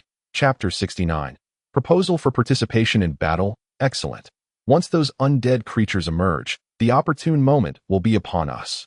While feigning panic and adopting a series of defensive postures, Zhou Tian was internally celebrating. However, amidst his revelry, he still had to confront certain accusations. Almost immediately after the undead creatures had occupied the skeleton cave, a large contingent of bosses, accompanied by their elite subordinates, arrived at Zhou Tian's doorstep. Beast King, you must provide us with an explanation today. Indeed, that's right. How could the skeleton cave fall to those undead? Did you do this intentionally? Intentionally? Nonsense. Upon hearing the boss's words, Zhou Tian, filled with indignation, bellowed, "The skeleton cave is my territory. Losing it at this moment means I have directly lost a significant portion of my lands that I, the victim, have said nothing, yet you all are raising a ruckus. Tell me, aside from me, who else has suffered any loss at this time?" As Zhou Tian's words echoed, the group of bosses fell silent. The incident regarding the skeleton cave was not merely a matter of territorial loss. However, the current reality was that Zhou Tian's statements, from any perspective, were undoubtedly justifiable. Although the bosses had been ensnared in Zhou Tian's calculations, there was no evidence to substantiate his scheming against them. Ultimately, Zhou Tian has indeed fulfilled his prior commitments by granting them their respective territories. Throughout this process, regardless of how Zhou Tian orchestrated matters, unless the bosses outright rejected the territories designated by him, they held no rightful claim to criticize him. Could it be conceivable that those bosses would refuse the lands allocated to them? Let us not forget that they have wholly assimilated those territories, and to relinquish the benefits they have already secured would be an almost impossible endeavor. Even if, at the outset, the bosses grasped Zhou Tian's intentions, they nonetheless chose to delude themselves, swayed by the allure of profit. Thus, even if they were aware of Zhou Tian's scheming, without tangible evidence, they could not justly condemn him. But as Zhou Tian himself stated, he is, in fact, the one suffering the most losses. Under such circumstances, regardless of his covert plans, he appears to be the one most deserving of sympathy from outsiders. In a moment of frustration, the bosses found themselves unable to pinpoint a valid reason to accuse Zhou Tian, despite their simmering anger. In this scenario, Zhou Tian, seemingly oblivious to their displeasure, donned a facade of altruism and proposed. I had not anticipated the formidable strength of those undead creatures. My defenses fell far too swiftly. Nevertheless, despite their might, I am confident that, given the strength of the creatures in our novice zone, if we unite, no matter how fearsome those undead may be, they shall ultimately stand no chance against us. This incident pertains to the interests of us all. How could I possibly refrain from lending a hand in our time of need? Let us do this. Each of you, allocate a portion of your territories to me. Once I have a foothold, I shall join you in combating those undead creatures. What say you? Zhou Tian's unexpected declaration to engage in battle left the bosses questioning their own senses. Historically, Zhou Tian had not left a favorable impression on them. He had long been branded as a scoundrel and a rogue. In this context, while the other bosses might entertain the notion of Zhou Tian's ulterior motives, they found it difficult to believe that he genuinely intended to assist them against the undead creatures.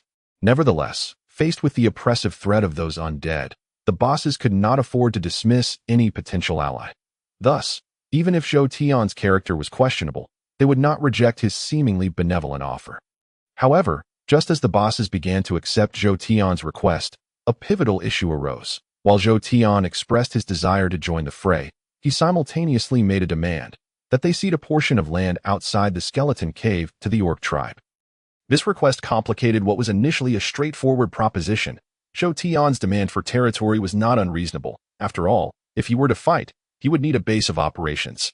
While it is conceivable to engage in battle on another's land, Zhou Tian was likely reluctant to entrust his rear to others, and given his previous actions, the other creatures would hardly feel secure allowing him access to their territories. From any perspective, granting Zhou Tian a territory was essential for his contribution against the undead. Yet, the question remained, from where would this land be allocated? Should a single creature grant land to him? The others would likely object. If all creatures were to share the burden, it may seem fair. Yet none would willingly bear such losses. Thus, complications arose. The bosses wished for Zhou Tian's assistance, but were wary of him and reluctant to cede land that I in this predicament, while the bosses were inclined to agree to Zhou Tian's proposal. They could not devise a universally acceptable arrangement. Consequently, entwined in mutual interests, the question of whether Zhou Tian harbored ulterior motives was cast aside. The bosses, preoccupied with their own schemes, were unable to reach a decisive conclusion after lengthy deliberations. Ultimately, they settled on a resolution to reconvene at a later date. Thus, under Zhou Tian's guidance, the bosses' second collective attempt to confront him concluded with an anticlimactic result. Chapter 70. Taking advantage of the situation, unaware of their own folly. After dismissing the bosses, Zhou Tian couldn't help but smirk to himself at their recent behavior. The current situation was, of course, orchestrated by Zhou Tian. By arranging matters this way, he was capitalizing on the short-sightedness of the bosses.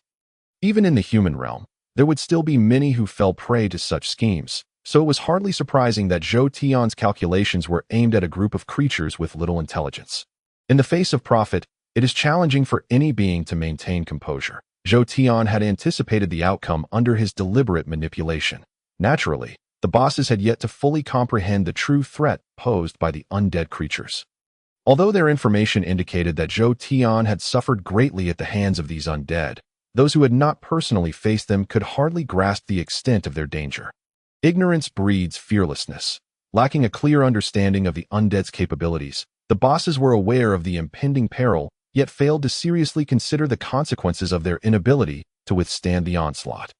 In their minds, they were convinced that they could fend off the undead's advances without difficulty. Their primary concern was merely how to minimize their losses during the confrontation.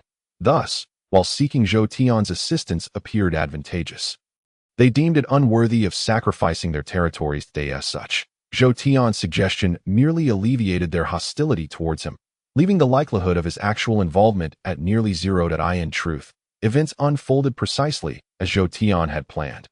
After the bosses departed from his territory, none were willing to concede any land, and thus, their discussions came to naught. Meanwhile, under Zhou Tian's watchful gaze, the bosses led their elite subordinates into conflict with the undead. In reality, after the breach of the skeleton cave, the creatures under the bosses had already engaged the undead outside the cave. However, whether due to the undead's leadership being unaware of the occupation of the skeleton cave or their engagement in other matters. The initial onslaught of undead creatures was limited. Now, as the undead launched their full-scale offensive, the bosses felt the immense pressure. The previous underestimation of the enemy's strength, stemming from the limited number of undead, had led them to misjudge the situation. Consequently, when thousands of creatures, nearly equal in strength to the boss's smaller ranks, surged from the skeleton cave, the task of withstanding them proved far more daunting. To make matters worse, the boss's erroneous assessment of the undead's capabilities had caused them to neglect the importance of seizing advantageous terrain. That in their mutual wariness, they failed to secure the entrance to the skeleton cave, allowing the undead to unleash their full potential. Zhou Tian, too, had to rely on human lives to counter the undead, which was the very reason why higher-level undead had been unable to traverse that passage initially.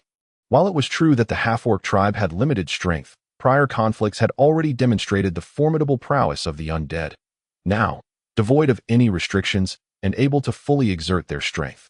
How could the creatures of the novice zone hope to contend with them? The conflict erupted merely hours after its inception, and under the relentless assault of countless undead creatures, the coalition of monsters in the novice areas soon found themselves forced to retreat. Unable to maintain their defensive positions, territory after territory fell into the hands of the undead, and while the bosses felt the sting of loss, they also became acutely aware of the formidable nature of their adversaries. It was only after enduring significant hardship that they truly grasped the gravity of the situation. They fought desperately to stave off the undead. They simultaneously sent messengers to Zhou Tian and the puppet maker for assistance. The affairs within the novice zone were to be resolved by its own inhabitants, and even though the lord of the underworld and the Blood Moon cult leader were at odds, the latter could not extend a helping hand to his subservient creatures in this matter. For countless years, a set of unwritten rules had governed the monsters. Without these regulations, the larger factions would easily mobilize forces to aid their lesser brethren, leading to chaotic skirmishes within the monster factions themselves. Whatever the future held, it was clear that until the NPCs were entirely vanquished, the rules established by the monsters would remain unchanged for the foreseeable future. Thus, the novice area monsters, now threatened by the undead, could rely only on Zhou Tian and the puppet maker, who were also inhabitants of their domain. Upon receiving the distress signals from the monsters, the puppet maker felt dissatisfaction with their prior performance. However, being a member of the Blood Moon cult, she could not disregard them entirely. Despite chastising them harshly, she ultimately resolved to lead her puppets into battle. In contrast, Zhou Tian, upon receiving the monster's plea for help, seized the opportunity to present his own demands. He wished to observe the unfolding chaos from a distance, yet he was fully aware that the undead were not easily dealt with. If allowed to grow stronger, he would find himself unable to exploit them. At best, he would be fortunate to avoid being consumed by them. Consequently, Zhou Tian had no intention of remaining passive. However, when he chose to intervene, he naturally sought to secure some benefit for himself. With his reputation already tarnished, he was indifferent to accumulating further notoriety. As long as he could reap rewards, he was unperturbed by the means, whether it was an act of opportunism or not. Thus, while he agreed to send troops, he demanded a delineation of territory in return, one not exceeding the size of what he had previously allocated to them. Furthermore, he insisted that the territory granted to him not be adjacent to the skeleton cave, nor could it include lands outside the NPC cities. He also required that the monsters delineate his territory before sending their forces. Upon hearing this, the envoys dispatched by the bosses to solicit Zhou Tian's aid were incensed. What do you mean, Beast King? While we are indeed threatened, you also reside within the novice zone. Should we falter, you will suffer as well. In the face of such a formidable enemy, it is only right for you to contribute. Yet you present us with such outrageous demands. Do you intend to take advantage of our predicament? Was it not the case that when I sought your assistance, you insisted on territorial compensation before extending your aid? Now that the tables have turned, do you not believe it is only fair that I receive some benefits in return? One should not impose upon others what one does not wish to endure oneself. I merely request the return of the territory I previously allocated to you, and I am not demanding more. Are you truly eager to witness how I might exploit this situation? Zhou Tian remarked with a cold smile. Although Zhou Tian was clearly taking advantage of their plight, the inarticulate monsters found themselves at a loss for words. After some contemplation, They begrudgingly acknowledged the validity of Zhou Tian's argument. Yet, due to their lower status, they could only assure him, "We lack the authority to delineate territory. That decision rests with our leader. We ask for your patience for a few days." With that, the monster envoys hastily returned. Regardless of how the bosses negotiated, on the day following the envoy's return, Zhou Tian received notifications of several territories being allocated to him. Having successfully extracted significant concessions from the monsters, Zhou Tian showed no signs of wanting to relent. Upon receiving the information, he began to critique the territories allocated to him. Some territories were deemed undesirable due to their location, while others were rejected for environmental reasons, despite their agreement to delineate territory. He continued to find fault, seemingly disinterested in aiding the beleaguered monsters. The more he behaved in this manner, the more anxious the bosses became. Although the pressure on the monsters was alleviated somewhat after the puppet maker's forces were deployed, the strength of the puppet maker was only comparable to that of the undead. The puppet maker commanded a limited number of creatures, while the undead could muster vast hordes. Given the circumstances, the puppet maker's assistance was insufficient to alter the monster's predicament. Therefore, despite their anger at Zhou Tian's behavior, the monsters found themselves compelled to beseech him for further aid to relieve their burden. While it was impossible for them to allocate additional territory to Zhou Tian, they managed to persuade the puppet maker to speak on their behalf. It must be noted that the bosses had chosen wisely. If there was anyone in the novice area capable of instilling apprehension in Zhou Tian, it was the puppet maker. In terms of strength and capability, she held considerable sway over him. Thus, while Zhou Tian could disregard others, he complied without hesitation when the puppet maker intervened. Alas, time is still too short. Otherwise, the losses sustained by those creatures would have been even greater. Under the puppet maker's implicit threat, Zhou Tian, though reluctant, led his band of orc warriors to the front lines. This time, he refrained from reiterating his demands for territory, recognizing the futility of pursuing such a contentious issue. The bosses, too, no longer had the inclination to engage in their previous machinations against him. As Zhou Tian's forces advanced, all monsters encountered along the way chose to grant them passage, allowing him to reach the front lines engaged in combat with the undead in a remarkably short time. Although Zhou Tian had anticipated the difficulty the monsters faced in holding back the undead, it was only upon arriving at the front lines that he realized the situation was far worse than he had imagined. Had it not been for the assistance of the puppet maker, the monsters' defenses would likely have crumbled under the relentless assault of the undead. I miscalculated. The intelligence of these undead creatures is unexpectedly high. Upon reaching the front lines, Zhou Tian discovered a significant deviation from his original plan. Had he not heeded the puppet maker's advice to come to the front lines, and instead followed through with his initial strategy, he would have been uncertain of his ability to drive the undead from the novice zone. Zhou Tian's plan had not contained any overt flaws. However, his misjudgment lay in underestimating the intelligence of the undead. While it was true that the intelligence of monsters generally varied, the undead had always ranked low among their peers. Thus, in his fixation on manipulating the novice zone's creatures, Zhou Tian had failed to anticipate the unexpected actions of the undead, whom he had regarded merely as tools. Due to the dimensions of the passage connecting the skeleton cave to the lair of the undead, some of the larger undead creatures were unable to navigate through. Consequently, despite the relatively weak strength of the half-orc tribe, they had managed to hold the line at the passage's entrance. However, Zhou Tian's assessment of the undead's capabilities had been limited to those who could traverse the passage. He had not foreseen that the undead, despite their low intelligence, would unexpectedly widen the passageway. Now, among the undead emerging to engage in battle, in addition to the smaller undead he had anticipated, there were even some medium-sized undead joining the fray. The performance of the undead exceeded Zhou Tian's expectations, resulting in the defending monsters bearing even greater pressure than he had initially believed. The scenario that Zhou Tian had anticipated on that fateful day, where he could have managed to hold back the undead monstrosities, was far from reality. The front lines, the battles between the creatures in the novice area and the undead monsters were nothing short of a one-sided massacre. Had it not been for the puppets that managed to engage in combat, Zhou Tian feared that by the time he arrived at the front lines, the undead would have already annihilated all the other creatures. Upon witnessing the dire state of affairs, Zhou Tian felt a jolt of alarm and wasted no time in joining the fray. Fire! With Zhou Tian's command, the orc archers under his command simultaneously released their bowstrings. creating a scene reminiscent of a classic hero's tale. As countless arrows rained down from the heavens, the horde of undead monsters, poised to charge at Zhou Tian and his companions, was met with a deluge of arrows.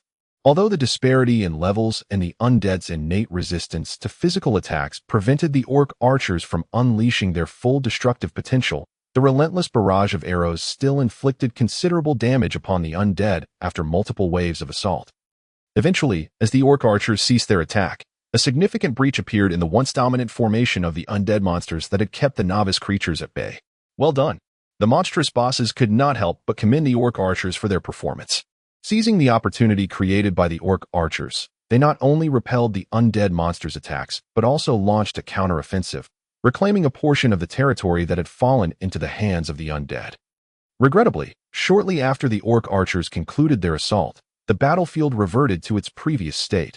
In the absence of ranged suppression, the overall strength of the undead monsters still prevailed, just as they had begun their counterattack against the novice creatures.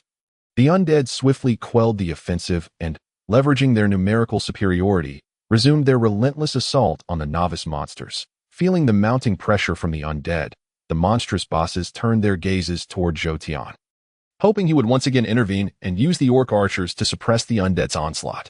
Unfortunately, the orc archers have exhausted their arrows. It will take another day for new arrows to replenish, Zhou Tian admitted. Although he wished to deploy the orc archers again, as low-level creatures, they lacked the ability to regenerate their arrows so readily, while Zhou Tian's command could optimize their offensive capabilities. The inherent limitations of the orc archers had already been established during their evolution. The bosses were disheartened to learn that the previous suppression of the undead would not be possible for another day, leading to a sharp decline in their morale. They increasingly felt the daunting challenge posed by the undead. This cannot continue. If the undead breach our defenses, the novice area will surely fall into their hands, Zhou Tian thought anxiously. Should the situation devolve into such chaos, not only would Zhou Tian's previous calculations be rendered moot, but he could also find himself in dire straits. Recognizing his inability to rectify such a disastrous situation, Zhou Tian resolutely joined the battle. While the orc archers had indeed lost a significant portion of their combat effectiveness in just a day, the orc race was not limited to just this class of soldier. The majority of creatures possessed distinct roles. Although some specialized in ranged or melee combat, these were certainly not the norm. While Zhou Tian prioritized the orc archers, it did not imply that the orc race lacked other formidable warriors. Upon Zhou Tian's command, other orc warriors stepped forward, immediately taking up a defensive line and engaging the undead monsters in combat. Meanwhile, Zhou Tian himself remained active, resurrecting fallen comrades and issuing commands, thereby enhancing the orc warriors' effectiveness in their battle against the undead. Whether it was due to Zhou Tian overestimating the undead's strength or the other creatures realizing their lack of retreat, the previously precarious defensive line began to stabilize. Regardless of the undead's relentless assaults, they found it increasingly difficult to breach the defenses that Zhou Tian had orchestrated. If the conflict were to remain in a stalemate, it would undoubtedly favor Zhou Tian and his allies. After all, this was their territory. Once both sides reached an impasse, while the undead could summon reinforcements, they would still find themselves at a disadvantage compared to Zhou Tian's forces. In a bid to break the deadlock, the undead monsters, who had remained relatively inactive, suddenly made a significant move. With a thunderous roar, a dozen colossal zombies emerged from the skeletal cave. Their appearance immediately affected the creatures in the novice area. Previously, Zhou Tian, as the leader of the half-orc race, had to exploit the zombies' weaknesses to bring them down. Thus, it was easy to imagine the terror these giant creatures instilled in the ordinary monsters. Faced with such formidable foes, even the bosses could maintain their composure, but the lesser creatures were bound to be influenced as the massive zombies charged toward the front lines, ready to shatter Zhou Tian's defenses. No one anticipated that with a mere motion from the puppet maker, the seemingly crumbling defense would become as impregnable as a fortress once more. Although Zhou Tian had garnered considerable attention previously, the true powerhouse of the novice area, the puppet maker, had remained steadfastly in the background. In terms of strength and ability, Zhou Tian was no match for the puppet maker. His prior success could merely be attributed to the suitability of his abilities in those circumstances. Having witnessed Zhou Tian's impressive display, the puppet maker knew she could not remain idle any longer. While the earlier circumstances favored Zhou Tian's skills, The emergence of the colossal zombies provided the puppet maker with a more favorable situation to demonstrate her prowess. The puppet maker's abilities were less effective on a large battlefield. However, when targeting individuals or small groups, her capabilities became truly terrifying. Clearly, despite their formidable strength and destructive potential, the fate of the giant zombies was sealed the moment they fell under the puppet maker's gaze. Almost immediately upon reaching the front lines, the colossal zombies stood frozen in place. Then, with the deft movement of the puppet maker's fingers, they erupted into a frenzy, turning their wrath upon their own comrades. Even within the same faction, the colossal zombies, despite their obvious weaknesses, possessed exceptional destructive power. Given that the undead were unprepared for such chaos, even the most prepared among them could hardly guarantee their safety against the rampaging giants. Under the puppet maker's control, the colossal zombies unleashed their devastation, wreaking havoc within the ranks of the undead like a human meat grinder, inflicting significant casualties, with the enemy firmly under her command. The puppet maker paid little heed to the fate of the colossal zombies. Utilizing their battle prowess, she directed them as weapons against the undead. Led by the colossal zombies, Zhou Tian and the other bosses followed closely behind, effortlessly tearing through the ranks of the undead monsters in an instant. The dynamics of offense and defense were completely reversed, under the puppet maker's formidable influence, and despite the loss of a few colossal zombies. Zhou Tian's forces reclaimed nearly all the territory that had been seized by the undead. As the situation evolved into such a state, the tides had completely turned, provided that no unforeseen complications arose. As long as the puppet master maintained control over those colossal zombies and continued their assault, Zhou Tian and his companions would likely have little difficulty reclaiming the territories they had lost. However, it was evident that matters could not be resolved so simply. Just as Zhou Tian believed they were on the verge of driving the undead creatures back, a dozen bolts of lightning shot forth from the direction of the skeleton cave, heralding a significant shift in the battle. Chapter 73, The Boss Team, Zizhi. After the flash of electricity, Zhou Tian and his allies were taken aback, as they had yet to grasp the situation. They were astonished to discover that the giant zombies previously under the puppet master's control had either collapsed lifelessly or stood convulsing, momentarily breaking free from his grasp. Witnessing this development, the puppet master gritted his teeth and once again employed his abilities to regain control over the gigantic zombies. Yet, the puppet master's speed was matched by the actions of his adversary, just as he reasserted control over the colossal zombies. Another flash of electricity struck, instantly killing off those that had managed to hold on. Damn it! Realizing he had lost control over the giant zombies once more, the puppet master couldn't help but curse his opponent. Despite his fury, he found himself at a loss for how to counter the situation. Although the puppet master's abilities were formidable, they were not without their flaws. Firstly, he needed to utilize threads to exert control over his targets. Thus, if those threads were destroyed, his powers would become ineffective. Moreover, due to the rules of this world resembling that of a game, the puppet master's abilities could only affect living beings. Consequently, faced with the relentless barrage of lightning capable of severing the threads he had cast, even the puppet master found himself powerless against the undead creatures. The puppet master's abilities were thwarted. The lightning-wielding undead, while not formally taking the stage, continued their assault from the shadows of the skeleton cave. The lightning unleashed by these unknown undead not only had an astonishing range, but also boasted considerable power. With each flash, members of Zhou Tian's team fell victim to the attacks. Initially, a casualty or two might have been tolerable, but as the relentless onslaught continued, even if the number of fallen creatures was not overwhelming, it was enough to instill fear in Zhou Tian's minions. Zhou Tian was uncertain whether the changes in this world were for better or worse. Although the lesser creatures had possessed far lower intelligence in the past, they had no concept of fear towards their enemies. A single command would suffice to send them forth as cannon fodder. Yet, the current scenario was different. While the monsters had evolved from mere data into lifelike entities, this newfound realism had introduced a myriad of complications. Just like now, due to the formidable display put forth by the enemy, Zhou Tian's minions were gripped by fear. Although his commanding orders still compelled them to fight, their terror meant they could no longer unleash their full potential. This won't do. If we don't eliminate those hidden rats, this battle cannot possibly continue. What should we do? Everyone, quickly devise an effective strategy to resolve this, or it may soon be too late.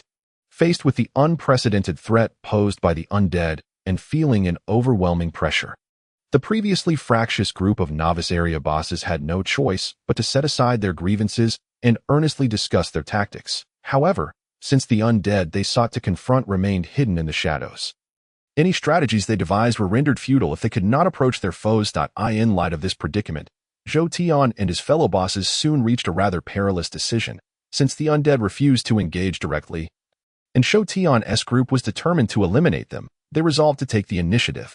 Led by the puppet master, they decided to form an elite team of their respective leaders to storm the entrance of the skeleton cave. This way, they could not only eliminate the lurking lightning-wielding undead, but also secure the entrance, making it significantly easier to confront the undead creatures thereafter. The decision was made out of sheer necessity. If successful, they would resolve the current crisis. However, should they encounter difficulties, it was easy to imagine the potential peril awaiting Zhou Tian and his companions. After all, the entrance to the skeleton cave was firmly situated within the domain of the undead. Should they become trapped, no one would come to their aid. If there had been any alternative, neither Zhou Tian nor the other bosses would have opted for such a hazardous approach to confront the threat. Yet, faced with a lack of better options, they resolved to gamble, fully aware of the considerable risks involved. The Beast King's abilities are crucial. While you may have reservations about him, I implore you all to ensure his safety during the operation. Just as they were about to set off, Zhou Tian was taken aback when the puppet master suddenly instructed the bosses to safeguard his well-being. Although the bosses appeared hesitant, after a moment of deliberation, they ultimately nodded in agreement with the puppet master's request. Zhou Tian's past actions had instilled a deep-seated wariness among the bosses. Had it not been for the overwhelming strength of the undead they faced, it would likely have been impossible to foster such cooperation. Nevertheless, as the puppet master had indicated, overlooking matters of character, Zhou Tian's abilities rendered him an invaluable asset within the group. Although his resurrection skill had its limitations, its most formidable aspect lay in its cooldown period, allowing it to activate regardless of the type of creature targeted. Thus, as long as Zhou Tian's skill was on cooldown, he could resurrect any fallen creature, be it a lesser monster or a boss, significantly enhancing the combat effectiveness of their team. Moreover, beyond his resurrection capabilities, Zhou Tian's equipment also possessed effects that bolstered the strength of his companions. Given Zhou Tian's array of skills, even those creatures who harbored animosity towards him could not deny his worth to the team. Considering the imminent peril of their mission, they would undoubtedly rely on Zhou Tian's assistance. Consequently, the puppet master's proposal was easily accepted by the other monsters. Once the team was formed, Zhou Tian found himself positioned at the center of the group, safeguarded by the bosses surrounding him, with the puppet master vigilantly stationed at his side. Under the current circumstances, unless their team was utterly decimated, it would be nearly impossible to harm Zhou Tian. With preparations complete, Zhou Tian and his companions wasted no time lingering in place.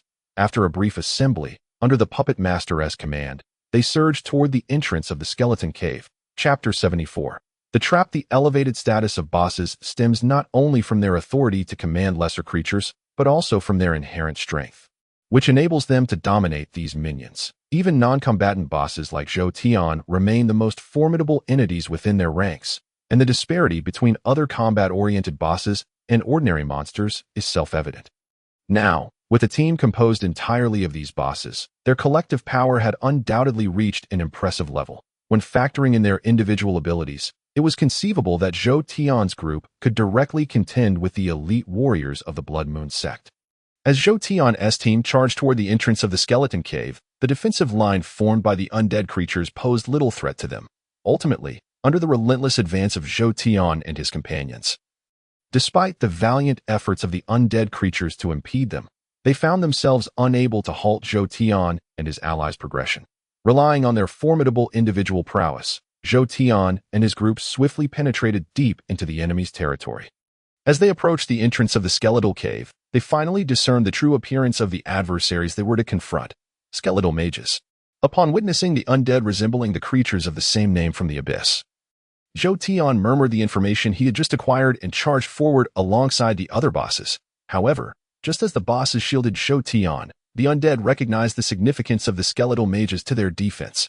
Thus, outside the skeletal cave, a formidable force of undead was assembled to safeguard the skeletal mages. Consequently, as Zhou Tian and his companions pressed forward, The resistance they encountered was significantly greater than before. In an instant, due to the desperate attempts of numerous mid- to high-tier undead seeking to block their path, Zhou Tian and his allies found it increasingly difficult to breach the defenses. Simultaneously, under the relentless onslaught of the undead, wounds began to mar the bodies of the members within their ranks. This won't do. Their defenses are too stringent. We have no chance to strike at the skeletal mages. You all hold the undead off for now, while I go deal with those skeletal mages. Observing their inability to break through, the anxious puppet master declared, before soaring towards the group of skeletal mages. Not only was the puppet master exceptionally powerful, but she was also one of the few creatures capable of flight. Thus, once she took to the air, the resistance that had plagued Zhou Tian and his companions was rendered ineffective against her. As the puppet master ascended toward the skeletal mages, she encountered little in the way of opposition. Consequently, she drew near to the entrance of the skeletal cave, and barring any unforeseen circumstances, she would soon be in a position to strike at the skeletal mages.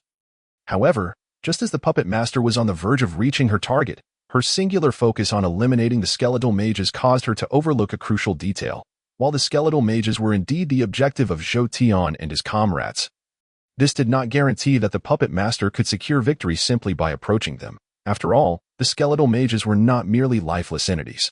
Although they required the protection of numerous undead, they were formidable adversaries in their own right.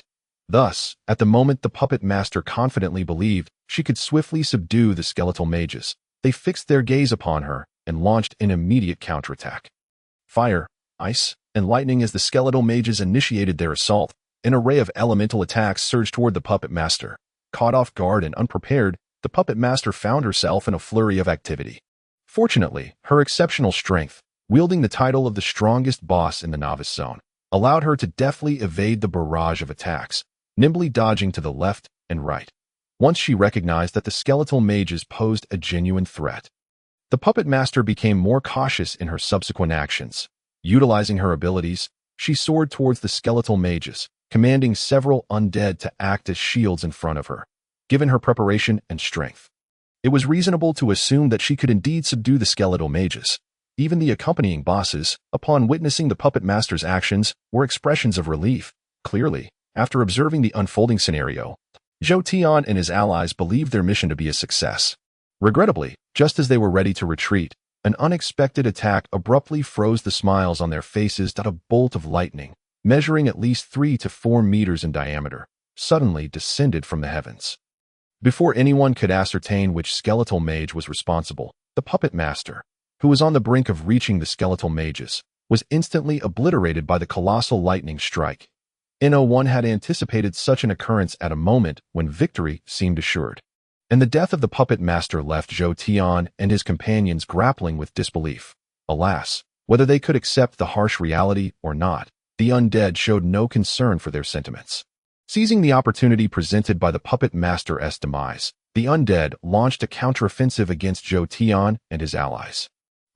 The first to suffer misfortune were naturally the outermost bosses, while most of them, thanks to their formidable strength, were not easily vanquished. Some unfortunate bosses encountered exceedingly powerful undead creatures. Under normal circumstances, they would not meet their end so readily. However, due to the distraction caused by the puppet master's death, many bosses found themselves momentarily dazed. In this state, the undead seized their chance, and shortly after the puppet master's demise, 2 more bosses fell victim to the might of the formidable undead. It was only upon hearing the anguished cries of their fallen comrades that Zhou Tian and the others finally reacted.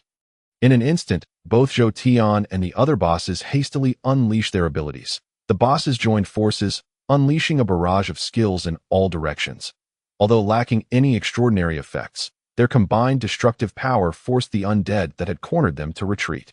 Meanwhile, upon regaining his composure, Zhou Tian activated his resurrection skill. A beam of light illuminated the scene, and the puppet master, who had perished under the sudden onslaught of lightning, was revived before the astonished undead.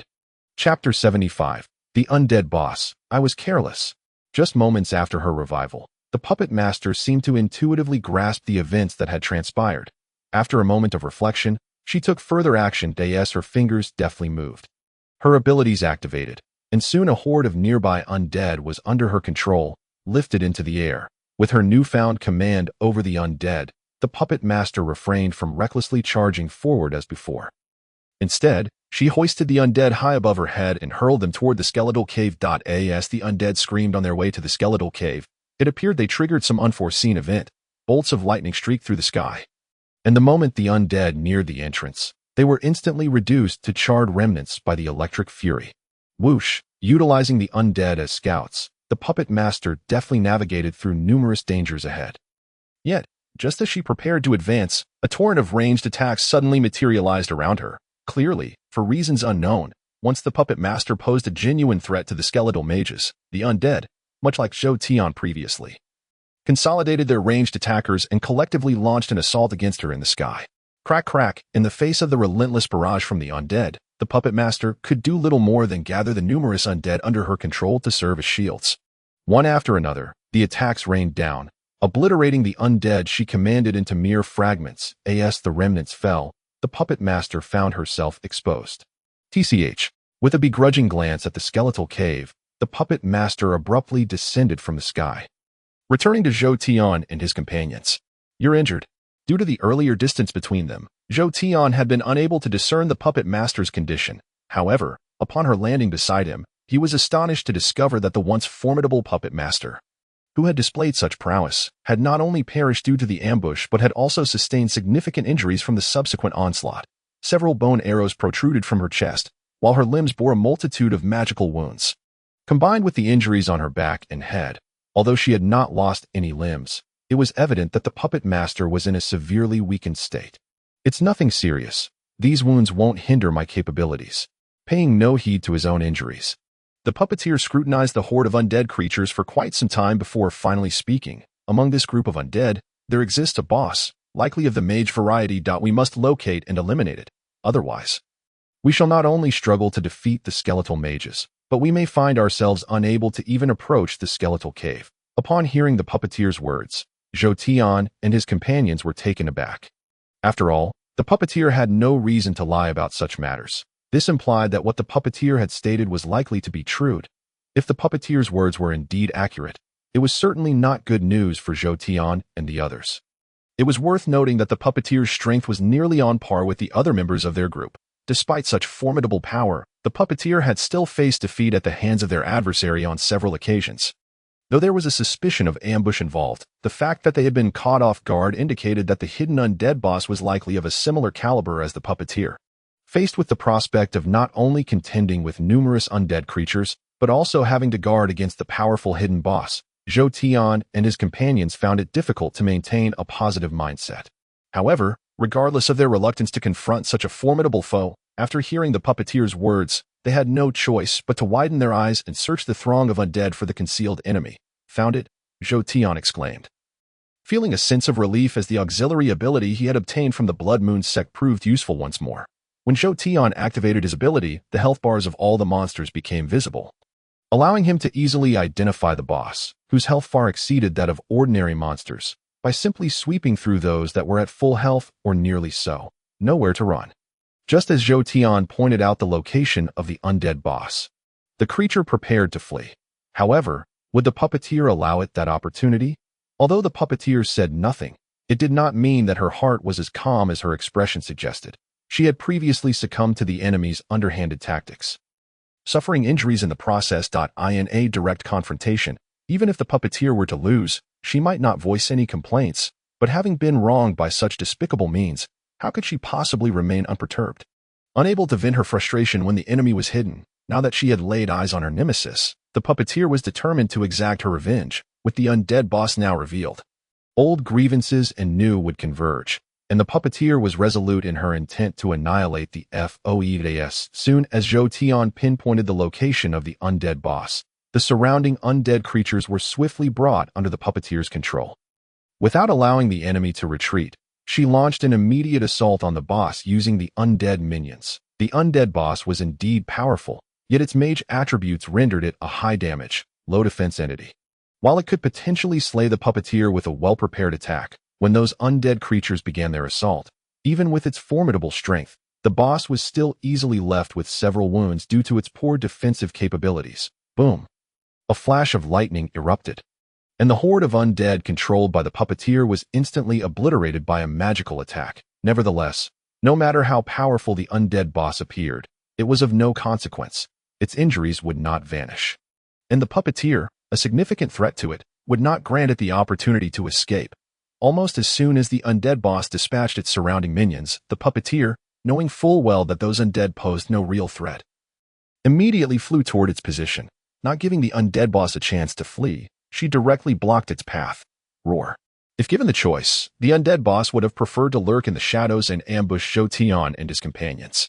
However, now that the puppeteer had obstructed its escape, it was undaunted by the impending battle. Seizing the advantage of the terrain, the undead boss was not the type to shy away from utilizing its strengths. Just as the puppeteer charged toward it, the boss commanded its minions to unleash a barrage of ranged attacks toward her position. In a matter of moments, the area where the puppeteer had been standing was bombarded by countless projectiles. Yet, just as the onslaught concluded, the puppeteer suddenly emerged from the seemingly empty ground, soaring through the air toward the undead boss. Chapter 76.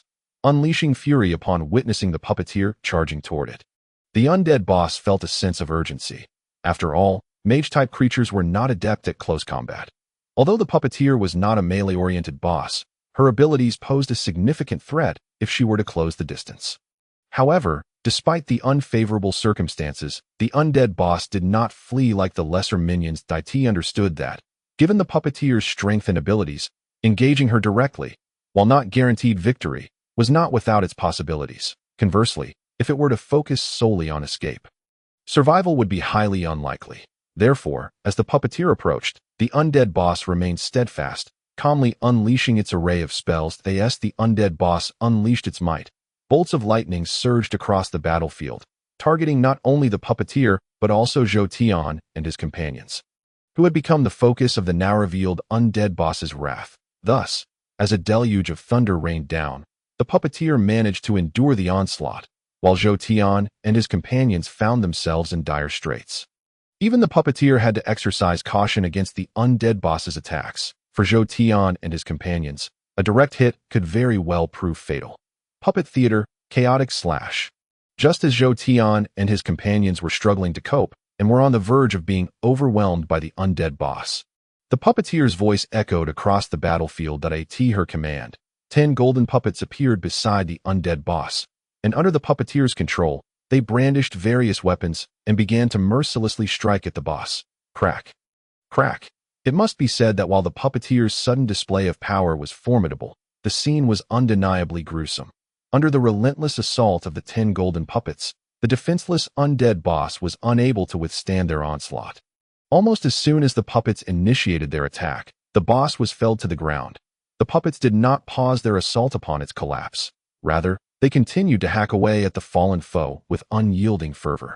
By the time they ceased their actions, not only was the undead boss reduced to mere remnants, but the ground was devoid of even a trace of flesh or bone. After vanquishing the undead boss, the puppeteer did not relent. She directed the 10 golden puppets toward the remaining undead creatures. It was only after the puppeteer re-engaged that Zhou Tian realized her control abilities were indeed remarkable. Yet her true destructive potential was only fully realized through the manipulation of her puppets. Originally, the golden puppets were level 40 creatures, but under the puppeteer's command, their strength seemed to have surged considerably. Although precise data was lacking, Zhou Tian observed that the destructive power exhibited by the golden puppets had risen to a level comparable to that of 50-level monsters. Each golden puppet was equivalent to a level 50 creature. And now, with 10 under the puppeteer's control, their combined might was far beyond mere arithmetic. Their coordination under her guidance rendered them even more formidable. Thus, in the face of such overwhelming strength and synergy, the battle prowess of the golden puppets under the puppeteer's command was nothing short of astonishing. With an overwhelming force, the 10 golden puppets controlled by the puppet maker advanced relentlessly towards the location of the skeleton cave, mercilessly cleaving apart every undead creature that dared to obstruct their path. In the wake of the puppet maker's sudden onslaught, the pressure on Zhou Tian and his companions was instantly alleviated by more than half. Consequently, following closely behind the puppet maker, they surged into the skeleton cave with remarkable ease. The task ahead was now straightforward. Their initial objective had been to confront the skeleton mages stationed at the entrance of the cave. Now that they had reached their destination, Zhou Tian and his companions were determined not to lose sight of their purpose. Without hesitation, they surged forward. With minimal undead defenses in place, the skeleton mages stood no chance of escape. Barely managing a step before Zhou Tian and his group caught up to them, in a flurry of blades and axes, the mages were swiftly reduced to a pile of shattered bones. "I'll hold the entrance. You all fend off the undead inside," the puppet maker commanded. Gesturing for the 10 golden puppets to secure the entrance before turning to issue orders to Zhou Tian and his companions. Despite the commanding tone of the puppet maker, Zhou Tian and his group felt no discontent. After hearing her instructions, they wasted no time and charged into the fray against the undead creatures within the skeleton cave. "Damn, this is a fight to the death." Zhou Tian couldn't help but murmur in despair as he clashed with the undead. Though he had previously battled against undead creatures, the current adversaries felt like an entirely different breed. The undead they had faced before lacked the menacing aura that now surrounded them within the confines of the skeleton cave. Each undead foe exuded a terrifying strength. Zhou Tian found himself evenly matched against even the most ordinary of undead minions, a testament to how formidable their foes had become. In the past, encountering such a powerful enemy would have prompted Zhou Tian to avoid direct confrontation. However, with no escape route, and the puppet maker's earlier display of might still fresh in his mind, he could not entertain thoughts of retreat, no matter how fearsome the undead appeared. There must be a powerful undead boss inside. Otherwise, these creatures wouldn't have gained such strength, Zhou Tian surmised. Yet, even with this realization, the current situation rendered his knowledge somewhat futile. They were already struggling to withstand the onslaught of the undead, let alone attempt a forceful breach to eliminate the boss as they had done before.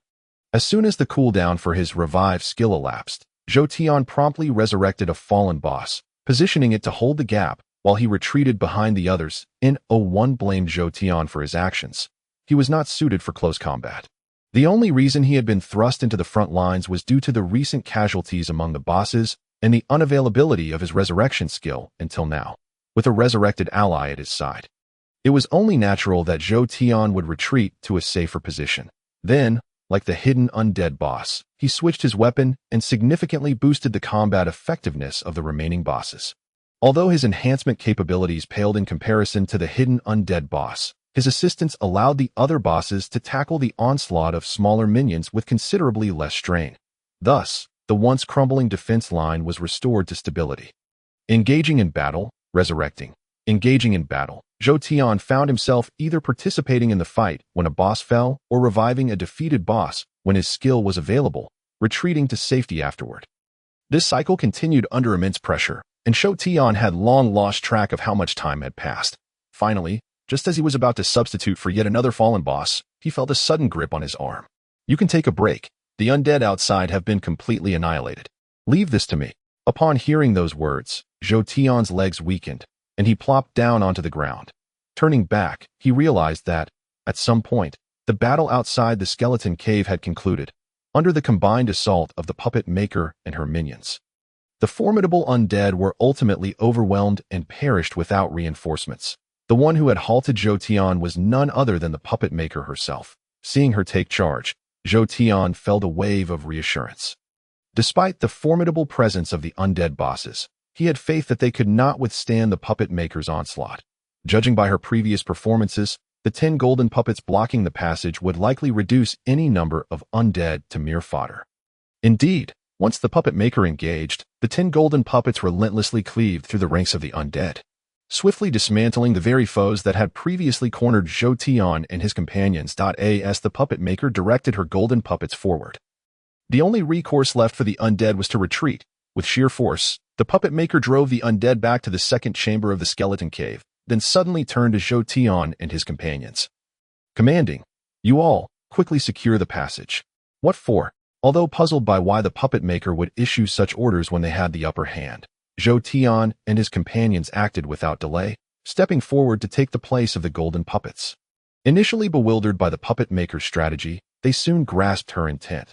The moment they assumed the positions of the golden puppets, the once dominant constructs shattered into a rain of golden shards without facing any attack. "How is this possible?" Zhou Tian exclaimed in astonishment. Witnessing the 10 golden puppets that had previously displayed such strength suddenly crumble to pieces. Yet, he quickly regained his composure, beginning to understand the situation. So that's why she has such immense power, but chooses to wield it in that manner. Controlling the puppets comes with such drawbacks. Though his mind raced with thoughts, Zhou Tian dared not voice them. Observing the puppet maker's expression, he sensed that engaging with her at this moment would yield no favorable outcome, given how much she valued the puppets she had created. It was evident that her heart would be burdened by having to destroy 10 of them due to unforeseen circumstances. Interacting with her now would likely only serve as an outlet for her frustrations. Unbeknownst to him, after approximately 5 minutes of battling in place of the golden puppets, Zhou Tian's minions finally arrived at the skeleton cave. Once they commanded their minions to take over their positions, Zhou Tian and his companions successfully extricated themselves from the fray. However, as Zhou Tian withdrew, he felt a chill run down his spine. Turning around, he found the puppet maker gazing at him with a dangerously intense look. Realizing he was in deep trouble, Zhou Tian understood that while some of his plans remained concealed, the fact that he had lost control of the skeleton cave was undeniable. Under these circumstances, it was not out of the question for the puppet maker and the other bosses to pin the blame for this incident on him. Should that occur, Zhou Tian would undoubtedly find himself in a dire predicament. Internally lamenting his fate, Zhou Tian maintained a composed facade and proactively inquired, "What should we do now, everyone?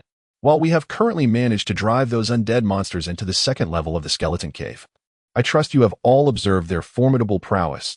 If we do not devise a prudent strategy to address this matter, I fear it will not be long before they break free once more." As Zhou Tian's words echoed, they indeed bore fruit.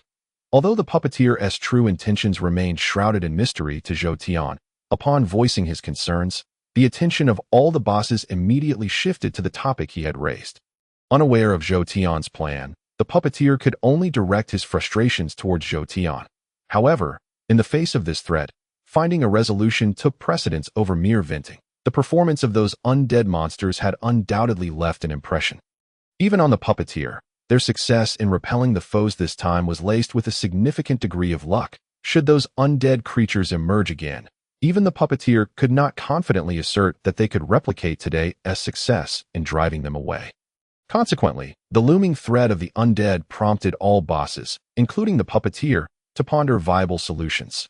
Yet, just as Zhou Tian had previously noted, given the limited resources at their disposal, completely eradicating the potential repercussions of the undead monsters seemed a near impossible task. Thus, after a prolonged discussion, the bosses ultimately failed to arrive at a feasible plan. Faced with the inability to confine the undead monsters to the second level of the skeleton cave, Zhou Tian and his companions soon found themselves embroiled in yet another argument. Since sealing off the undead monsters was not an option, their best course of action was to mount a defense at the current passageway. However, given the strength of those undead monsters, it was evident that anyone tasked with this duty would likely suffer significant casualties. A prospect that the bosses were understandably reluctant to accept. Chapter 78. A warning: this task should rightly fall to the Beast King. The skeleton cave has long been his domain. He managed to hold it for an extended period before. So I believe entrusting him with this responsibility will yield positive results. Indeed, the Beast King is the most suitable choice for this task, especially since he has experience in such matters. We would hardly feel at ease with anyone else guarding it. As Zhou Tian observed the bosses eagerly attempting to offload the burdensome task onto the Beast King, he displayed no signs of anger. He simply cast a glance at the bosses and replied with a faint smile, "I have no objection to taking on this duty. However, I must clarify beforehand that, as you have all seen, the strength of those undead monsters is formidable, and our orc clan cannot guarantee that we will be able to hold them back. Therefore, should those undead monsters breach our defenses and escape, you must not hold me accountable for a failure of fortification." Upon hearing Zhou Tian's words, the expressions of the gathered bosses shifted noticeably. If another boss had made such a statement, it might not have stirred much concern. After all, given the undeniable strength of the undead monsters, failing to hold the line and allowing them to escape would not be entirely inexcusable. Furthermore, if the defensive position were to be compromised, the defending boss could simply call for assistance, and the other bosses would surely rally to provide support. However, since it was Zhou Tian who uttered these words, the implication took on a more sinister tone. Zhou Tian's reputation was notoriously tainted. What might have been a mundane statement from another boss now felt like a veiled threat coming from him, even if Zhou Tian bore no ill intent. His words prompted the bosses to suspect that if the task were entrusted to him, he might deliberately allow the undead to break free, although there was no evidence to substantiate this suspicion. The recent escape of the undead from the skeleton cave had left the other bosses with an inkling that there was more to the situation than met the eye, given that Zhou Tian had already orchestrated such an incident once. It was not far-fetched to believe he could do so again. Thus, despite Zhou Tian's lack of overt threats, his mere statement instilled a sense of trepidation in the bosses, who now hesitated to assign him the task. With Zhou Tian unable to shoulder the responsibility, the defense of the skeleton cave passage would necessarily fall to other monsters. However, given the nature of this situation, none of the bosses were eager to accept the duty, leading to a lack of clear resolution after their discussions. Well, since none of you are willing to take on this task, let us rotate the duty. Each month, we will switch, and whoever's turn it is shall guard the passage. Observing the prolonged deliberations yielding no definitive outcome, the puppeteer, feeling impatient, interjected with his suggestion. With the puppeteer's authority established after witnessing his capabilities, none of the other bosses dared to defy his proposal. Not only was the puppeteer's suggestion reasonable, but even if he were to specifically designate a particular monster for the task, that creature would likely not dare to resist. Consequently, what could have escalated into a contentious argument was resolved due to a single statement from the puppeteer, while not every boss felt entirely satisfied. The result was, under the circumstances, the best possible outcome. By the way, let the orc clan handle the first month of guard duty. Just when Zhou Tian thought the matter had reached its conclusion, he was taken aback as the puppeteer added yet another arrangement. In an instant, Zhou Tian's previously relaxed demeanor was replaced with visible discomfort. It must be a coincidence. It must be a coincidence. Zhou Tian found himself unable to oppose the puppeteer's decision, nor had he considered doing so. However, internally, he could not help but repeatedly reassure himself. With the situation having unfolded to this point, it was evident that Zhou Tian's initial plans had been thoroughly disrupted by the formidable display of the undead monsters. Yet, even though his strategies lay in ruins, this did not imply that Zhou Tian was devoid of ulterior motives. When faced with overwhelming adversaries, he had no choice but to align himself with the other monsters in their shared struggle against the external threat. However, once the immediate danger had passed, Zhou Tian's nature compelled him to contemplate more devious schemes. The preceding battle had been intense enough to alter the power dynamics within the novice zone, and the upcoming defensive rankings would significantly impact the situation therein. While the other bosses may not have entertained excessive thoughts, Zhou Tian recognized this as a prime opportunity to seize a significant advantage. The earlier confrontation had resulted in several bosses perishing due to the cooldown of his skills, and during the tenure of the newly appointed bosses, if Zhou Tian executed his plans adeptly, there was a genuine chance he could absorb them into his ranks. Moreover, if the rotation for guarding the passage did not place him at the forefront, it was inevitable that the monsters stationed ahead would sustain injuries. Given the strength of those undead monsters, it could even be surmised that holding the line for a month would cost the lives of over half of their warriors. Under such circumstances, should they suddenly launch an attack on their clan after the month of defense, the difficulty in subduing the opposition would certainly diminish considerably, while other bosses might shy away from such opportunistic tactics. Their reluctance did not deter Zhou Tian from pursuing his ambitions. Regrettably, with the puppeteer's directive in place, Zhou Tian found himself unable to capitalize on the myriad opportunities he had envisioned, though he felt a sense of loss. Uncertain whether the puppeteer had seen through his intentions, Zhou Tian dared not reveal his true thoughts. After a few awkward forced laughs, he reluctantly acquiesced to the puppeteer's arrangement and remained in the skeleton cave.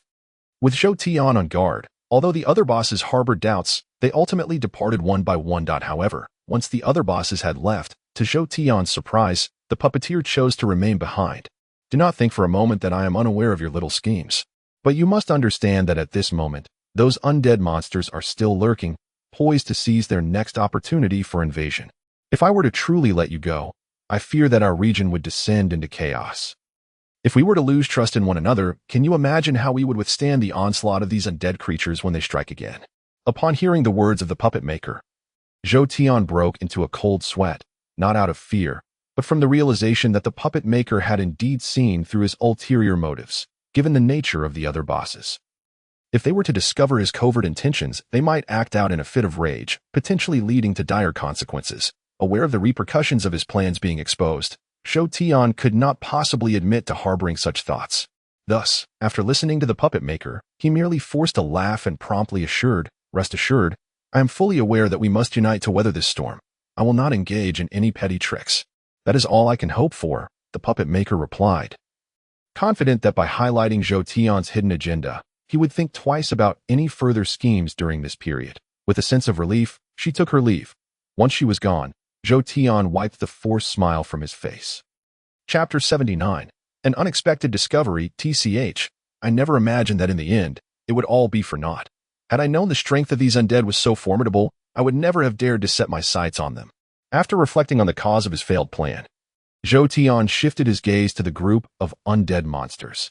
It seems my decision to remain inconspicuous was indeed wise. If I had not held back, I might have drawn the puppet maker as scrutiny. With a sigh of realization, Zhou Tian gestured for his orc subordinates to spring into action.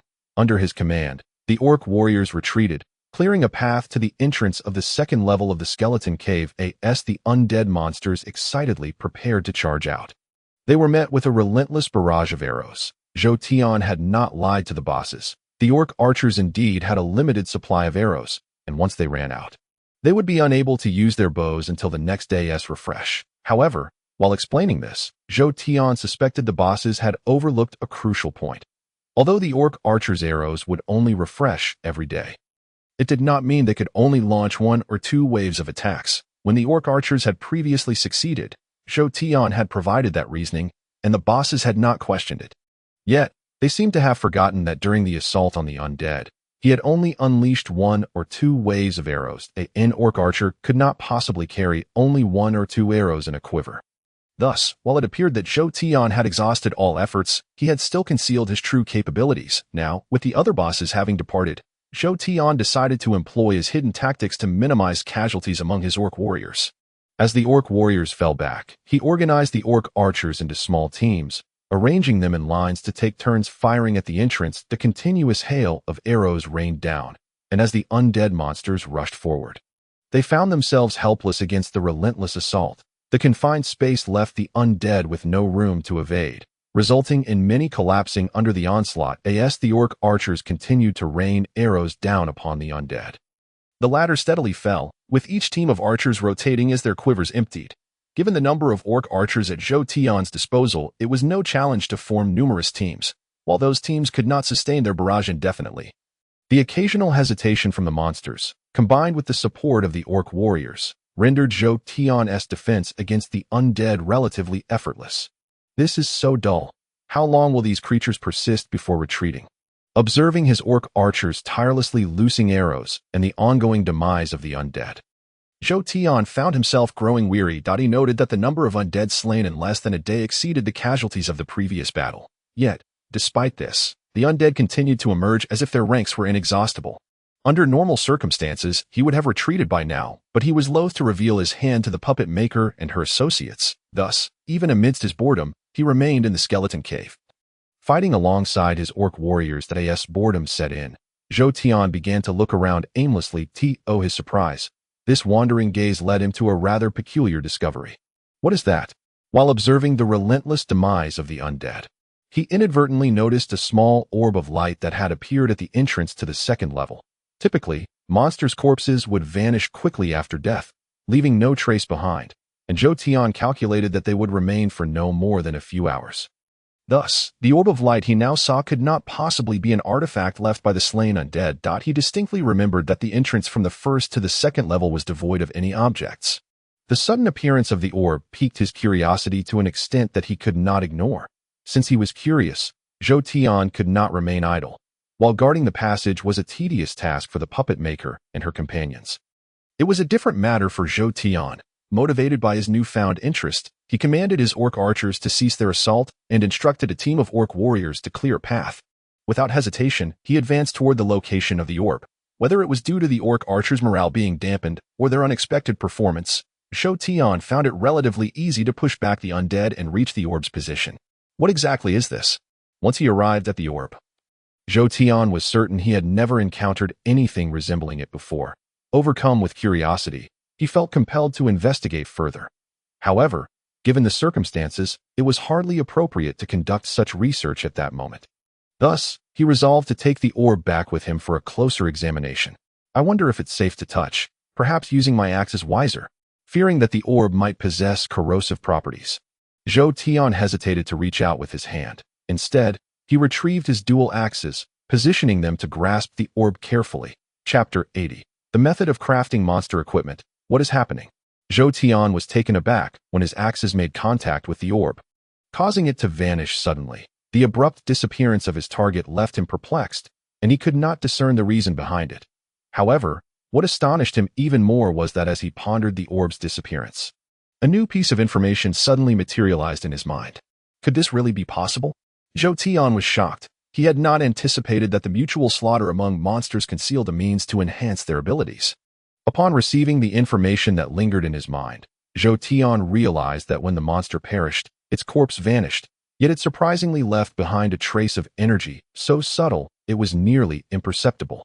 If a player were to slay the monster, this energy would transform directly into currency or weapons usable by the player. Conversely, if the monster's demise resulted from a battle among its kind, this energy would theoretically remain suspended in the air until it ultimately dissipated into the ether. However, if an excess of monsters fell in battle, the accumulation of this unique energy would eventually coalesce into the luminous orb Zhou Tian had previously observed. The formation of such orbs was exceedingly rare. Disregarding high-tier monsters, even those of Zhou Tian's caliber would struggle to create one unless his orc archers had been methodically shooting at the relentless undead, leading to numerous kills, compounded by the fact that the entrance passage was confined, which facilitated the gathering of this special energy. It was likely that the number of undead monsters slain by Zhou Tian's orc archers was insufficient to generate such an orb. The rarity of such phenomena only accentuated their value. However, it remained an unchanging truth that rare items generally possess some form of utility. The stringent conditions for the orb's formation naturally implied that its effects were astonishing. According to the information Zhou Tian acquired, the sole function of this orb was to forge monster equipment. Typically, monsters would possess their own weapons upon birth, yet these weapons, while capable of inflicting harm, bore no attributes beyond an indestructible characteristic. Should a monster's weapon encounter this orb, it would transform from a generic monster weapon into specialized equipment, causing the original weapon's exclusive usage and indestructible properties to vanish, replaced by freshly formed monster equipment that, like the sacrificial staff in Zhou Tian's possession, would feature various attribute enhancements and even equipment skills. Absorbing this information, Zhou Tian wasted no time retreating through the passage and commanded his orc archers to continue suppressing the undead monsters as before. Only then did he turn his attention to the transformation of his dual axes. Beast King's Axe. Attack power increased by 50%. Upon reviewing the attributes of his axes, Zhou Tian nearly choked on his frustration. While the attributes of the Beast King's Axe could not be deemed subpar, in fact, if it were to be compared to player equipment, it would certainly qualify as top tier. The pressing issue lay in the fact that the Beast King's Axe was a piece of monster equipment. Reflecting on the extraordinary attributes of the monster equipment he had previously encountered, and comparing them to the attributes of his current axes, it was only natural for anyone to perceive the Beast King's Axe as inferior equipment. It must be due to the orb's energy, Zhou Tian mused. Monsters like him could only receive monster equipment as a gift from above. Initially, he believed that only high-tier monsters possessed the knowledge of crafting, but it now appeared that the greater energy left behind by their deaths facilitated the orb's formation in high-tier monster territories. With this hypothesis in mind, the disparity between the Beast King's Axe and the sacrificial staff became clear. The fact that Zhou Tian managed to create such an orb could only be deemed a fortuitous accident. Had it not been for the unique circumstances of this battle and the specific environment, it was unlikely he would have generated an orb even after slaying countless undead monsters. Thus, it was evident that, while the orb had indeed formed, the special energy within was likely quite limited. In contrast, due to the substantial energy left behind by the deaths of high-tier monsters, even without intent, as long as the orb could form, its internal energy would naturally be far more potent than that of Zhou Tian's. Hence, it was only natural for the attributes of the Beast King's Axe to be so feeble. If I were to continue accumulating that special energy, then after a month of slaying, I should be able to forge a piece of monster equipment comparable to the sacrificial staff. With the key to enhancing equipment in mind, Zhou Tian felt a desire to craft powerful gear. However, As this thought arose, he quickly dismissed it. No, no. If gathering special energy were truly that easy, then those leaders and masters would have long ago forged their weapons into divine artifacts. How could they afford to waste special energy on crafting ordinary monster equipment? Once the orb formed, any collision with a weapon would instantly merge the two, transforming the weapon into monster equipment. Thus, if Zhou Tian wished to gather that special energy, he could not allow any weapons to come into contact with it. A nearly impossible task. With this realization, Zhou Tian effectively sentenced his previous plan to death. What caused the orb's formation? The accumulation of special energy left behind by numerous monster deaths. While the orbs in high-tier monster regions formed under different circumstances, the orb here was entirely a result of the massacre conducted by his orc archers against the undead. Moreover, given that the orb's location was on the battlefield, any arrows from the orc archers or weapons of the undead that drew near would likely make contact with the orb. Thus, irrespective of Zhou Tian's elaborate plans, without a means to ensure that weapons would not touch the orb, he could never amass sufficient special energy to forge powerful equipment. Forget it. I shall use whatever equipment I can obtain. Though a tinge of reluctance lingered, Zhou Tian did not allow despair to consume him. After all, if not for the fortuitous circumstances that met his conditions, he would likely never have had the opportunity to uncover the method of crafting monster equipment. In this context, being able to forge monster equipment was a significant gain for Zhou Tian. The extent of that gain mattered little in comparison. Chapter 81. Siege in the month that followed. Zhou Tian no longer experienced boredom. Although the crafting of monster equipment was time-consuming, it provided him with a purpose. Furthermore, given the importance Zhou Tian placed on this matter, he remained vigilant to prevent any weapons from coming into contact with the orb whenever it formed, resulting in a prolonged yet intensely focused effort. However, just as Zhou Tian anticipated, despite his utmost diligence, ensuring that the orb remained untouched by weapons proved exceedingly challenging. Consequently, while all monster equipment ultimately fell into his possession, the outcomes were far from what he had hoped for. Many weapons, whether belonging to the undead or the orc archers, and even the clubs wielded by orc warriors, inadvertently made contact with the orb. Although these weapons were transformed into monster equipment, their attributes, like those of the Beast King's axe, were uniformly limited to a mere increment in attack power as the quantity of monster equipment increased, and Zhou Tian's excitement for the weakened items waned. His own Beast King's axe included. He promptly outfitted a squad of orc guards with the entirety of the monster equipment. With this newfound assistance, the already formidable orc guards would undoubtedly be transformed into a force to be reckoned with if circumstances permitted. Zhou Tian would not mind lingering in the skeleton cave a while longer. After all, although the crafted monster equipment was somewhat lackluster, equipping his subordinates with gear would significantly enhance their power, enabling them to begin assimilating other monsters. Unfortunately, the prior decision made by the puppet maker dictated that the entrance to the second level of the skeleton cave would be guarded by all monsters in a rotating schedule for a month. This meant that after nearly a month of holding the fort, Zhou Tian had reached the time to depart. Should he delay any further, the other monsters would soon arrive, and he would find his actions exposed. The method of crafting monster equipment may not have been a closely guarded secret, yet in the novice zone, Zhou Tian's endeavors were beyond what anyone else could have conceived. Should other bosses learn of his capabilities, he could easily foresee an avalanche of troubles awaiting him. Therefore, without underestimating the strength of the other monsters, Zhou Tian had no choice but to act discreetly. Given the previous agreement, it was only right for him to vacate the skeleton cave. After all, the current situation would not change overnight, and when it was his turn to defend again, he could always return to crafting monster equipment that, of course, before the other monsters arrived to assume their defensive roles. There was one matter Zhou Tian felt compelled to confirm. Otherwise, he would be unable to leave with peace of mind. The entrance passage to the second level of the skeleton cave can be utilized for the creation of monstrous equipment. A fact that Zhou Tian wishes to keep as his closely guarded secret as other monsters arrive to defend the passage. Zhou Tian naturally fears they might discover this secret, just as he has. While it is unlikely that they would resort to the same method of slaughtering the undead monsters as he did with the orc archers, one cannot be too cautious. Should those creatures glimpse the light orb, Zhou Tian believes they would inevitably uncover something. Thus, before departing, Zhou Tian finds it necessary to conduct a formal experiment to ascertain whether the orc warriors can withstand these undead monsters without producing a light orb. In the subsequent days of vigilance, Zhou Tian refrains from employing the orc archers for defense, despite the fierce efforts of his orc warriors, which result in significant daily casualties. They ultimately prevent the undead monsters from breaching the passage.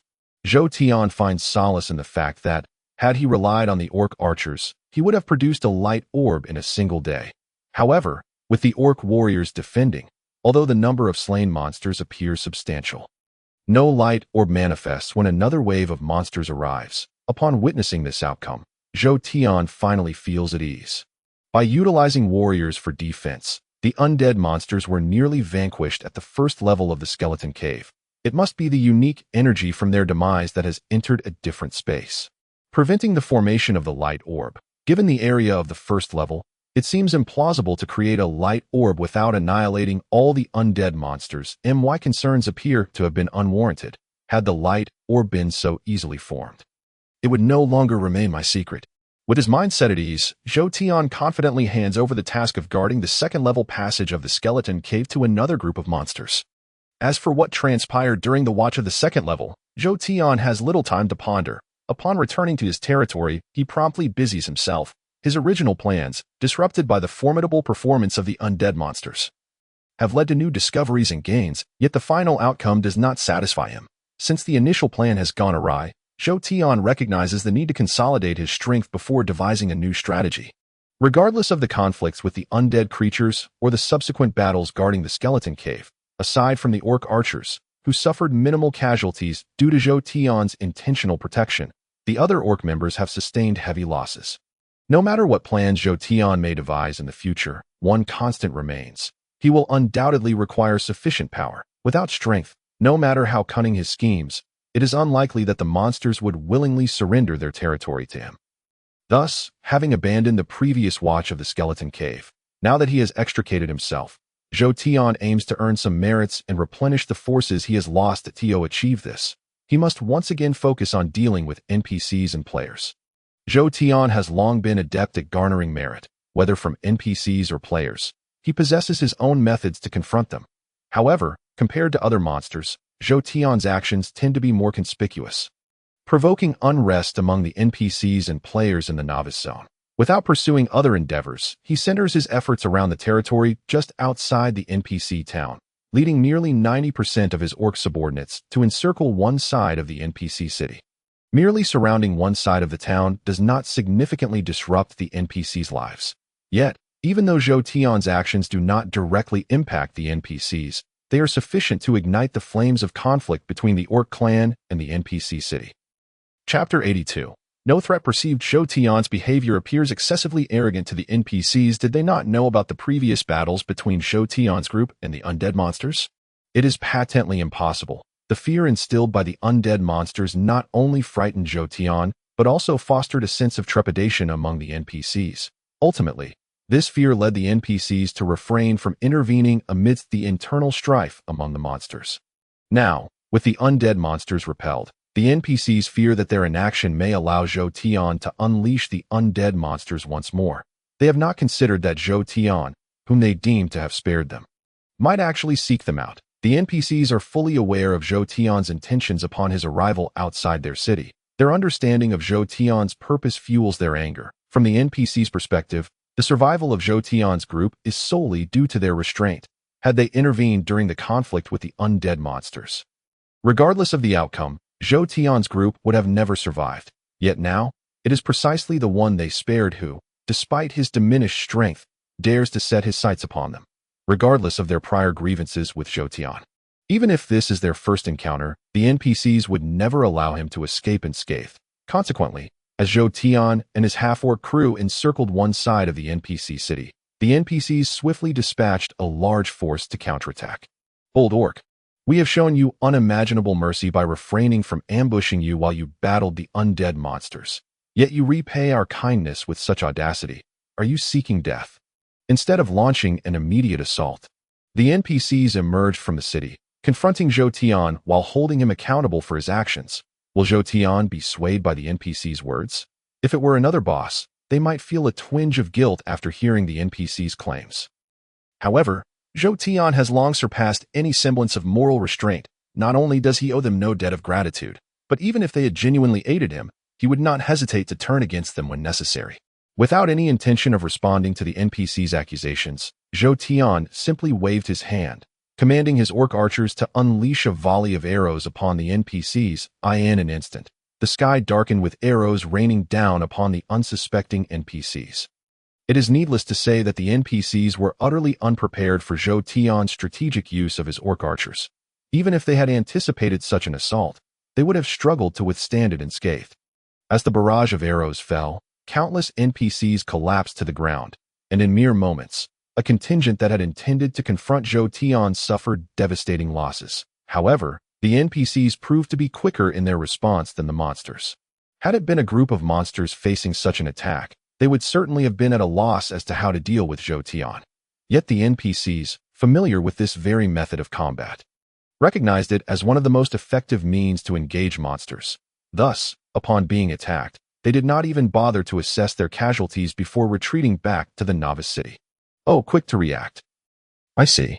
Zhou Tian was not surprised by the NPC's swift response. After all, he was dealing with NPCs, and he understood the disparity between NPCs and monsters. If defeating them were as simple as this, the NPCs would not have been able to hold their ground against the monstrous hordes despite their significant disadvantages. However, Zhou Tian had not expected to vanquish the NPCs so easily. Indeed, the success of his previous assault was an unexpected boon. Once the entire NPC contingent had retreated into the novice city, Zhou Tian wasted no time in leading his orc subordinates back into the depths of his territory. As Zhou Tian and his team retreated on that fateful day, a barrage of magic and arrows erupted from the novice city, striking outward. Although a portion of this onslaught did indeed hit Zhou Tian's party, the speed of their withdrawal mitigated any significant damage. What a cunning fellow, muttered the leading NPCs, frustrated by the futility of their assault. They promptly commanded a small squad of NPCs to pursue Zhou Tian's retreating form. However, the NPCs did not genuinely believe they could detain Zhou Tian. Considering the formidable orc contingent he commanded, it was clear that capturing him was a near impossibility. Their intent was merely to scout Zhou Tian's movements, to prepare for the possibility of him staging another blockade. Little did they realize that their pursuit would yield no fruitful results. The moment this squad of NPCs arrived at Zhou Tian's previous location, they were met with a torrential downpour of arrows. Unsurprisingly, each of the pursuing NPCs fell victim to this onslaught. Faced with the situation, the remaining NPCs found themselves at a crossroads. Zhou Tian's actions had left them bewildered, unsure of how to proceed. Should they continue to engage him, knowing he would likely evade a direct confrontation, or should they ignore him, risking another blockade? If they were to unleash their elite fighters, they would not fear the arrows as the ordinary NPCs did. Yet, uncertainty loomed over whether Zhou Tian's actions were solely his own or part of a trap set by the monsters.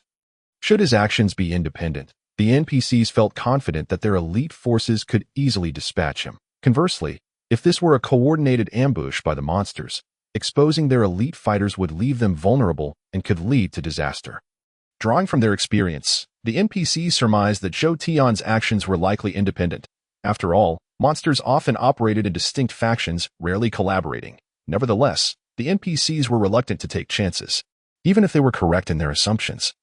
Deploying their elite fighters would only result in Zhou Tian's retreat, not a complete resolution of their dilemma. Furthermore, Zhou Tian's presence posed no immediate threat to the novice city. Chapter 83. Monster Siege? The stakes were high. A correct gamble yielded little reward, while a wrong one could result in catastrophic losses. Consequently, despite their perceived odds, the NPCs lacked the courage to wager, following the failure of their pursuit. It was as if they had forgotten Zhou Tian entirely, ceasing all aggressive actions against him. Unbeknownst to them, Zhou Tian, while unaware of the full circumstances within the novice city, could discern their intentions through the NPC's subtle movements. Upon noticing their lack of aggressive action, he exhaled a sigh of relief. Fortunately, nothing went awry. Otherwise, I would have been forced to flee. Seeing that the NPCs had no further desire to engage him, Zhou Tian felt a sense of liberation as the NPCs had surmised. His actions at present could neither capture the novice city nor posed a significant threat to the monsters. The prospect of uniting the various factions of monsters was a daunting task. Rendering his actions a personal endeavor, he wagered that the NPC's elite fighters would not dare to act recklessly. With the plan unfolding smoothly, Zhou Tian was ready to initiate the next phase. His actions had always been purposeful from the outset. His true targets were the players, not the NPCs. Two reasons motivated this choice. First, his abilities granted him a considerable advantage over the players. Second, he was cautious not to provoke the NPCs unduly, as their unpredictable nature could lead to a disastrous alliance with the undead monsters, endangering the creatures of the novice zone. Zhou Tian's actions might appear antagonistic toward the NPCs, yet he believed that all his maneuvers remained within their tolerable limits. As long as he did not pose a direct threat to the novice city, the NPCs, facing the greater menace of the undead monsters, would refrain from engaging him.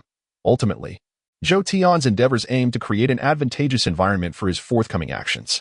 While eliminating players promised lucrative rewards, their dispersed nature made it challenging to achieve substantial gains.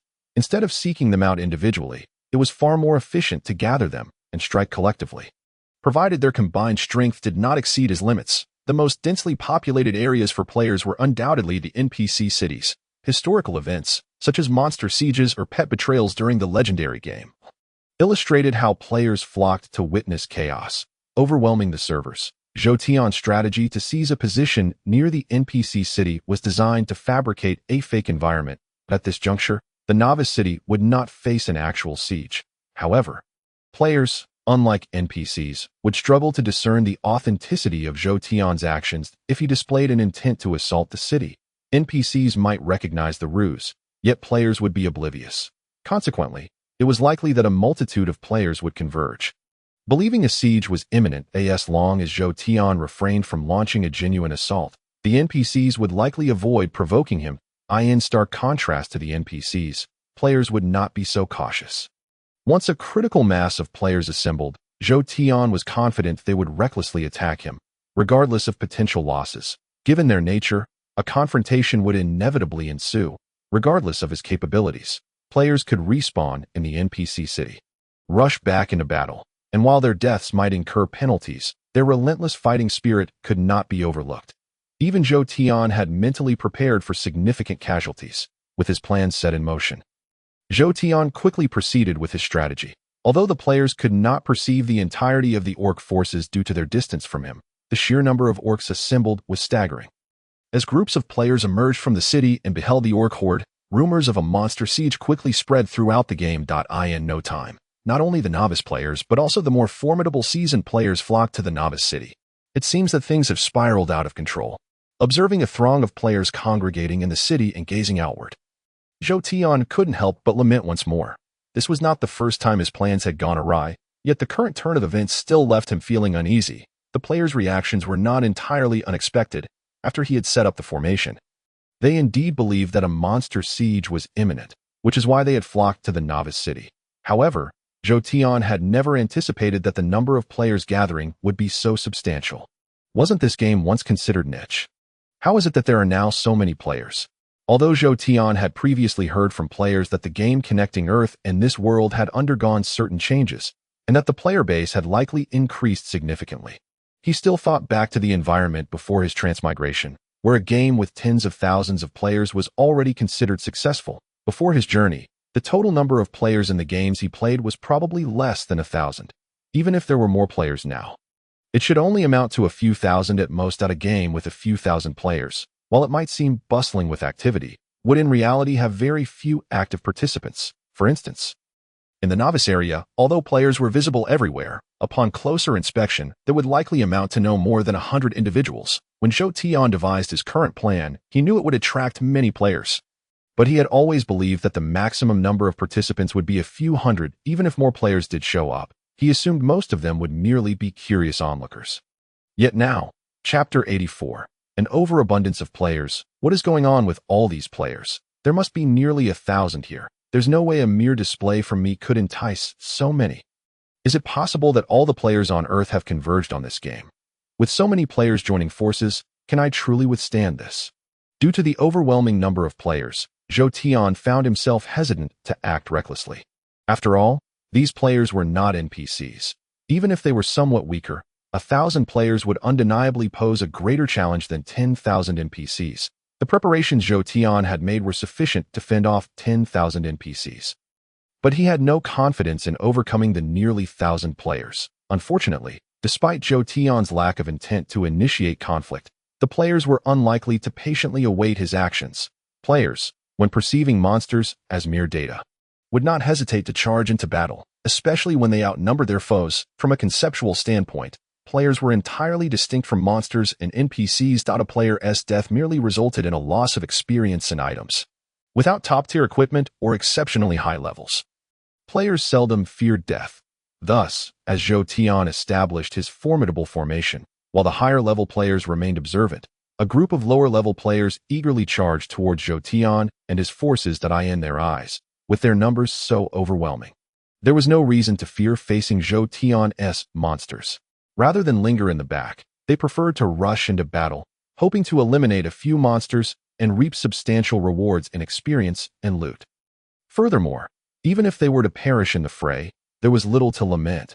After all, they had already cleared their inventories, and aside from losing levels, the most they stood to lose were a few potions. Even rookie players would hardly be troubled by such losses. Well, let's take it one step at a time. Although Zhou Tian was no longer as eager to engage in battle as he had been at the outset, upon witnessing the group of players charging towards him, he felt compelled to brace himself for action. Fire! Without a moment's hesitation, as Zhou Tian steeled himself, he called out the command just as the players were nearing the front lines. In response, his orc archers simultaneously released a volley of arrows. The result was a rain of arrows that struck down the players at the forefront before they even grasped the situation. What just happened? How did they suddenly fall? Is this for real? How could monsters unleash such an attack? Even players at level 80 or 90 would be doomed standing there. Awesome. Forget legends and monsters. This feels like a real otherworld. I love this game. As Zhou Tian's attack subsided, the players immediately began to chatter, for such scenes had never been witnessed in previous games. Typically, battles consisted of spawning monsters in cities to engage with players, resulting in a sluggish game experience that felt entirely artificial. Despite being on the losing side, the current spectacle excited a portion of players who reveled in the thrilling atmosphere, regardless of the players' reactions to Zhou Tian's display of power. One thing was certain: after experiencing such an onslaught, they would proceed with far greater caution. Although player deaths did not entail the same finality as those of monsters or NPCs, their levels and equipment were still the fruits of their labor. Hence, neglecting their safety was a relative term. In reality, players preferred to avoid unnecessary risks. It was evident that the arrow storm Zhou Tian had conjured was a grave threat to anyone caught in its path. Consequently, without any organization, the players refrained from recklessly attacking Zhou Tian. Why haven't those NPCs made a move? Aren't the monsters supposed to be launching an assault? Clearly, Zhou Tian's ruse had successfully deceived the players. Since NPCs would not inform the players of the current situation, the latter remained blissfully unaware of the unfolding events. Clueless, the players awaited the confrontation between the NPCs and Zhou Tian before deciding to join the fray. However, those who held such expectations were destined to be disappointed. Forget it. It seems the NPCs have no intention of engaging the monsters outside, but we'll have to take matters into our own hands. How do we proceed? After that last attack, listen, those monsters must have weaknesses. If the system imposed no restrictions on them, they would have conquered the novice city long ago. Therefore, there's no need for excessive fear. If we unite our efforts, we can surely defeat them. Exactly. As long as we work together, there's no monster we cannot vanquish. Moreover, those monsters are focused on the novice city. We can lure them out while simultaneously attacking from the rear through one of the other gates. If we can disrupt their formation, it will be challenging for them to organize such a coordinated assault again. These monsters are formidable. Defeating them will yield great rewards. I'm XXX, a level 35 swordsman, looking to form a party of 10 members. Level requirements: AA, Guild, gather here. In light of the current situation, Zhou Tian was uncertain whether to feel relieved or anxious. While the players had not fled in terror after witnessing his previous display of strength, their decision to engage was met with fervor. Observing the throngs of players forming parties, Zhou Tian understood that once they launched their collective assault, it would be time for him to feel the pressure. Although he was unacquainted with the unfolding events, he had mentally prepared himself for such outcomes. Thus, even if all the players charged forth to confront him, it would not come as a surprise. However, despite his mental readiness, Zhou Tian could not shake off the tension at the prospect of an impending attack from the players. This was no trivial matter. Zhou Tian had worked tirelessly to reach this point. and the foundation he had built was akin to his lifeblood. To lose it would not only spell disaster, but also inflict a profound blow to his spirit. Therefore, even though the circumstances were a result of his own design, he could not afford to be careless in facing the players. As the players prepared for battle, Zhou Tian did not squander the time. Under his direction, a portion of the orcs broke away from the main force and, upon reaching their designated positions, lay in ambush. The orc archers, who had initially achieved significant success, were then ordered to withdraw. Originally, Zhou Tian had other arrangements for the day, but time was not on his side. Just as he had repositioned the orc archers slightly to the rear, a group of players, who had previously remained inactive, suddenly emerged from the novice city. Chapter 85. Ambush. Wizard, cast your shield. Priests, prepare to heal. Knights, hurry up. If you dawdle, we'll end up as the frontline fodder. Amidst the chaotic clamor, an army of several hundred players, organized into smaller squads, charged directly towards Zhou Tian's location. The players, displaying a degree of awareness, quickly recognized Zhou Tian's identity as the boss. That if they could manage to defeat him, while they could not guarantee a significant loot drop, victory in this battle would be well within their grasp. However, was Zhou Tian truly so easily vanquished? Choosing not to employ his archers, Zhou Tian understood that utilizing the orc archers would allow him to repel the advancing players with ease. Yet, due to the nature of the players and the current circumstances, deploying the orc archers, while a temporary solution, would be detrimental to the overall battle strategy. Thus, he refrained from reactivating them, boldly gesturing for his orc warriors to charge into the fray. Wizards and archers, attack. Boom. Knights, brace with your shields. Priests, fall back. The players, undeterred by Zhou Tian's orc warriors, advanced with relentless vigor. What is happening? There are far more monsters than we anticipated. Could that boss be? As the players entered Zhou Tian's area of influence, their privileges began to wane. Monsters that had previously eluded their vision gradually materialized before them. In an instant, the players deduced Zhou Tian's true nature. Yet, given the immediate threat posed by the orc warriors, they dared not divert their attention to ponder further. Thus, although Zhou Tian's unique identity had been partially revealed, it ultimately bore no significant impact on the battle at hand. After a moment of astonishment, the players engaged in combat with Zhou Tian's orc warriors. To be honest, in terms of strength, Zhou Tian's orc warriors were at a disadvantage compared to the players. In the initial encounters, the players utilized ranged attacks to eliminate a considerable number of Zhou Tian's orcs. Perhaps due to the recent battles, Zhou Tian's orc warriors had gained some experience, as many of them dropped valuable loot upon their demise. Seeing the orcs yield such small treasures, the players couldn't help but feel a surge of excitement. If all of Zhou Tian's orc warriors were to drop similar loot, it would undoubtedly be a significant windfall for whoever managed to defeat this group of monsters. The players' motives were clear, driven by the prospect of profit.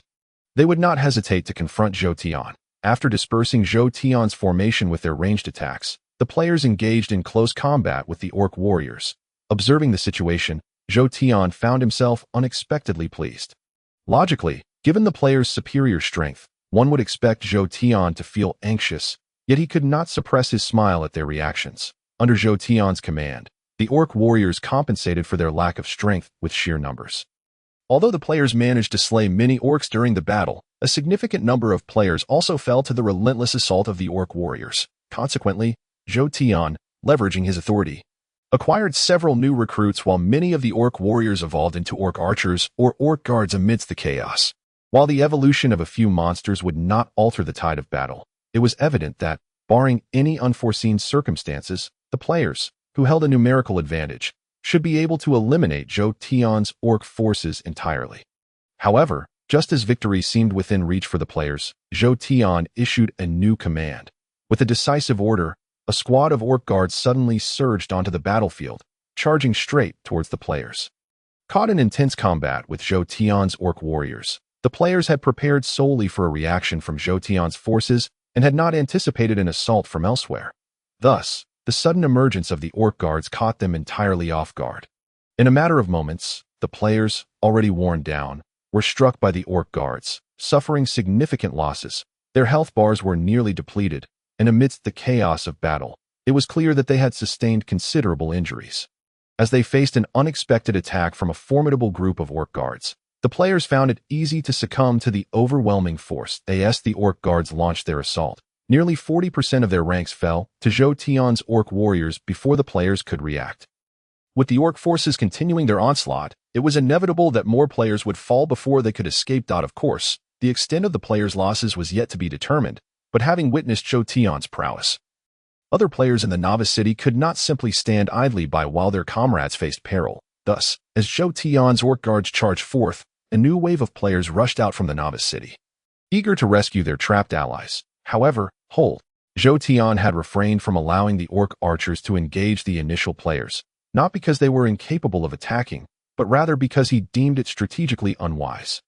Now, with the potential to eliminate hundreds of players, Zhou Tian would not let the opportunity slip away at his command. The Orc archers, who had remained in the rear, drew their bows in unison, and with Zhou Tian's signal, a torrential rain of arrows descended upon the players attempting to rescue their comrades. Chapter 86. The Special Archers, Be Cautious. The collective attack from the Orc archers posed a significant threat to the players.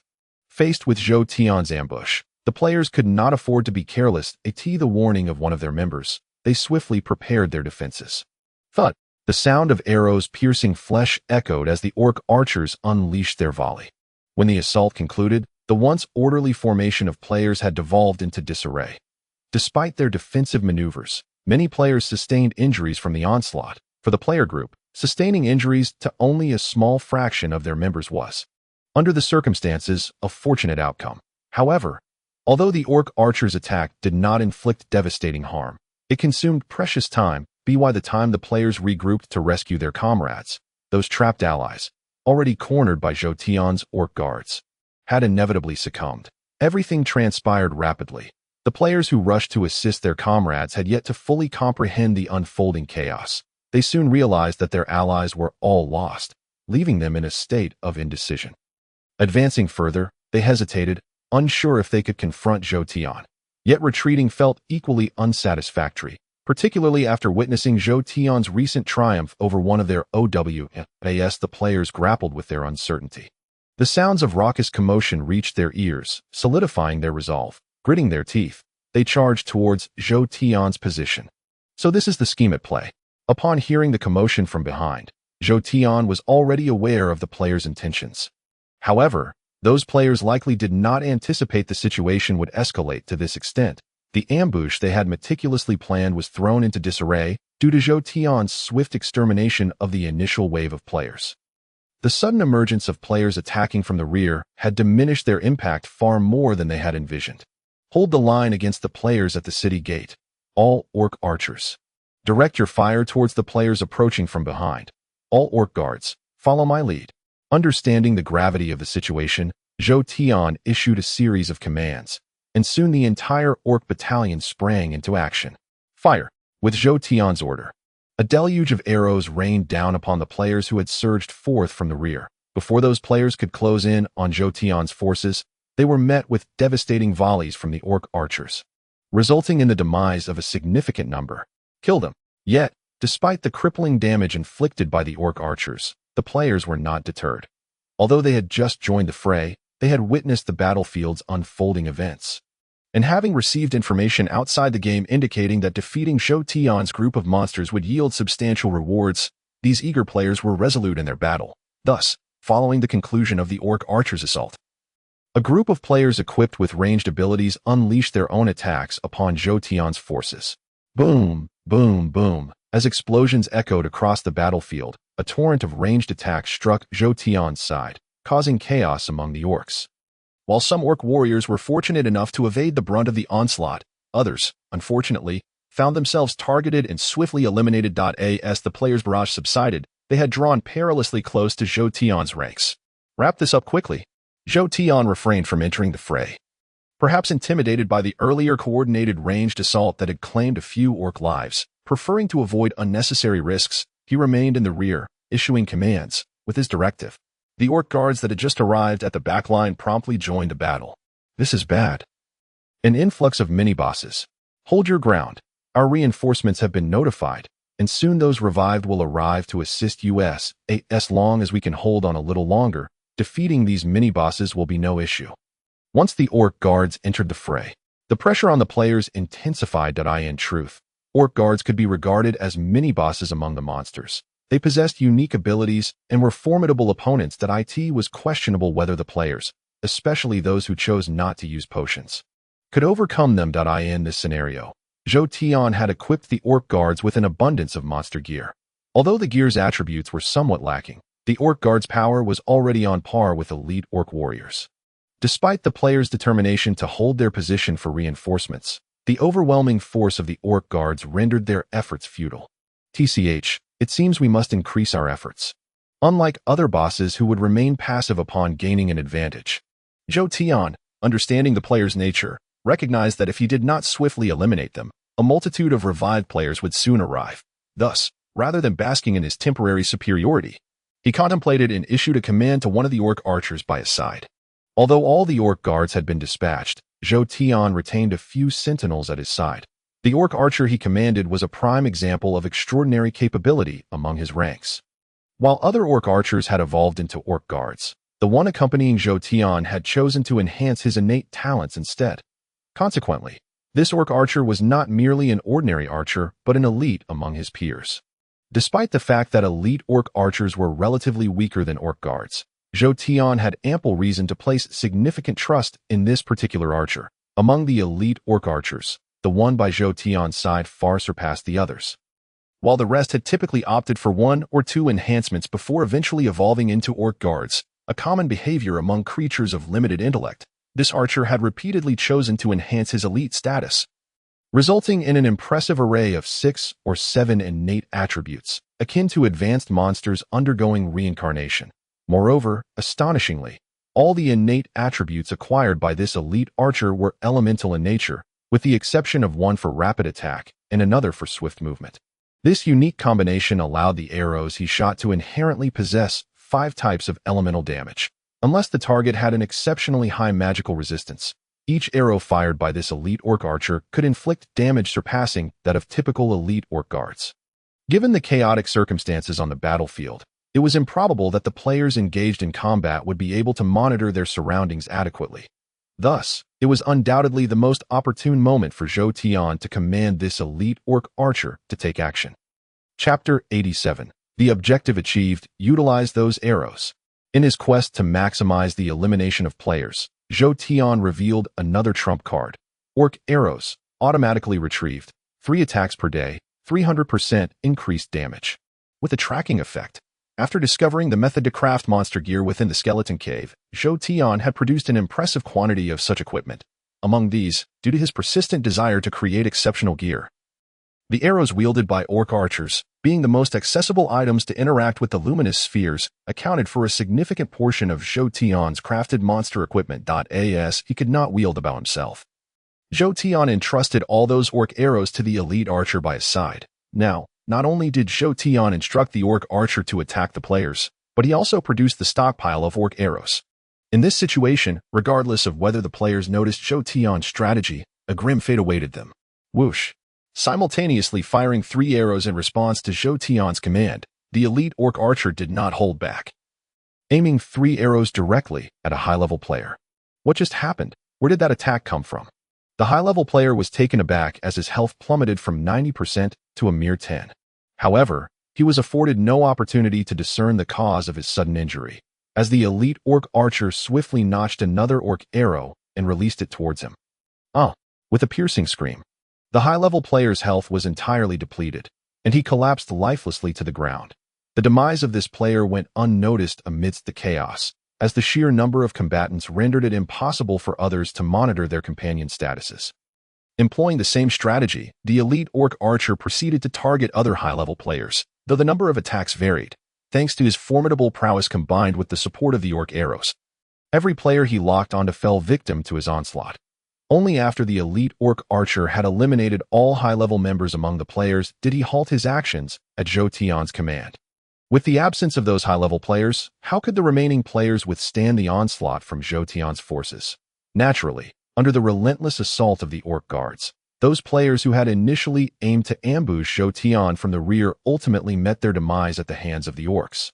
Having concluded that engagement, Zhou Tian clenched his teeth and issued a new command. With a single command, the orc archers drew their bows and unleashed their arrows in the direction of the novice area before methodically beginning their retreat. An orc archer devoid of arrows is deemed less formidable than an orc warrior, particularly in the eyes of Zhou Tian, who places considerable emphasis on the long-range capabilities of orc archers. Consequently, until they can once again muster their combat strength, Zhou Tian is unlikely to allow those orc archers to remain in the fray. The prior assaults executed by this cadre of orc archers yielded significant results. The challenge posed by players lies in their ability to resurrect incessantly. Unless players choose to disengage, they can return to the battlefield repeatedly, regardless of how many times they are vanquished. However, this troublesome ability of players is not without its vulnerabilities, at the very least.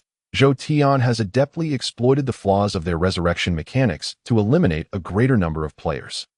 Although the time required for resurrection remains constant, the duration of each player's demise cannot be uniform.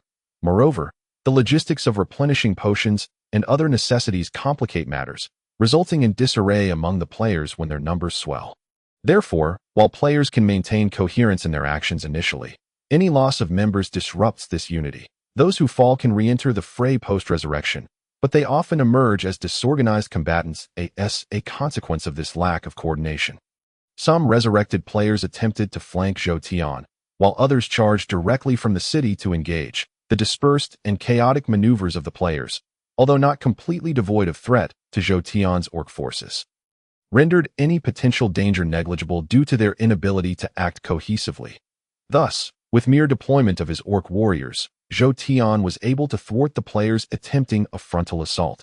Following this, granting the orc archers the freedom to attack resulted in the demise of a significant portion of players, sending them back to their resurrection points for yet another round of play. Although Zhou Tian's strategic reserves had been depleted, the consecutive victories had largely fulfilled the objectives of his current campaign. It could be asserted that the ensuing battles held little significance for him. Should the conflict persist, Zhou Tian harbored no fear of the players, confident that even in defeat, he would not suffer substantial losses. However, should he choose to withdraw, he would not lament the decision, for he had achieved his predetermined goals.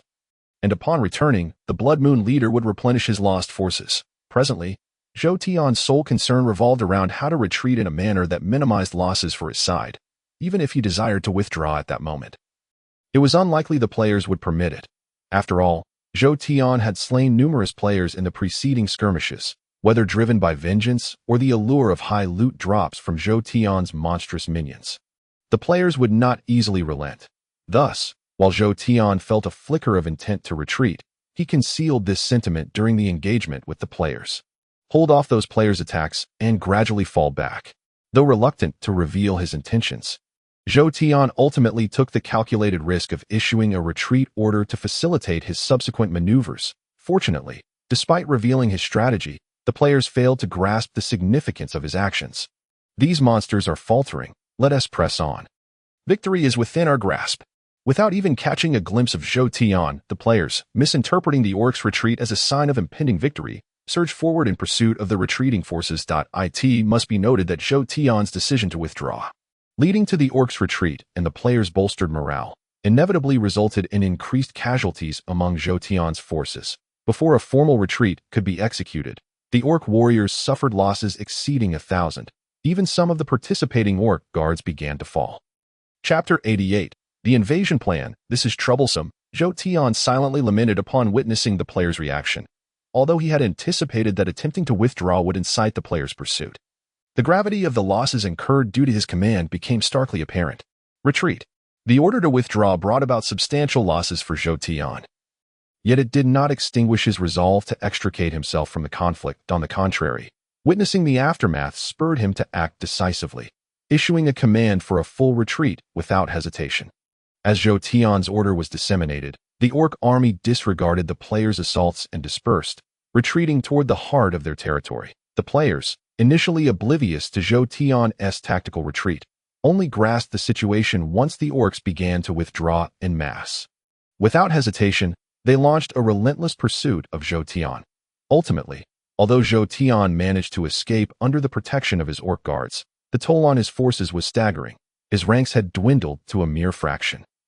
The ramifications of this operation, while still to be assessed, undoubtedly resulted in losses far exceeding his calculations. Zhou Tian had underestimated the sheer number of players currently engaged in the game, and he had not anticipated their acute sensitivity to his maneuvers. Had it not been for his remaining trump cards and the absence of truly elite players among them, he might have found himself ensnared by his own strategies. Nevertheless, despite the heavy toll of this endeavor, Zhou Tian did not appear to harbor any regret. Fortunately, I withdrew swiftly. Otherwise, it would have truly spelled disaster. Upon recognizing the scale of his losses, Zhou Tian felt no anger. Instead, he found himself relieved by his earlier decision to retreat expeditiously. These players are indeed a thorny challenge. They seem willing to risk their lives in combat. If I continue to engage them, I will inevitably deplete my forces, while their numbers will only swell. It is evident that I must prepare more thoroughly to avoid such predicaments in the future. As Zhou Tian calculated his gains and losses, his attention was soon drawn to another matter. Regardless of whether this campaign could be deemed a success, the fact remained that he had eliminated a considerable number of players during the conflict. Although Zhou Tian had incurred notable losses, he had also reaped significant benefits from this undertaking. Firstly, while the casualties among his orc forces were severe, those who survived had garnered substantial rewards. Notably, the number of orc guards under Zhou Tian's command surged from several dozen to nearly 200. Moreover, not only had they evolved, but the surviving orc warriors had also transformed into elite fighters. Zhou Tian could not help but recognize the remarkable changes within his ranks. Thus, despite the grievous losses suffered, should Zhou Tian choose to reorganize his remaining forces, their overall potency would remain intact, and they might even excel in smaller-scale engagements. Additionally, while the orcs under his command had reaped the spoils of war, Zhou Tian, despite not personally claiming any accolades, would nonetheless share in the glory earned by his minions. Should any of the orcs who had achieved accolades perish, or should Zhou Tian exert control over their choices, he would not neglect to fortify his own forces alongside the advancement of his orc warriors. If one were to divide the accolades earned during this conflict against the players into 10 portions, 2 would be squandered, 2 would be claimed for evolution by the orcs, while the remaining 6 would all be transformed into new recruits for Zhou Tian. Thus, upon his return to his territory, Zhou Tian received word that the Blood Moon leader had allocated a substantial number of new troops to him due to his distinguished service: 100 orc guards, 3,000 orc archers, and over 20,000 orc warriors. Upon learning of these reinforcements, Zhou Tian could not contain his joy. With this latest acquisition, his forces had swelled to nearly 50,000. Notably, the proportion of guards and archers comprised a third of his total military strength, significantly enhancing Zhou Tian's overall capabilities. With an army of tens of thousands at his command, even in the novice zone, the average strength of monsters typically ranged in the tens of thousands. Otherwise, given the substantial disparity in power between monsters and NPCs, it would have been impossible for the former to maintain such a stringent dominance over the latter, while tens of thousands may seem insignificant amidst a horde of monsters. Zhou Tian's situation, coupled with this data, became increasingly formidable. First and foremost, Zhou Tian operated within a novice zone where the aggregate military strength of typical monsters rarely exceeded several tens of thousands. The existence of creatures boasting hundreds of thousands or even millions was quite simply non-existent. Hence, in terms of sheer numbers, Zhou Tian's forces could be considered among the elite. Meanwhile, in Zhou Tian's novice zone, the monsters had recently engaged in a fierce battle, following their skirmish with the undead creatures.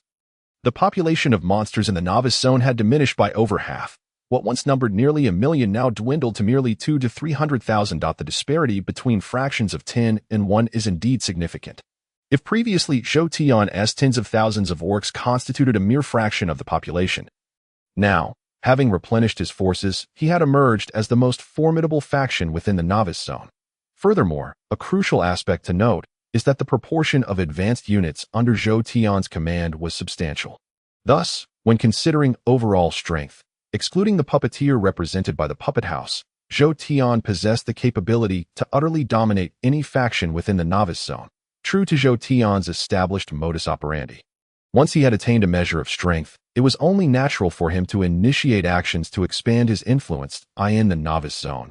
His primary concern was solely the puppeteer, were it not for her existence. It is likely that Zhou Tian would have already unified all territories within the novice zone. Even now, despite the presence of the puppeteer, Zhou Tian found it challenging to undertake overly ambitious actions. However, with sufficiently swift execution, he believed that even if the puppeteer were to receive word of his endeavors, she would be unlikely to confront him over matters that had already become a fait accompli. Having already braved considerable risks, Zhou Tian, now with a 7 to 8/10 assurance of success, was certainly not inclined to remain idle merely due to a prior warning from the puppeteer. Given the existence of the undead creatures, even without the puppeteer's caution, Zhou Tian would have had no intention of disturbing those monsters he still required. Yet, he had no plans to spare the factions that had lost their boss in the earlier conflict. As long as they had not been assimilated, granting these factions time to recuperate would likely see them regain their vigor, even if they had merely suffered the loss of their boss. Accordingly, under the current circumstances, providing those factions with sufficient time would likely allow them to restore their strength and once more become titans within the novice zone. However, it must be noted that the recovery of any faction's strength could not be accomplished in a mere day or two, especially since there were no other monsters daring enough to provoke a multitude of players as Zhou Tian did. Thus, the restoration of strength for all monsters in the novice zone would require time, with those factions that had lost their boss inevitably needing even longer, while other monsters might afford the weakened factions time to recuperate. Given their prior collaboration in battle, they certainly would not entertain any malicious intent. Only Zhou Tian, who had previously been cautious, was now resolutely focusing on those weakened factions, intending to consume them before a new boss was appointed or before the new boss could fully consolidate control over their kin. Chapter 89. A firm stance. Having entertained such thoughts, Zhou Tian's actions were remarkably swift to preempt any knowledge the puppeteer might gain regarding his restored strength. He initiated his plans the moment the new recruits dispatched by the Blood Moon Lord took their positions. Splitting his forces into three, Zhou Tian personally led one contingent while distributing the majority of his orc guards into two additional groups, launching a surprise attack on three rival factions before any of the other monsters could receive word of his actions. The suddenness of the event caught everyone off guard. Due to his previously solitary nature, Zhou Tian had not interacted much with other monsters, while those monsters might have monitored his movements under normal circumstances. The recent severe blow dealt to the monster factions had left the other bosses preoccupied and thus complacent regarding Zhou Tian's activities. Consequently, they remained unaware of the recent developments surrounding him. Given their ignorance of Zhou Tian's restored strength, how could they possibly anticipate his maneuvers? Due to Zhou Tian's previously docile demeanor and the protection of other monsters, the three factions he targeted were entirely unprepared for the ambush. As a result, caught off guard and lacking preparedness, they could only muster a feeble defense against Zhou Tian's assault, quickly succumbing to his might. However, seizing three territories was merely the beginning. Given Zhou Tian's strength, not only could he easily overtake those three factions, but he could also feasibly conquer the majority of the novice zone. Yet, in reality, Zhou Tian refrained from such actions. For the true challenge lay not in the annexation of those monsters, but in mitigating the repercussions of his actions. Zhou Tian sought to expand, but the other monsters were unwilling to witness his rapid accumulation of power, particularly as he employed somewhat aggressive tactics. As a result, just as before, when Zhou Tian engaged in actions they disapproved of, the bosses once again convened at his territory. Observing the familiar faces of the bosses, Zhou Tian was tempted to inquire why, each time he provoked them. Their immediate response was to hold him accountable rather than contemplate a military response. Had they acted as such before he had attained his current strength, he likely would not have reached this point. Naturally, Zhou Tian would never voice such sentiments aloud. Upon the arrival of the bosses, he prepared himself and courteously welcomed them into his domain. Although visibly irate over his previous actions, the bosses found themselves momentarily at a loss for how to express their grievances. With furrowed brows and stern expressions, they nonetheless allowed Zhou Tian to usher them into his territory. Beast King, what a fine mess you've created. Excessive. How could you attack the territory of your ally? That is utterly shameless. Repercussions, if you cannot provide us with a reasonable explanation. We shall meet on the battlefield. While they refrained from immediate violence, it was evident that Zhou Tian's recent actions had provoked a far greater reaction from the bosses than his previous antics. Through their words, it was clear that had they not maintained a modicum of self-restraint, they might have already been clamoring for war. In light of his newfound strength, Zhou Tian's demeanor had grown markedly more assertive. Faced with the pressure from the bosses, he did not dismiss their concerns, but, truth be told, he did not take it too seriously either. Thus, after listening to their opposing remarks, Zhou Tian's expression remained unchanged. With a forced smile, he appraised the bosses before stating, "Do any of you have objections to my actions? Feel free to voice them. I can always inform you ahead of time for future operations. I truly apologize for this unauthorized action." "What did you just say? Is that even a reasonable thing to say?" As soon as Zhou Tian's words fell, he irked the bosses. They had not anticipated that after his audacious actions, he would still dare to speak so nonchalantly before them. If not for the current circumstances preventing open conflict, they would likely have banded together to teach him a lesson. "Ladies and gentlemen, there's no need for anger, to be frank. Given the current situation in our novice zone, a confrontation is simply not feasible. I trust you are all aware of this. Furthermore, while my annexation of those factions may seem self-serving, it is not without merit for our entire novice zone."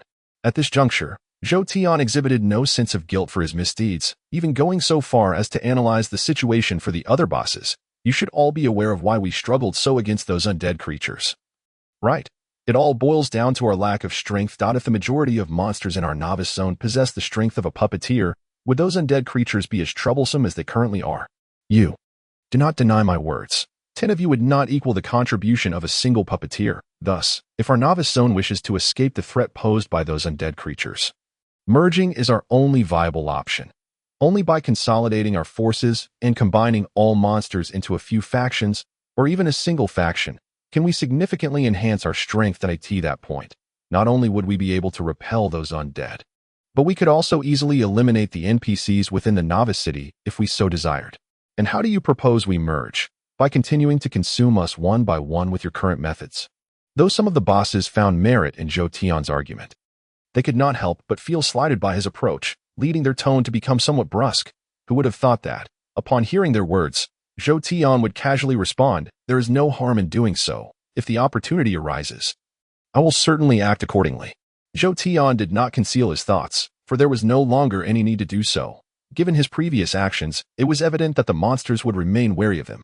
In such a context, whether Zhou Tian chose to hide his intentions or not, the stance towards those bosses would remain unchanged. Rather than shrouding his thoughts in secrecy, it would be far more prudent to openly express his sentiments.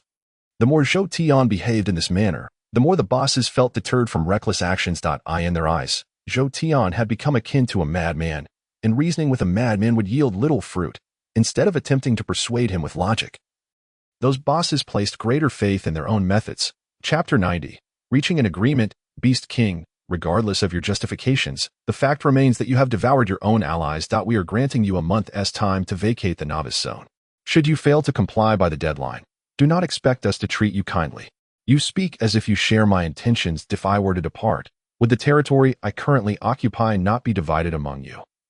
While my actions are deemed villainous, yours are considered perfectly acceptable.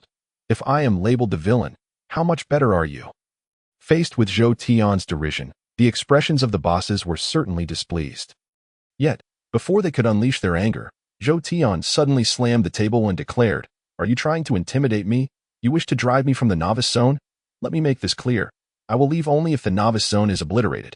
Otherwise, the only circumstance under which I would depart this land is if I have completely seized control of it and am poised to expand outward. If you wish to force me out through violence, go ahead, but should you dare to do so, I will immediately break through the skeleton cave and unleash those undead. If I cannot possess something, then no one else shall have it." You mad in. Though furious.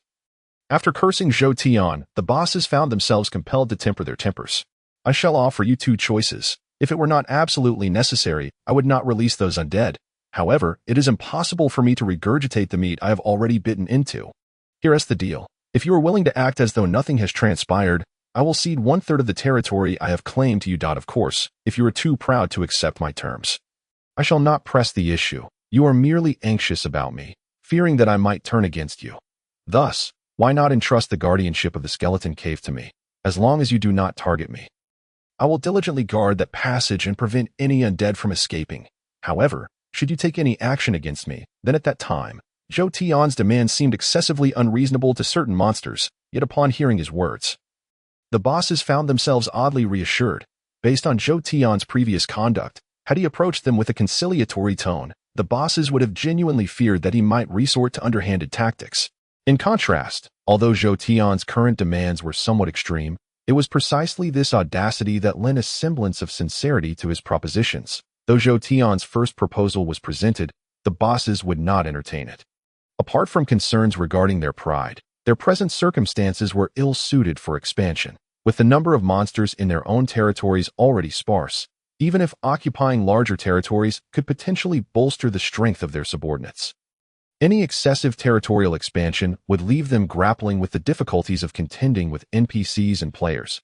Thus, rather than offering two proposals, Zhou Tian had effectively provided them with a singular choice. Regardless of their willingness, the bosses ultimately found themselves unable to reject Zhou Tian's proposition. Refusing him would yield no benefits, given Zhou Tian's might, even if they attempted to unite against him. It was unlikely that they could overwhelm him, but on the contrary, a fierce battle would likely result in mutual destruction. At that point, neither the undead monsters nor the NPCs would let such an opportunity slip by. The Novice Zone's monsters would likely face catastrophic annihilation. Therefore, if they wished to avoid mutual ruin, any war between them was simply untenable. Thus, in this negotiation, regardless of the conditions discussed, as Zhou Tian had articulated, what the bosses truly sought was merely a sense of security. As long as they believed Zhou Tian would not turn against them, they had no desire to engage in a destructive confrontation. Zhou Tian's proposals resonated with the bosses' sentiments. Consequently, under Zhou Tian's firm stance, although they felt somewhat reluctant, the bosses eventually agreed to his suggestions after deliberation and formally reached an accord with him. As Zhou Tian had proposed, in the time to come, his orc clan would assume complete responsibility for guarding the skeleton cave against the undead. Furthermore, after Zhou Tian took on this task, the other monsters were forbidden from pursuing any grievances regarding his previous actions. Moreover, the other monsters were prohibited from launching attacks against the orc clan. Otherwise, should Zhou Tian feel threatened, he reserved the right to release the undead monsters within the skeleton cave. Following the establishment of this agreement, the bosses chose to depart, not lingering within Zhou Tian's territory for even a moment longer. Clearly, the outcome of their negotiations with Zhou Tian did not leave them satisfied. While they had achieved their primary objective, a sense of discontent lingered in their hearts. I shall grant you a little more time to live. With the tide of events firmly in his favor, Zhou Tian now required only to make one final preparation before he could commence the unification of the Novice Zone. In such circumstances, Zhou Tian had little regard for the bosses, whom he deemed no different from the dead. After dealing with them, he turned his attention back to his own arrangements. Zhou Tian was resolute in his commitment to guarding the skeleton cave. In truth, all his prior actions and the eventual proposal he put forth were mere facets of his cunning strategy. While the bosses believed Zhou Tian had acquiesced, they were utterly unaware that upon his return to defend the skeleton cave, the countdown to their annihilation had already begun. The transfer of responsibilities proceeded smoothly. Despite their wariness of Zhou Tian, the strategic value of the passage within the skeleton cave had evidently escaped the notice of other monsters. Thus, after Zhou Tian established his presence in the skeleton cave, the other monsters assumed he would be confined there, failing to realize that he would not only refrain from depleting his forces but would also utilize the undead to craft equipment for his own use. Subsequently, Zhou Tian devoted nearly all his time to the skeleton cave, engaging in two primary activities daily: leading his orc archers in the slaughter of undead monsters and forging the equipment he required as the luminous spheres formed. As a result of Zhou Tian's diligent efforts, time slipped away unnoticed. Chapter 91. Counterattack against the undead. In a mere few months, the desolation that had once befallen the Novice Zone due to warfare was entirely swept away. During this period, reinforcements were dispatched, and the bosses sought to accrue merits for themselves. Although a few bosses were replaced due to missteps, the monsters within the Novice Zone had largely replenished their lost forces. Naturally, circumstances like Zhou Tian's were exceedingly rare. He had managed to restore his forces without any decline in strength after a battle, even witnessing an average enhancement in the prowess of his team members. It can only be said that Zhou Tian's exceptional abilities were a rarity. The other bosses lacked his capabilities, and it would take them several years to replenish their small boss ranks after enduring such hardships. Thus, months later, while it appeared that the Novice Zone had returned to its former state, even the players could sense that the drop rate had diminished severalfold. Given these circumstances, it was evident that the monsters remained outwardly formidable yet internally weakened, unlikely to regain their strength in the near future. In contrast, the situation for Zhou Tian was quite different. No one kept a constant watch over him, or rather, even if those monsters were to observe him daily, they would not glean any insights. For several months, Zhou Tian had maintained a demeanor of utmost compliance, not provoking any other monsters and demonstrating unwavering dedication to guarding the skeleton cave. The absence of undead monsters impacting the novice zone over these months was almost entirely attributable to Zhou Tian's efforts. Without his diligence, how could the other monsters hope to restore their vitality in such a short span? Due to Zhou Tian's recent performance, his relationships with the various bosses have significantly improved. While it may not be accurate to say that they now regard him as a friend, at the very least, they no longer perceive him as an enemy to be guarded against as they once did. However, unbeknownst to the bosses, while they have relaxed their vigilance, Zhou Tian has not organized any notable achievements over the past few months of conflict. Despite this, the number of orcs under his command has astonishingly remained unchanged, indicating a considerable underlying issue. Zhou Tian, of course, would not allow those months to go to waste. As per his intentions, he occupied the skeleton cave with the aim of crafting a plethora of monster equipment. Thus, even in moments of boredom, he diligently persisted for several months. Consequently, not only has he managed to lower the boss's suspicions, but he has also quietly achieved his own goals, once all preparations were completed. Zhou Tian, true to his character, would not choose to bide his time any longer. His first target for elimination would be the group of undead monsters, compared to the creatures in the novice area. The undead monsters undoubtedly possess greater strength. However, no matter how formidable they may be, their numbers cannot be limitless, while the situation beneath the skeleton cave remains uncertain. The orc archer's lethal capabilities have led to a staggering number of undead casualties each day. In the initial days, the undead might have endured due to their vast numbers. However, after months of combat, the toll on the undead has reached into the millions. Such immense losses, regardless of their resilience, would surely take a toll. No faction can sustain its forces without consequence. And to support the skeleton cave's expenditures, the undead must have expended significant resources. Under such circumstances, if there were any gains to be had, the undead might have held on a little longer. Yet, with no rewards forthcoming and casualties mounting, Zhou Tian sensed early on after taking command that the undead's attacks had begun to wane. The signs of their dwindling resolve were evident. They had initially attacked with fervor, but their sudden cessation stemmed from fear of retaliation from Zhou Tian. Now, what Zhou Tian needed to do was to demonstrate their precarious position to the undead, making it clear that he was not to be trifled with. Subsequently, he aimed to establish a balance between both parties, maintaining a fragile peace in the short term, a prospect he still held some confidence in. Simply slaughtering the undead would not suffice to impart this understanding. Had he wished to threaten them with losses, his previous actions would likely have compelled the undead to yield the skeleton cave without hesitation. Thus, while violence was indeed a necessary tactic, it would not be the sole approach to force the undead to retreat. Having resolved to press the undead for concessions, Zhou Tian's strategy was straightforward. He did not intend to negotiate, fully aware that the undead would not engage in dialogue. Instead, he would take the initiative to invade the territory of the undead. Naturally, Zhou Tian understood that given his current strength, occupying their territory would pose a challenge. However, his primary objective was to convey to the undead that he could, if he so desired, intrude upon their domain. Zhou Tian recognized that unilateral demands would yield no results. Much like in combat against any adversary, possessing the means to defeat them rendered their pleas futile. Therefore, to coexist peacefully with the undead, one must demonstrate corresponding strength. Otherwise, any other actions would merely reflect weakness on Zhou Tian's part. Once he made up his mind and commenced his offensive, the undead were immediately forced back. This was easily comprehensible. Since Zhou Tian had taken control of the passage, the undead had suffered numerous losses, leaving them with insufficient forces to maintain a stronghold. Furthermore, the orc archers, under the prevailing conditions, displayed overwhelming combat prowess. In the confined and linear terrain, Zhou Tian's orc archers unleashed a relentless barrage, leaving the undead with no choice but to perish. As a result, Zhou Tian continued to command his orc archers to unleash crossfire, clearing a path through the undead ranks. Ultimately, under the onslaught of the orc archers, the unprepared undead within the skeleton cave were swiftly eradicated.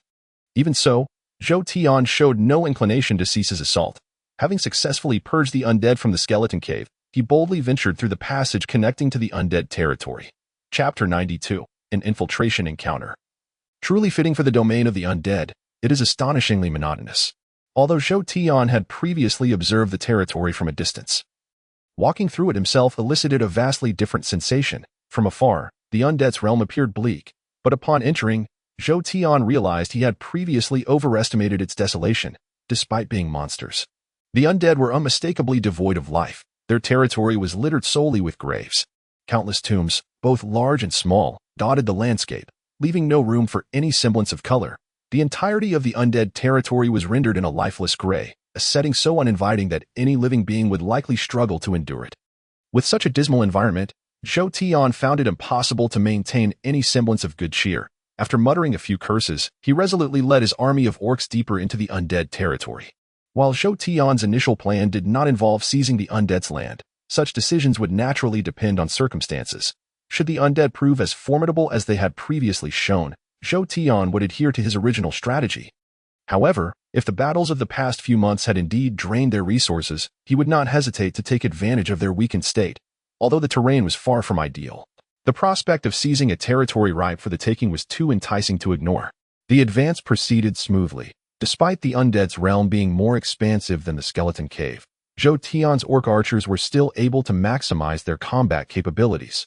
Thus, under the relentless rain of arrows, they encountered numerous undead foes along their journey, all of whom fell to the might of Zhou Tian's archers, regardless of their strength. Observing the effectiveness of his orc archers against the undead, Zhou Tian's ambitions began to flourish. He was determined to absorb the novice area, but if he could preemptively secure a portion of the undead's territory, it would be a significant boon. Consequently, the initial intent to merely engage the undead before retreating transformed into a firm decision to invade their land. With this change of resolve, Zhou Tian's forces quickened their pace. Within just a day, he had successfully claimed a territory within the undead realm, comparable in size to the second level of the skeleton cave. Excellent. At this rate, with just another week, I shall conquer this land, he mused, eagerly calculating the extent of his gains while unwittingly delving deeper into the undead's domain. This is, after traversing the relatively open expanse of the territory and defeating numerous undead, Zhou Tian found himself in an area that was entirely distinct. Unlike the previous barren landscapes, he now stood in a realm densely populated with graves. Without a second thought, he recognized that it was entirely normal for the undead's territory to be littered with tombs, and his mind was singularly focused on seizing their land as he pressed forward. Yet, Zhou Tian had not anticipated that his careless actions would plunge his forces into a dire predicament. What's happening? As Zhou Tian marched swiftly, he suddenly sensed chaos erupting within his rear ranks. Naturally, he needed to ascertain the cause of the disturbance. When he turned to observe the situation unfolding behind him, a cold sweat broke out upon his brow. Unbeknownst to him, from the graves in their vicinity, skeletal hands had begun to emerge, reaching for his orc soldiers. These skeletal hands did not directly attack. Instead, they sought to ensnare the legs of the orcs nearby. A mere glance revealed that at least 30% of his forces had already fallen prey to these bony appendages, due to the absence of aggression from those skeletal hands towards the orcs under Zhou Tian's command. The orcs did not encounter any substantial threats at that moment. However, the situation was far from simple, even if those skeletal hands refrained from attacking his subordinates. Zhou Tian was acutely aware that encountering such phenomena within the territory of those undead creatures could only imply their involvement. It could even be stated unequivocally that those skeletal hands were, in essence, manifestations of undead monsters. Now, with the adversaries poised to strike, Zhou Tian feared that he would soon be met with a barrage of combative combinations. In fact, as Zhou Tian was grappling with these thoughts, the undead creatures had already begun their advance. The air was filled with heavy, labored breaths emanating from the periphery of the territory, and upon glancing around anxiously, Zhou Tian discovered that zombies were emerging from the graves scattered throughout the area. Although combat had yet to commence, it was immediately evident to him that the number of zombies far exceeded that of his own forces by at least tenfold. Under ordinary circumstances, these zombies would pose little threat to him. Yet, he had not anticipated that the entirety of the zombies would be concealed within their graves, now approaching without any forewarning. Furthermore, the presence of those skeletal hands had severely restricted the mobility of Zhou Tian's orc warriors, rendering it increasingly difficult for him to maintain his initial confidence in facing the undead. Nevertheless, given the circumstances, Zhou Tian found himself compelled to engage in battle. To retreat would likely spell doom not only for himself but also for the orcs he had brought along. Such greed, he lamented, regretting his avaricious actions, as he hastily issued a series of commands. The first priority was to prevent the zombies from closing in, for the majority of his forces consisted of orc archers. Despite their commendable performance previously, they remained a ranged unit, and should the zombies close the distance, the survival of Zhou Tian's party would be in jeopardy. With Zhou Tian's command, the orc archers disregarded the entanglements posed by the skeletal hands, swiftly drawing their longbows to unleash a volley of arrows upon the nearby zombies. Concurrently, Zhou Tian ordered his orc guards to attack the skeletal hands. Fortunately, while the skeletal hands were numerous and adept at concealment, they were inherently weak in structure. The orc guards dispatched them with relative ease. However, the sheer quantity of the skeletal hands meant that, despite the guards' best efforts, it would take considerable time for Zhou Tian to extricate all his forces from danger. Naturally, the zombies were not inclined to remain passive. Although the orc archers had commenced their counteroffensive, they were situated in the very heart of the zombie-infested area. Consequently, while many zombies fell to the archers' arrows, a significant number managed to close the distance, leading to mounting casualties within Zhou Tian's ranks. The situation was further exacerbated as the relentless assault from the zombies rendered the orc archers increasingly overwhelmed. Strangely, from within the graves in their vicinity, more and more zombies began to emerge. Frankly speaking, given the current predicament, if Zhou Tian did not devise a plan, the entire army would face annihilation. Zhou Tian recognized that the losses he was incurring were entirely unnecessary. Had he not succumbed to greed, he would not be facing such a dire crisis. Yet, with events having unfolded as they had, he found no time for regret, just as the zombies appeared ready to encircle and eliminate the orc forces. Zhou Tian decisively commanded, "Form units of 100 and break through to the rear." Faced with the enemy's meticulously laid traps, Zhou Tian doubted his ability to retaliate effectively.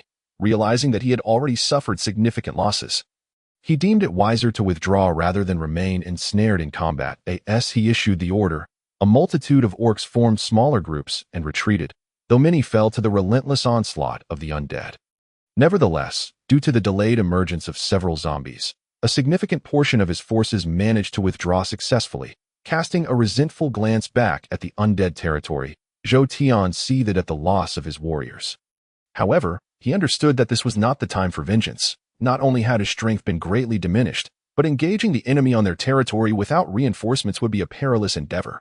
Retreat, he gritted his teeth. And, having regained his composure, he resolved against any futile actions. Revenge could only be sought once he had rebuilt his strength. For now, it was prudent to withdraw. It was then that Zhou Tian discerned the underlying issue. No wonder these wretches readily abandoned their defenses in the face of my assault. It was because of this. Initially, he had been so focused on claiming the undead's territory that he had overlooked the fact that there were no defensible positions in such an environment. Victory meant either defeating the enemy or retreating. Without a fortified position, sporadic attacks from the enemy would be inevitable. Even if Zhou Tian had occupied the territory, he lacked sufficient forces to hold it. Recognizing the impossibility of securing a foothold, he decisively led his orc forces back through the passage. Though Zhou Tian had suffered a covert defeat at the hands of the undead and had not even encountered their boss, he nonetheless managed to assert his strength upon retreating to the passage. The undead creatures refrained from pressing their advantage further. While there was no verbal exchange, Zhou Tian was aware that, at least in the near term, the undead would likely refrain from encroaching upon the skeleton cave again. Having dealt with the undead, Zhou Tian redirected his focus back to the novice zone. Despite the losses he had sustained, he remained undeterred in his original plan. While he had yet to achieve his goals, he had never truly regarded the creatures in the novice zone as a significant threat, save for a puppet maker whose prowess he found concerning. If not for the puppet maker's existence, Zhou Tian would have long since consumed the remaining creatures. Now, though his strength had waned, he felt confident in his ability to conquer the novice zone's monsters. With the undead no longer poised to attack the skeleton cave, Zhou Tian left a contingent of orc archers to guard the passage while mobilizing his remaining forces for a direct assault. He was determined to act swiftly. Had it not been for the need to prepare countermeasures against the puppet maker, he would not have delayed his actions, recognizing that the monsters had nearly recovered. Zhou Tian understood the necessity of striking before they regained their full strength. In a sudden and forceful move, Zhou Tian annexed a vast expanse of territory surrounding the skeleton cave, successfully connecting the previously lost grounds to his current dominion. Yet, his ambitions did not cease there. Intent on seizing the entire novice zone, Zhou Tian aimed to expand his grasp beyond that small patch of land. Without hesitation, he set his sights on a nearby group of monsters, easily overcoming them before they could fully consolidate their forces. While Zhou Tian's actions yielded significant gains, they inevitably provoked a backlash from other creatures. After all, the character of Zhou Tian and those monsters, regardless of their intellectual capacities, had already grasped the situation. Based on Zhou Tian's previous conduct, it was evident that given any opportunity, he would undoubtedly devour the other monsters. Thus, Even those creatures who were reluctant to confront Zhou Tian found themselves compelled to unite against his impending onslaught, in order to safeguard their territories from being annexed by him. Consequently, after Zhou Tian had assimilated 2 monster territories, all the forces in the novice area, save for the puppeteer's domain, formed a coalition to stand against the formidable orc army. Officially confronting him, this time, they refrained from idle chatter. It appears they have learned a lesson. Observing that the monsters did not engage in negotiations as they had previously, Zhou Tian could not help but commend them slightly. Having recognized his ambition, those creatures should have acted decisively to eliminate him. That it was precisely because the previous monsters had consistently hesitated to take action that Zhou Tian had been able to exploit their weaknesses time and again. Now, having amassed sufficient strength, he was prepared to consume them. Chapter 94. The Assimilation of the Alliance Monsters Release. As Zhou Tian initiated his attack, he possessed unwavering confidence before his formidable prowess. The monsters in the novice area stood no chance of resistance. Thus, when faced with the onslaught of those creatures, Zhou Tian dismissed their threats with a mere wave of his hand, launching the assault without hesitation. With his command, the remaining orc archers unleashed a volley of arrows. What followed was a familiar scenario. Under a deluge of arrows, the monsters confronting Zhou Tian were swiftly struck down. In their panic at Zhou Tian's decisive strike, the monsters instinctively issued commands to attack. After the orc archers had unleashed 2 waves of arrows, the orc warriors at the forefront clashed with the monsters. How is this possible? To their astonishment, the monsters found that the battle was far from evenly matched. The orc warriors had decisively gained the upper hand. Some of the monsters, unable to accept this reality, were left utterly stunned. You fools! I have already informed you that only through unification can a monster territory maximize its strength. The advantages I have gained from seizing territories over the past few months have been fully absorbed. What do you possess to contend with me now? At this moment, Zhou Tian's orc warriors had achieved level 24. Aside from the puppeteer's realm, no other faction in the novice area could rival him. It was no wonder that the coalition of monsters believed they could stand against him, only to find themselves at a disadvantage. Unless these monsters completely merged their forces, they could not hope to overcome Zhou Tian. Regardless of their numerical superiority, as their territories were dispersed, but would Zhou Tian grant them such an opportunity? As the conflict escalated, Zhou Tian observed his orc warriors gaining the advantage, and he did not afford the opposing forces any respite. With a commanding shout, he ordered his warriors to launch a full-scale assault against the monsters. What ensued was a true melee. In such warfare, strength was paramount, and the victor was determined by whose power was superior. While cunning could still play a role, its efficacy in such circumstances was considerably diminished. In this context, with the advantage of strength firmly in his grasp, Zhou Tian's victory was all but assured. As the coalition of monsters faced utter defeat at the hands of Zhou Tian's orcs, the bosses among them struggled to come to terms with their dire predicament. They had never anticipated that Zhou Tian's strength had escalated to such heights, rendering their united forces impotent against the orcs. This level of power was something they had only glimpsed in the puppeteer's domain. Be wary, Beast King. The puppeteer will not let you off easily. Zhou Tian responded with a scoff, giving a direct order to his orc guards beside him. Send a few of you to eliminate them. Beast King, you. The few bosses who had been encircled by Zhou Tian couldn't help but feel a surge of humiliation and fury. They were ashamed to have fallen to such a fate, yet angered by Zhou Tian's disdain for them. The bosses, unafraid of death, realized that with their forces in complete disarray, their tribes were doomed to be swallowed by Zhou Tian. As bosses, surviving held little significance for them. However, despite their lack of fear, it did not mean they were devoid of other thoughts. Zhou Tian's command was particularly bitter to them. They had prepared to die honorably yet found themselves belittled. Very well, you have brought this upon yourselves. The previously demoralized bosses, incensed by their anger, found a flicker of fighting spirit. They harbored no illusions of turning the tide but resolved to take down a few of Zhou Tian's orc guards before their demise. Zhou Tian observed their defiance but regarded them with complete indifference. He did not even linger to witness their struggle. After a cursory glance, he led his orcs away. Zhou Tian's demeanor was indeed arrogant. Yet he possessed the merit to back it up. At this juncture, the baseline strength of his orc guards was level 30. While that might not seem exceptionally high, it was already on par with the bosses. Generally, bosses were stronger than lesser monsters, and greater bosses surpassed regular bosses in power. Theoretically, even at the same level, bosses would possess an edge over orc guards. However, the orc guards under Zhou Tian were not merely defined by their levels. Though not every orc guard was exceptionally skilled, those that Zhou Tian retained were certainly not the weakest. His confidence in their victory before the battle even commenced spoke volumes about their capabilities. Zhou Tian had nurtured a cadre of orc guards over time. In previous battles, they had earned countless accolades. Despite some being siphoned off due to troop expansions, their achievements had endowed them with various talents. Moreover, Zhou Tian had not neglected to equip his orc guards during their prolonged struggles in the skeleton cave, with the enhancement of talents and gear when both sides were of equal level.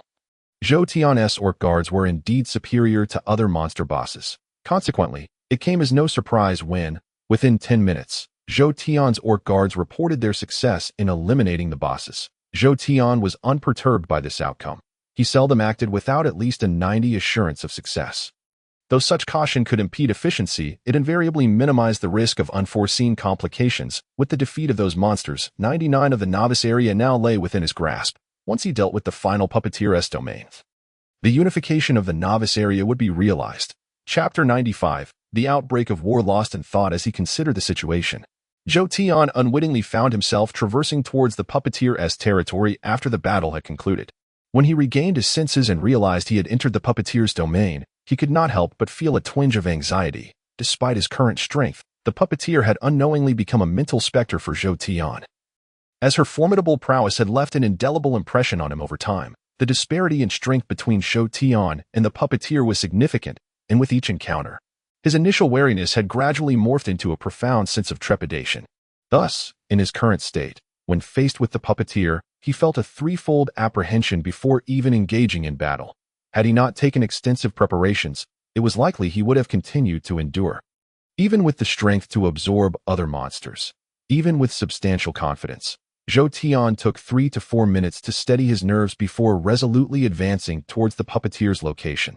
Naturally, his movements did not escape the puppeteer's notice. By the time he approached her territory, she had already devised her countermeasures. As Zhou Tian arrived at the dwelling of the puppet maker, he found that all the puppets had already gathered outside the very room where the maker resided. "Are you ready?" Observing the situation, Zhou Tian was not taken aback. After all, if the puppet maker had received word of his approach, she would undoubtedly exercise caution, regardless of her confidence in her own abilities.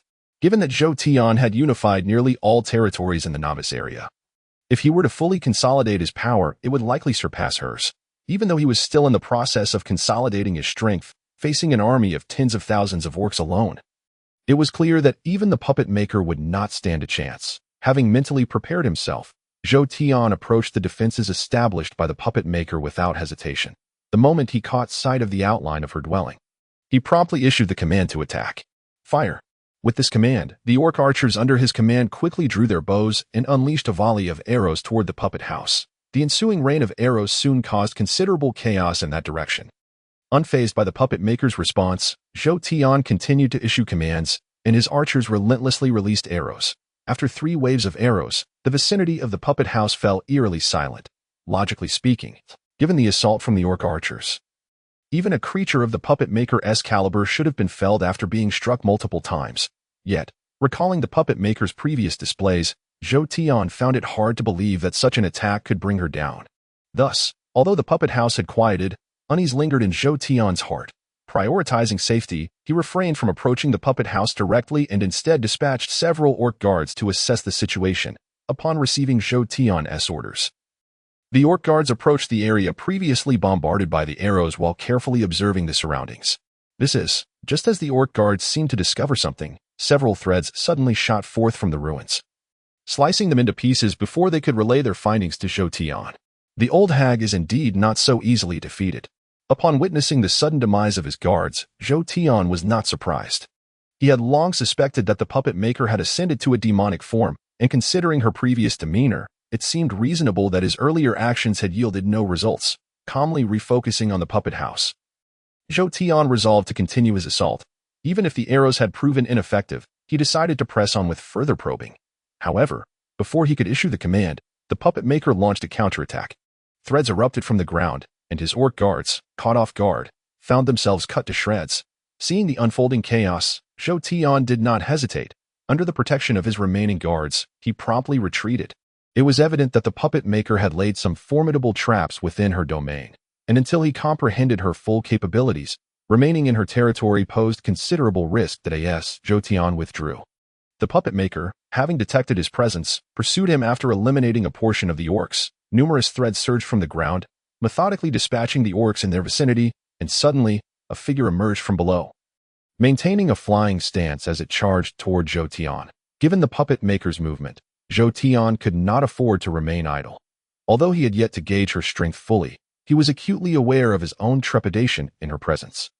Moreover, as a non-combatant boss, he had no intention of confronting her head-on. Thus, he dispatched orcs to obstruct her pursuit. However, Zhou Tian's efforts proved largely ineffective. The puppet maker displayed a level of power that surpassed even her demeanor when confronting the undead bosses.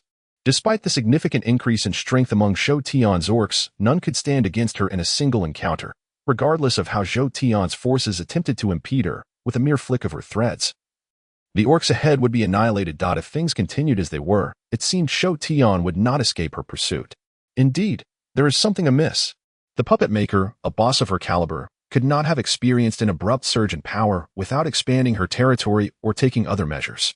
Thus, the only plausible explanation for her sudden increase in strength was that she had been concealing her true abilities all along. To mask her strength, she had even allowed herself to be defeated by the undead.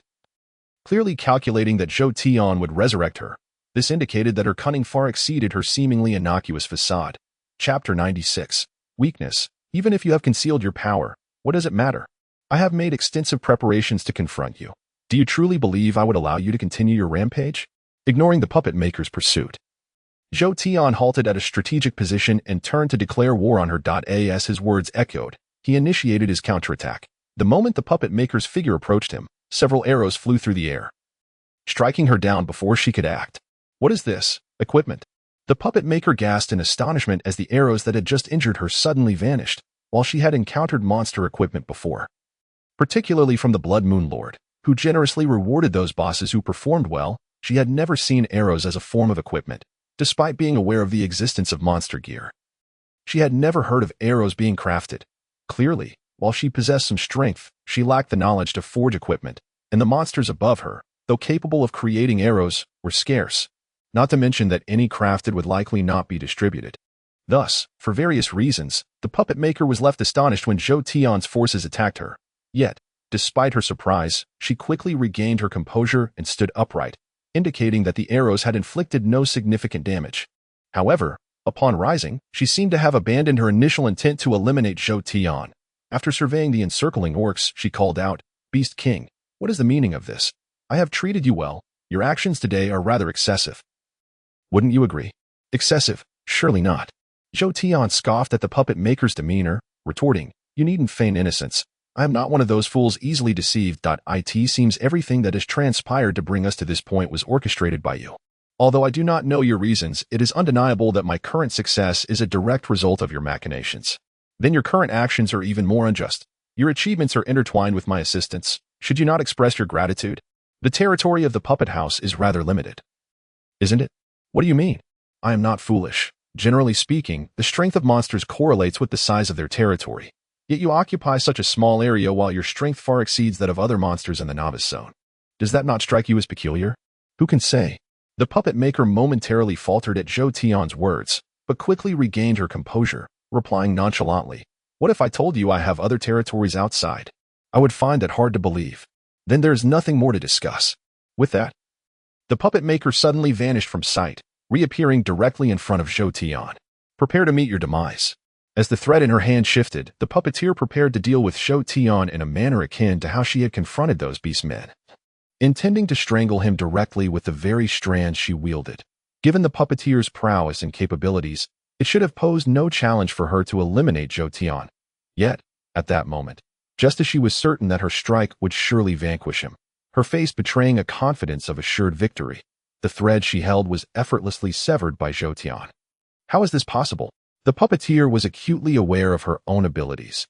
In a situation where she exerted control, she could easily dismantle not only her enemies, but even ordinary weapons, provided they lacked indestructible attributes. Thus, the unexpected ease with which Zhou Tian had severed her thread left her utterly astonished. Nevertheless, the puppeteer was undeterred and had no intention of allowing Zhou Tian to escape.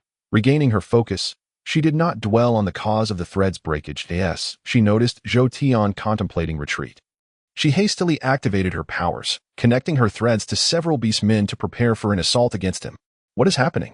As the puppeteer observed for the second time that her threads had been so easily severed, it became evident that if she could not discern the underlying issue, she would not have survived thus far.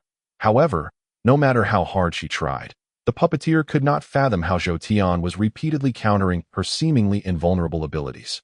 So it is this way, she realized. Initially, she had not paid attention and thus could not comprehend why her powers had suddenly faltered, but once she began to pay serious attention, her formidable skills allowed her to easily discern the method Zhou Tian was employing. Thread Sphere Fire. Your ability possesses this weakness. I have now amassed a considerable amount of fire-based equipment. Let us see how you will wield your powers. Fully aware of the puppeteer's strengths, Zhou Tian had no intention of concealing his strategy. Without further ado, he confidently revealed his preparations as the puppeteer refrained from launching another attack. You do not think such trivial means can defeat me, do you? Are you suggesting that my preparations are insufficient? It seems you possess additional resources. Why not test it and find out? Exchanging banter. Zhou Tian and the puppeteer conversed across several beastmen. Had it not been for the tense demeanor of the surrounding beastmen, one might have mistaken their interaction for that of old friends. However, after a brief exchange, the puppeteer suddenly erupted in fury. Regardless of your preparations, they are futile. My strength is beyond your comprehension. Puppetry, unite the myriad mechanisms. With that declaration, countless shadows erupted from the ground, converging under the puppeteer's control as they rushed toward her. Bang, bang, bang, as the shadows melded together. By the time the process concluded, the puppeteer's form had vanished from Zhou Tian's view. What the hell? Is this a Gundam or Transformers? Why is there a fusion mechanic? What sort of game is this? Zhou Tian, witnessing the colossal mech formed by the puppeteer at its core, comprised of over 100 puppets, became utterly frantic. Although he had identified the puppeteer's threads as susceptible to fire, he was not unprepared. Yet, seeing her integrate her threads into the puppets to assemble a giant mech left him feeling overwhelmed. Regrettably, despite Zhou Tian's dissatisfaction, the puppeteer persisted in her actions. Consequently, once the mech was completed, she immediately commanded it to attack Zhou Tian. The massive shadow descended upon his position, and as Zhou Tian hastily rolled aside, the ground where he had stood was crushed by a colossal foot. Although it ultimately missed him, the impact claimed the lives of several of Zhou Tian's guards. TCH, damn it. Zhou Tian cursed under his breath, swiftly responding to the situation. He understood that the puppeteer's current tactics needed to be dismantled, otherwise she would remain hidden within her turtle shell, rendering his efforts futile. Moreover, given her current destructive capacity, Zhou Tian was unwilling to see his beastmen suffer significant casualties. Fire the arrows. Under the circumstances, Zhou Tian recognized that dismantling the puppeteer's abilities was no longer feasible. Faced with the mech comprised of puppets, his only recourse was to utilize attacks to shatter it. With this resolution, he commanded his archers to unleash a volley of arrows, and soon, thousands of arrows rained down upon the mech. Clang, clang, clang. As the sounds of clashing echoed, the mech generated a multitude of sparks from the impacts, and in the wake of this barrage, it became significantly damaged. The puppeteer's strategy had indeed allowed her to avoid having her threads destroyed by Zhou Tian's fire-based weaponry. Yet, regardless of how she concealed herself, the components of the mech remained a collective of puppets to eye in this world. Although Zhou Tian could not directly strike the puppeteer, eliminating the health of those puppets would ultimately dismantle her formidable abilities. While Zhou Tian, an outsider, could easily grasp the unfolding situation, the puppeteer could not possibly remain oblivious to her predicament. Thus, in response to the continuous assaults from Zhou Tian's archers, she was compelled to take action. Suddenly, the mech's right arm reverted to the form of a puppet, which, after a series of swift movements, transformed into a sizable shield. Utilizing this shield to block a majority of the arrows, the mech then charged toward Zhou Tian. It was evident that the puppeteer understood that her simplest path to extrication lay in eliminating Zhou Tian. Should she succeed in that endeavor, chaos would undoubtedly ensue among the beastmen, and she was entirely confident that she could then secure them within her domain. However, Zhou Tian was no easy target. As the puppeteer prepared to strike him, Zhou Tian displayed no signs of panic, standing resolutely as the mech approached. With a command, an archer beside him drew their bow, releasing several arrows aimed directly at the mech. At that moment, the beastman's arrows proved to be particularly effective, Due to the earlier downpour of arrows, the mech had already sustained considerable damage, revealing portions of the puppeteer within. Under normal circumstances, the puppeteer would have been cautious to avoid being struck, and her exposed form was relatively small. Targeting her during her continuous movements would not be an easy feat, however. With Zhou Tian's order to the beastmen archers, the puppeteer found herself unable to evade their onslaught. Although the beastmen's arrows lacked overwhelming power, their tracking capabilities were undeniably formidable. Once they locked onto a target, they would relentlessly pursue it, making it exceedingly difficult to evade. As a result, when several arrows were launched, they traced their curved trajectories and naturally struck the puppeteer, who had been hiding within the mech. Clatter. The moment the beastman's arrows struck the puppeteer, the mech abruptly ceased its movements. And amidst a cacophony of sounds, the assembled puppets began to disband. As the separated puppets clashed with Zhou Tian's beastmen, he swiftly approached the puppeteer. I never expected you to have grown to this extent. It seems I underestimated you. I had already sensed that you were entirely different from those previous monsters. Had I acted sooner, I would not have needed to exert such effort. Although her abilities had been nullified, the puppeteer appeared to have sustained no severe injuries. When Zhou Tian drew near, she even maintained the composure to engage in conversation with him. You truly are an old witch. Despite being struck by so many arrows, you still only suffer light injuries. I trust your level must have long surpassed that of a novice monster. With your formidable strength, what could possibly be the reason for your continued presence in the novice zone?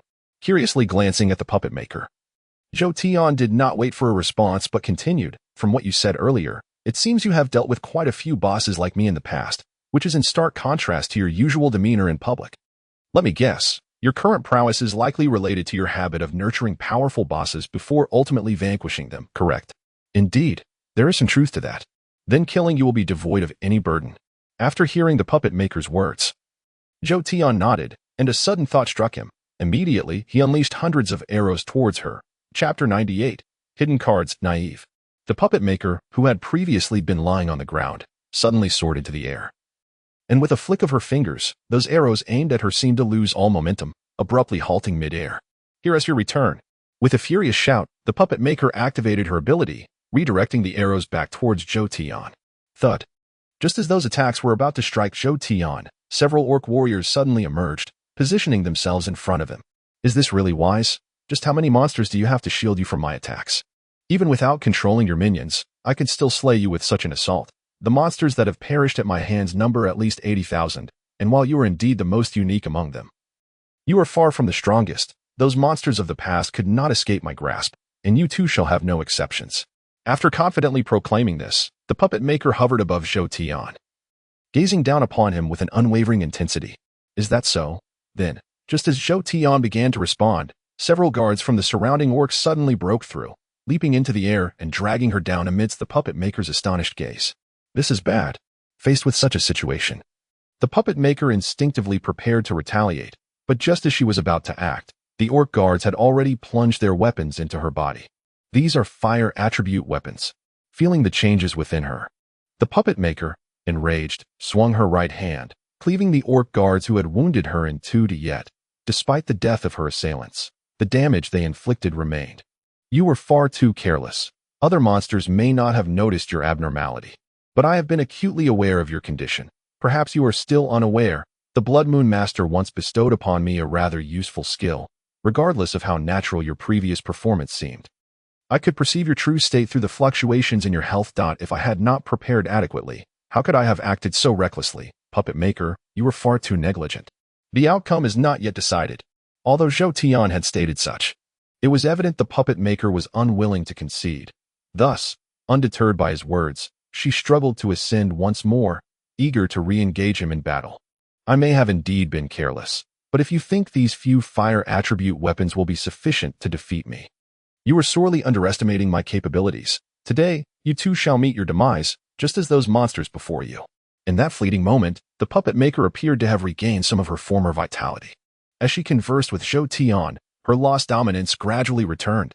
Unfortunately, Zhou Tian remained unfazed by her revival. He simply regarded her casually and remarked, I have been awaiting this moment to seal your abilities.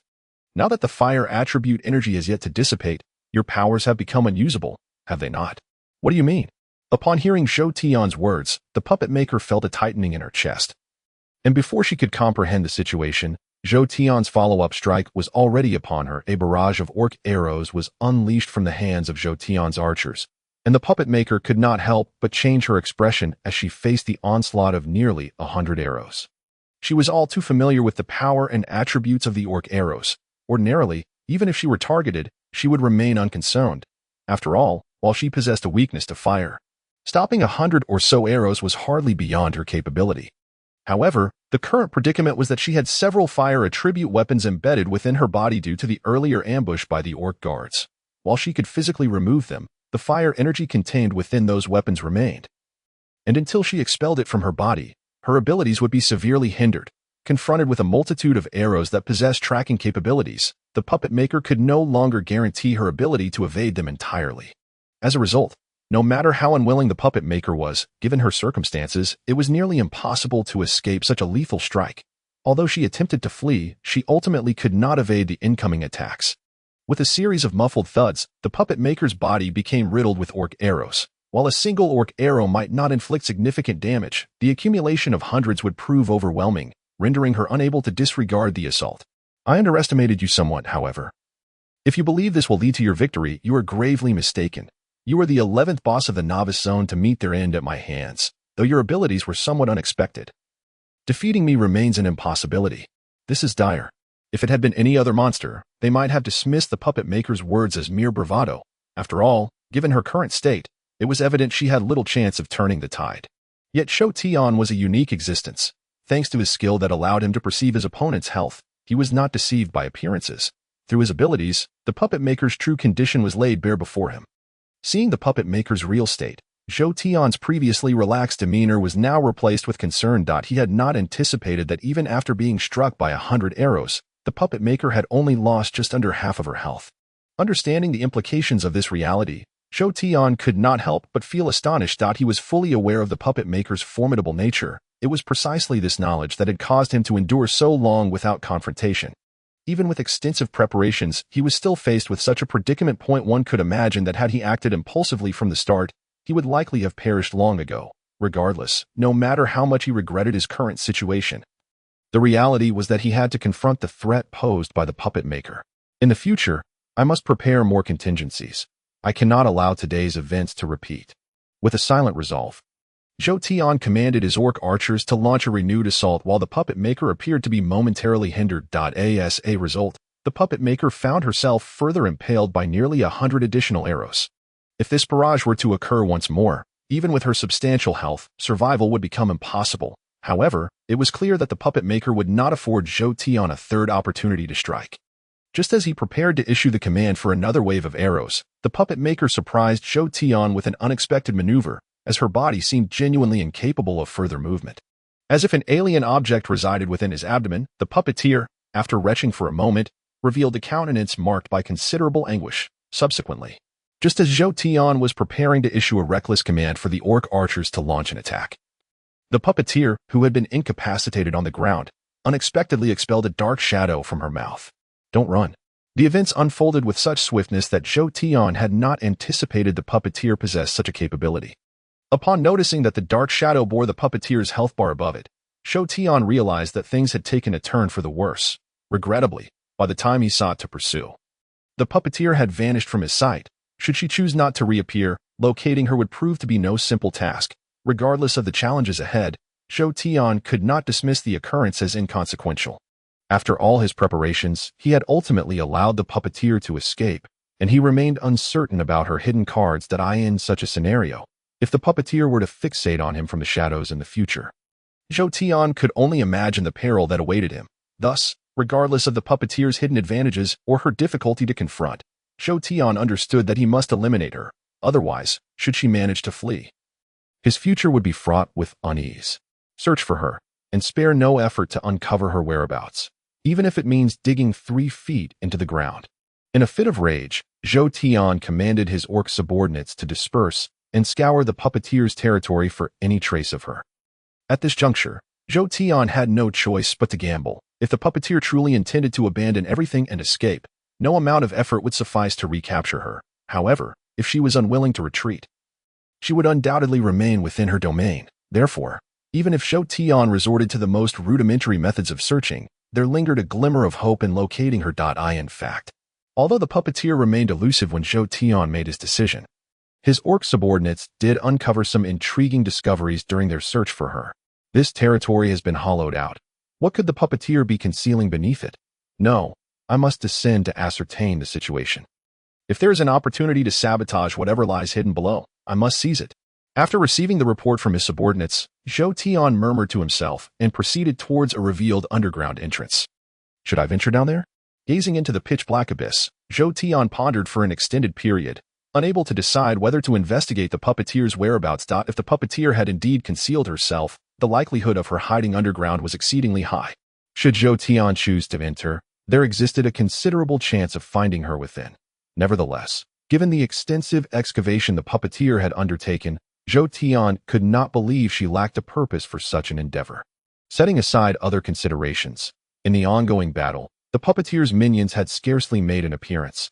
Thus, should Zhou Tian dare to enter, he feared he would be met with a swift and overwhelming counterattack. Zhou Tian was not intimidated by the minions, but he was unwilling to engage in combat under unfavorable circumstances, positioned on hostile territory, with the orc archers unable to exert their full strength. Zhou Tian did not believe he possessed a significant advantage to defeat her. It was precisely due to this uncertainty that, despite having discovered her whereabouts, Zhou Tian found himself unable to commit to a course of action. If only I could force her out. It would mitigate my risks. This thought crossed Zhou Tian's mind, but he understood it was merely an idea. The minions had not intervened during the fierce battle between him and the puppeteer, while this was partly due to the puppeteer's arrogance. It undoubtedly indicated that the underground was fraught with complexities. Otherwise, even if the minions were ineffective, there was no reason for the puppeteer to keep them hidden below. The more he considered the situation, the less inclined Zhou Tian felt to take risks, ultimately causing him to abandon his initial intent to capture the puppeteer outright. I will wait a while longer. After all, I have already secured all the territories in the novice zone. Over the next few months, my strength will increase daily. It matters not if the puppeteer remains elusive. As her own power stagnates, mine will continue to grow. Thus, when she eventually reemerges, she will pose an even lesser threat. Having convinced himself with this rationale, Zhou Tian relinquished the pursuit of the puppeteer, ordering his men to keep watch over the underground entrance before retreating. The ensuing events unfolded precisely as Zhou Tian had anticipated, having completely occupied the novice zone. His territory had multiplied several-fold. The expanse of territory was directly linked to the strength of the monsters within. With his territory having expanded significantly, Zhou Tian's power would likewise ascend correspondingly. Each day, he could sense his strength surging, and within just a month, he had nearly doubled his power without fully assimilating the newly acquired territories, coupled with the growth of his orc subordinate strength. Zhou Tian was confident that had he possessed such power during his earlier confrontation with the puppeteer, even had she concealed additional tactics, she would ultimately have had no opportunity to escape. Chapter 100. Luring the snake out of its hole, Zhou Tian waited patiently, believing that the puppeteer could not possibly accept defeat so readily as long as her mindset remained unchanged. She would inevitably seek him out one day, and as Zhou Tian's strength continued to grow daily, the gap in their power gradually diminished, making it improbable for the puppeteer to remain hidden. Zhou Tian deliberately exposed various weaknesses, and the puppeteer, equally reluctant to relinquish any opportunity to vanquish him, could not resist the temptation to strike point one day. While Zhou Tian was hunting intruding players in the novice zone as usual, he suddenly froze for a moment. Has she come? The puppeteer was no fool. Zhou Tian understood that if his defensive measures were too formidable, she would not dare to attack him, no matter how much she loathed him. Therefore, apart from a few valued orcs, he had kept his forces minimal. However, while Zhou Tian had afforded the puppeteer an opportunity to confront him, he had not remained idle. Thus, he had strategically placed several spies in his vicinity. The sudden loss of contact with these spies confirmed Zhou Tian's suspicion that the puppeteer could no longer restrain herself and had taken action. After all, whether NPC or player, while capable of defeating ordinary orcs, none could accomplish such tasks with remarkable speed. Although many possessed that level of strength, Zhou Tian reasoned that only the puppeteer could be present nearby. Come out. I know you've arrived. I never imagined that after sustaining such severe injuries, you would still have the audacity to confront me. It seems I cannot enjoy a moment's peace until I eliminate you. Upon hearing Zhou Tian's words, the puppeteer, her thoughts unknown, emerged from her hiding place. It appears your strength has increased considerably in recent times. Have you grown so confident that you dare to venture outside the protection of your army? On the contrary, I am far more confident in my ability to defeat you here. Confidence is commendable, but excessive self-assurance breeds arrogance. Do you not think that your previous victory over me renders you formidable? I was merely careless, and this time, I shall grant you no opportunities. With that declaration, the conversing puppeteer launched her assault on Zhou Tian. With a flick of her fingers, a multitude of dark shadows surged forth from the depths of the ground beneath Zhou Tian. As those shadows descended, Zhou Tian finally discerned that they were, without exception, the puppeteer's minions. That in terms of sheer numbers, they may not have matched the orc tribe, but in the current context, Zhou Tian and his guards had undoubtedly fallen into the clutches of the enemy. Has the situation reversed? Zhou Tian now found himself in a predicament strikingly similar to that of the puppeteer during their earlier encounter. Both ensnared in a web of adversaries, both possessing hidden cards yet to be played, the sole distinction lay in the fact that Zhou Tian did not currently hold the absolute advantage in strength that the puppeteer had previously possessed. Nevertheless, Zhou Tian had dared to orchestrate his current arrangement, signifying his belief in his safety. Otherwise, much like before, even with the prospect of immense gains, he would never have taken such risks without ensuring his own security. Kill them. Without further ado. The current plight of the orc tribe is not lost on the puppet maker. Should they fail to swiftly eliminate Zhou Tian, they will inevitably be surrounded by numerous orcs, given the present strength of the orc clan. Even the puppet maker is acutely aware that they would undoubtedly meet a grim fate. The puppet maker, who must achieve a swift resolution, dares not squander time. However, Zhou Tian is not one to be easily drawn into the rhythm of his adversaries. Thus, as the puppets surged toward them, Zhou Tian remained remarkably composed, leading his orc subordinates in a leisurely defense against the onslaught. The moment the puppets engaged, they unleashed a barrage of ranged attacks upon Zhou Tian. Yet his orc guards swiftly raised large bone shields, encasing him within their protective barrier. Consequently, amidst a cacophony of clattering sounds, the attacks of the puppets were entirely thwarted by the bone shields wielded by Zhou Tian's orc warriors. However, although the orcs successfully repelled the puppets' assault, this did not signify the cessation of the puppets' offensive. Quite the contrary. Scarcely had Zhou Tian's orc guards deflected the initial wave when the puppets commenced a renewed assault. With their ranged attacks rendered ineffective, the melee puppets swiftly closed in on Zhou Tian, each brandishing a weapon under the puppet maker's control, launching an aggressive attack. The relentless barrage from the puppets posed a tangible threat to Zhou Tian. Indeed, the bone shields held by his orc guards began to show signs of cracking under the relentless pressure. Should fortune not favor them, it seemed merely a matter of time before those shields would be shattered by the puppets. Nevertheless, while Zhou Tian did not harbor intentions of resolving the conflict with the puppet maker immediately, he could not remain passive indefinitely. Thus, as the puppets continued to press their attack against his orc guards, Zhou Tian issued a command, prompting his warriors to counterattack. The orc archer, who had been closely following Zhou Tian, swiftly drew his bow and loosed 3 arrows in quick succession, reducing a golden puppet to mere fragments. Such a feat, achieving the destruction of a golden puppet with a mere trio of arrows, was previously unimaginable. Even with the archer's prowess, it would have been inconceivable to possess such overwhelming superiority in strength. Thus, the performance of the orc archer clearly illustrated the transformative evolution of the orc tribe's capabilities compared to the past. The puppet maker, of course, could not be oblivious to the shift in her opponent's strength. However, having reached this juncture, regardless of how formidable the orc tribe had become, she could not retreat. In pursuit of her objectives, the orc archer's display did not deter the puppet maker. Rather, spurred by the earlier developments, she exerted an even greater force through her control of the puppets. As a result, while the orc archer succeeded in dispatching 5 or 6 golden puppets with successive attacks, the puppet maker managed to shatter several bone shields. Although Zhou Tian's orc guards had indeed experienced significant enhancement in their strength, the inherent might of the puppets was formidable, and Zhou Tian had witnessed firsthand the destructive capacity wielded by the puppet maker. Given such lethal potential, even if the orc tribe's members were to experience further augmentation in strength, it would be reckless to assume they could withstand such onslaughts. Consequently, aside from a few nimble members who managed to evade, the majority of the orc guards who stood firm with their bone shields were reduced to mere fragments by the puppets under the puppet maker's command. Chapter 101. Slaying a Strong Foe. Die. Having successfully breached the defenses of the orc guards, the puppet maker was intent on capturing Zhou Tian in one fell swoop. Without affording Zhou Tian the opportunity to reorganize his defenses, She swiftly directed her puppets toward him after dispatching the orc guards. In that fleeting moment, a glimmer of triumph crossed the puppet maker's visage. Based on Zhou Tian's previous demeanor, she harbored little expectation that he could evade such an onslaught, and thus, in her estimation, she was poised to seize victory. However, the reality unfolded differently. Boom. Just as the puppets were about to reach Zhou Tian, he abruptly swung a concealed weapon from behind him, engaging the puppets in a counteroffensive before the puppet maker could react.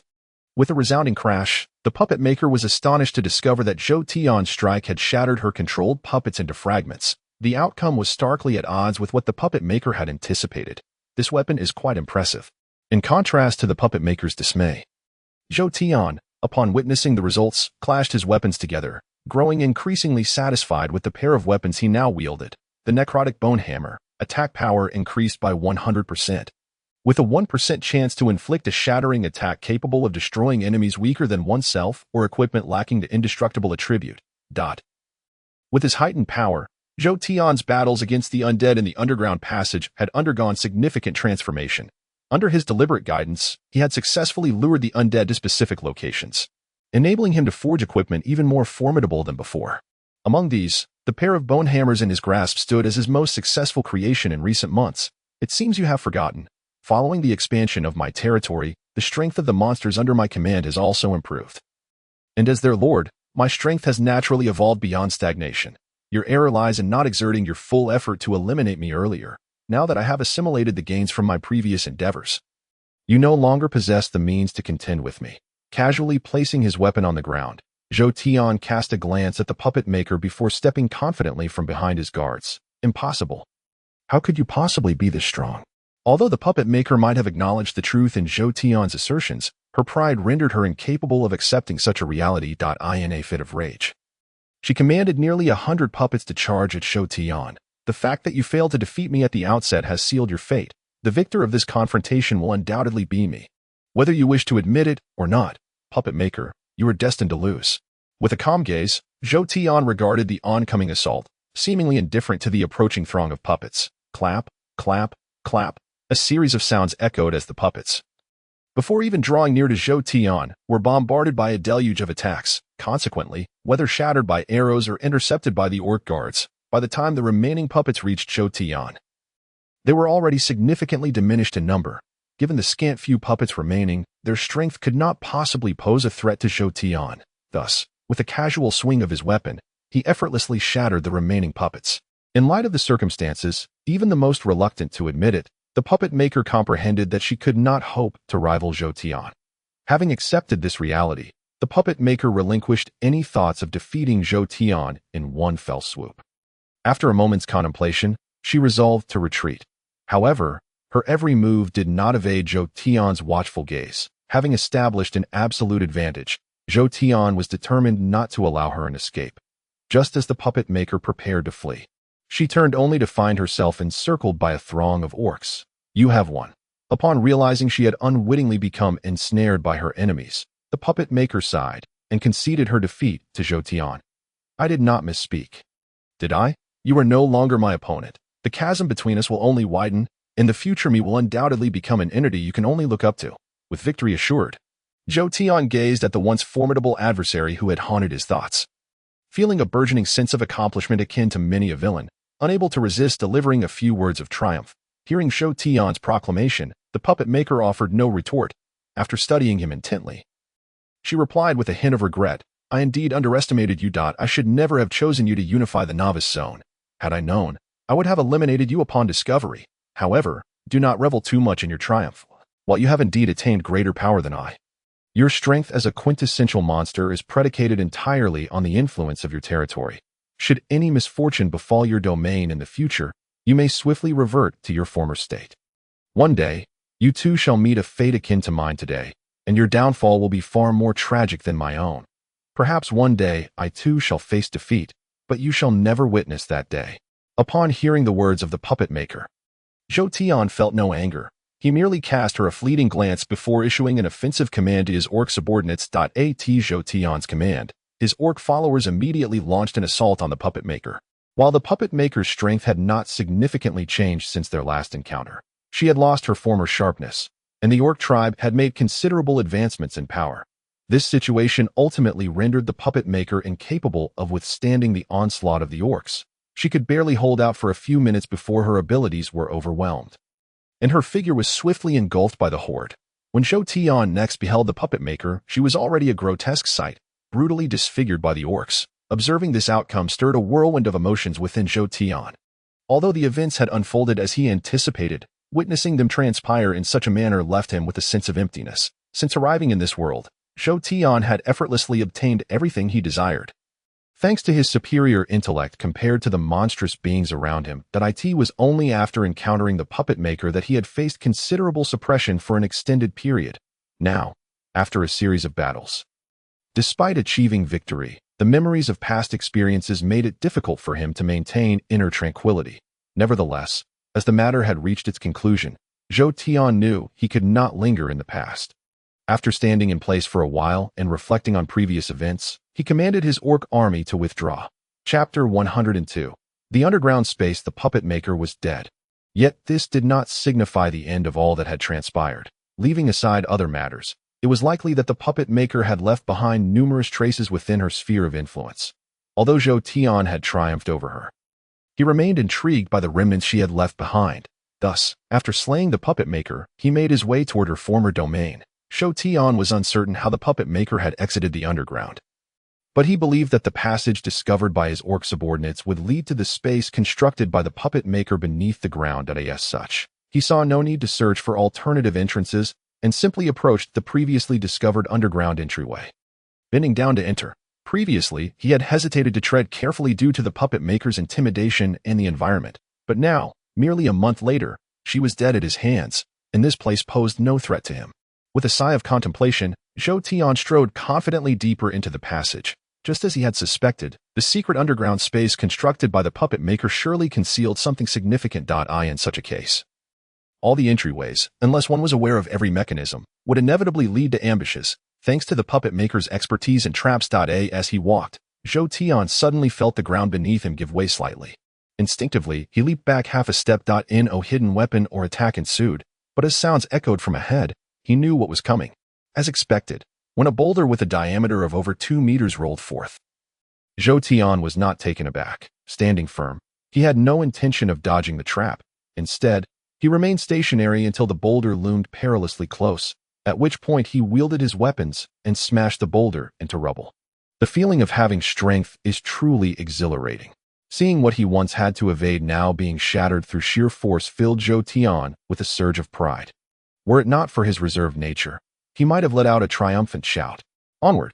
After regaining his composure, Zhou Tian led several guards deeper into the passage. Along the way, they encountered numerous traps crafted by the puppet maker. However, consistent with previous experiences, the traps posed no serious threat due to the current world's rules. The puppet maker could not create overly dangerous mechanisms. Thus, relying on their strength, Zhou Tian and his party dismantled the traps and continued toward the underground space the puppet maker had developed. Eventually, after traveling approximately 100 meters and descending nearly 20 meters underground, Zhou Tian and his companions reached the end of the passage. Even though he had mentally prepared himself, he was still astonished by the sight that met his eyes. How did she manage this? Zhou Tian could hardly believe that in a world where even moving a stone or a handful of dirt was an arduous task, the puppet maker had managed to carve out a vast space nearly 10,000 square meters in size deep underground. Gazing at the interconnected passages surrounding the space, he could only imagine the immense effort the puppet maker had expended to achieve such a feat. Spending time on such endeavors would be better spent contemplating how to enhance my own strength. If only she had acted as I do, her current power would surely be far greater. Upon coming to this realization, Zhou Tian could only offer that assessment of the puppet maker's creation. Yet, despite his disapproval of her actions, he understood that the immense effort she had invested in concealing something indicated its significance. The greater the concealment, the more intrigued Zhou Tian became about what the puppet maker had hidden. The underground space featured passages at regular intervals. While Zhou Tian did not traverse each one, he was confident that they likely led to the outside, as he had observed numerous forks in the path during his approach. It seemed plausible that if the passages to the outside were made a bit more complex, having numerous internal routes would not be surprising. Paying little heed to those passageways, Zhou Tian's true interest lay solely in uncovering what was concealed within the underground space. Thus, he disregarded the entrances to the passages and made his way directly to the center of the underground area. Given the vastness of the underground space, Zhou Tian could not discern much from a distance. However, upon arriving at the center and closely examining the objects displayed there, he found himself utterly astonished. Zhou Tian had not anticipated that the puppet maker had constructed such an expansive underground space merely to house a singular statue. Although the statue was somewhat unique, he could not help but think that if this was the sole purpose of such a grand construction, the puppet maker's judgment might be questionable. Surely something must be hidden here that I have yet to uncover. There is no reason to create such a grand structure merely for a useless stone. After muttering to himself, Zhou Tian approached the statue. The statue depicted a demon god, featuring a dragon's head and a human body with 6 pairs of fleshy wings, while its appearance seemed peculiar compared to humans. Such a form was rather ordinary among demon gods and monsters. Nothing particularly special, it appears. After examining the statue for a considerable time without discovering anything noteworthy, Zhou Tian, frustrated by the lack of results, commanded the nearby orcs. Together, move this statue aside. I wish to see if anything lies hidden beneath it. At your command. Although the orcs were puzzled by Zhou Tian's instructions, they would never defy his orders. Consequently, upon receiving his command, they gathered around the statue and, through the efforts of dozens of them, gradually moved it from its original position. Chapter 103. Stirring the Master, there truly is something hidden. What had begun as an impulsive command issued in frustration unexpectedly revealed a concealed object beneath the statue. Whether to satisfy his curiosity or to prevent potential repercussions from the puppet maker, Zhou Tian could not ignore the need to uncover the significance of what lay hidden below the statue. A stone tablet. As the object beneath the statue was fully unveiled, Zhou Tian was astonished to discover that it was merely a stone tablet. However, he did not underestimate the tablet's importance simply because it was unadorned. Approaching it, he noticed inscriptions on its surface and promptly began to read. Upon discerning the content of the stone tablet, Zhou Tian's expression shifted dramatically. This is a major problem. Had he known that he would encounter such information, he would never have ventured into this place. Regardless of the regrets that linger, Zhou Tian finds himself facing the inevitable arrival of Sunday. Having already witnessed things that ought to remain unseen that I in this predicament, grappling with the harsh reality becomes a necessity. Compelling Zhou Tian to confront everything that lies ahead, he begins to comprehend the perspective of the puppet creator. Had he possessed only the requisite intellect, devoid of any earthly origin, it is conceivable that he might have followed a similar path as that of the puppet creator. The contents of the stone tablet reveal that the master-servant dynamic among the monsters is far more severe than Zhou Tian had previously imagined that in his eyes. Although he is a vassal of the Blood Moon Lord faction, he believed he retained considerable autonomy, aside from the occasional need to heed their commands. Had he possessed the ability to create orcs himself, he would have been capable of severing ties with the Blood Moon faction at any moment.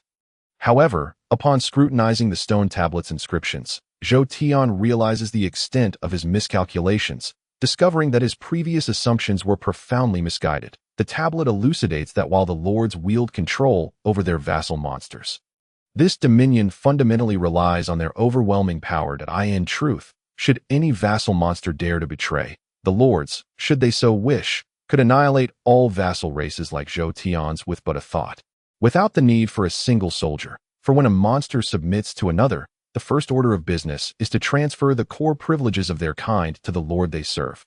While this allows for the manifestation of new members from their race within the lord's magical pool each month, it also grants the lord greater authority than that of the vassal races. Zhou Tian shudders at the thought that even if he were to cultivate the orc race to great heights, amassing vast territories, and even the strength to challenge those lords, a single command from them would strip him of control over the orc race. Not only would his orc subordinates rebel, but the power he derived from his territorial conquests would also vanish, leaving him in a state of dismay that a mixture of regret and relief washes over Zhou Tian upon absorbing this information. His newfound awareness signifies that he has stumbled upon knowledge meant to remain concealed.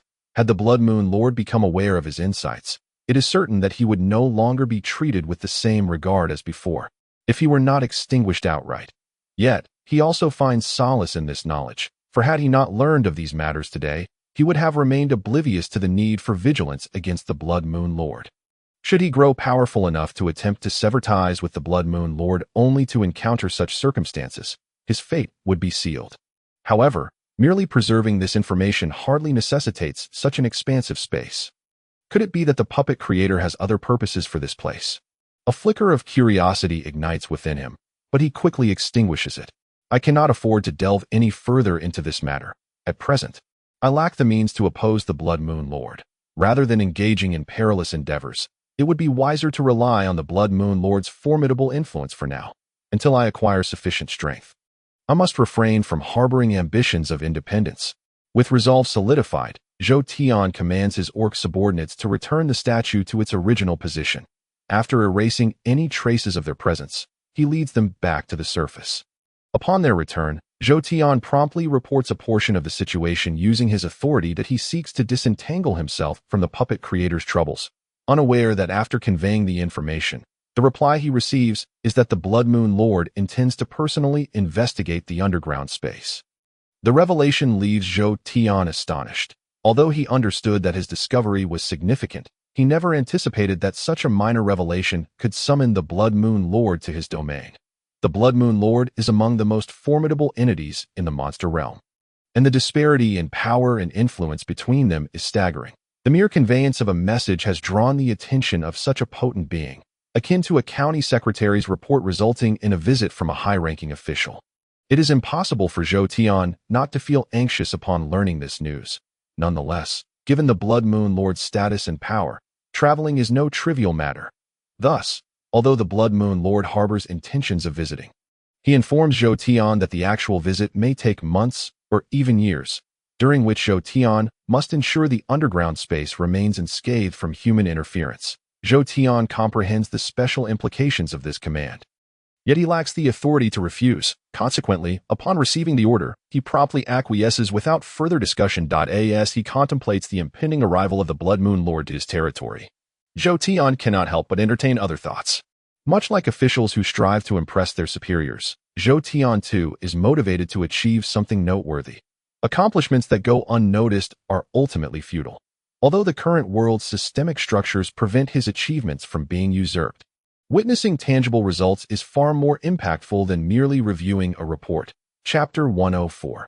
Preparations for war. The same accomplishment, when witnessed firsthand, leaves a far greater impression than mere documentation. However, Zhou Tian's standing precludes him from directly interacting with the Blood Moon Lord. Consequently, any accolades he earns, along with the corresponding rewards, are solely at the discretion of the Blood Moon Lord, leaving Zhou Tian with little opportunity to influence those decisions.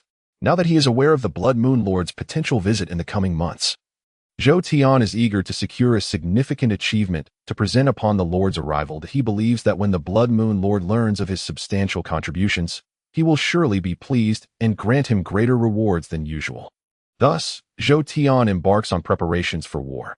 Having unified all monsters within the novice zone, he recognizes that while there are numerous avenues for gaining merit, the most substantial achievement would be seizing the novice city. Thereby integrating this entire novice zone into the monster's domain. It is only natural for Zhou Tian to contemplate such an endeavor, though for the majority of monsters, his ambitions may seem daunting. However, difficulty does not equate to impossibility. With the consolidation of power in the novice zone, Zhou Tian's strength has significantly increased. Should this trend continue, a decisive conquest of the novice city is not beyond the realm of possibility. The impending presence of the Blood Moon Lord serves merely as a catalyst for Zhou Tian's actions. Regardless of this situation, his ambition would eventually lead him to this course of action.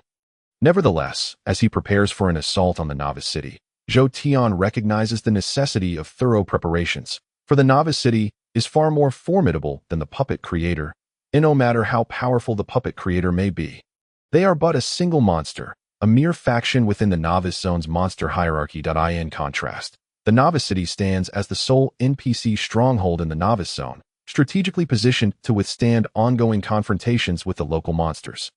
The sheer number of NPCs and their skilled individuals far surpasses anything a puppet workshop could offer. In the past, Zhou Tian could not have even contemplated the possibility of conquering the novice city. He lacked the qualifications to be considered a contender. Even now, despite his enhanced capabilities, taking the novice city remains a formidable challenge. Therefore, during his preparations for war, Zhou Tian embarks on several months of groundwork to bolster his forces. His first course of action is to replenish his ranks. After all, even if his losses in battle are minimal, the expansion of his territory has rendered his current forces insufficient. However, reinforcing his troops poses no significant challenge for Zhou Tian. In this world of monsters, augmenting his forces merely requires earning merit to acquire new soldiers. While preparing for a grand achievement necessitates considerable time, accumulating smaller merits is a far less daunting task than as before. The plan was to create some disturbances to draw the players together, after which Zhou Tian would capture them all in one fell swoop. Given the current strength of the orc tribe, those players posed no resistance whatsoever, allowing Zhou Tian to eliminate them effortlessly. Meanwhile, news of the upheaval in the novice area spread among the players, while the orc tribe replenished its ranks with over 100,000 new recruits. Once the reinforcements were complete, Zhou Tian did not rush to take action, for he understood that, compared to the NPCs within the novice town, his high-end combat power still fell short. Even if he were to personally join the fray, he would likely be unable to withstand the onslaught of the town's top-tier warriors. Therefore, to avert such a scenario, Zhou Tian needed to enhance the strength of several key warriors under his command. There were numerous ways to boost strength, such as meritorious evolution or improved equipment. However, Zhou Tian himself possessed only a scant few pieces of quality gear, let alone the means to equip his orc subordinates. As for the second-rate equipment, the orcs under his command were already well equipped, making further enhancement unrealistic in that regard. Thus, with the intention of forging a few formidable orc warriors in mind, Zhou Tian promptly set his plans into motion. He personally participated in this endeavor, strategically deploying some of his talented orcs across various locations to engage in battles with players. That large-scale conflicts could yield immense contributions, yet most of these would primarily bolster the tribe's overall strength. To truly enhance the capability of individual monsters, combat was essential. Not only would the merits earned belong predominantly to the monsters themselves, but through repeated battles, their strength would increase without causing them discomfort from sudden power surges. Of course, while this method might easily lead to strength enhancement, it also carried the risk of casualties, as players were by no means harmless adversaries. If Zhou Tian genuinely allowed his subordinates to face players alone, once they ventured beyond his protective reach, the surviving orcs might dwindle to a mere fraction. In previous times, Zhou Tian would have been reluctant to take such significant risks to elevate the prowess of his subordinates. However, upon acquiring certain insights from the underground space of the puppet workshop, his perspective underwent a transformation. Previously, Zhou Tian devoted himself entirely to nurturing the orc tribe's strength, perceiving it as an extension of his personal power. Any action that could potentially harm the orc tribe was one he would adamantly avoid. Yet, upon learning of the Blood Moon cult leader's ability to strip him of everything he currently possessed, Zhou Tian's stance inevitably shifted. While he did not completely abandon his chosen path as a puppet creator, his valuation of the orc tribe's power was no longer as steadfast as before. External forces, no matter how seemingly reliable, remained fundamentally distinct from one's own power. If even one's own strength could betray, the notion of relying on something so transient was untenable. Consequently, while Zhou Tian would still utilize the orc tribe's might, the core of his development had transitioned from the advancement of the orc race to the enhancement of his personal power. Chapter 105. The siege. This shift in mindset signified a change in Zhou Tian's modus operandi. Methods he previously would not consider employing were now fair game, if they seemed advantageous. As a result of Zhou Tian's meticulous arrangements, hordes of orcs soon engaged in various battles with players across his territory. Due to Zhou Tian's limited interference in these skirmishes, rumors of bug monsters continued to circulate within his domain. Nevertheless, from the player's perspective, Zhou Tian's territory was gradually morphing into a realm filled with ordinary monsters. Moreover, as most of the orcs under Zhou Tian had considerable experience, coupled with the fact that nearly all elite members were equipped, any orc that fell in battle was bound to drop substantial loot. This led many players to underestimate the threat posed by Zhou Tian, resulting in a significant influx of adventurers within his territory. Consequently, after several months, the repercussions of Zhou Tian's conquest of all monster territories in the novice zone began to subside. Both players and NPCs accepted the changes brought about by Zhou Tian's unification of the novice area. While they might not have welcomed the transformation, they did not experience any discomfort. However, As the NPCs within the novice town adjusted to the emergence of external monster factions, they were utterly unprepared for Zhou Tian's sudden assault. When Zhou Tian unexpectedly surrounded the novice town with his horde of orcs, the NPCs were taken aback. Recently, as the Blood Moon cult leader prepared for his own ventures, he had captured the attention of numerous NPCs. In such circumstances, not only the NPCs within the novice town, but even larger NPC factions had diverted their focus away from the nearby monsters. All NPCs were fixated on the movements of the Blood Moon cult leader, seemingly poised for an impending full-scale war. Thus, Zhou Tian's prior preparations went unnoticed by the NPCs. Furthermore, as Zhou Tian had not disclosed his plans to anyone beforehand, the monsters were equally astonished by his actions, leaving the NPCs even less prepared. The lack of readiness meant that the NPCs could only rely on their inherent strength to confront Zhou Tian. And should the novice town fall before reinforcements arrived, their dominance in the area would be utterly compromised. Aware of the gravity of the situation, the NPCs felt a palpable tension as they faced the advancing orc army. All teams, quickly assume your designated positions. The monsters are about to besiege the town.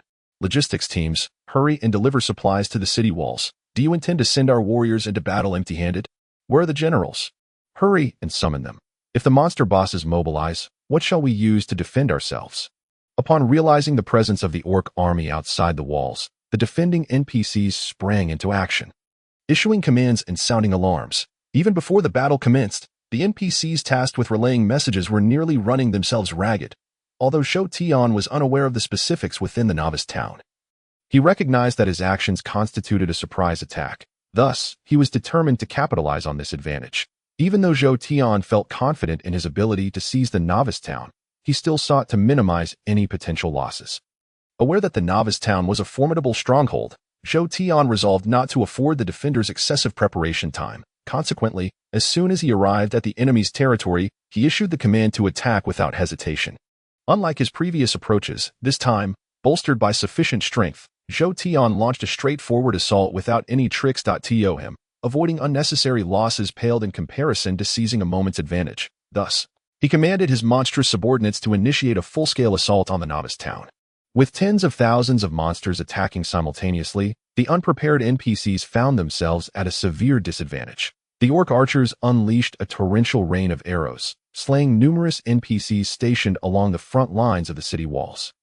Before the NPCs could regroup, thousands of orc warriors had already charged to the foot of the novice town, and under the onslaught of the surviving NPCs, these warriors wielded their swords and axes against the city walls. Having successfully kept the monsters at bay for years, the novice town's walls possessed considerable durability. Yet, despite the walls' robust health, they began to visibly weaken under the relentless assault of the orc warriors.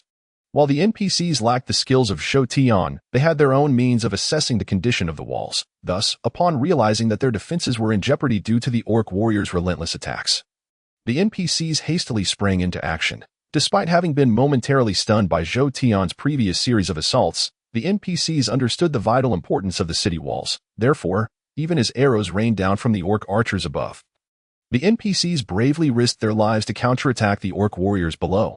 Originally, the battle at the walls was entirely advantageous for the NPCs. However, the presence of the orc archers turned it into a war of attrition. Consequently, while numerous orc warriors fell to the NPCs' attacks, many NPCs also succumbed to the distant archers' onslaught. Both sides have suffered considerable losses, and it is believed that after this battle, it will take several years for the novice city to regain its vitality. However, compared to the loss of troops, the condition of the city walls is what truly troubles those NPCs. The advantage and strength that Zhou Tian possesses is not unfounded, despite the NPCs' desperate attempts to thwart him. The relentless efforts of the numerous fallen orc warriors have nearly depleted the health of the novice city's walls. It is feared that, barring unforeseen circumstances, the walls of the novice city will not be able to hold out for much longer. The situation was exceedingly dire for the NPCs, and in such circumstances, the NPC powerhouse, who had been reluctant to show themselves, was compelled to take action. They understood that if they stepped forward, the multitude of monster bosses led by Zhou Tian would not remain passive. Yet, they were acutely aware that if the walls fell, their defeat would be inevitable. Thus, even knowing the dire consequences of their actions, they had no choice but to intervene to extinguish the flames. Given the circumstances, if they did not act, this war would preordain their defeat. Chapter 106. The Fall of the City, Boom. In this gaming world, The disparity in levels results in a staggering difference in strength. And the NPCs have always been at a disadvantage when battling the orcs. However, once the NPC powerhouses took action, their mere 2 or 3 strikes inflicted significant casualties upon Zhou Tian's orc warriors. As several attacks landed, the NPC powerhouses swiftly caused the deaths of hundreds of Zhou Tian's orc soldiers. Yet, upon witnessing this, Zhou Tian did not rush to respond. Instead, he allowed the NPCs to showcase their power for a brief moment before issuing a new command. At his command, several of his guards immediately rushed towards the novice city. As the orc guards moved, the NPC powerhouses, who had been exerting their strength, quickly became aware of their approach. In the heat of battle, it is customary for soldiers to face soldiers and generals to face generals. Thus, it was only natural for Zhou Tian to send his subordinate small bosses to counter them, faced with an opponent of equal caliber. While they could not immediately resolve the crisis of the novice city, the NPC powerhouses were nonetheless forced to withdraw. Zhou Tian's guards were distinct from the orc warriors, as they bore no intention of attacking the city walls. Upon reaching the front line, the orc small bosses either soared into the air or leapt onto the walls. Utilizing their respective abilities, the group of orc small bosses easily ascended to the novice city's walls. Clap. Clap, boom. Once the orc small bosses reached the walls, they were immediately met with resistance from the NPC powerhouses, who hurriedly engaged them. The NPCs were anxious, while they had relished in slaying the orc warriors.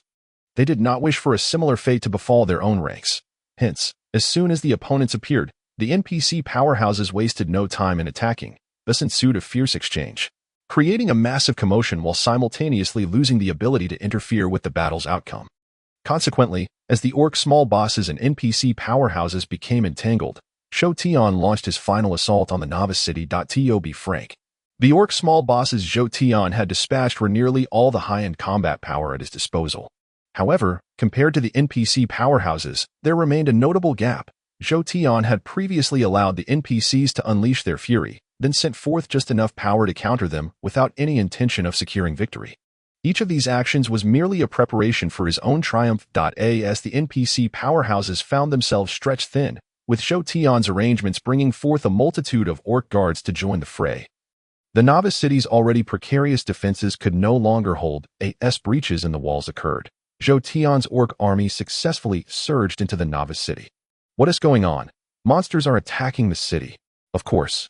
While Zhou Tian had breached the novice city, defeating the NPC forces did not equate to victory in this war, for as he invaded the novice city, it simultaneously signified that Zhou Tian and his orcs now faced another formidable force in this world.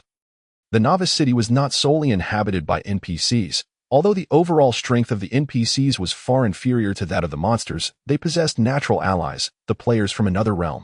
Since players relied heavily on resources obtained from NPCs, they frequently interacted with them. Under such circumstances, when Zhou Tian initially conquered a minor NPC outpost, he encountered players. Now, in his attempt to seize the core territory of the NPCs, he was bound to encounter even more players. Upon learning of the situation in the novice city, countless players rushed in from various locations. Consequently, after Zhou Tian defeated the NPCs and successfully penetrated the novice city, he found himself confronted by thousands of players. While not every player was exceptionally strong, the sheer number of them, coupled with various constraints, significantly impacted their abilities nonetheless. If Zhou Tian wished to conquer the novice city, he had to defeat those players to achieve his goals. Prepared for this eventuality, Zhou Tian was not caught off guard by their attacks. With a mere glance at his opponents, he issued commands for his orc army to launch an assault against them. In an instant, chaos erupted within the novice city, which had just experienced a breach in its walls. Over 100,000 orcs flooded in. They faced resistance from surviving NPCs and players. Countless skirmishes ensued within the limited space, resulting in astronomical casualties within the city at every moment. Zhou Tian did not enact any further measures, as the prevailing conditions allowed him no opportunity for maneuver. In that environment, his only recourse for victory lay in his own strength, and thus he summoned all his orc forces while personally engaging in battle, a rare occurrence for him, amidst the orc horde. Zhou Tian, as the primary boss, stood out conspicuously, drawing the attention of players in the vicinity. Yet, despite facing numerous attacks, it was always Zhou Tian who ultimately triumphed. The player's primary advantage over monsters proved ineffective against Zhou Tian's abilities. And coupled with his current strength, he held a significant upper hand against them. As a result, The players who targeted Zhou Tian failed to eliminate him to claim powerful equipment. Instead, due to Zhou Tian's relentless counterattacks, he amassed a vast amount of experience during the melee, leading to several evolutions to eye in the midst of the battlefield. Zhou Tian had little time to consider the direction of his evolutions. Thus, he chose to invest all his evolutions into his ice-based talent. Following several consecutive evolutions, his already high-level ice talent reached its pinnacle. However, as it did, Zhou Tian was taken aback to discover that, with yet another evolution, his talent underwent an unexpected transformation. Chapter 107. Talent becomes skill after evolving his ice talent. Zhou Tian found that his originally possessed talent had suddenly vanished. When he attacked a player, the player no longer froze as before due to his talent's abilities, leaving Zhou Tian astonished, although he swiftly dispatched the player he was engaged with. The significance of his ice talent compelled him to quickly cease his actions and focus on his own transformation. Upon investigation, Zhou Tian was astounded, and soon thereafter, a look of ecstasy crossed his face. He had previously been perplexed as to why low-level monsters in this game world possessed various talents. Yet high-level monsters did not. It was only after personally experiencing this phenomenon that he comprehended. Those high-level monsters were not devoid of talents. Rather, their energies were simply not devoted to such abilities. It turned out that the talents of monsters, after continuous evolution, ultimately transformed directly into skills. Although skills do not possess the same unlimited usage as talents, their utility and destructive power far surpass that of the former.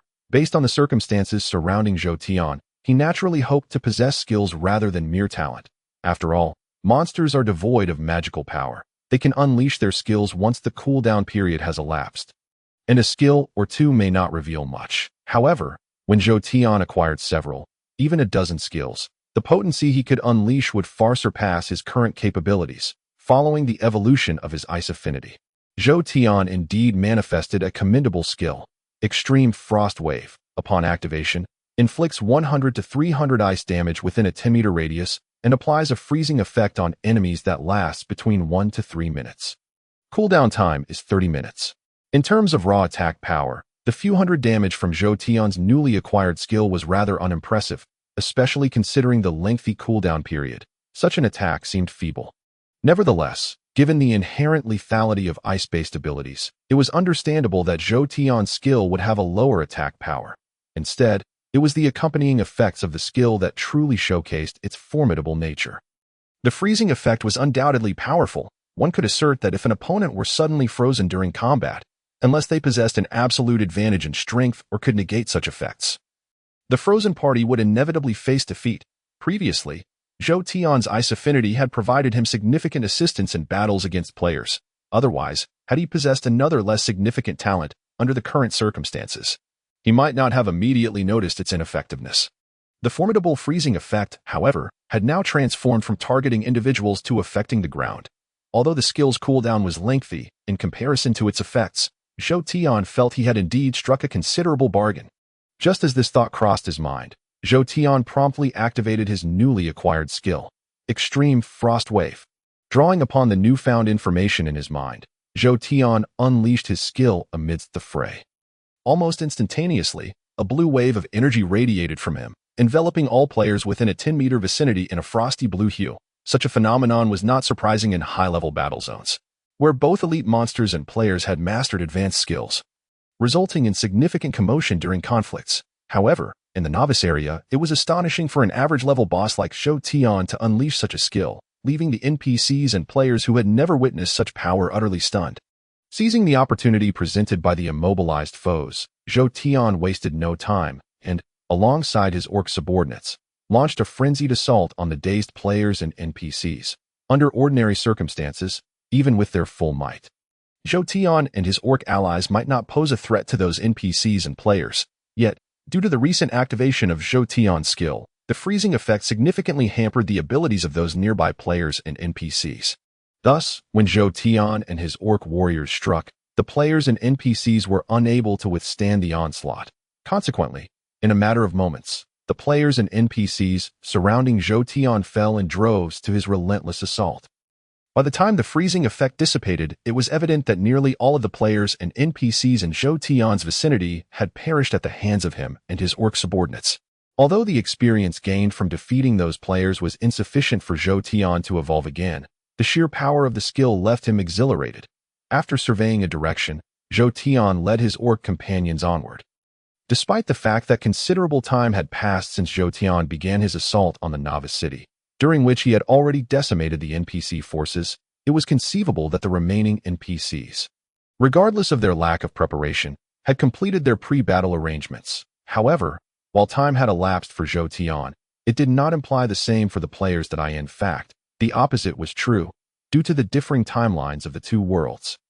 It was likely that information had yet to reach them. This meant that, although Zhou Tian faced numerous players, they were merely those present within the novice city itself. As the battle continued to unfold, once other players received word and arrived, the players Zhou Tian would confront would far surpass the current foes in both number and level, if even a single player of level 50 or 60 appeared in the novice city.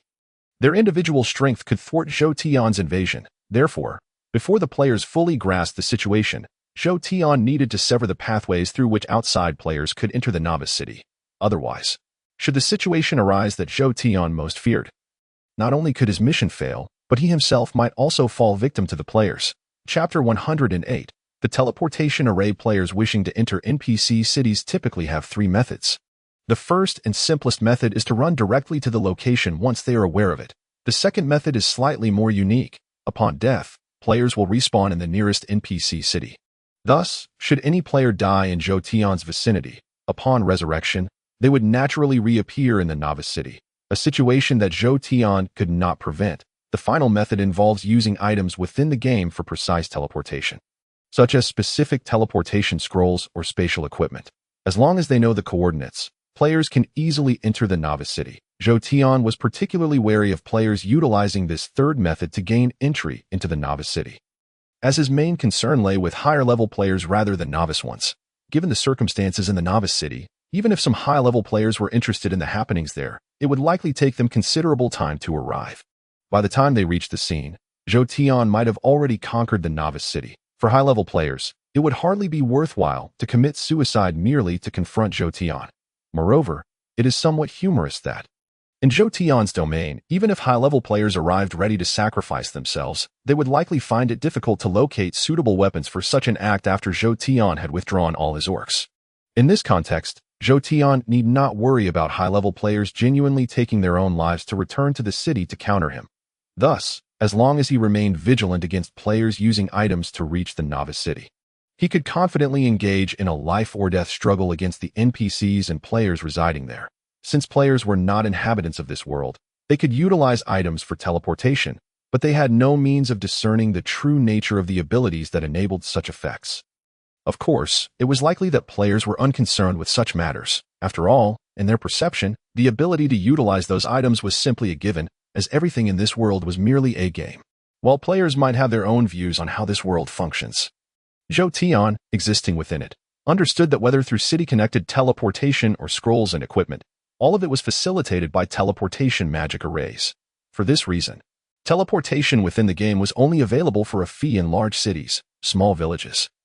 Aside from having a resurrection point similar to large cities, could only be reached by running. Having realized that players in this world were teleporting between locations through these arrays, Zhou Tian concluded that if he were to destroy the teleportation array, the scenarios he feared would not materialize. However, Zhou Tian was well aware of the teleportation array's significance. Surely the NPCs were equally cognizant of it. On the contrary, being part of their faction, the NPCs understood the function of the teleportation array better than Zhou Tian himself. Aware of its importance, the NPCs knew that, at certain times, the teleportation array would become a target for monster attacks. Therefore, the protection of the teleportation array was consistently stringent among the NPCs.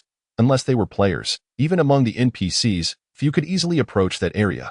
Thus, while Zhou Tian's desire to destroy the teleportation array was not misguided, he needed to prepare mentally for the fierce resistance he would face from the NPCs when he attempted to do so. Of course, discussing such matters at this juncture was somewhat redundant, given Zhou Tian's current predicament.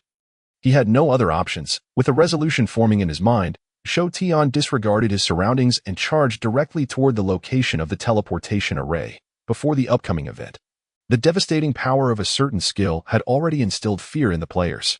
Now, The majority of players, whose strength was merely average, found it exceedingly difficult to unleash their full potential in the face of this looming threat. Furthermore, Zhou Tian and his accompanying guards were not weak either. With many of the NPCs already fallen, as he advanced towards the teleportation array, he encountered resistance from the remaining NPCs. Yet, due to their inadequate strength, they could only watch helplessly as he progressively approached the vicinity of the teleportation device. Fire. Without needing to reach the teleportation array, Zhou Tian, upon nearing his target, commanded the orc archers beside him to unleash their arrows, intending to destroy the teleportation array from a distance, aware that formidable NPCs were guarding the area ahead. Zhou Tian opted for this tactical approach rather than engaging them directly, which was a sound decision in principle. However, clang. The mere fact that those high-ranking NPCs entrusted the safety of the teleportation array to their guardians indicated that the strength of the defending NPCs was certainly formidable. Consequently, when an orc archer unleashed a flurry of arrows, a knight guarding the teleportation array managed to block them all with his shield in midair. Observing this, the orc archer prepared to continue his assault. But Zhou Tian halted his actions. If it were possible, Zhou Tian was reluctant to engage in combat with those NPCs at that moment, not out of fear, but because he understood that overcoming them would not be a trivial endeavor. Given the current urgency of time, if an issue could be resolved through ranged attacks, there was no need for him to engage personally. However, having attempted numerous times without breaching the enemy's defenses, it became evident that prolonging their actions would only result in wasted time. Thus, despite deviating from his original plan, Zhou Tian was willing to confront the formidable NPCs personally to achieve his objectives. Follow me to kill. With determination in his heart, Zhou Tian led his orc guards directly to the front of the teleportation array. As they entered the enemy's alert zone, several NPCs who had been standing by near the teleportation array immediately emerged, weapons in hand, to block their path. I cannot afford to be concerned with anything else. Charge. Every interval, more players would emerge from the teleportation array. While their methods and intentions might differ, one thing remained constant. They were all enemies of Zhou Tian. Upon spotting him, the players wasted no time in launching their attacks. Zhou Tian harbored no fear of the NPCs or the players. However, he recognized the necessity for a shift in the current situation. If things continued as they were, encircled by numerous players, he would not only struggle to destroy the teleportation array but might also find it challenging to ensure his own safety. Therefore, even without preparation, Zhou Tian directly initiated combat. As Zhou Tian and his forces attacked, the NPCs advanced to engage in battle. Each of Zhou Tian's guards faced off against an NPC warrior, while the remaining members dealt with the players. Zhou Tian himself remained active, preparing to seize the opportunity to destroy the teleportation array while his guards occupied the NPCs and players. Chapter 109. Destruction of the teleportation array. Boom. As Zhou Tian approached the teleportation array, he swung his pair of necromantic bone hammers towards it. Should his attack succeed in hitting its mark, there was no doubt that the teleportation array would be obliterated. After all, while the teleportation array possessed considerable power, its materials were not particularly robust. Even a minor strike could withstand it. However, against Zhou Tian's assault, the array's capacity for resistance was utterly insufficient. Unfortunately, although it would be a trivial matter for Zhou Tian to destroy the teleportation array, if the situation were truly that easily resolvable, he would not have adopted such a formidable stance, just as the necromantic bone hammer was about to reach its target. The knight who had previously thwarted the orc archer's arrows suddenly appeared before Zhou Tian, using his massive shield to block the attack. Of course, even though Zhou Tian's strike was intercepted, the knight did not emerge unscathed. While knights typically wield considerable strength, Zhou Tian's power far exceeded that of an average knight. Coupled with the fact that he was using a heavy weapon, the force behind his strike was substantial, inflicting some internal damage on the knight despite his successful block. Nevertheless, fulfilling the duty of blocking Zhou Tian was already a significant achievement for the knight. And whether he himself sustained injuries was likely of little concern to him, let alone the other NPCs. Damn it, the target was right before him, yet the relentless obstruction by the NPCs thwarted his every move, leaving Zhou Tian quite displeased. What are you all doing? Quickly hold back these NPCs. The unexpected appearance of the NPC knight had rendered his attack futile, prompting Zhou Tian to chastise his guards. He then commanded them to fend off the other NPCs while he aimed to dispatch the knight and subsequently destroy the teleportation array. The knight, facing Zhou Tian, was understandably tense. This was no game. In games, NPCs might effortlessly slay monsters, Yet in reality, those monsters often faced waves of attacks, and the seemingly effortless assaults by NPCs masked the heavy toll they bore, in a confrontation of equals. Zhou Tian stood as the ultimate boss of the monsters, whereas the knight was merely a standard warrior on the NPC side.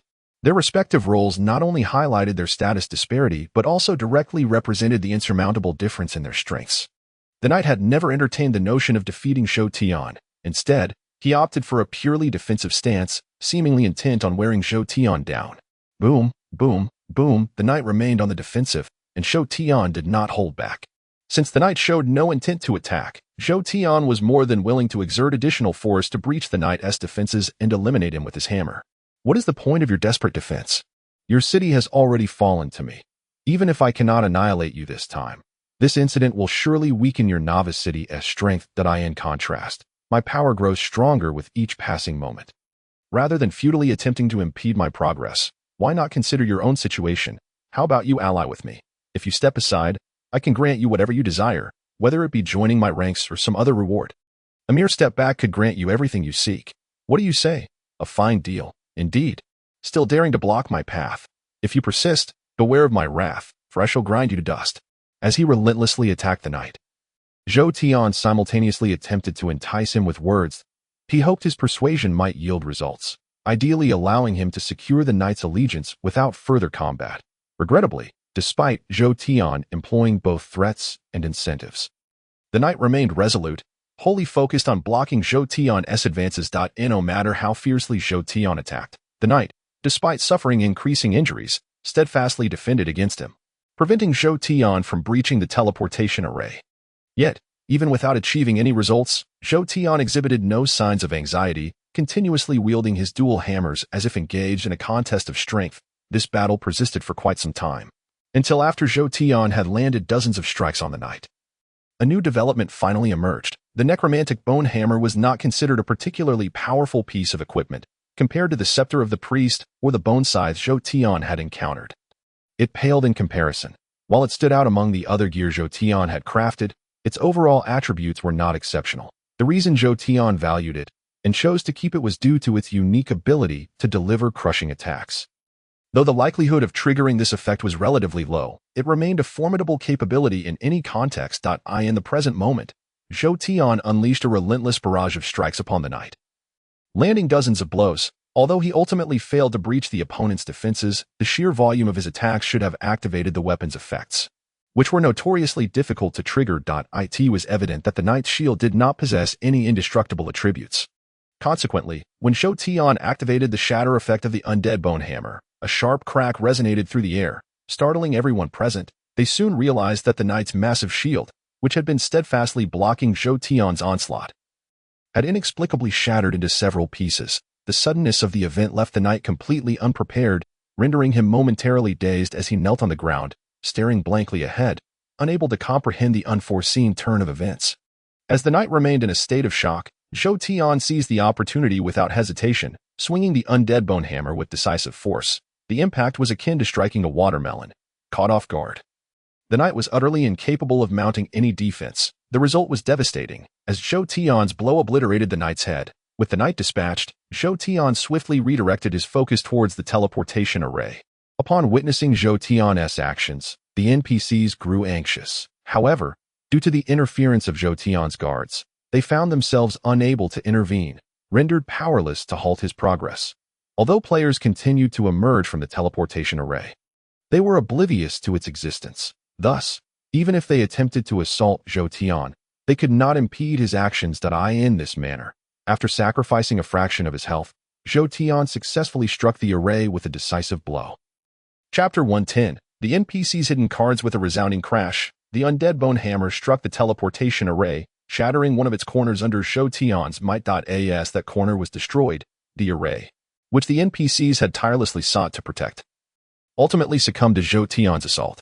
Success, Zhou Tian exclaimed, justifiably elated. By demolishing the teleportation array of the novice city, not only would high-level players be unable to arrive swiftly, but even reinforcements from the NPC faction would be delayed. Now, all Zhou Tian needed to do was eliminate the NPCs and players within the novice city, thereby achieving the success of his mission. The NPCs, already battered, now faced the additional blow of losing the teleportation array. In this dire situation, they had become the most vulnerable entities in the Novice City, unable to mount any effective resistance against Zhou Tian until they could regroup and recover their strength. The true challenge for Zhou Tian lay in the players. Even without the teleportation array, there was no guarantee that other high-level players would not appear. Moreover, the advantage provided by the resurrection points further complicated matters. Even though Zhou Tian currently possessed greater strength than the players, defeating them would not be a simple task. All orcs shall immediately choose Elite Evolution once they accumulate sufficient experience. Aware that a grueling battle lay ahead, Zhou Tian hastily issued another command. At first glance, this new directive seemed unremarkable. It was merely a natural response for orcs to evolve upon gaining experience. However, for those familiar with the situation, it was evident that Zhou Tian's command was far more complex than it appeared. Low-level monsters typically exhibited limited intelligence, often making decisions based solely on instinct. Unlike in the past, even when monsters accumulated enough experience, they frequently chose their evolutionary paths at random. While some monsters selected the correct evolution, a staggering 99% opted to ascend to higher-tier monsters, which, although detrimental to their own development, proved advantageous for Zhou Tian. Once evolved into boss-level beings, even minor bosses possessed the ability to recruit soldiers. Though all orcs under Zhou Tian's command were subject to his rule, they could potentially serve as the ranks for his orc guards. Thus, in order to bolster his forces through the merits of his orc guards, Zhou Tian refrained from explicitly guiding their choices, yet he certainly did not utilize his authority to assist them. However, with Zhou Tian's latest order, everything changed. The orcs could not resist his command. Henceforth, any orc that gained experience would evolve towards elite status, while this decision might complicate the replenishment of his forces post-battle. It was highly advantageous for both the establishment of core combat strength among the orc faction and the current conflict. Elite monsters, while not necessarily stronger than higher-tier monsters in terms of raw power, held a significant advantage in combat. The reason was simple. Elite monsters possessed at least one innate ability, enabling them to either amplify their own strength several-fold or diminish their opponent's power drastically. Thus, even with their inherent weaknesses, as long as their adversaries lacked similar means, elite monsters would undoubtedly hold a substantial edge. The ongoing battle within the Novice City had been relentless, although not every monster gained sufficient experience. The presence of numerous non-combat NPCs ensured that the majority of Zhou Tian's orcs amassed considerable experience. As a result, even if not every orc had the opportunity to evolve, the sheer number meant that a significant quantity ultimately transformed into elite monsters. The emergence of these elite orcs swiftly tilted the balance of the battle in Zhou Tian's favor. Eliminate all NPCs. Should any players dare to emerge from the resurrection point, they too shall meet their demise. With this command, Zhou Tian intensified the already heated conflict. Blinding flashes of white light erupted throughout the Novice City, as players who had just respawned found themselves immediately under attack. Due to their limited strength, these players stood no chance against the orc horde. Thus, they fell repeatedly, caught in a vicious cycle of death and rebirth, until nearly all players in the Novice City were reduced to their base forms by Zhou Tian's orc forces.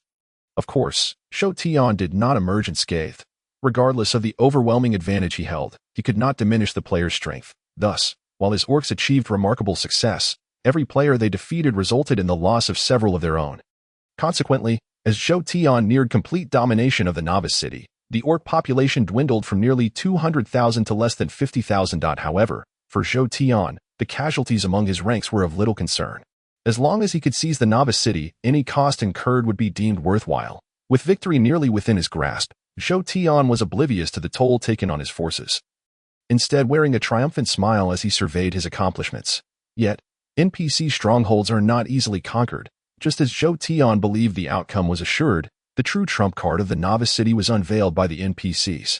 What is happening? Zhou Tian was taken aback, having finally overwhelmed the NPCs and quelled the players' defiance.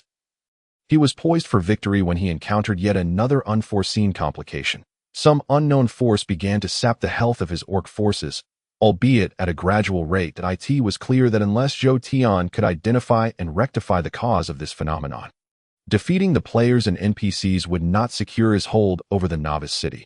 Fortunately, he took solace in the fact that the players and NPCs were experiencing the same affliction as he observed the situation unfold. Zhou Tian began to grasp the essence of the phenomenon. Chapter 111. The Guardian, it's no wonder such a power remained dormant. It's a double-edged sword, inflicting as much harm as it causes. Zhou Tian mused. A confident smile gracing his lips, he gestured for his orc army to withdraw from the city. The struggle for control of the novice city no longer required brute force. Zhou Tian's success hinged on his ability to halt the current effects conjured by the NPCs. As the orc forces could not withstand such an ability, neither would the NPCs and players fare much better. As for why Zhou Tian was not repelled by the opponent's abilities, it was indeed due to his remarkable innate talents. Once these talents evolve to their ultimate form, they manifest as various skills, and the question of which is superior, talents or skills, can be set aside for now. Previously, unbeknownst to this situation, Zhou Tian had devoted nearly all his experience to enhancing his innate abilities. Although his primary focus remained on only a few types of talents, he undeniably surpassed all monsters within the novice area in terms of the sheer number of talents. Even though his ice-type talent had already been evolved into a skill, he still possessed a considerable number of innate abilities. Among these, a rapid regeneration talent enabled Zhou Tian to disregard the various damages inflicted upon him by the abilities within the novice zone. With his health recovery rate matching that of his health depletion, he naturally had little reason to be overly concerned about such specialized abilities. Currently, what intrigued Zhou Tian was the nature of the power wielded by those NPCs that could cause such a significant impact on a city. Should it be the effect of some magical array, he would certainly seek to destroy it. If it were the capability of a magical device, then Zhou Tian, with a myriad of thoughts swirling in his mind, he prepared to stride towards the Lord's mansion of the novice city. However, upon witnessing Zhou Tian's movements, the remaining NPCs in the city would not allow him to proceed unimpeded. Most players, upon noticing their health depletion, promptly logged off in response to the loss of health. The orcs under Zhou Tian's command also exited the novice city. Only the NPCs, though their numbers were few, found themselves trapped with no means of escape. Faced with their dire predicament, they had little choice but to await their demise, as there were scant options available to them. A group of fearless adversaries would undoubtedly be a source of frustration for anyone who encountered them. Yet, if the NPCs now approaching Zhou Tian were all in a state of near death, their presence would likely pose no threat, serving only to provide Zhou Tian with experience points. Frostwave. In that moment, the power of the skill was vividly displayed. If innate talents could be likened to a handgun, then skills were akin to a cannon, while a handgun might be more practical when considered alone. Having a cannon on hand for critical moments is undeniably essential. Although Zhou Tian's skill was not a group attack, even its most seemingly insignificant effects manifested substantial destructive power at that moment. Damage values ranging from 100 to 300 would be insufficient to kill an NPC. However, in the context of NPCs with low health, even a single well-placed attack could become the proverbial last straw. Consequently, when Zhou Tian unleashed his skill, the last batch of NPCs in the novice city was utterly annihilated. Their appearance not only failed to impede Zhou Tian's advance, but it also granted him a wealth of experience, ultimately affording him an opportunity to evolve his talents or transform his skills before confronting new adversaries. Evolving talents was naturally out of the question. It cannot be said that talents are inherently weaker than skills, but it can be asserted that Zhou Tian was not in dire need of any additional talents at that moment. He could pursue talent evolution later, but before facing the unknown enemy. Being prepared with an extra trump card would undoubtedly enhance his chances of victory. Having reached a decision, Zhou Tian transformed a new skill and stepped into the Lord's mansion, compared to the grand palace of the main city. The novice city's Lord's mansion was indeed lacking. Nevertheless, even though it could not rival the palace, the innate advantages of the NPCs made the Lord's mansion vastly superior to Zhou Tian's current dwelling. Gazing at the Jiang'an courtyard-style garden, even though Zhou Tian was not particularly invested in such matters, the stark contrast inevitably stirred a sense of envy within him. Sooner or later, this place will be mine. Muttering indignantly, Zhou Tian followed his instincts and headed toward a certain location. Zhou Tian's sixth sense was rather ordinary. He lacked the ability to navigate solely by intuition. However, as he drew closer to the core of the unique energy within the novice city, his health depletion accelerated. It was through this response that he finally pinpointed his destination. Upon locating his target, Zhou Tian encountered an ambush, just as he had anticipated.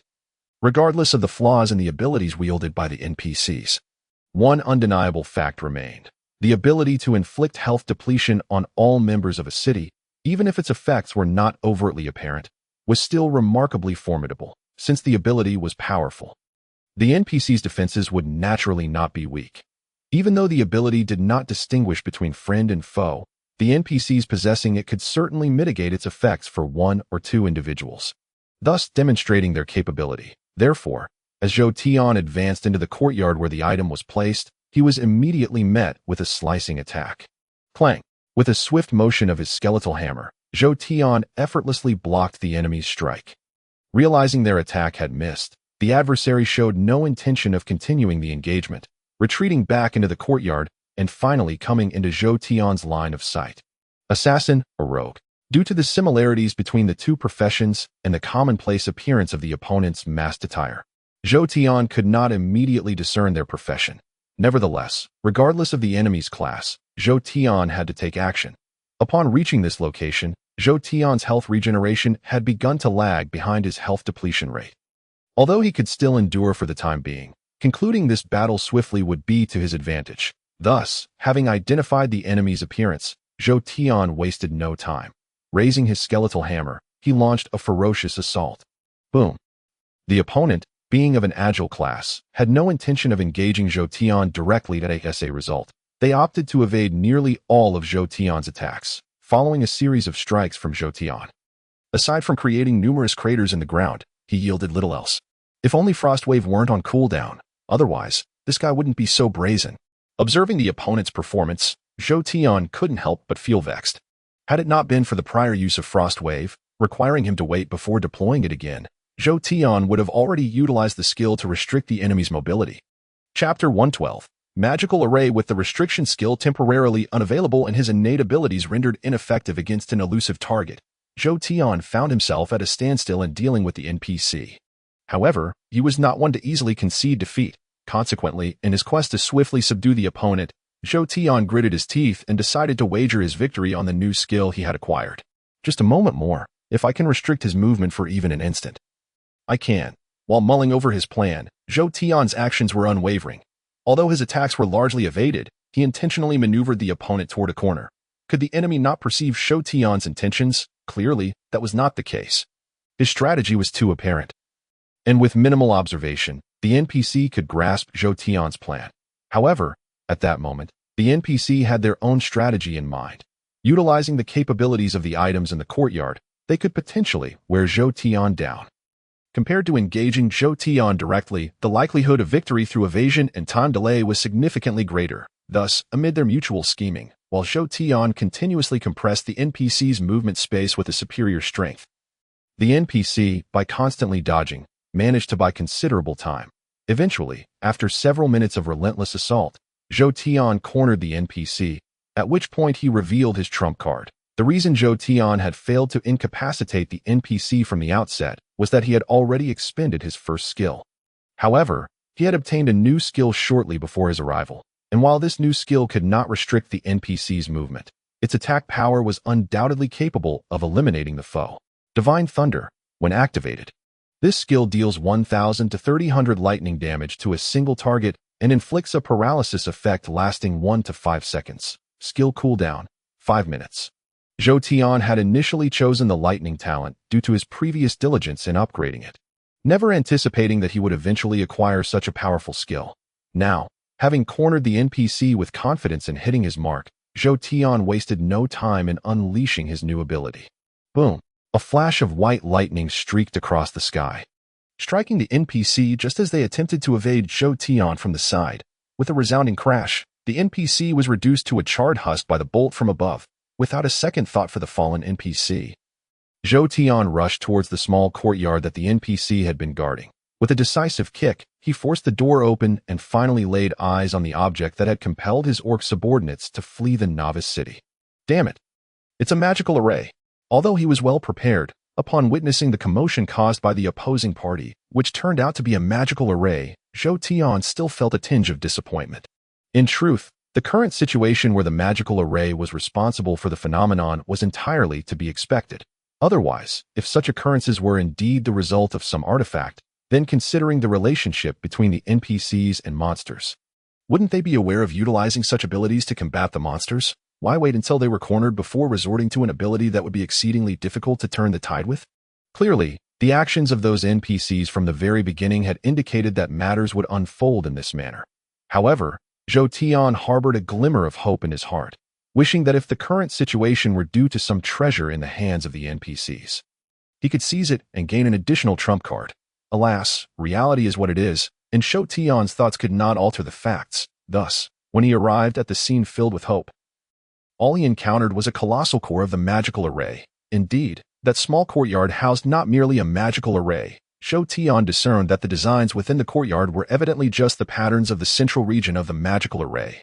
Given the scale of those patterns, Zhou Tian had reason to believe that the magical array responsible for the health depletion phenomenon likely encompassed the entirety of the novice city, due to the immobility of the magical array.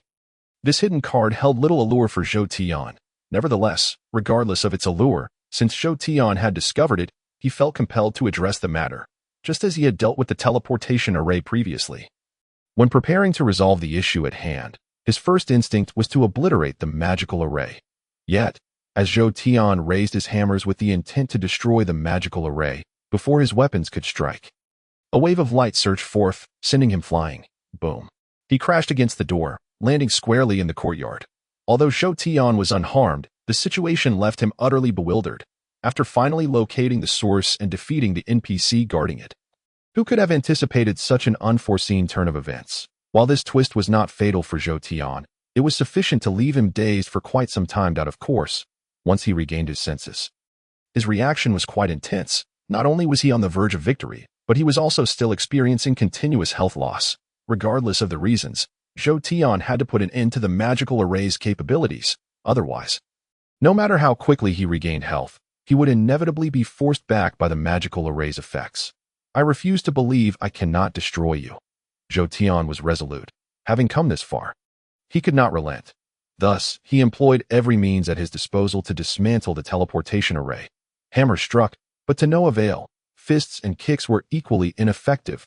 Divine lightning, futile, exhausting every conceivable method. Yet no matter how hard Zhou Tian tried, the magical array remained impervious to destruction. Faced with such a reality, his expression darkened. Damn it, is everything going to be lost to this magical array? The thought of losing all he had worked for due to this magical array filled Zhou Tian with a mix of resentment and despondency. Overcome by disappointment, he simply sat down on the ground. At that moment, sitting beside the magical array, Zhou Tian unexpectedly made a new discovery. Completely unintentional, he realized that as he collapsed to the ground, he had casually placed his right hand upon the magical array, an observation that piqued his interest. Previously, he would be rebounded away the moment he approached the magical array, yet now, his hand rested upon it without any reaction. Although the magical array's effects were still in place, this realization sparked a train of thought in Zhou Tian. Could it be that the magical array only reacts to attacks? With that notion forming in his mind, Zhou Tian tentatively extended his other hand towards the interior of the magical array. To his astonishment, upon doing so, the magical array indeed did not respond. Seeing this, Zhou Tian felt a mix of frustration and relief. Who could have anticipated that what had proven so difficult to achieve would be resolved so easily? After a bitter chuckle, Zhou Tian stepped toward the core of the magical array. Chapter 113. The Arrival of the Sect Leader. If I cannot attack, then perhaps I can dismantle it. Contemplating the magical array's capabilities, Zhou Tian had no choice but to shelve his initial plans and began to explore the magical array. It feels a bit loose. Upon inspection, Zhou Tian indeed discovered something. The magical array appeared as a cohesive whole, yet its core region was surprisingly pieced together. With this realization, Zhou Tian exerted force and lifted the loose sections. The magical array was an integrated structure. When a part was removed, its original efficacy would vanish. Thus, once Zhou Tian dismantled a portion of the core region, the magical array's effects dissipated. It was only after the ability enveloping the novice city had vanished that Zhou Tian's actions could be deemed a complete success. Despite the unexpected turn of events, Zhou Tian had successfully taken control of the novice city, unifying the novice area. With a command, he summoned a majority of the orcs that had retreated from the city. Although the novice city was not expansive, it was undeniable that the quality of life for the NPCs far surpassed that of the monsters. With the novice city available for habitation, Zhou Tian naturally preferred it over his previous dwelling. Thus, he seamlessly designated the novice city as his new residence. Having occupied the entire novice area, It would take Zhou Tian several months to fully assimilate this territory. Additionally, due to the significant achievement of conquering the novice city, the Blood Moon sect leader could not overlook his contributions. Although the recent urgency of his visit meant not all rewards could be distributed at once, the sect leader still dispatched the orcs Zhou Tian needed to replenish his diminished forces. As Zhou Tian worked to reinforce his territory and guard against potential NPC retaliation, he found himself busy for several months, finally streamlining all matters, perhaps due to the sect leader's impending visit. The NPCs refrained from taking any drastic actions. While the loss of a novice city was painful for the NPCs, it had not escalated to the point where they would wage war against the monster faction. Thus, considering various factors, after Zhou Tian seized the novice city, a new equilibrium was established following several minor skirmishes between the NPCs and the monster faction. Zhou Tian paid no heed to external affairs. His primary concern lay with the strength fluctuations within his orc tribe. After occupying the novice city, the incremental territory, although not vast, coupled with previously unassimilated land, had significantly transformed the strength of the orc tribe over a few months. Firstly, the orc tribe had gained a new unit alongside their previous forces. The new orc units were as follows: orc warriors at level 30, orc sword, spear, soldiers at level 32, orc archers at level 35, orc guards at level 40, and orc kings at level 50. In terms of levels, the current orc tribe was comparable to the strength of the puppet house at the outset. However, if one were to consider the disparity in numbers, the gap in power between the two factions was exceedingly vast. While the individual strength of the puppets in the puppet house was formidable, their numbers were quite limited. Initially, they were the most powerful monsters, yet in comparison to the NPCs in the novice city, their overall strength was lacking. Thus, when juxtaposed with the orc tribe, whose numbers exceeded theirs by 100-fold, the puppet house's strength paled in comparison, with such a significant transformation within the orc tribe.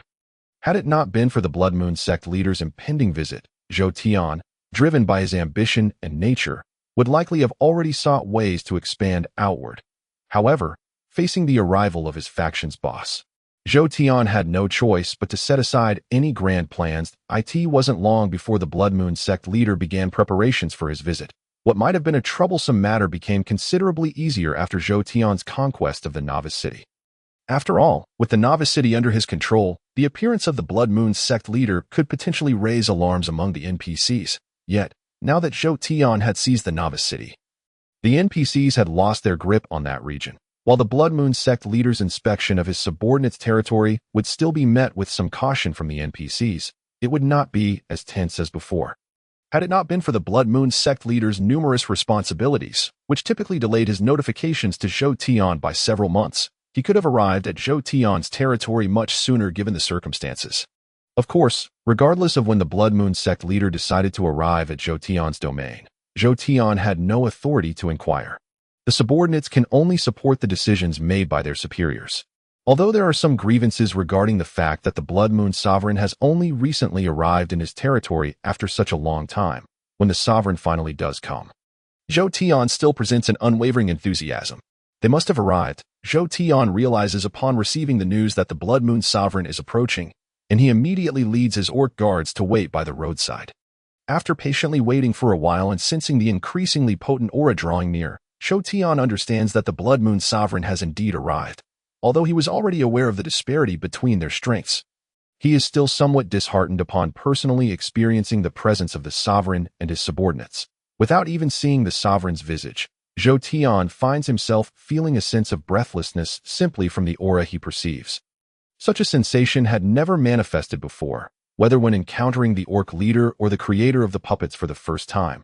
This situation serves to illustrate that, compared to the past, the gap in power between Zhou Tian and the Blood Moon Sovereign, as well as his accompanying guards, is even greater than the differences he once faced with other formidable beings, although he had previously managed to best those stronger than himself.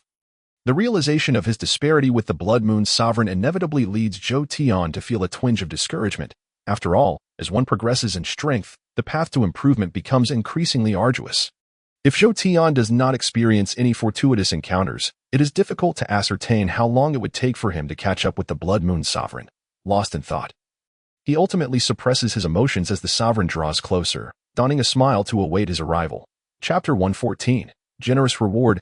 I did not expect to find news of him in this place. It seems we previously overlooked remote locations. If this discovery is indeed related to him, then it will be necessary to conduct a thorough inspection of all subordinate territories in due time. Upon arriving in Zhou Tian's domain, the Blood Moon Sovereign pays no heed to Zhou Tian. After surveying the surrounding environment, he is lost in contemplation about other matters. The disparity in status between Zhou Tian and the Blood Moon Sovereign is evident. Thus, even if the Sovereign is momentarily distracted, Zhou Tian must still wait patiently until he regains focus. Once the Blood Moon Sovereign does come to, Zhou Tian steps forward to introduce himself. I pay my respects to the Sovereign. I am but a minor creature. Enough. I know who you are. You are the boss of the Orc clan, right? Spare me the pleasantries and take me to the underground space you discovered. The Blood Moon Sovereign's urgency regarding the underground space surpasses Zhou Tian's expectations. Upon hearing Zhou Tian's words, he dismissively interrupts the introduction and insists that Zhou Tian lead him to the underground space. Naturally, Zhou Tian feels a slight displeasure at such treatment. Yet he understands that he lacks the standing to engage in conversation with the Blood Moon Sovereign. Recognizing the Sovereign's keen interest in the underground space, Zhou Tian can only acquiesce, leading the way. Upon reaching the entrance to the underground space, Zhou Tian is instructed to remain outside. Unlike Zhou Tian, the Blood Moon Sovereign and his guards possess ample confidence in their abilities and, unperturbed by ambushes, see no need to bring many companions along. Furthermore, the Sovereign's decision to leave Zhou Tian behind is indicative of his desire to protect him from potential harm. Zhou Tian is well aware of this, and thus feels no dissatisfaction when left outside. Rather, he breathes a sigh of relief upon hearing the Sovereign's instructions. Now, as long as they do not discover that I have seen that stone slab, I can effectively distance myself from this matter. By Zhou Tian's wishes, the Blood Moon Sovereign and his guards remain underground for nearly an entire day before emerging. Whatever the Sovereign accomplished or discovered down below, he chooses to remain silent about it. Of course, given Zhou Tian's status, he has no right to inquire. Thus, when the Sovereign finally reappears, Zhou Tian stands by, expressing his respect without any further actions. It seems that the Blood Moon Sovereign has made significant gains from this excursion, as he emerges from the underground space wearing a smile. Consequently, Zhou Tian finds himself benefiting from this situation as well. Well done, Beast King. Not only did you discover this underground space, but you also unified the novice area. Such a monumental achievement cannot go unrewarded. As he speaks, the Blood Moon Sovereign pauses momentarily before looking at Zhou Tian and declares, I have decided to allocate 500,000 orcs to replenish your military forces, along with granting you 1 aura and 3 skills. Upon hearing the Sovereign's words, Zhou Tian's heart races with excitement. 500,000 orcs. After enduring several battles, his military strength has suffered considerable losses. With the conquest of the Novice City, the absence of suitable NPCs and players nearby makes it increasingly difficult for him to replenish his forces. Thus, despite successfully occupying the Novice area, Zhou Tian has been plagued by the issue of insufficient military strength. Originally, it would have taken him several years to amass enough troops. However, with the Blood Moon Sovereign's generous reward, his concerns vanish. 500,000 orcs, even if they are all mere orc warriors, would significantly bolster the strength of the orc clan. With these reinforcements, Zhou Tian can now undertake ventures that he had previously only dared to consider. Moreover, although the Blood Moon Sovereign does not offer him weapons as he had before, the value of an aura and 3 skills far surpasses that of 1 or 2 pieces of equipment. The auras in this world are akin to those in Warcraft, where a boss possessing an aura, when standing among allies, empowers their subordinates with enhanced strength. This power is not limited to monsters. Players and NPCs can also harness such abilities. However, auras typically manifest only in the most exceptional entities. Zhou Tian never anticipated that, despite not yet reaching that level, he would gain early access to this power through the Blood Moon Sovereign's favor, a development that transcends mere enhancement of strength for Zhou Tian. Additionally, the acquisition of 3 skills proves beneficial as well. On the surface, skills may appear less practical than innate talents. While skills wield greater power, their effectiveness is hampered by cooldown periods, making it challenging to showcase their advantages when the number of skills is limited. With the Blood Moon Sovereign bestowing 3 skills upon Zhou Tian, combined with those he already possesses, he now has a substantial array of skills at his disposal if he were to further evolve a few innate talents. Achieving double-digit skills would pose no challenge for him. Once his skill count increases, Zhou Tian can leverage the strategy of utilizing abilities in succession to achieve a continuous casting effect when that day arrives. The true might of his skills will be fully realized. Upon hearing the Blood Moon Sovereign's words, Zhou Tian comprehends the magnitude of the reward, and a flicker of joy inevitably crosses his face. The Sovereign, being straightforward, promptly grants Zhou Tian the promised rewards immediately after finishing his statement. Unlike before, when the Sovereign transferred abilities through physical contact, the Blood Moon Sovereign and his guards have been enveloped in a shroud of blood energy since their arrival. Due to this blood energy, Zhou Tian cannot even discern the Sovereign's appearance. In that moment, when the Blood Moon Sovereign bestows rewards upon Zhou Tian, he merely uses the blood energy surrounding his body to make contact, directly transferring the items to him. Once the items are handed over, the Blood Moon Sovereign speaks again. I have destroyed that underground space. You would be wise not to excavate it again, lest you invite trouble upon yourself. Now that our business is concluded, I shall take my leave. Take care of yourself.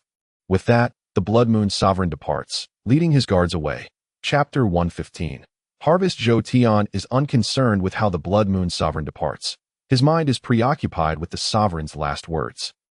The thought that the Sovereign may have discovered something sends a chill down Zhou Tian's spine.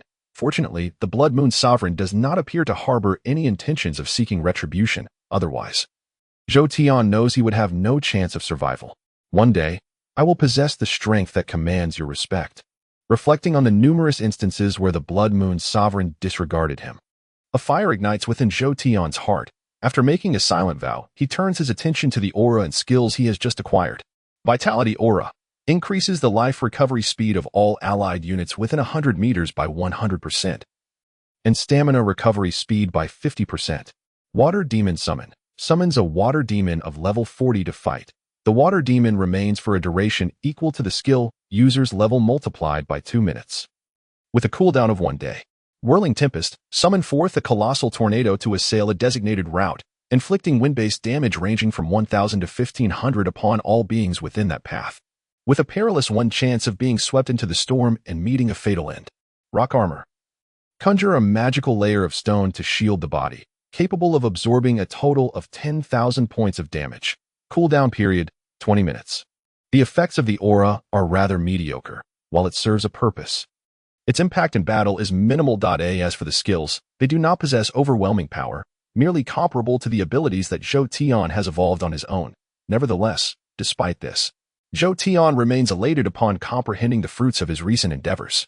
The arrival and departure of the Blood Moon cult leader have significantly transformed Zhou Tian's strength due to the boons he has received. If Zhou Tian were previously at the bottom of the hierarchy among mid-tier monsters, requiring many years of development to truly mature, then with the gifts from the Blood Moon cult leader, he now possesses the qualifications to contend with typical mid-tier monsters. Were it the case with other monsters, they would likely be satisfied at this juncture. After all, Zhou Tian has ascended from the lowest tier of minions to his current standing, a feat that many monsters would consider a resounding success. Should he choose to live comfortably and steadily for several hundred years, it would pose no problem for him. Regrettably, Zhou Tian harbors considerable ambition. While his current position may seem a triumphant achievement to others, for him, it is merely a new starting point. Even the Blood Moon cult leader would likely scoff at Zhou Tian's audacity if he were to hear of his ambitions. Yet, having set such lofty goals, Zhou Tian is determined to pursue that path to attain his objectives. He must ultimately surpass the Blood Moon cult leader in strength. Under these circumstances, it is inconceivable for Zhou Tian to halt his progression at this moment.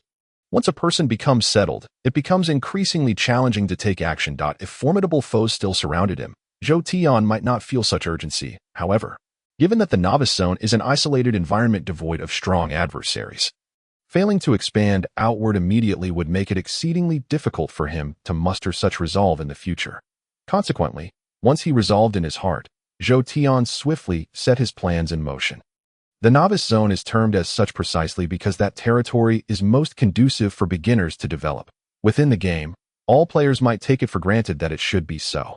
Yet, in the current world, the formation of the Novice Zone has its reasons. At the very least, those players remain oblivious to the fact that the Novice Zone is essentially an isolated valley. A valley comparable in size to a city on Earth may sound exaggerated, but it indeed exists. The Novice Zone is an enlarged valley, predominantly featuring plains within while being encircled by several mountain ranges. Within the Novice Zone, the forces of monsters and NPCs are not particularly numerous. After Zhou Tian gradually eradicated the Novice City and several NPC villages, the path to further bolster his power necessitated expansion outward. Although he could invade the territory of the undead clan beneath, prior experiences had made Zhou Tian aware that without a decisive advantage in strength, even if the undead appeared easy to bully, he could not invade them at all. For the terrain of the undead territories, if he could not conquer all of their lands in one fell swoop, any losses incurred during an incursion would render all previous efforts futile. Zhou Tian would not overlook profitable opportunities, but he would never engage in actions that harm himself while benefiting others. Thus, if Zhou Tian desires to expand his territory, his only option is to develop in other directions. However, while it is easy to say, the reality of executing such a plan is quite challenging. Aside from a puppet maker in the Novice Zone who has not considered expanding due to knowledge beyond his grasp, all other monsters are single-mindedly focused on outward expansion. Given the circumstances in the Novice Zone, had they been able to expand outward, it is likely those monsters would have already done so without waiting for Zhou Tian to take action. Yet, in truth, those monsters have not made any moves to expand outward, partly due to their attention being predominantly focused within the Novice Zone, but also due to the significant difficulties associated with outward expansion. The Novice Zone is surrounded by several mountain ranges, and it is a given that these mountains cannot be unclaimed territory. While no particularly powerful monsters occupy those mountains, the interiors contain the territories of numerous mid-tier monsters. This implies that if expansion were to occur in that direction, merely claiming a small piece of land could potentially offend several mid-tier monsters simultaneously. The total area of those mountain ranges is nearly 100 times that of the Novice Zone. And within such a vast territory, skirmishes are inevitable. However, internal disputes among those monsters are one matter.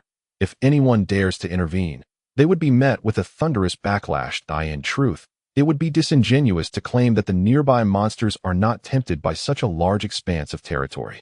Previously, many audacious monsters have tried their luck, but after a high-level monster was overwhelmed by the collective might of the mountain-dwelling monsters, no nearby creature has dared to covet their domain since. Fortunately, while those mountain monsters do not permit other monsters to meddle in their affairs, they have never shown any inclination to expand outward. Thus, Zhou Tian need not worry about an invasion from those mountain monsters.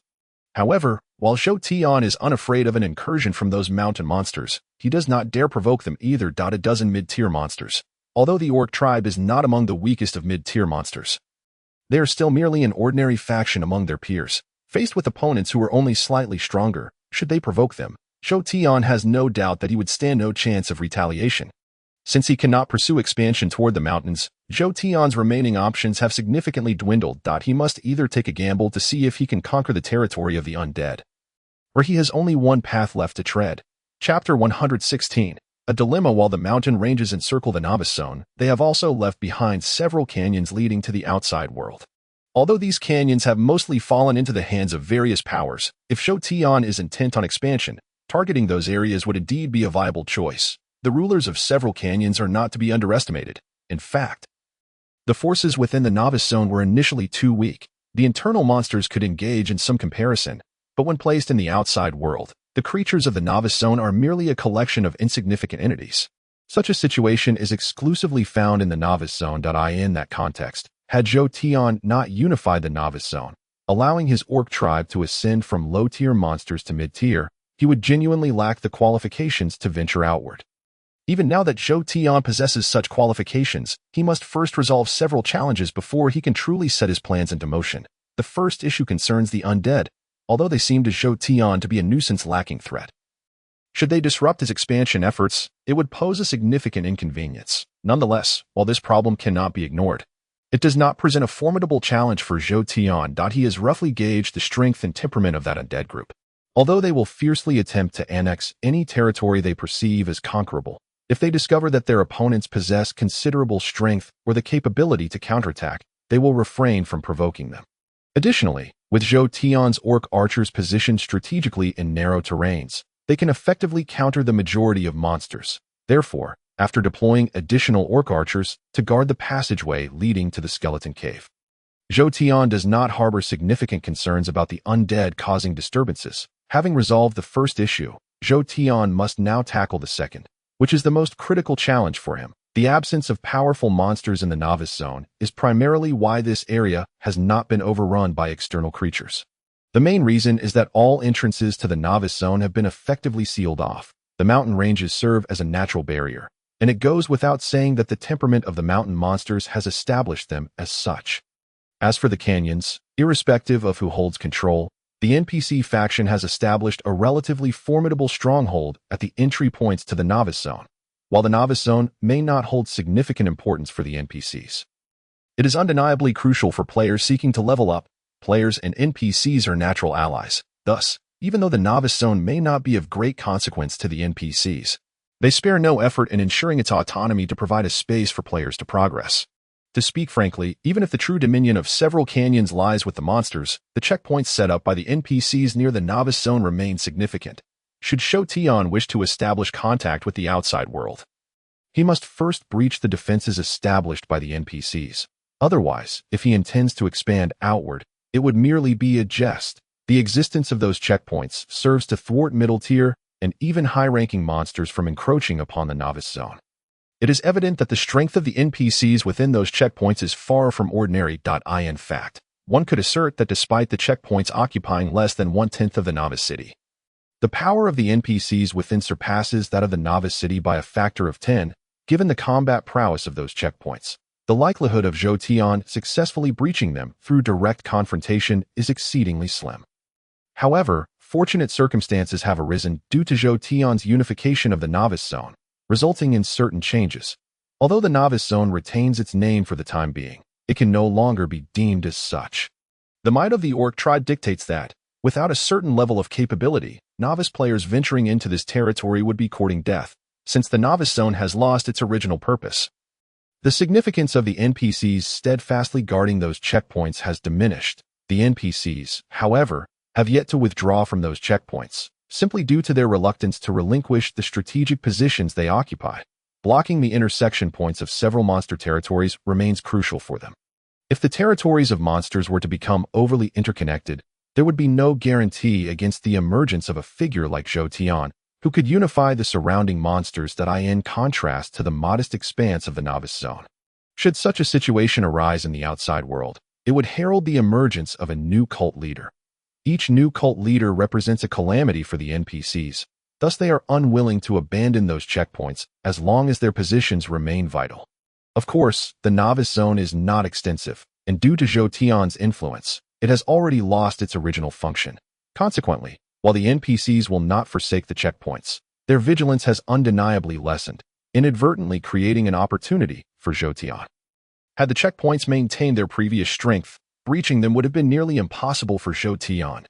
Yet, given the current diminished power of the checkpoints, the chance of success for Shotion in launching an attack under such circumstances is considerably greater.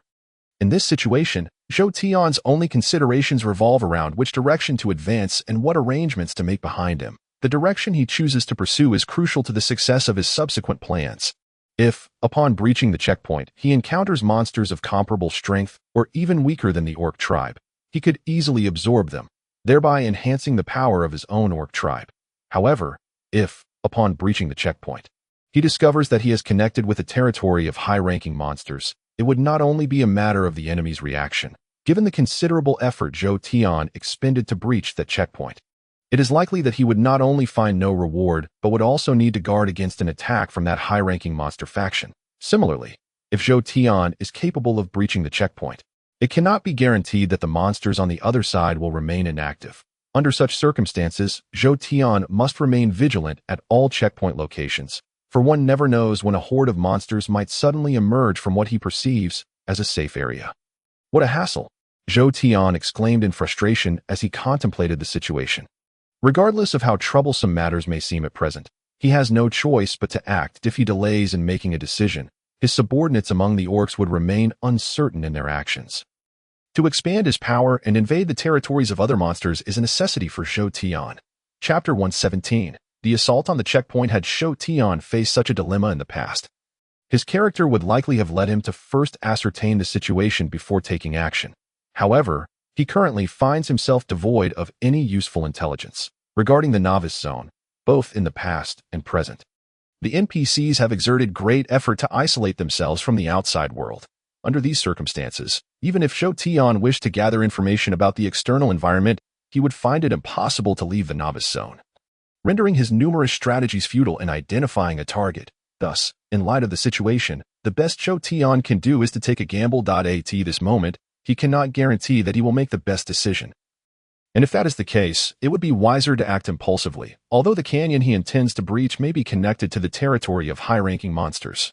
Zhou Tian finds it far more appealing to take the risk and see if he can carve a safe path for the expansion of his orc tribe, rather than continue living under the pretense of peace. Consequently, Zhou Tian shifted his focus to the nearby NPC checkpoints and selected one with relatively weaker defenses to target.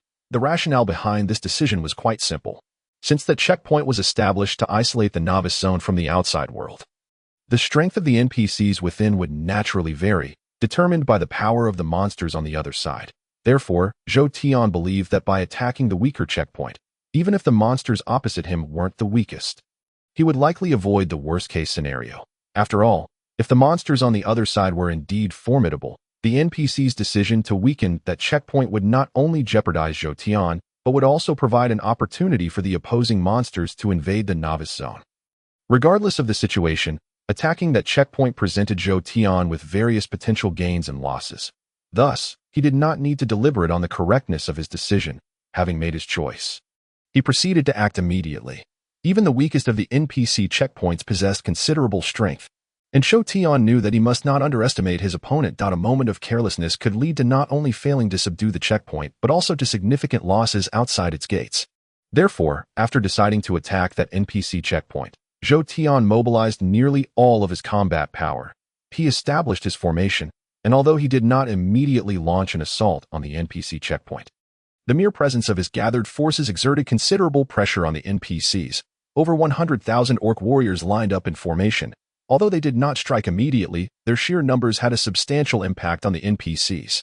Following closely behind the front line were nearly 200,000 orc archers, Zhou Tian's favored troop type, which he had no reason to neglect during this time of war. Additionally, despite the current limited numbers, he also brought along the newly added orc infantry, armed with knives and spears. However, their meager numbers meant that the few thousand orc infantry stationed to the flanks did not attract the NPC's attention. Naturally, in addition to these standard troops, Zhou Tian also led his guards to the battlefield. While he typically would not engage personally, if the situation demanded it, he would not hesitate to teach the NPCs a lesson. In contrast to Zhou Tian's forces, the NPCs within the checkpoint appeared somewhat anxious, although they had anticipated the possibility of such a situation arising in the novice zone. Foreseeing it and facing it head-on are two different matters. Despite their prior strength deterring any monsters from troubling them, the sudden reality of combat proved to be a daunting challenge for the NPCs, even if not all NPCs lacked combat experience. Encounters with warfare had been infrequent.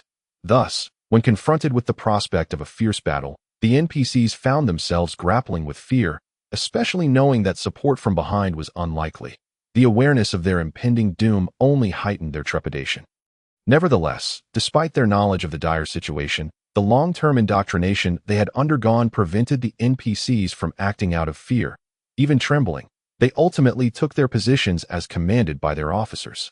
Every move made by the NPCs did not escape Zhou Tian's scrutiny. Under the prevailing circumstances, had Zhou Tian chosen to do so, he could have dealt a devastating blow to the NPCs before they were fully prepared. However, Zhou Tian refrained from such an action. Ignoring the opportunity for a strike, he waited until the NPCs were fully prepared before launching his assault. Under normal circumstances, Zhou Tian would strive to minimize losses. But in this instance, he had other priorities. However, at present, Zhou Tian's thoughts diverged, leading him to opt for a direct assault on the stronghold even when a stealthy approach was feasible. Unlike before, when the number of monsters under his command was rather limited. The continuous reinforcement of troops had resulted in a situation where Zhou Tian had never ceased his campaigns. Throughout this relentless warfare, even if his forces were few, the monsters, through their experiences in battle, had become exceptionally elite. Yet, the current scenario was different. Although Zhou Tian commanded a substantial force, the novice area had been unified, with both monsters and NPC factions absorbed into his dominion. In such circumstances, while a handful of players occasionally ventured into the orc territory for leveling up, these minor skirmishes were insufficient to adequately train Zhou Tian's forces. If one were to regard Zhou Tian's orc tribe as an army, the present situation could be likened to transforming an originally elite squad into a new army predominantly composed of inexperienced recruits. Previously, Zhou Tian would have relied on repeated battles to refine his monsters into an elite force. However, it was evident that the novice area no longer provided such an opportunity. Thus, it was not surprising that Zhou Tian made the decision he did, with no suitable adversaries within his territory to hone his troops. Every clash during his expansion became a chance to cultivate his forces. Although this decision might result in significant casualties among the orcs, after a certain number of orcs perished, the newly acquired monsters would inevitably be forged into seasoned warriors through the ensuing battles. Chapter 118.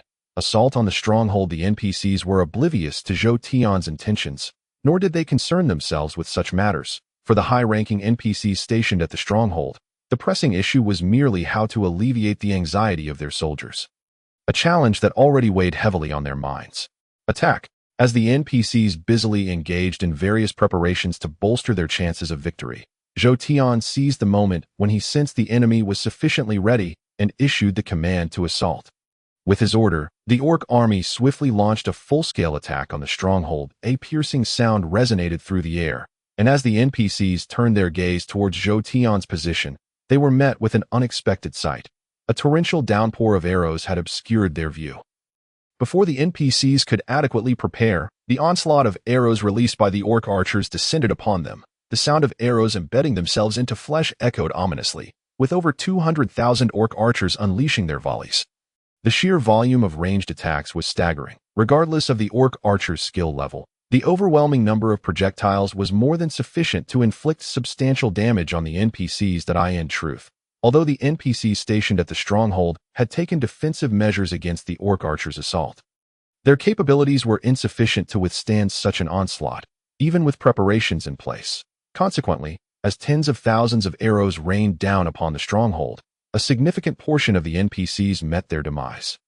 Moreover, following the successful elimination of these NPCs, the orc offensive showed no signs of abating. As the second and third waves of arrows fell, annihilating the remaining NPCs stationed at the Stronghold, a horde of orc warriors surged forward towards the Stronghold's base.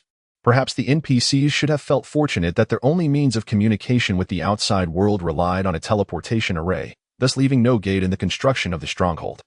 Had they allowed an entrance akin to those found in cities, the orc warriors might have stormed the walls unimpeded, effectively concluding the battle before it even began, due to the absence of a gate. The orc warriors, despite having reached the base of the walls, were unable to breach the Stronghold and slaughter the remaining NPCs within. The only course of action available to them was to assault the Stronghold's defenses with their weapons, attempting to dismantle the fortifications with their limited offensive capabilities. Undoubtedly, what the orc warriors sought to achieve was within the realm of possibility. However, their method of attack was ill-suited for demolishing structures, and the Stronghold's walls boasted an intimidatingly high amount of health. After incessantly hammering away for an extended period, the walls ultimately exhibited minimal damage. Nonetheless, if the NPCs within the Stronghold were to remain passive and allow the orc warriors to continue their assault unimpeded, it was undeniable that, despite the lengthy duration, the Stronghold would eventually succumb. Naturally, the NPCs were not inclined to relinquish victory so easily to Zhou Tian. Thus, as the orc warriors relentlessly battered the Stronghold's walls, the NPCs quickly reacted. Despite the pressure from the orc archers, the NPCs could not afford to remain stationary atop the walls. However, the orc archers' attack frequency was limited. Thus, even though the rain of arrows was indeed fearsome, the NPCs were not paralyzed by fear. Instead, they proactively devised countermeasures. Beyond the initial 3 volleys of coordinated fire from the orc archers, subsequent attacks were more scattered, as the archers were compelled to conserve their dwindling supply of arrows. At that moment, the NPCs recognized that as long as they refrained from deploying too many forces and provoking the orc archers, they could safely position themselves on the walls without the imminent threat of being obliterated by a simultaneous volley. Given the circumstances, preventing the orc warriors from damaging the walls became the NPCs' paramount objective. Soon enough, after the orc warriors had battered the walls for a while, a scattered group of NPCs appeared atop the Stronghold. Braving the risk of being shot by the orc archers, they unhesitatingly launched their own offensive against the orc warriors below. The NPCs possessed their own ranged capabilities, while their offensive power paled in comparison to that of the orc archers. They faced no difficulties in targeting the orc warriors below. Consequently, the NPCs stationed atop the stronghold, ever wary of the distant orc archers, unleashed a barrage of various abilities upon the orc warriors below. Magic and arrows rained down from above, striking the ranks of orc warriors with devastating effect, resulting in considerable casualties among Zhou Tian's forces, in the face of the mounting losses among his orc warriors. Zhou Tian appeared unfazed, observing the siege from afar with an air of detachment, seemingly intent on capturing the stronghold through this very method. Thus, as long as Zhou Tian refrained from issuing new orders, the orc warriors could only continue their assault on the stronghold, adhering to his prior command. Despite each attack resulting in significant losses among their ranks, Zhou Tian remained aware of the fruits of their labor. After sustaining over an hour of combat and witnessing the deaths of tens of thousands of orc warriors, the stronghold's wall health finally dipped below 1%. Upon observing this, Zhou Tian issued a command, deploying the orc infantry on both flanks. Kill. The arrival of the orc infantry acted as a catalyst, tipping the scales of victory decidedly in Zhou Tian's favor. After all, the NPCs had sustained substantial losses due to the orc archers' previous assaults. As the walls teetered on the brink of collapse, the arrival of fresh reinforcements invigorated the orc warriors, who, with renewed vigor, managed to dismantle significant portions of the wall. In this context, as the orc infantry surged into the stronghold alongside their comrades, the NPCs found themselves bereft of any capacity for resistance. Chapter 119. At the gates of the stronghold, let us join the fray. With the stronghold breached, Zhou Tian deemed it unnecessary to remain stationed at the rear. Although the prior battle had not led to the evolution of the orc warriors, the experience gained from the conflict would undoubtedly equip them to face similar challenges with greater composure in the future. Thus, having sufficiently honed his orc warriors, Zhou Tian finally initiated a concerted offensive against the stronghold. As Zhou Tian became resolute, the NPCs found it increasingly difficult to withstand the onslaught of the orc clan. With a significant number of NPCs reassigned from the checkpoint, those remaining had effectively become expendable pawns. Had Zhou Tian refrained from attacking them, the NPCs could have coexisted peacefully.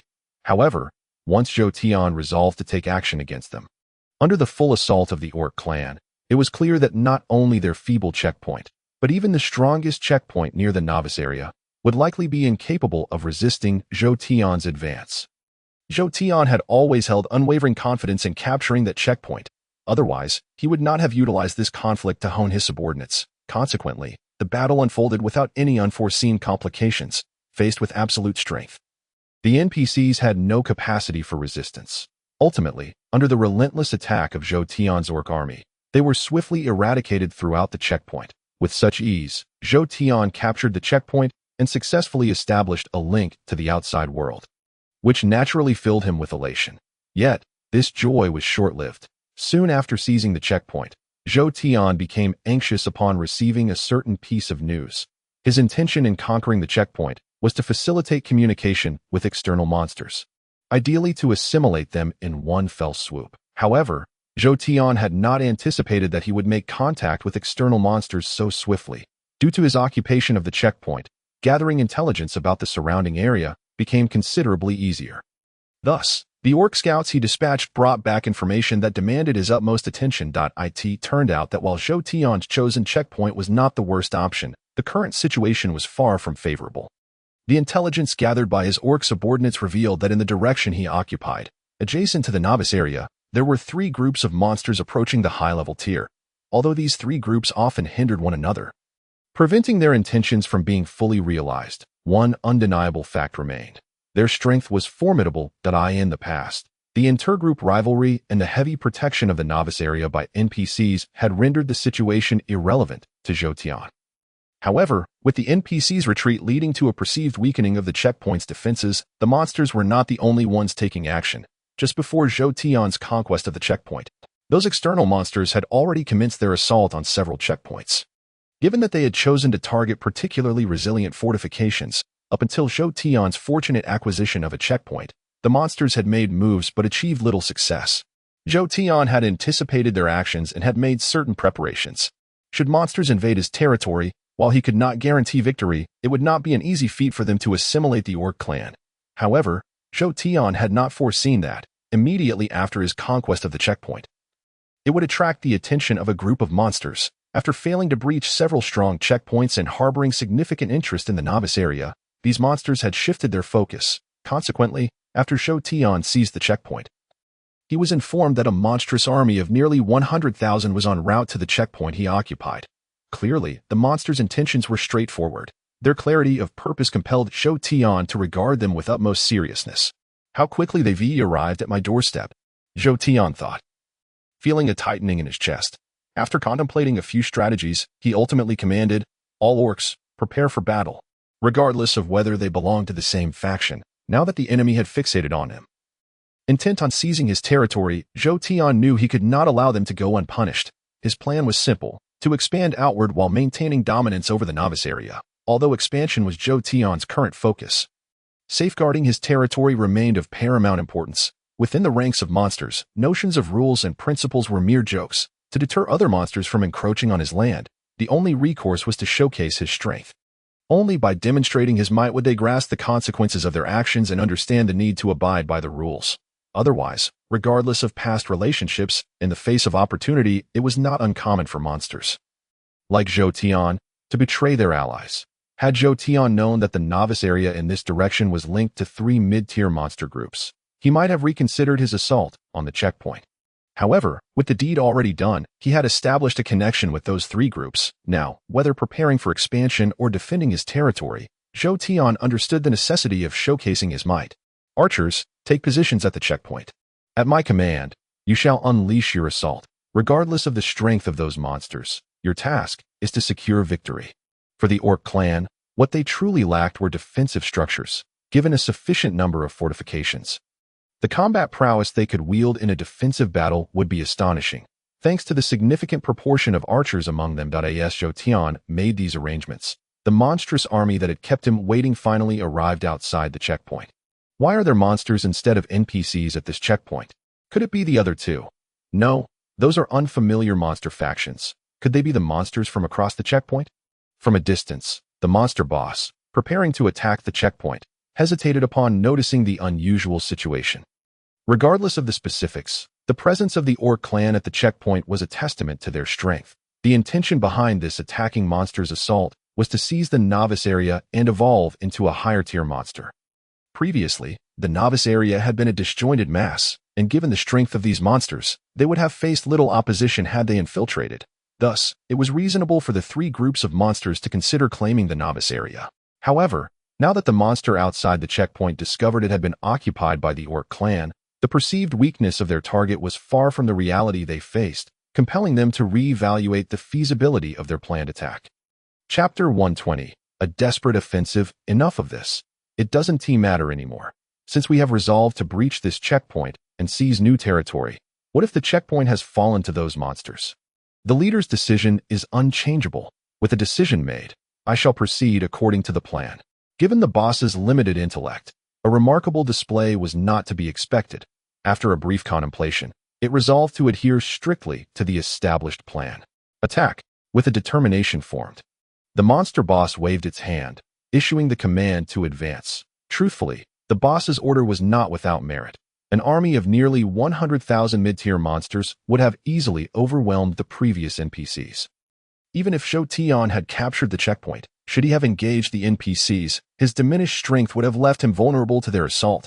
However, the boss could not have predicted the true state of affairs at Zhou Tian's position. How could it have known that Zhou Tian had mobilized nearly all his Orc forces to secure this checkpoint? They were oblivious to the formidable strength of the Orc clan they were about to confront. In this context, what appeared to be a sound command from the monster boss would ultimately result in devastating consequences. I was worried you wouldn't attack. I didn't expect you all to rush here to meet your doom. Zhou Tian was momentarily taken aback upon witnessing the monsters outside the checkpoint launch a full-scale assault so swiftly. However, he quickly regained his composure and signaled his Orc archers to initiate their counteroffensive. With Zhou Tian's command, the Orc archers unleashed a volley of arrows towards the encroaching monsters. Whoosh! A cacophony of sound erupted as over 100,000 arrows soared through the air, raining down upon the monsters below, leaving them momentarily stunned. While it was not uncommon for monsters to possess ranged capabilities, their numbers were typically scarce, due to their preference for melee combat, had Zhou Tian not been intent on forming a ranged unit. It is likely that he would not have had the orc archers at his disposal today. While it is true that there exist remote attack units among external creatures, such monsters rarely regard this particular class with the same reverence as the formidable boss known as Jotian. Regardless of the circumstances, if those in higher positions exhibit indifference, the individuals below will not evolve in that direction. Consequently, the number of monsters capable of developing remote attack abilities is inherently scarce, and among that limited selection, those possessing extensive long-range offensive capabilities are even fewer. Undoubtedly, the horde approaching Jotian's stronghold, despite their considerable might, lacks a significant number of members with remote attack capabilities. In such a predicament, when faced with the onslaught of orc archers, these monsters can only passively endure the assault that as a result. Amidst the barrage of arrows, their attempts at defense proved futile, and they were unable to mount a substantial counterattack. Ultimately, under the relentless fire of the orc archers, the group of monsters had yet to successfully assault Jotian's stronghold before suffering grievous losses, with more than half of their number falling to the skilled archers under Jotian's command. Had the commanding boss been aware of the orc's prowess earlier, it is likely that he would not have hastily ordered the attack. Yet, having already issued such a command, and witnessing the catastrophic price paid by his subordinates as a result, he found himself compelled to adhere to his decision, even in regret. A singular miscalculation led to devastating losses for his monstrous army. If he were to conquer the stronghold now, the costs incurred could be rationalized upon his return. Even if he did not achieve glory, he would escape punishment. However, should he choose to retreat, the boss understood that his return would likely herald his own demise. Given the circumstances, whether due to limited intellect preventing him from devising a viable strategy or a reluctance to bear the consequences of his flawed decision, the desperate monster boss was left with no choice but to order his subordinates to persist in their assault. While the boss may have retained some capacity for contemplation, his ordinary minions lacked such intelligence. For these creatures, the commands issued by their boss constituted their guiding principles. Since the boss ordered them to attack the stronghold, they exhibited no signs of retreat despite the formidable challenges they faced. Thus, even as the orc archers decimated numerous foes, the creatures pressed on, heedless of their own casualties. Rallying beneath their leader's command, they relentlessly battered the stronghold. Given their offensive capabilities, it was evident that they posed no genuine threat to the walls of the stronghold, and the time required to dismantle them was uncertain. Meanwhile, as they assailed the fortifications, Jotian's orc archers, relying solely on their long-range prowess, possessed the capacity to eliminate the invading monsters entirely. Consequently, a deluge of arrows rained down upon the creatures, and after a vigorous but ultimately futile attempt to breach the stronghold, they began to falter under the exceptional performance of the orc archers. Compared to the orc forces, the attacking monsters were evidently of superior strength. In a battle on the plains, even with Jotian's meticulous strategies, it would be implausible for his forces, numbering less than 200,000, to overpower the enemy's nearly 100,000-strong contingent. However, in the context of this siege, Jotian effortlessly secured victory, as one side boasted formidable strength but lacked the means to strike back, while the other, though slightly weaker, wielded ample long-range capabilities to inflict damage. In light of this situation, the horde besieging the stronghold found it increasingly difficult to avoid suffering at Jotian's hands. Repeatedly, they faced significant casualties under the onslaught of the orc archers. Yet they remained unable to devise a viable countermeasure. Were it not for unforeseen circumstances, the monsters understood well the grim fate that awaited them. If they were NPCs or players, facing an adversary like the orcs, they would likely have retreated long ago. Yet, due to the inherent nature of monsters, the current aggressors remained steadfast in their assault against Jotian. Their nature, if put positively, could be described as passionate and fearless.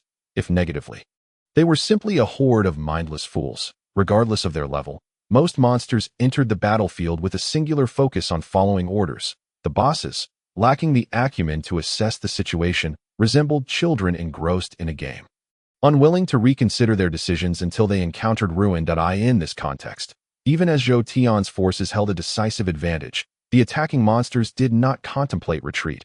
Instead, they persisted in their suicidal assault on the stronghold, adhering strictly to the commands they had received. Chapter 121. The feeble opponent, annihilate them. Observing the monsters' reckless actions below, Jotian felt no inclination to extend them courtesy. After a swift glance, he issued a command to his orc subordinates for a decisive strike. In response to Jotian's order, the orc archers accelerated their rate of fire, and ultimately, A vast majority of the monsters gathered beneath the stronghold were felled by their arrows. It was clear that, barring any unforeseen developments, even those monsters who had yet to perish would eventually succumb to the relentless assault of Zhou Tian's archers. However, it was evident that even the most dim-witted of monsters recognized the futility of their position as the situation escalated. Had the series of battles not begun, it was likely that the commanding boss would have already led a retreat upon encountering an adversary as formidable as Zhou Tian. Yet, the circumstances had unfolded as they had due to his decisions, and he was acutely aware of the bleak future that awaited him should he choose to withdraw. Thus, faced with no viable escape, even knowing full well the dire consequences of continuing the assault, the boss ultimately resolved to persist. With his subordinates already battered by Zhou Tian's forces, he prepared to take matters into his own hands, even if capturing the stronghold had become an impossibility. He intended to inflict some measure of damage upon Zhou Tian's side before meeting his demise. This is madness, Zhou Tian mused in bewilderment as he witnessed the monster's behavior at the gates. Since you seek death, may you contribute significantly before your end. Although a single command would suffice for his orc archers to eliminate the boss, Zhou Tian chose not to take such an easy route. Instead, he leapt from the stronghold, eager to confront the boss personally. Having studied that ancient stone tablet, Zhou Tian understood that while he could rely on the orc race, he must not solely depend on external forces. Otherwise, should the day come when he was supplanted, all he had built would be lost. Thus, in addition to fostering the orc race, he recognized the necessity of augmenting his own strength. Personal power manifests in various forms: attributes, skills, talents, auras, experience, and equipment. Any monster that excels in any of these domains cannot possibly be weak. Zhou Tian sought to enhance his capabilities across the board, yet he harbored a significant weakness: combat experience. This was not something one could acquire merely through accolades or leveling up, without enduring countless battles. No monster could amass sufficient combat experience. Zhou Tian might leverage the orc race to his advantage in many respects, but combat experience was a treasure he could only obtain through his own efforts. However, his long-standing fear of danger had resulted in his reluctance to engage directly in conflict, even when warfare loomed. It was only now, with the lesser monsters under the boss nearly wiped out, that he contemplated personally confronting the boss to gain valuable combat experience through vanquishing the foe. Roar! Upon witnessing Zhou Tian's intent to confront him directly, the boss was not deterred. On the contrary, he seemed invigorated, believing himself capable of inflicting harm or even slaying Zhou Tian. With a mighty roar, he charged at Zhou Tian. As he approached, Zhou Tian received essential information regarding the creature: Pig Demon Clan. Composition and strength: Pig Demon Warrior level 35, Pig Demon Flail Wielder level 38, Pig Demon Champion level 42, Pig Demon Chief level 48, Pig Demon King level 55. The total number of the Pig Demon Clan remains unknown, but their individual combat prowess is indisputably superior to that of the orc race. If he were to face the king of the pig demons, Zhou Tian would undoubtedly be at a disadvantage. However, at present, he was only confronted with a mere pig demon leader. Although the opponent's level was comparable to his own, Zhou Tian did not perceive himself as inferior. Since you seek death, I shall oblige. Having grasped the essential information about the Pig Demon Clan, Zhou Tian's confidence surged. With enhancements in various attributes, if he could not even defeat an opponent of equal level, he might as well abandon his ambitions entirely. Thus, when he noticed the Pig Demon leader charging towards him, Zhou Tian maintained his composure and only evaded at the last moment as the foe closed in. Boom! Though the Pig Demon leader's strength might not match Zhou Tian's, it was formidable nonetheless. The leader's club struck the ground with such force that it left a significant crater upon missing its target. Die! Unfazed by the display of power, Zhou Tian shouted and launched his counterattack as the Pig Demon leader's strike fell short. With a swing of his Wraithbone hammer, he dealt a crushing blow before the Pig Demon leader could catch its breath. Despite Zhou Tian's power not being as great, it was still considerable. The impact sent the Pig Demon leader flying. Ow! The Pig Demon, known for its tough skin and thick flesh, was not easily defeated. Had it been any other creature, Zhou Tian's strike would have surely left them severely injured, if not dead. Yet, the Pig Demon leader, after being struck and letting out a cry, immediately rose back to its feet. It only lost 1/10 of its health. Is this Pig Demon a blood cow? Clearly dissatisfied with his combat results, Zhou Tian expressed his astonishment before charging at the foe once more. Leveraging his agility, he effortlessly dodged the pig demon leader's next attack and, positioning himself at the side, raised his weapon for another strike. This time, his blow sent the pig demon leader crashing to the ground. However, this was merely the beginning. Seizing the opportunity, Zhou Tian leapt onto the pig demon leader's back, wielding a wraithbone hammer in each hand, and began to rain down blows. After a relentless series of strikes, the pig demon leader could no longer retaliate and succumb to death. How weak! It was only after the pig demon leader had perished that Zhou Tian regained his composure. Upon reflection, he could only regard the defeated foe as a weakling. After all, he had anticipated a fierce struggle, yet the battle had concluded so swiftly that he felt deprived of any meaningful combat experience. He had not even broken a sweat. Chapter 122. The Pig Demon Clan's Reaction. It seems I am not as weak as I once believed. With various attribute enhancements, I should have few rivals among monsters of the same level. Zhou Tian spoke with newfound confidence. For he had not even employed a single skill against the pig demon leader. He had merely relied on his innate attributes to easily dispatch the foe. Such prowess among equally ranked monsters could indeed be deemed formidable. While Zhou Tian felt a tinge of disappointment for misjudging his opponent, he said little and turned back to the checkpoint. With a broader understanding of the external world, he realized that his previous plans had been entirely upended. Zhou Tian had initially thought that, given the strength of their orc clan, they would be considered a formidable force in the outside world. Yet, after learning more about the circumstances beyond, he recognized that, compared to the frequently battling creatures of the outside, their orc clan could only be described as a novice faction. Of course, even if they were weaker, Zhou Tian would not easily retreat. He had often triumphed against stronger foes before. The true catalyst for his decision lay in the information gleaned from this battle. Due to the significant decline in the strength of the NPC-established checkpoints, numerous monsters had begun to set their sights on the novice area.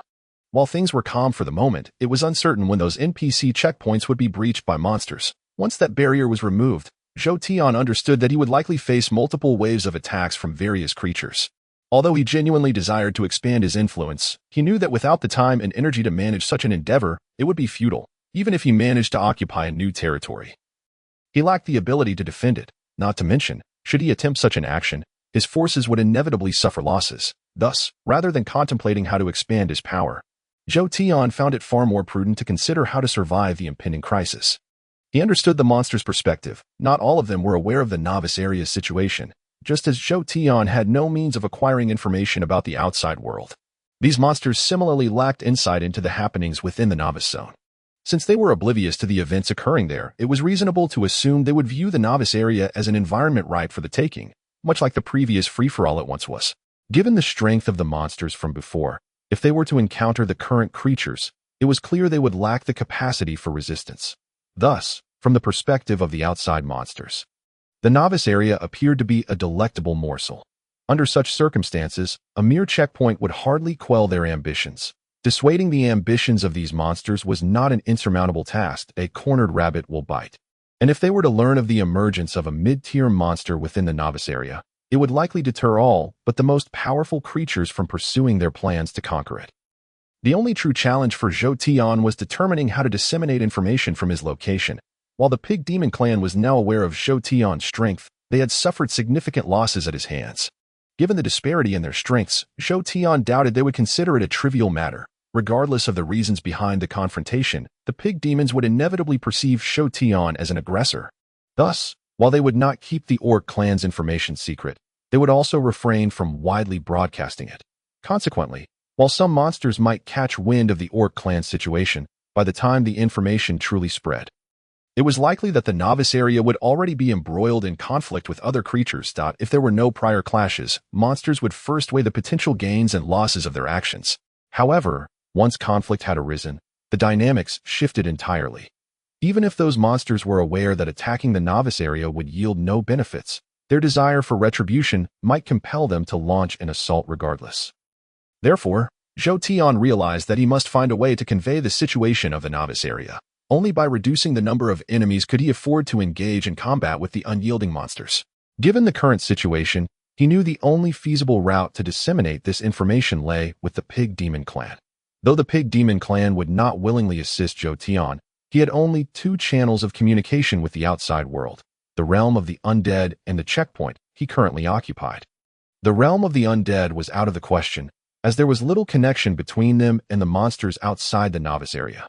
Thus, any efforts directed toward that avenue would yield no results. Conversely, while the Pig Demon clan would not aid Zhou Tian, as creatures residing near the novice area, the speed at which information could traverse between them, even across several mountains, was likely to be considerable. The situation in the novice area was not what Zhou Tian feared others discovering. Rather, he was concerned about them being unable to glean any information in this regard. The only method Zhou Tian could conceive was to escalate the situation. If there were minor conflicts between two monster factions, it might not pique the interest of others. After all, where there are living beings, there will always be conflicts of interest. However, if Zhou Tian were to engage in a full-scale war with the pig demons, the circumstances would change dramatically. While skirmishes between monsters were commonplace, a genuine full-scale conflict was a rare occurrence. Thus, as long as Zhou Tian managed to escalate matters to that extent, there would be no need for him to engage in any further actions, naturally. The intelligence related to the novice area would find its way to the ears of those other monsters. Of course, if Zhou Tian was truly resolved to proceed in such a manner, the consequences would indeed be quite severe. To set aside other considerations, should Zhou Tian push matters to that point, he would have irrevocably become a sworn enemy of the Pig Demon clan. Even if the current crisis were to pass, he would still have to face the wrath of the Pig Demon clan in the future, until a victor emerged from their conflict. The situation would remain unresolved. Moreover, the strength of the Orc clan was somewhat inferior when compared to the Pig Demon clan. Should this situation come to the attention of the other monsters, they would undoubtedly conclude that Zhou Tian was destined to fail. Thus, even though it was known that the Orc clan's strength was not as feeble as imagined, those monsters might still entertain thoughts of seizing territory or taking advantage, leading them to persist in their ambitions to invade the novice area. Therefore, it could be said that Zhou Tian's current arrangements were truly a matter of necessity. The unfolding of events had largely aligned with Zhou Tian's expectations. Though he intended to target that group of pig demons, their reactions had indeed compelled him to make such a decision. Upon learning that all their scent members sent to Zhou Tian's checkpoint had been slain by the Orc clan, the Pig Demon King did not bother to ascertain the specifics of the situation. Instead, he swiftly dispatched a new team to trouble Zhou Tian. Chapter 123. The chaotic enemy army. The members of the clan had been killed by NPCs. The Pig Demon King might not be excessively enraged, for after all, their conflict had persisted for quite some time. That if both sides were to be overly concerned about casualties with every skirmish, it is likely that the present equilibrium between monsters and NPCs would not have been established. In contrast to the losses incurred in battles against NPCs, monsters placed considerable emphasis on the casualties sustained in conflicts among their own ranks, from the perspective of the Pig Demon clan. Regardless of their initial intentions, Zhou Tian had already seized the checkpoint, and forcing back their dispatched pig demons should have sufficed. There was no need to annihilate the entire Pig Demon team. If Zhou Tian had been a high-level monster, the Pig Demon clan would have remained silent. However, given that the Orc clan's strength was inferior to theirs, the Pig Demon clan naturally felt a sense of discomfort regarding the matter.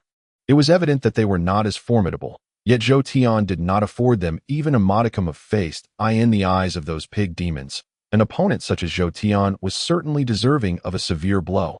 While they did not necessarily aim to annex the Orc clan, they absolutely could not allow Zhou Tian to go unpunished. Consequently, under such circumstances, a force of nearly 200,000 pig demons set forth the following day to the checkpoint occupied by Zhou Tian. This is good.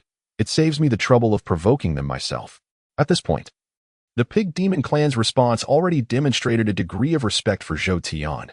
Considering the strength of that force, it was reasonable to assume that they should have no difficulty in capturing the current checkpoint. Yet, when confronted with a team far superior to the Orc clan, Zhou Tian exhibited not a trace of fear. He merely scoffed coldly and prepared for defense. He did not have to wait long. Just as Zhou Tian organized his Orc subordinates, the pig demons outside launched an assault on the checkpoint. Clearly, the pig demons had not adequately understood the specifics of the previous battle before initiating their attack. Had they truly comprehended how Zhou Tian had dispatched their former companions, they likely would not have launched an unprepared assault. The advantage of the Orc archers in defending the city was overwhelming, when they did not need to worry about their own safety and could focus solely on attacking. A single Orc archer posed a far greater threat than 10 Orc warriors in the attacking party. Thus, under those circumstances, a pig demon force that was not weaker than the Orc clan ultimately fell without a formal engagement. Likewise, even if the newly arrived Pig Demon team was stronger, They would have no means of defense against the orc archer's assault without any preparation. Fire.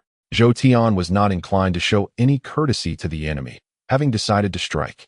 He intended to demonstrate their might. With a single command, those pig demons, who were poised to seize the checkpoint, were met with a devastating counterattack. As tens of thousands of arrows were loosed, the pig demons were rendered as dazed as their predecessors.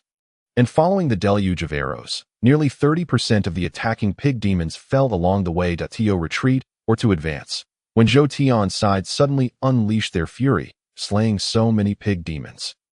The group that had initially focused solely on offense halted, uncertain of how to proceed. It was evident that the orc archer's assault was exceptionally formidable under the current circumstances, a factor that the pig demons had previously failed to consider. Faced with the prospect of continuing their advance only to endure relentless attacks from the orc archers, it was clear that not only would this 20,000-strong force suffer grievous losses, but even a million-strong pig demon army would likely meet the same fate under such relentless assault. Thus, the pig demons were unwilling to bear the losses of continuing their attack. However, bound by the orders of the pig demon king, the commanding pig demon leaders dared not alter the command. As they recognized the might of the orc archers, the pig demons found themselves at a loss as to how to proceed. On Earth, the common saying goes that one is as foolish as a pig, while pigs are not as unintelligent as humans might believe. They are certainly not considered clever creatures. Although pig demons are monsters, they essentially resemble bipedal wild boars, bearing little difference in appearance or other aspects from regular wild boars. It is precisely because of their nature that they chose to adopt such direct tactics when assaulting the checkpoint. Based on the strength of those pig demons, regardless of whether they advanced directly or retreated, the ultimate outcome was yet to be determined. Even if they perished, they would still manage to achieve some results. However, they could not afford to hesitate at that moment. Indecision on the battlefield is exceedingly perilous. Moreover, this time, their adversary was Zhou Tian. Even if other monsters might overlook such an opportunity, Zhou Tian would certainly not let such a prime chance slip away. Consequently, upon observing the pig demon's reactions, Zhou Tian did not hesitate in the slightest. Adhering to his previous orders, he allowed the orc archers to continue their assault on the pig demon forces. With neither retreating nor advancing, the pig demons effectively became targets. And given the orc archers' firepower, the casualties inflicted upon the pig demons would undoubtedly be significant. In that scenario, before the pig demons could react, Zhou Tian took advantage of their momentary stupor to direct his orc archers to inflict considerable losses upon them. Quickly retreat. Quickly advance. Almost simultaneously, two conflicting orders rang out within the pig demon ranks. This was quite understandable. Although the intelligence of monsters is generally low, it is not uncommon for a few clever individuals to emerge from a large group of simpletons. It was entirely reasonable for those pig demon leaders to hold differing opinions in the face of adversity. However, the seemingly normal actions of the pig demon leaders ultimately resulted in catastrophic confusion among their subordinates. The pig demons were already uncertain as to how to act in that situation.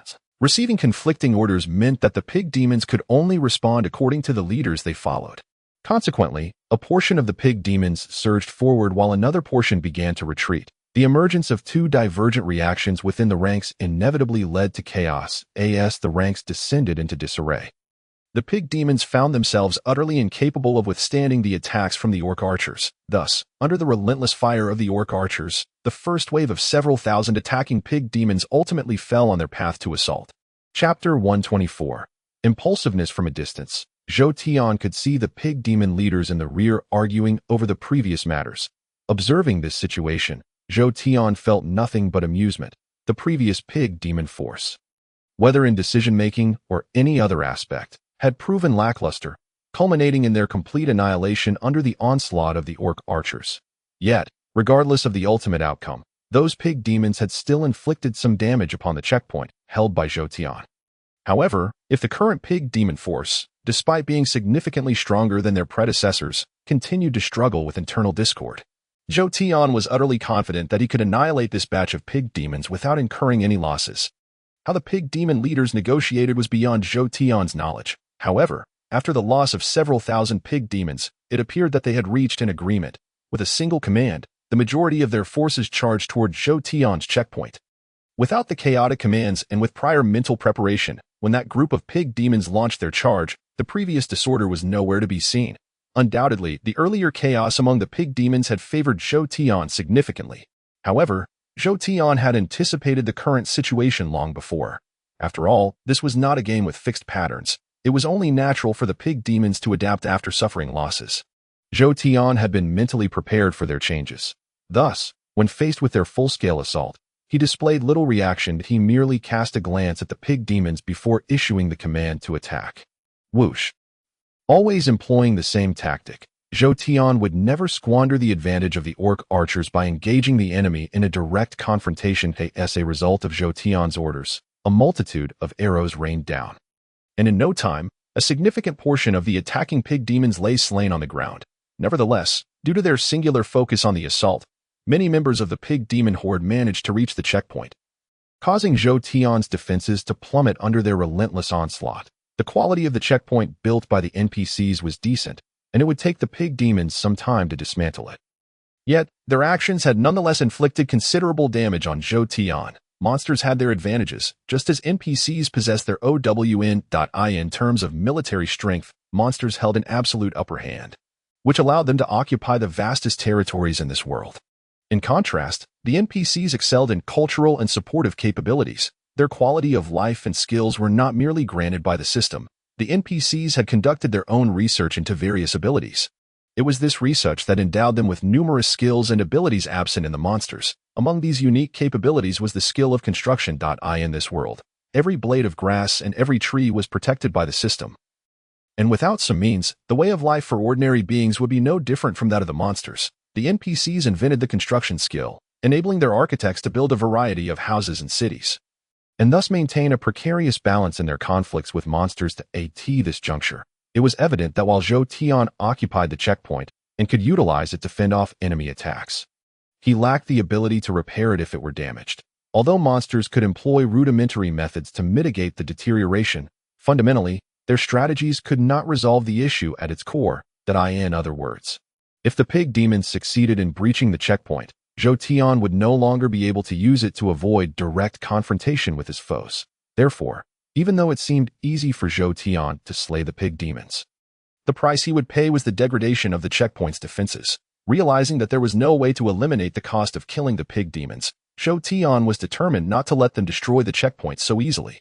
As Zhou Tian commanded his orc archers to intensify their attacks on the pig demons below, he impulsively made a decision he would have never considered before. For Zhou Tian, while the development of the orc race was important, his foremost priority was still the enhancement of his personal strength. To achieve this, the most crucial aspect was to improve his combat experience. Only by acquiring sufficient combat experience could Zhou Tian fully unleash his capabilities in future battles, avoiding the pitfall of possessing power without the knowledge of how to wield it effectively. Previously, Zhou Tian had hesitated to engage in battle for fear of injury, often waiting for the right moment to enter the fray. However, this led to a consistent outcome where, after every battle, he found it challenging to identify suitable targets for engagement. When he finally encountered a fitting opponent, like the pig demon chieftain, the gap in strength had widened due to his own progress. If Zhou Tian did not alter his approach, it was foreseeable that he would struggle to find appropriate opportunities for training, resulting in a perpetual lack of combat experience. Naturally, Zhou Tian was unwilling to remain a mere subordinate to the orc race. Thus, influenced by the earlier performance of the pig demon chieftain, when he saw the group of pig demons attacking the checkpoint, he impulsively leaped down to confront them head-on. I must be out of my mind. As soon as he landed before the pig demons, Zhou Tian immediately regretted his decision. Yet, having already jumped into their midst, retreat was no longer an option. In contrast to Zhou Tian's trepidation, the pig demons were filled with excitement. How could they not be thrilled? Prior to Zhou Tian's descent, the only action available to them was to strike the checkpoint's walls. While this might have been tedious, they were also under threat from the orc archers above, making their situation perilous. Were it not for the compulsion of their orders, the pig demons would not have been so compliant. Just as the pig demons felt stifled, Zhou Tian appeared before them, and they could hardly remain passive. Chapter 125. Decapitation rather than attacking the checkpoint. It was clearly more advantageous for the pig demons to target Zhou Tian if they could eliminate him. They would not need to breach the checkpoint, as the orc race would inevitably descend into chaos. In such a scenario, they would effectively claim victory through this stratagem. Furthermore, Engaging Zhou Tian in battle would prevent the orc archers from firing upon them. Thus, disregarding Zhou Tian's intentions, the pig demons swiftly turned their focus to encircle him. Faced with the onslaught of the pig demons, Zhou Tian maintained his composure. "Though I regret leaping down, you are mistaken if you think I am easy prey. If you wish to kill me, it won't be so simple." Speaking to himself, as the pig demons prepared to swarm him, Zhou Tian gripped a pair of necromantic bone hammers and began to spin in place. The method was crude, yet the destruction wrought by his actions was substantial. Almost simultaneously, the group of pig demons, which had intended to encircle him, found themselves sent flying by Zhou Tian's assault, by the time the pig demons struggled to regain their footing. Their formation was already in disarray, not to mention the number of pig demons that the orc archers above had managed to eliminate during the chaos. Zhou Tian did not pause after repelling his attackers. He leaped forward, landing before a pig demon that had been poised to strike him, and with a powerful swing of his necromantic bone hammer, he sent the creature crashing to the ground. After a few more blows, the pig demon lay lifeless at his feet. Despite the pig demon's unwavering resolve to kill Zhou Tian, no matter how hard they tried, they found it impossible to approach him while he wielded the twin bone hammers with all his might. "This is unacceptable. These pig demons are far too weak to pose any challenge," Zhou Tian mused. To gain combat experience, he needed to face formidable foes. Otherwise, battling monsters of such inferior strength would yield nothing more than the hollow experience of bullying the weak, which held little value for him. In that moment, after a brief skirmish with the pig demons, Zhou Tian lost interest in the fight.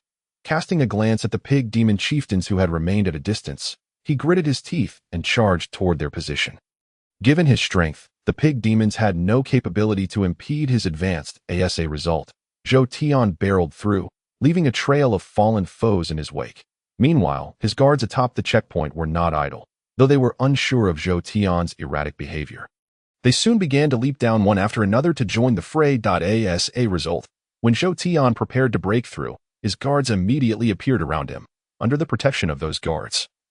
Zhou Tian easily shook off the group of pig demons and headed straight for the pig demon leaders. Upon witnessing Zhou Tian's actions, the pig demon leaders could not help but display a hint of panic. Although Zhou Tian had yet to reveal his full strength, based on the previous performance of the beast men, the pig demon leaders were well aware that Zhou Tian, as a mid-tier monster boss, was likely far superior to them. Once Zhou Tian set his sights on them, it was entirely possible that they could meet their demise at his hands. Nevertheless, even though the pig demon leaders knew Zhou Tian was a formidable opponent, retreat was no longer an option. Not only would it be difficult for them to escape Zhou Tian's grasp, but should they possess the ability to flee, they would still face the dilemma of how to explain their failure to the pig demon king upon their return. Thus, given the circumstances, the pig demon leaders resolved to confront Zhou Tian, harboring a glimmer of hope for a miraculous victory in battle against him. As Zhou Tian charged towards the pig demon leaders, they did not choose to evade. Instead, they stood their ground, merely directing their guards to fend off Zhou Tian's beastman protectors. With the guards clashing together, only Zhou Tian and the pig demon leaders were left to face each other. In light of the situation, Zhou Tian did not exhibit any extreme reactions, seemingly indifferent to the fact that he was facing formidable foes alone. Upon drawing near to the pig demon leaders, he took the initiative to launch an attack. Unlike his previous encounters with the pig demons, although they were not the pig demon king, the pig demon leaders still possessed considerable power, while Zhou Tian could easily defeat them in a one-on-one confrontation. He did not underestimate them in this situation of facing multiple opponents. Thus, as he initiated his assault on the pig demon leaders, Zhou Tian wasted no time in unleashing his skills. Rock Armor. Water Demon Summon, Absolute Freeze Wave. Right from the start, Zhou Tian cast 3 skills in quick succession. First, he bolstered his defenses. Next, he summoned a water demon to shield him from one of the pig demon leaders. And finally, empowered by the Absolute Freeze Wave, he inflicted a freezing effect upon the pig demon leaders. Caught off guard by Zhou Tian's sudden onslaught, the pig demon leaders inadvertently fell victim to his attack. By the time they regained their composure, the effects of the Absolute Freeze Wave had slowed their movements by 100-fold, and seizing that opportunity, Zhou Tian did not hesitate to close in on one of the pig demon leaders, wielding his weapon to strike. Even under normal circumstances, the pig demon leaders were no match for Zhou Tian. Without the advantage of numbers, they were hardly qualified to stand against him. In such a scenario, The pig demon leader targeted by Zhou Tian was destined to meet a grim fate. Chapter 126. Annihilation of the pig demons. With his decisive movement, Zhou Tian unleashed his full power. And in a flurry of attacks, the pig demon leader was struck down before he could even muster a defensive maneuver. Witnessing Zhou Tian's prowess, the other pig demon leaders were thoroughly alarmed. However, with the situation having escalated to this point, there was no possibility of escape for the remaining pig demon leaders. No matter how fearful they became, they pondered how to counter Zhou Tian's relentless assault. He showed no signs of halting his attacks. When the effects of the absolute freeze wave dissipated, Zhou Tian had already slain 2 pig demon leaders and severely wounded another. Even the water demon he summoned seized the moment to eliminate one of the pig demon leaders. By the time the pig demon leaders regained their bearings, they found themselves all injured, and with 3 of their comrades dead and 1 gravely wounded, they no longer possessed the means to confront Zhou Tian.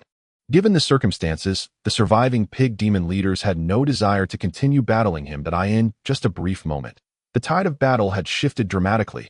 They could hardly fathom what fate awaited them if they did not flee at once. Thus, the pig demon leaders, who possessed a certain level of intelligence and autonomy, were unwilling to perish at Zhou Tian's hands without a fight. However, despite Zhou Tian's intention to battle them, he did not plan to let them leave alive. Just as the pig demon leaders prepared to escape, Zhou Tian swiftly intercepted them. Divine Thunder! As the pig demon leaders attempted to flee, Zhou Tian unleashed his most potent skill, striking down one of them instantly. Following that, he commanded the water demon to ensnare a severely injured pig demon leader, before turning his full attention to the last 2 pig demon leaders. You, a mere beast king, dare to butcher our pig demonkin so ruthlessly? Are you not afraid of my king seeking vengeance upon you? Only when they realized their inability to escape did the 2 pig demon leaders frantically resort to threatening Zhou Tian with their backing. Alas, their threats were dismissed by Zhou Tian as inconsequential.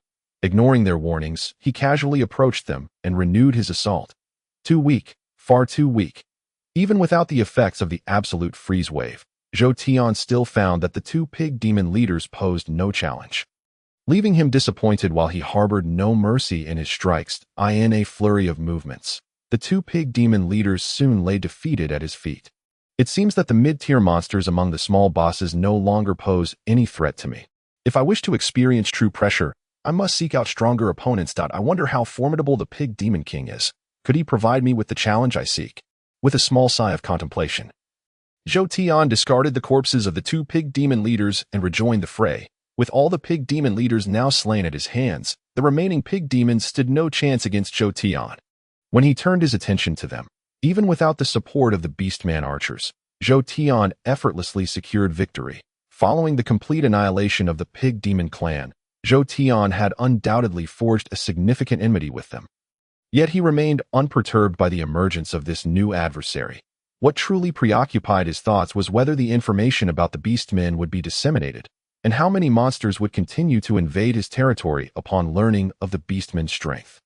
Zhou Tian's plan had proceeded largely without error. After all, the actions he had taken had left the pig demon clan in utter devastation. Not to mention, the pig demons would have little motivation to conceal information about Zhou Tian. Even if they attempted to hide the existence of the beastmen, once other monsters became aware of the recent changes within the pig demon clan, they would undoubtedly learn of the beastmen's presence. Even likely discerning every detail of the conflict between Zhou Tian and the pig demon clan, the reality proved to be just as expected. Upon receiving news that the second team had perished at Zhou Tian's hands, 2 other factions of monsters, who had long been in conflict with the pig demon clan, soon caught wind of the information as well, upon realizing that a mid-tier monster faction had emerged in the novice zone, and that the pig demon clan had suffered significant losses at the hands of the beastmen. The 2 neighboring factions, though reluctant to abandon the lucrative novice zone, perceived the overwhelming strength of the beastmen. They opted to sit back and watch Zhou Tian struggle with the pig demon clan, ultimately retracting their forces from attacking other levels and relinquishing their ambitions to conquer the novice zone.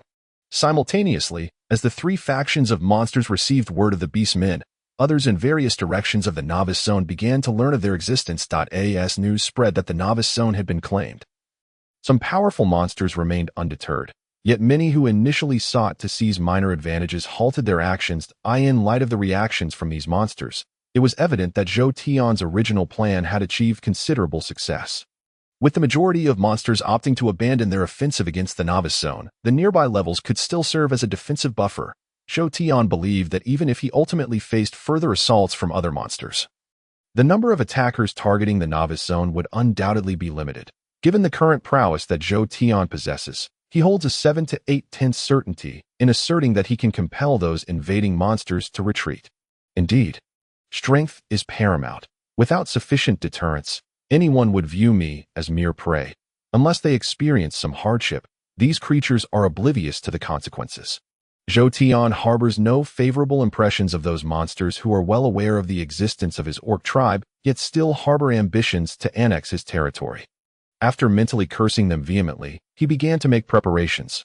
Regardless of the circumstances, the monsters eyeing their novice area possess formidable strength, and even with the NPC-constructed barriers in place, Zhou Tian could not find solace. If he were to neglect preparing adequately, should those monsters breach his territory, even if he were not to be completely devoured, reclaiming what was lost would prove exceedingly difficult. With such apprehensions and a keen awareness of the daunting predicament he faced, Zhou Tian mobilized all the forces of his orc tribe for strategic deployment. In the 127th chapter, Defense Setup, the troops stationed beneath the original skeleton cave, tasked with guarding against undead incursions, saw Zhou Tian withdraw half of their numbers. Simultaneously, he retracted nearly 90% of the forces stationed at the current checkpoint. While he did not station heavy forces at every checkpoint, he focused primarily on those he deemed most likely to face monster invasions. Nevertheless, he also placed a certain number of troops at other checkpoints to guard against any unforeseen maneuvers from seemingly dormant monsters. As Zhou Tian undertook these defensive preparations, the monsters poised to invade the novice area did not cease their actions. Knowing that Zhou Tian had clashed with the pig demon tribe, these monsters believed that the moment was ripe for their invasion. Consequently, the initially lethargic group of monsters launched a full-scale assault. With the reduction in troop strength, the NPC-held checkpoints fell swiftly one after the other under the relentless onslaught of the monsters. 3 checkpoints, a total of 7 groups of monsters attacking us. They certainly hold our orc tribe in high regard. To mobilize such a formidable force against me, they truly wish to annex my territory. However, seizing my land will not be so simple, unless they exhibit some real skill. I fear they will suffer grievous losses. Upon learning of the invading enemy forces, though Zhou Tian felt a surge of anxiety, he remained resolute in his determination to fight to the death. The 7 groups of monsters included the pig demon tribe, his arch-nemesis, as well as 5 mid-tier monsters and 1 high-tier monster. Undoubtedly, should all 7 groups earnestly focus their efforts against the orc tribe. Based on the power Zhou Tian currently commanded, he would likely lack the capacity to withstand their assault. The outcome of their confrontation would inevitably lead to a comprehensive defeat for the orc tribe. However, the situation was not so straightforward. Indeed, given the current strength of the orc tribe, not only would they be ill-equipped to confront 7 groups of monsters at once, but it was also conceivable that any single group among them attacking with full force could overwhelm Zhou Tian. Yet, the pivotal question remained, would those monsters truly commit to a full-scale assault on Zhou Tian's territory? Clearly, such a scenario was highly improbable. Although Zhou Tian found himself ensnared in this predicament due to the predatory nature of the monsters. If his territory were not adjacent to so many of them, he would not have to contend with such a multitude of foes, nor would he find himself in this disadvantageous position. Likewise, if the novice area Zhou Tian occupied were not in such proximity to numerous monsters, would not other monster territories also have their fair share of rivals? The pig demon tribe had 2 sworn enemies, and it could be surmised that other monsters face similar challenges. Hence, even if those 7 groups of monsters were reluctant to abandon their designs on the orc territory once the battle commenced, they would be hard-pressed to unleash their full might. Understanding this dynamic, Zhou Tian faced the threats posed by the monsters without succumbing to fear, even in the face of overwhelming numbers. Instead, after dividing the majority of his forces into 3 contingents, Zhou Tian directly confronted the 7 groups of monsters. First, he split nearly 90% of his orc archers into 2 teams, collaborating with a portion of other warriors to guard 2 previously breached NPC checkpoints. Relying on the collective offensive potential of the orc archers, Zhou Tian believed that, given the monsters could not mount a full-scale assault, they would be able to withstand the impending onslaught after dispatching those forces. Zhou Tian himself remained with a small contingent of orcs at the checkpoint he had initially occupied. In contrast to the other 2 checkpoints, The situation at Zhou Tian's post was particularly precarious. While the other two checkpoints faced three groups of monsters, including a high-tier beast, Zhou Tian's checkpoint was confronted by only a single group of monsters, which seemed to present a lesser threat. However, unlike the tentative assaults of the other monsters, the attack Zhou Tian now faced harbored the potential for relentless persistence. Should Zhou Tian fail to repel the invaders, it was unlikely they would withdraw. The adversaries he faced were none other than the Pig Demon tribe, who were driven by a thirst for vengeance after suffering significant losses at Zhou Tian's hands on two previous occasions. Thus, while other monsters might contemplate retreat, the Pig Demons would surely seize even the slightest opportunity to seek retribution. As the 7 groups of monsters advanced on Zhou Tian's territory, it was the Pig Demon tribe that truly meant to engage him in earnest. The two neighboring groups of monsters seemed intent on inciting a fierce conflict between Zhou Tian and the Pig Demons, believing that they would refrain from joining the fray until a victor emerged between them. Were it not for those other creatures seeking to capitalize on the situation. Do you foolish pigs truly think you could threaten me? Although Zhou Tian had never held the Pig Demon tribe in high esteem, the current circumstances compelled him to exercise caution, as he had already dispatched the majority of his troops. Thus, as the Pig Demon tribe took formation outside the checkpoint in preparation for their assault, Zhou Tian felt a surge of frustration, ultimately resigning himself to bitter complaints. Undeniably, no matter how Zhou Tian perceived the situation, the formidable strength of the Pig Demons remained an immutable truth. Given their capabilities, had Zhou Tian still commanded a sufficient number of orc archers, he could have utilized their ranged advantage to eliminate the Pig Demons before they breached the checkpoint. However, due to the threats posed by other monsters, he had redirected all his archers to where they were most needed, leaving him with merely a scant few. Should Zhou Tian wish to target a particular Pig Demon, his remaining archers could still assist him. Yet, he lacked the capacity to launch a comprehensive ranged assault against the entire Pig Demon contingent outside. However, the Pig Demons were indifferent to Zhou Tian's predicament, having suffered 2 defeats at his hands. Their primary objective in this campaign was vengeance. In this context, they would not concern themselves with Zhou Tian's circumstances, and at the command of their Pig Demon king, the other Pig Demons charged forth toward the checkpoint where Zhou Tian stood. As the Pig Demon tribe mobilized, Zhou Tian hurriedly prepared to confront them. In the 128th chapter, King Against King, Zhou Tian could only hope that no problems would arise. Faced with the threat of the Pig Demon tribe and lacking sufficient strength, he could only concentrate on repelling their assault. Under these circumstances, he could only pray that the forces dispatched to the other 2 checkpoints were limited and would not encroach upon his territory. Follow me. Without the orc archers, Zhou Tian relied on the checkpoint's defenses to mount a counterattack against the advancing Pig Demons. However, the damage inflicted by non-ranged units on distant enemies was inherently limited. Furthermore, the checkpoint's defensive capabilities represented a valuable strategic resource for Zhou Tian. In this scenario, as he faced the onslaught of the Pig Demon tribe, he had no choice but to lead his troops into direct confrontation. Consequently, as Zhou Tian and his orc warriors descended to the base of the checkpoint, the attacking Pig Demons surged forward to confront him. Zhou Tian, of course, did not need to worry. Given his prowess, unless the Pig Demon king personally intervened, the average Pig Demon posed no genuine threat to him. Thus, while the number of attacking Pig Demons remained substantial, their efforts ultimately resulted in little beyond increased casualties. However, in contrast to Zhou Tian, the other orcs engaged in battle against the Pig Demons faced a much graver situation. Even though the current level constructed by the NPCs is situated in the narrow confines of a canyon, the very necessity of building a level rather than simply obstructing the path suggests that there remains a certain width ahead of that checkpoint.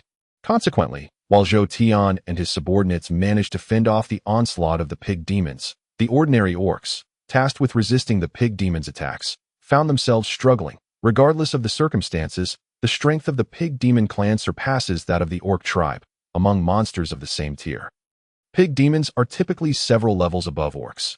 Although this disparity in strength might be compensated for by other means, it is evident that not all of Zhou Tian's orcs can be elite warriors equipped for battle.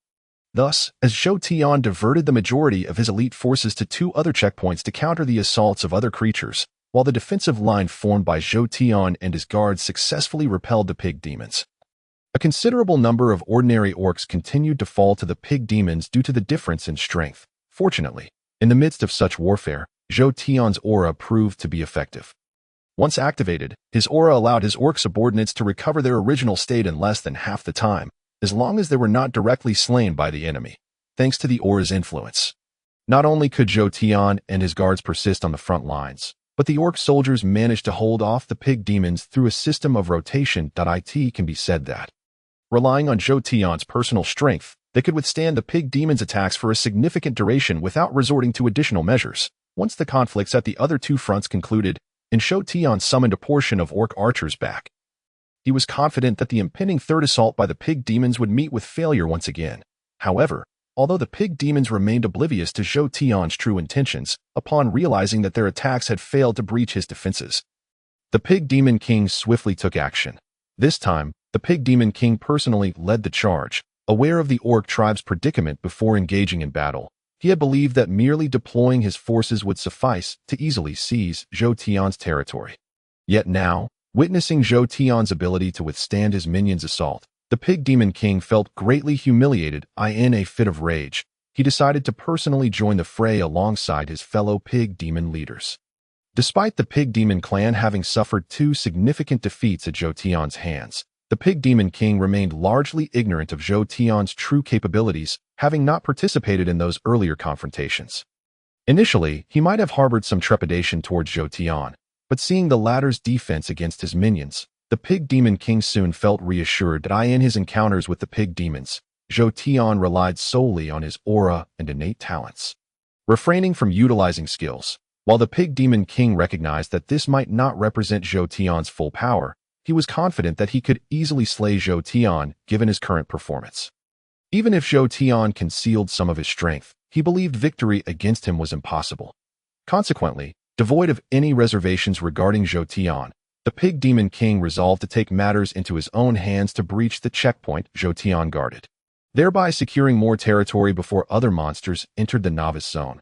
Zhou Tian, however, remained oblivious to the pig demon king's maneuvers, or perhaps he simply lacked the time to focus on his adversary. Despite Zhou Tian's formidable power, the sheer number of attacking pig demons overwhelmed him. Thus, merely contending with the pig demons already left him in a state of utter disarray, leaving no room for him to monitor the pig demon king's every move. It was only when the pig demon king approached, with all his minions retreating to the sides, that Zhou Tian realized his opponent had come directly before him. Are you seeking death? To be frank, Zhou Tian had not held back his full strength in order to lure the pig demon king. His intent was merely to conserve some energy, yet he had not anticipated that his display would ultimately attract the pig demon king to the front lines. Faced with this outcome, Zhou Tian felt both astonished and exhilarated. The pig demon king aimed to directly slay Zhou Tian to secure victory in this battle, while Zhou Tian too contemplated achieving a decisive blow to shatter the pig demon army. According to the natural order among monsters, should the boss fall, the remaining creatures would lose the will to fight. In the absence of a commander, the side without its boss would inevitably face defeat, regardless of the overall strength of either faction. Therefore, despite the pig demon clan currently holding the upper hand, if Zhou Tian could eliminate the pig demon king, this assault would still culminate in failure for the pig demons. Indeed, should Zhou Tian lead his forces in a subsequent assault, it remained uncertain how many pig demons would perish at the hands of the orc warriors. Naturally, such a king versus king confrontation is rarely witnessed on the battlefield, even when such a scenario arises. The side with the advantage in strength often holds the upper hand. For instance, while the pig demon king's personal involvement brought Zhou Tian joy, despite believing himself superior, he had not neglected to prepare adequately to ensure Zhou Tian's swift defeat. While Zhou Tian's guards were occupied with other pig demons, the pig demon king not only took to the battlefield himself but also brought along nearly 10 pig demon leaders.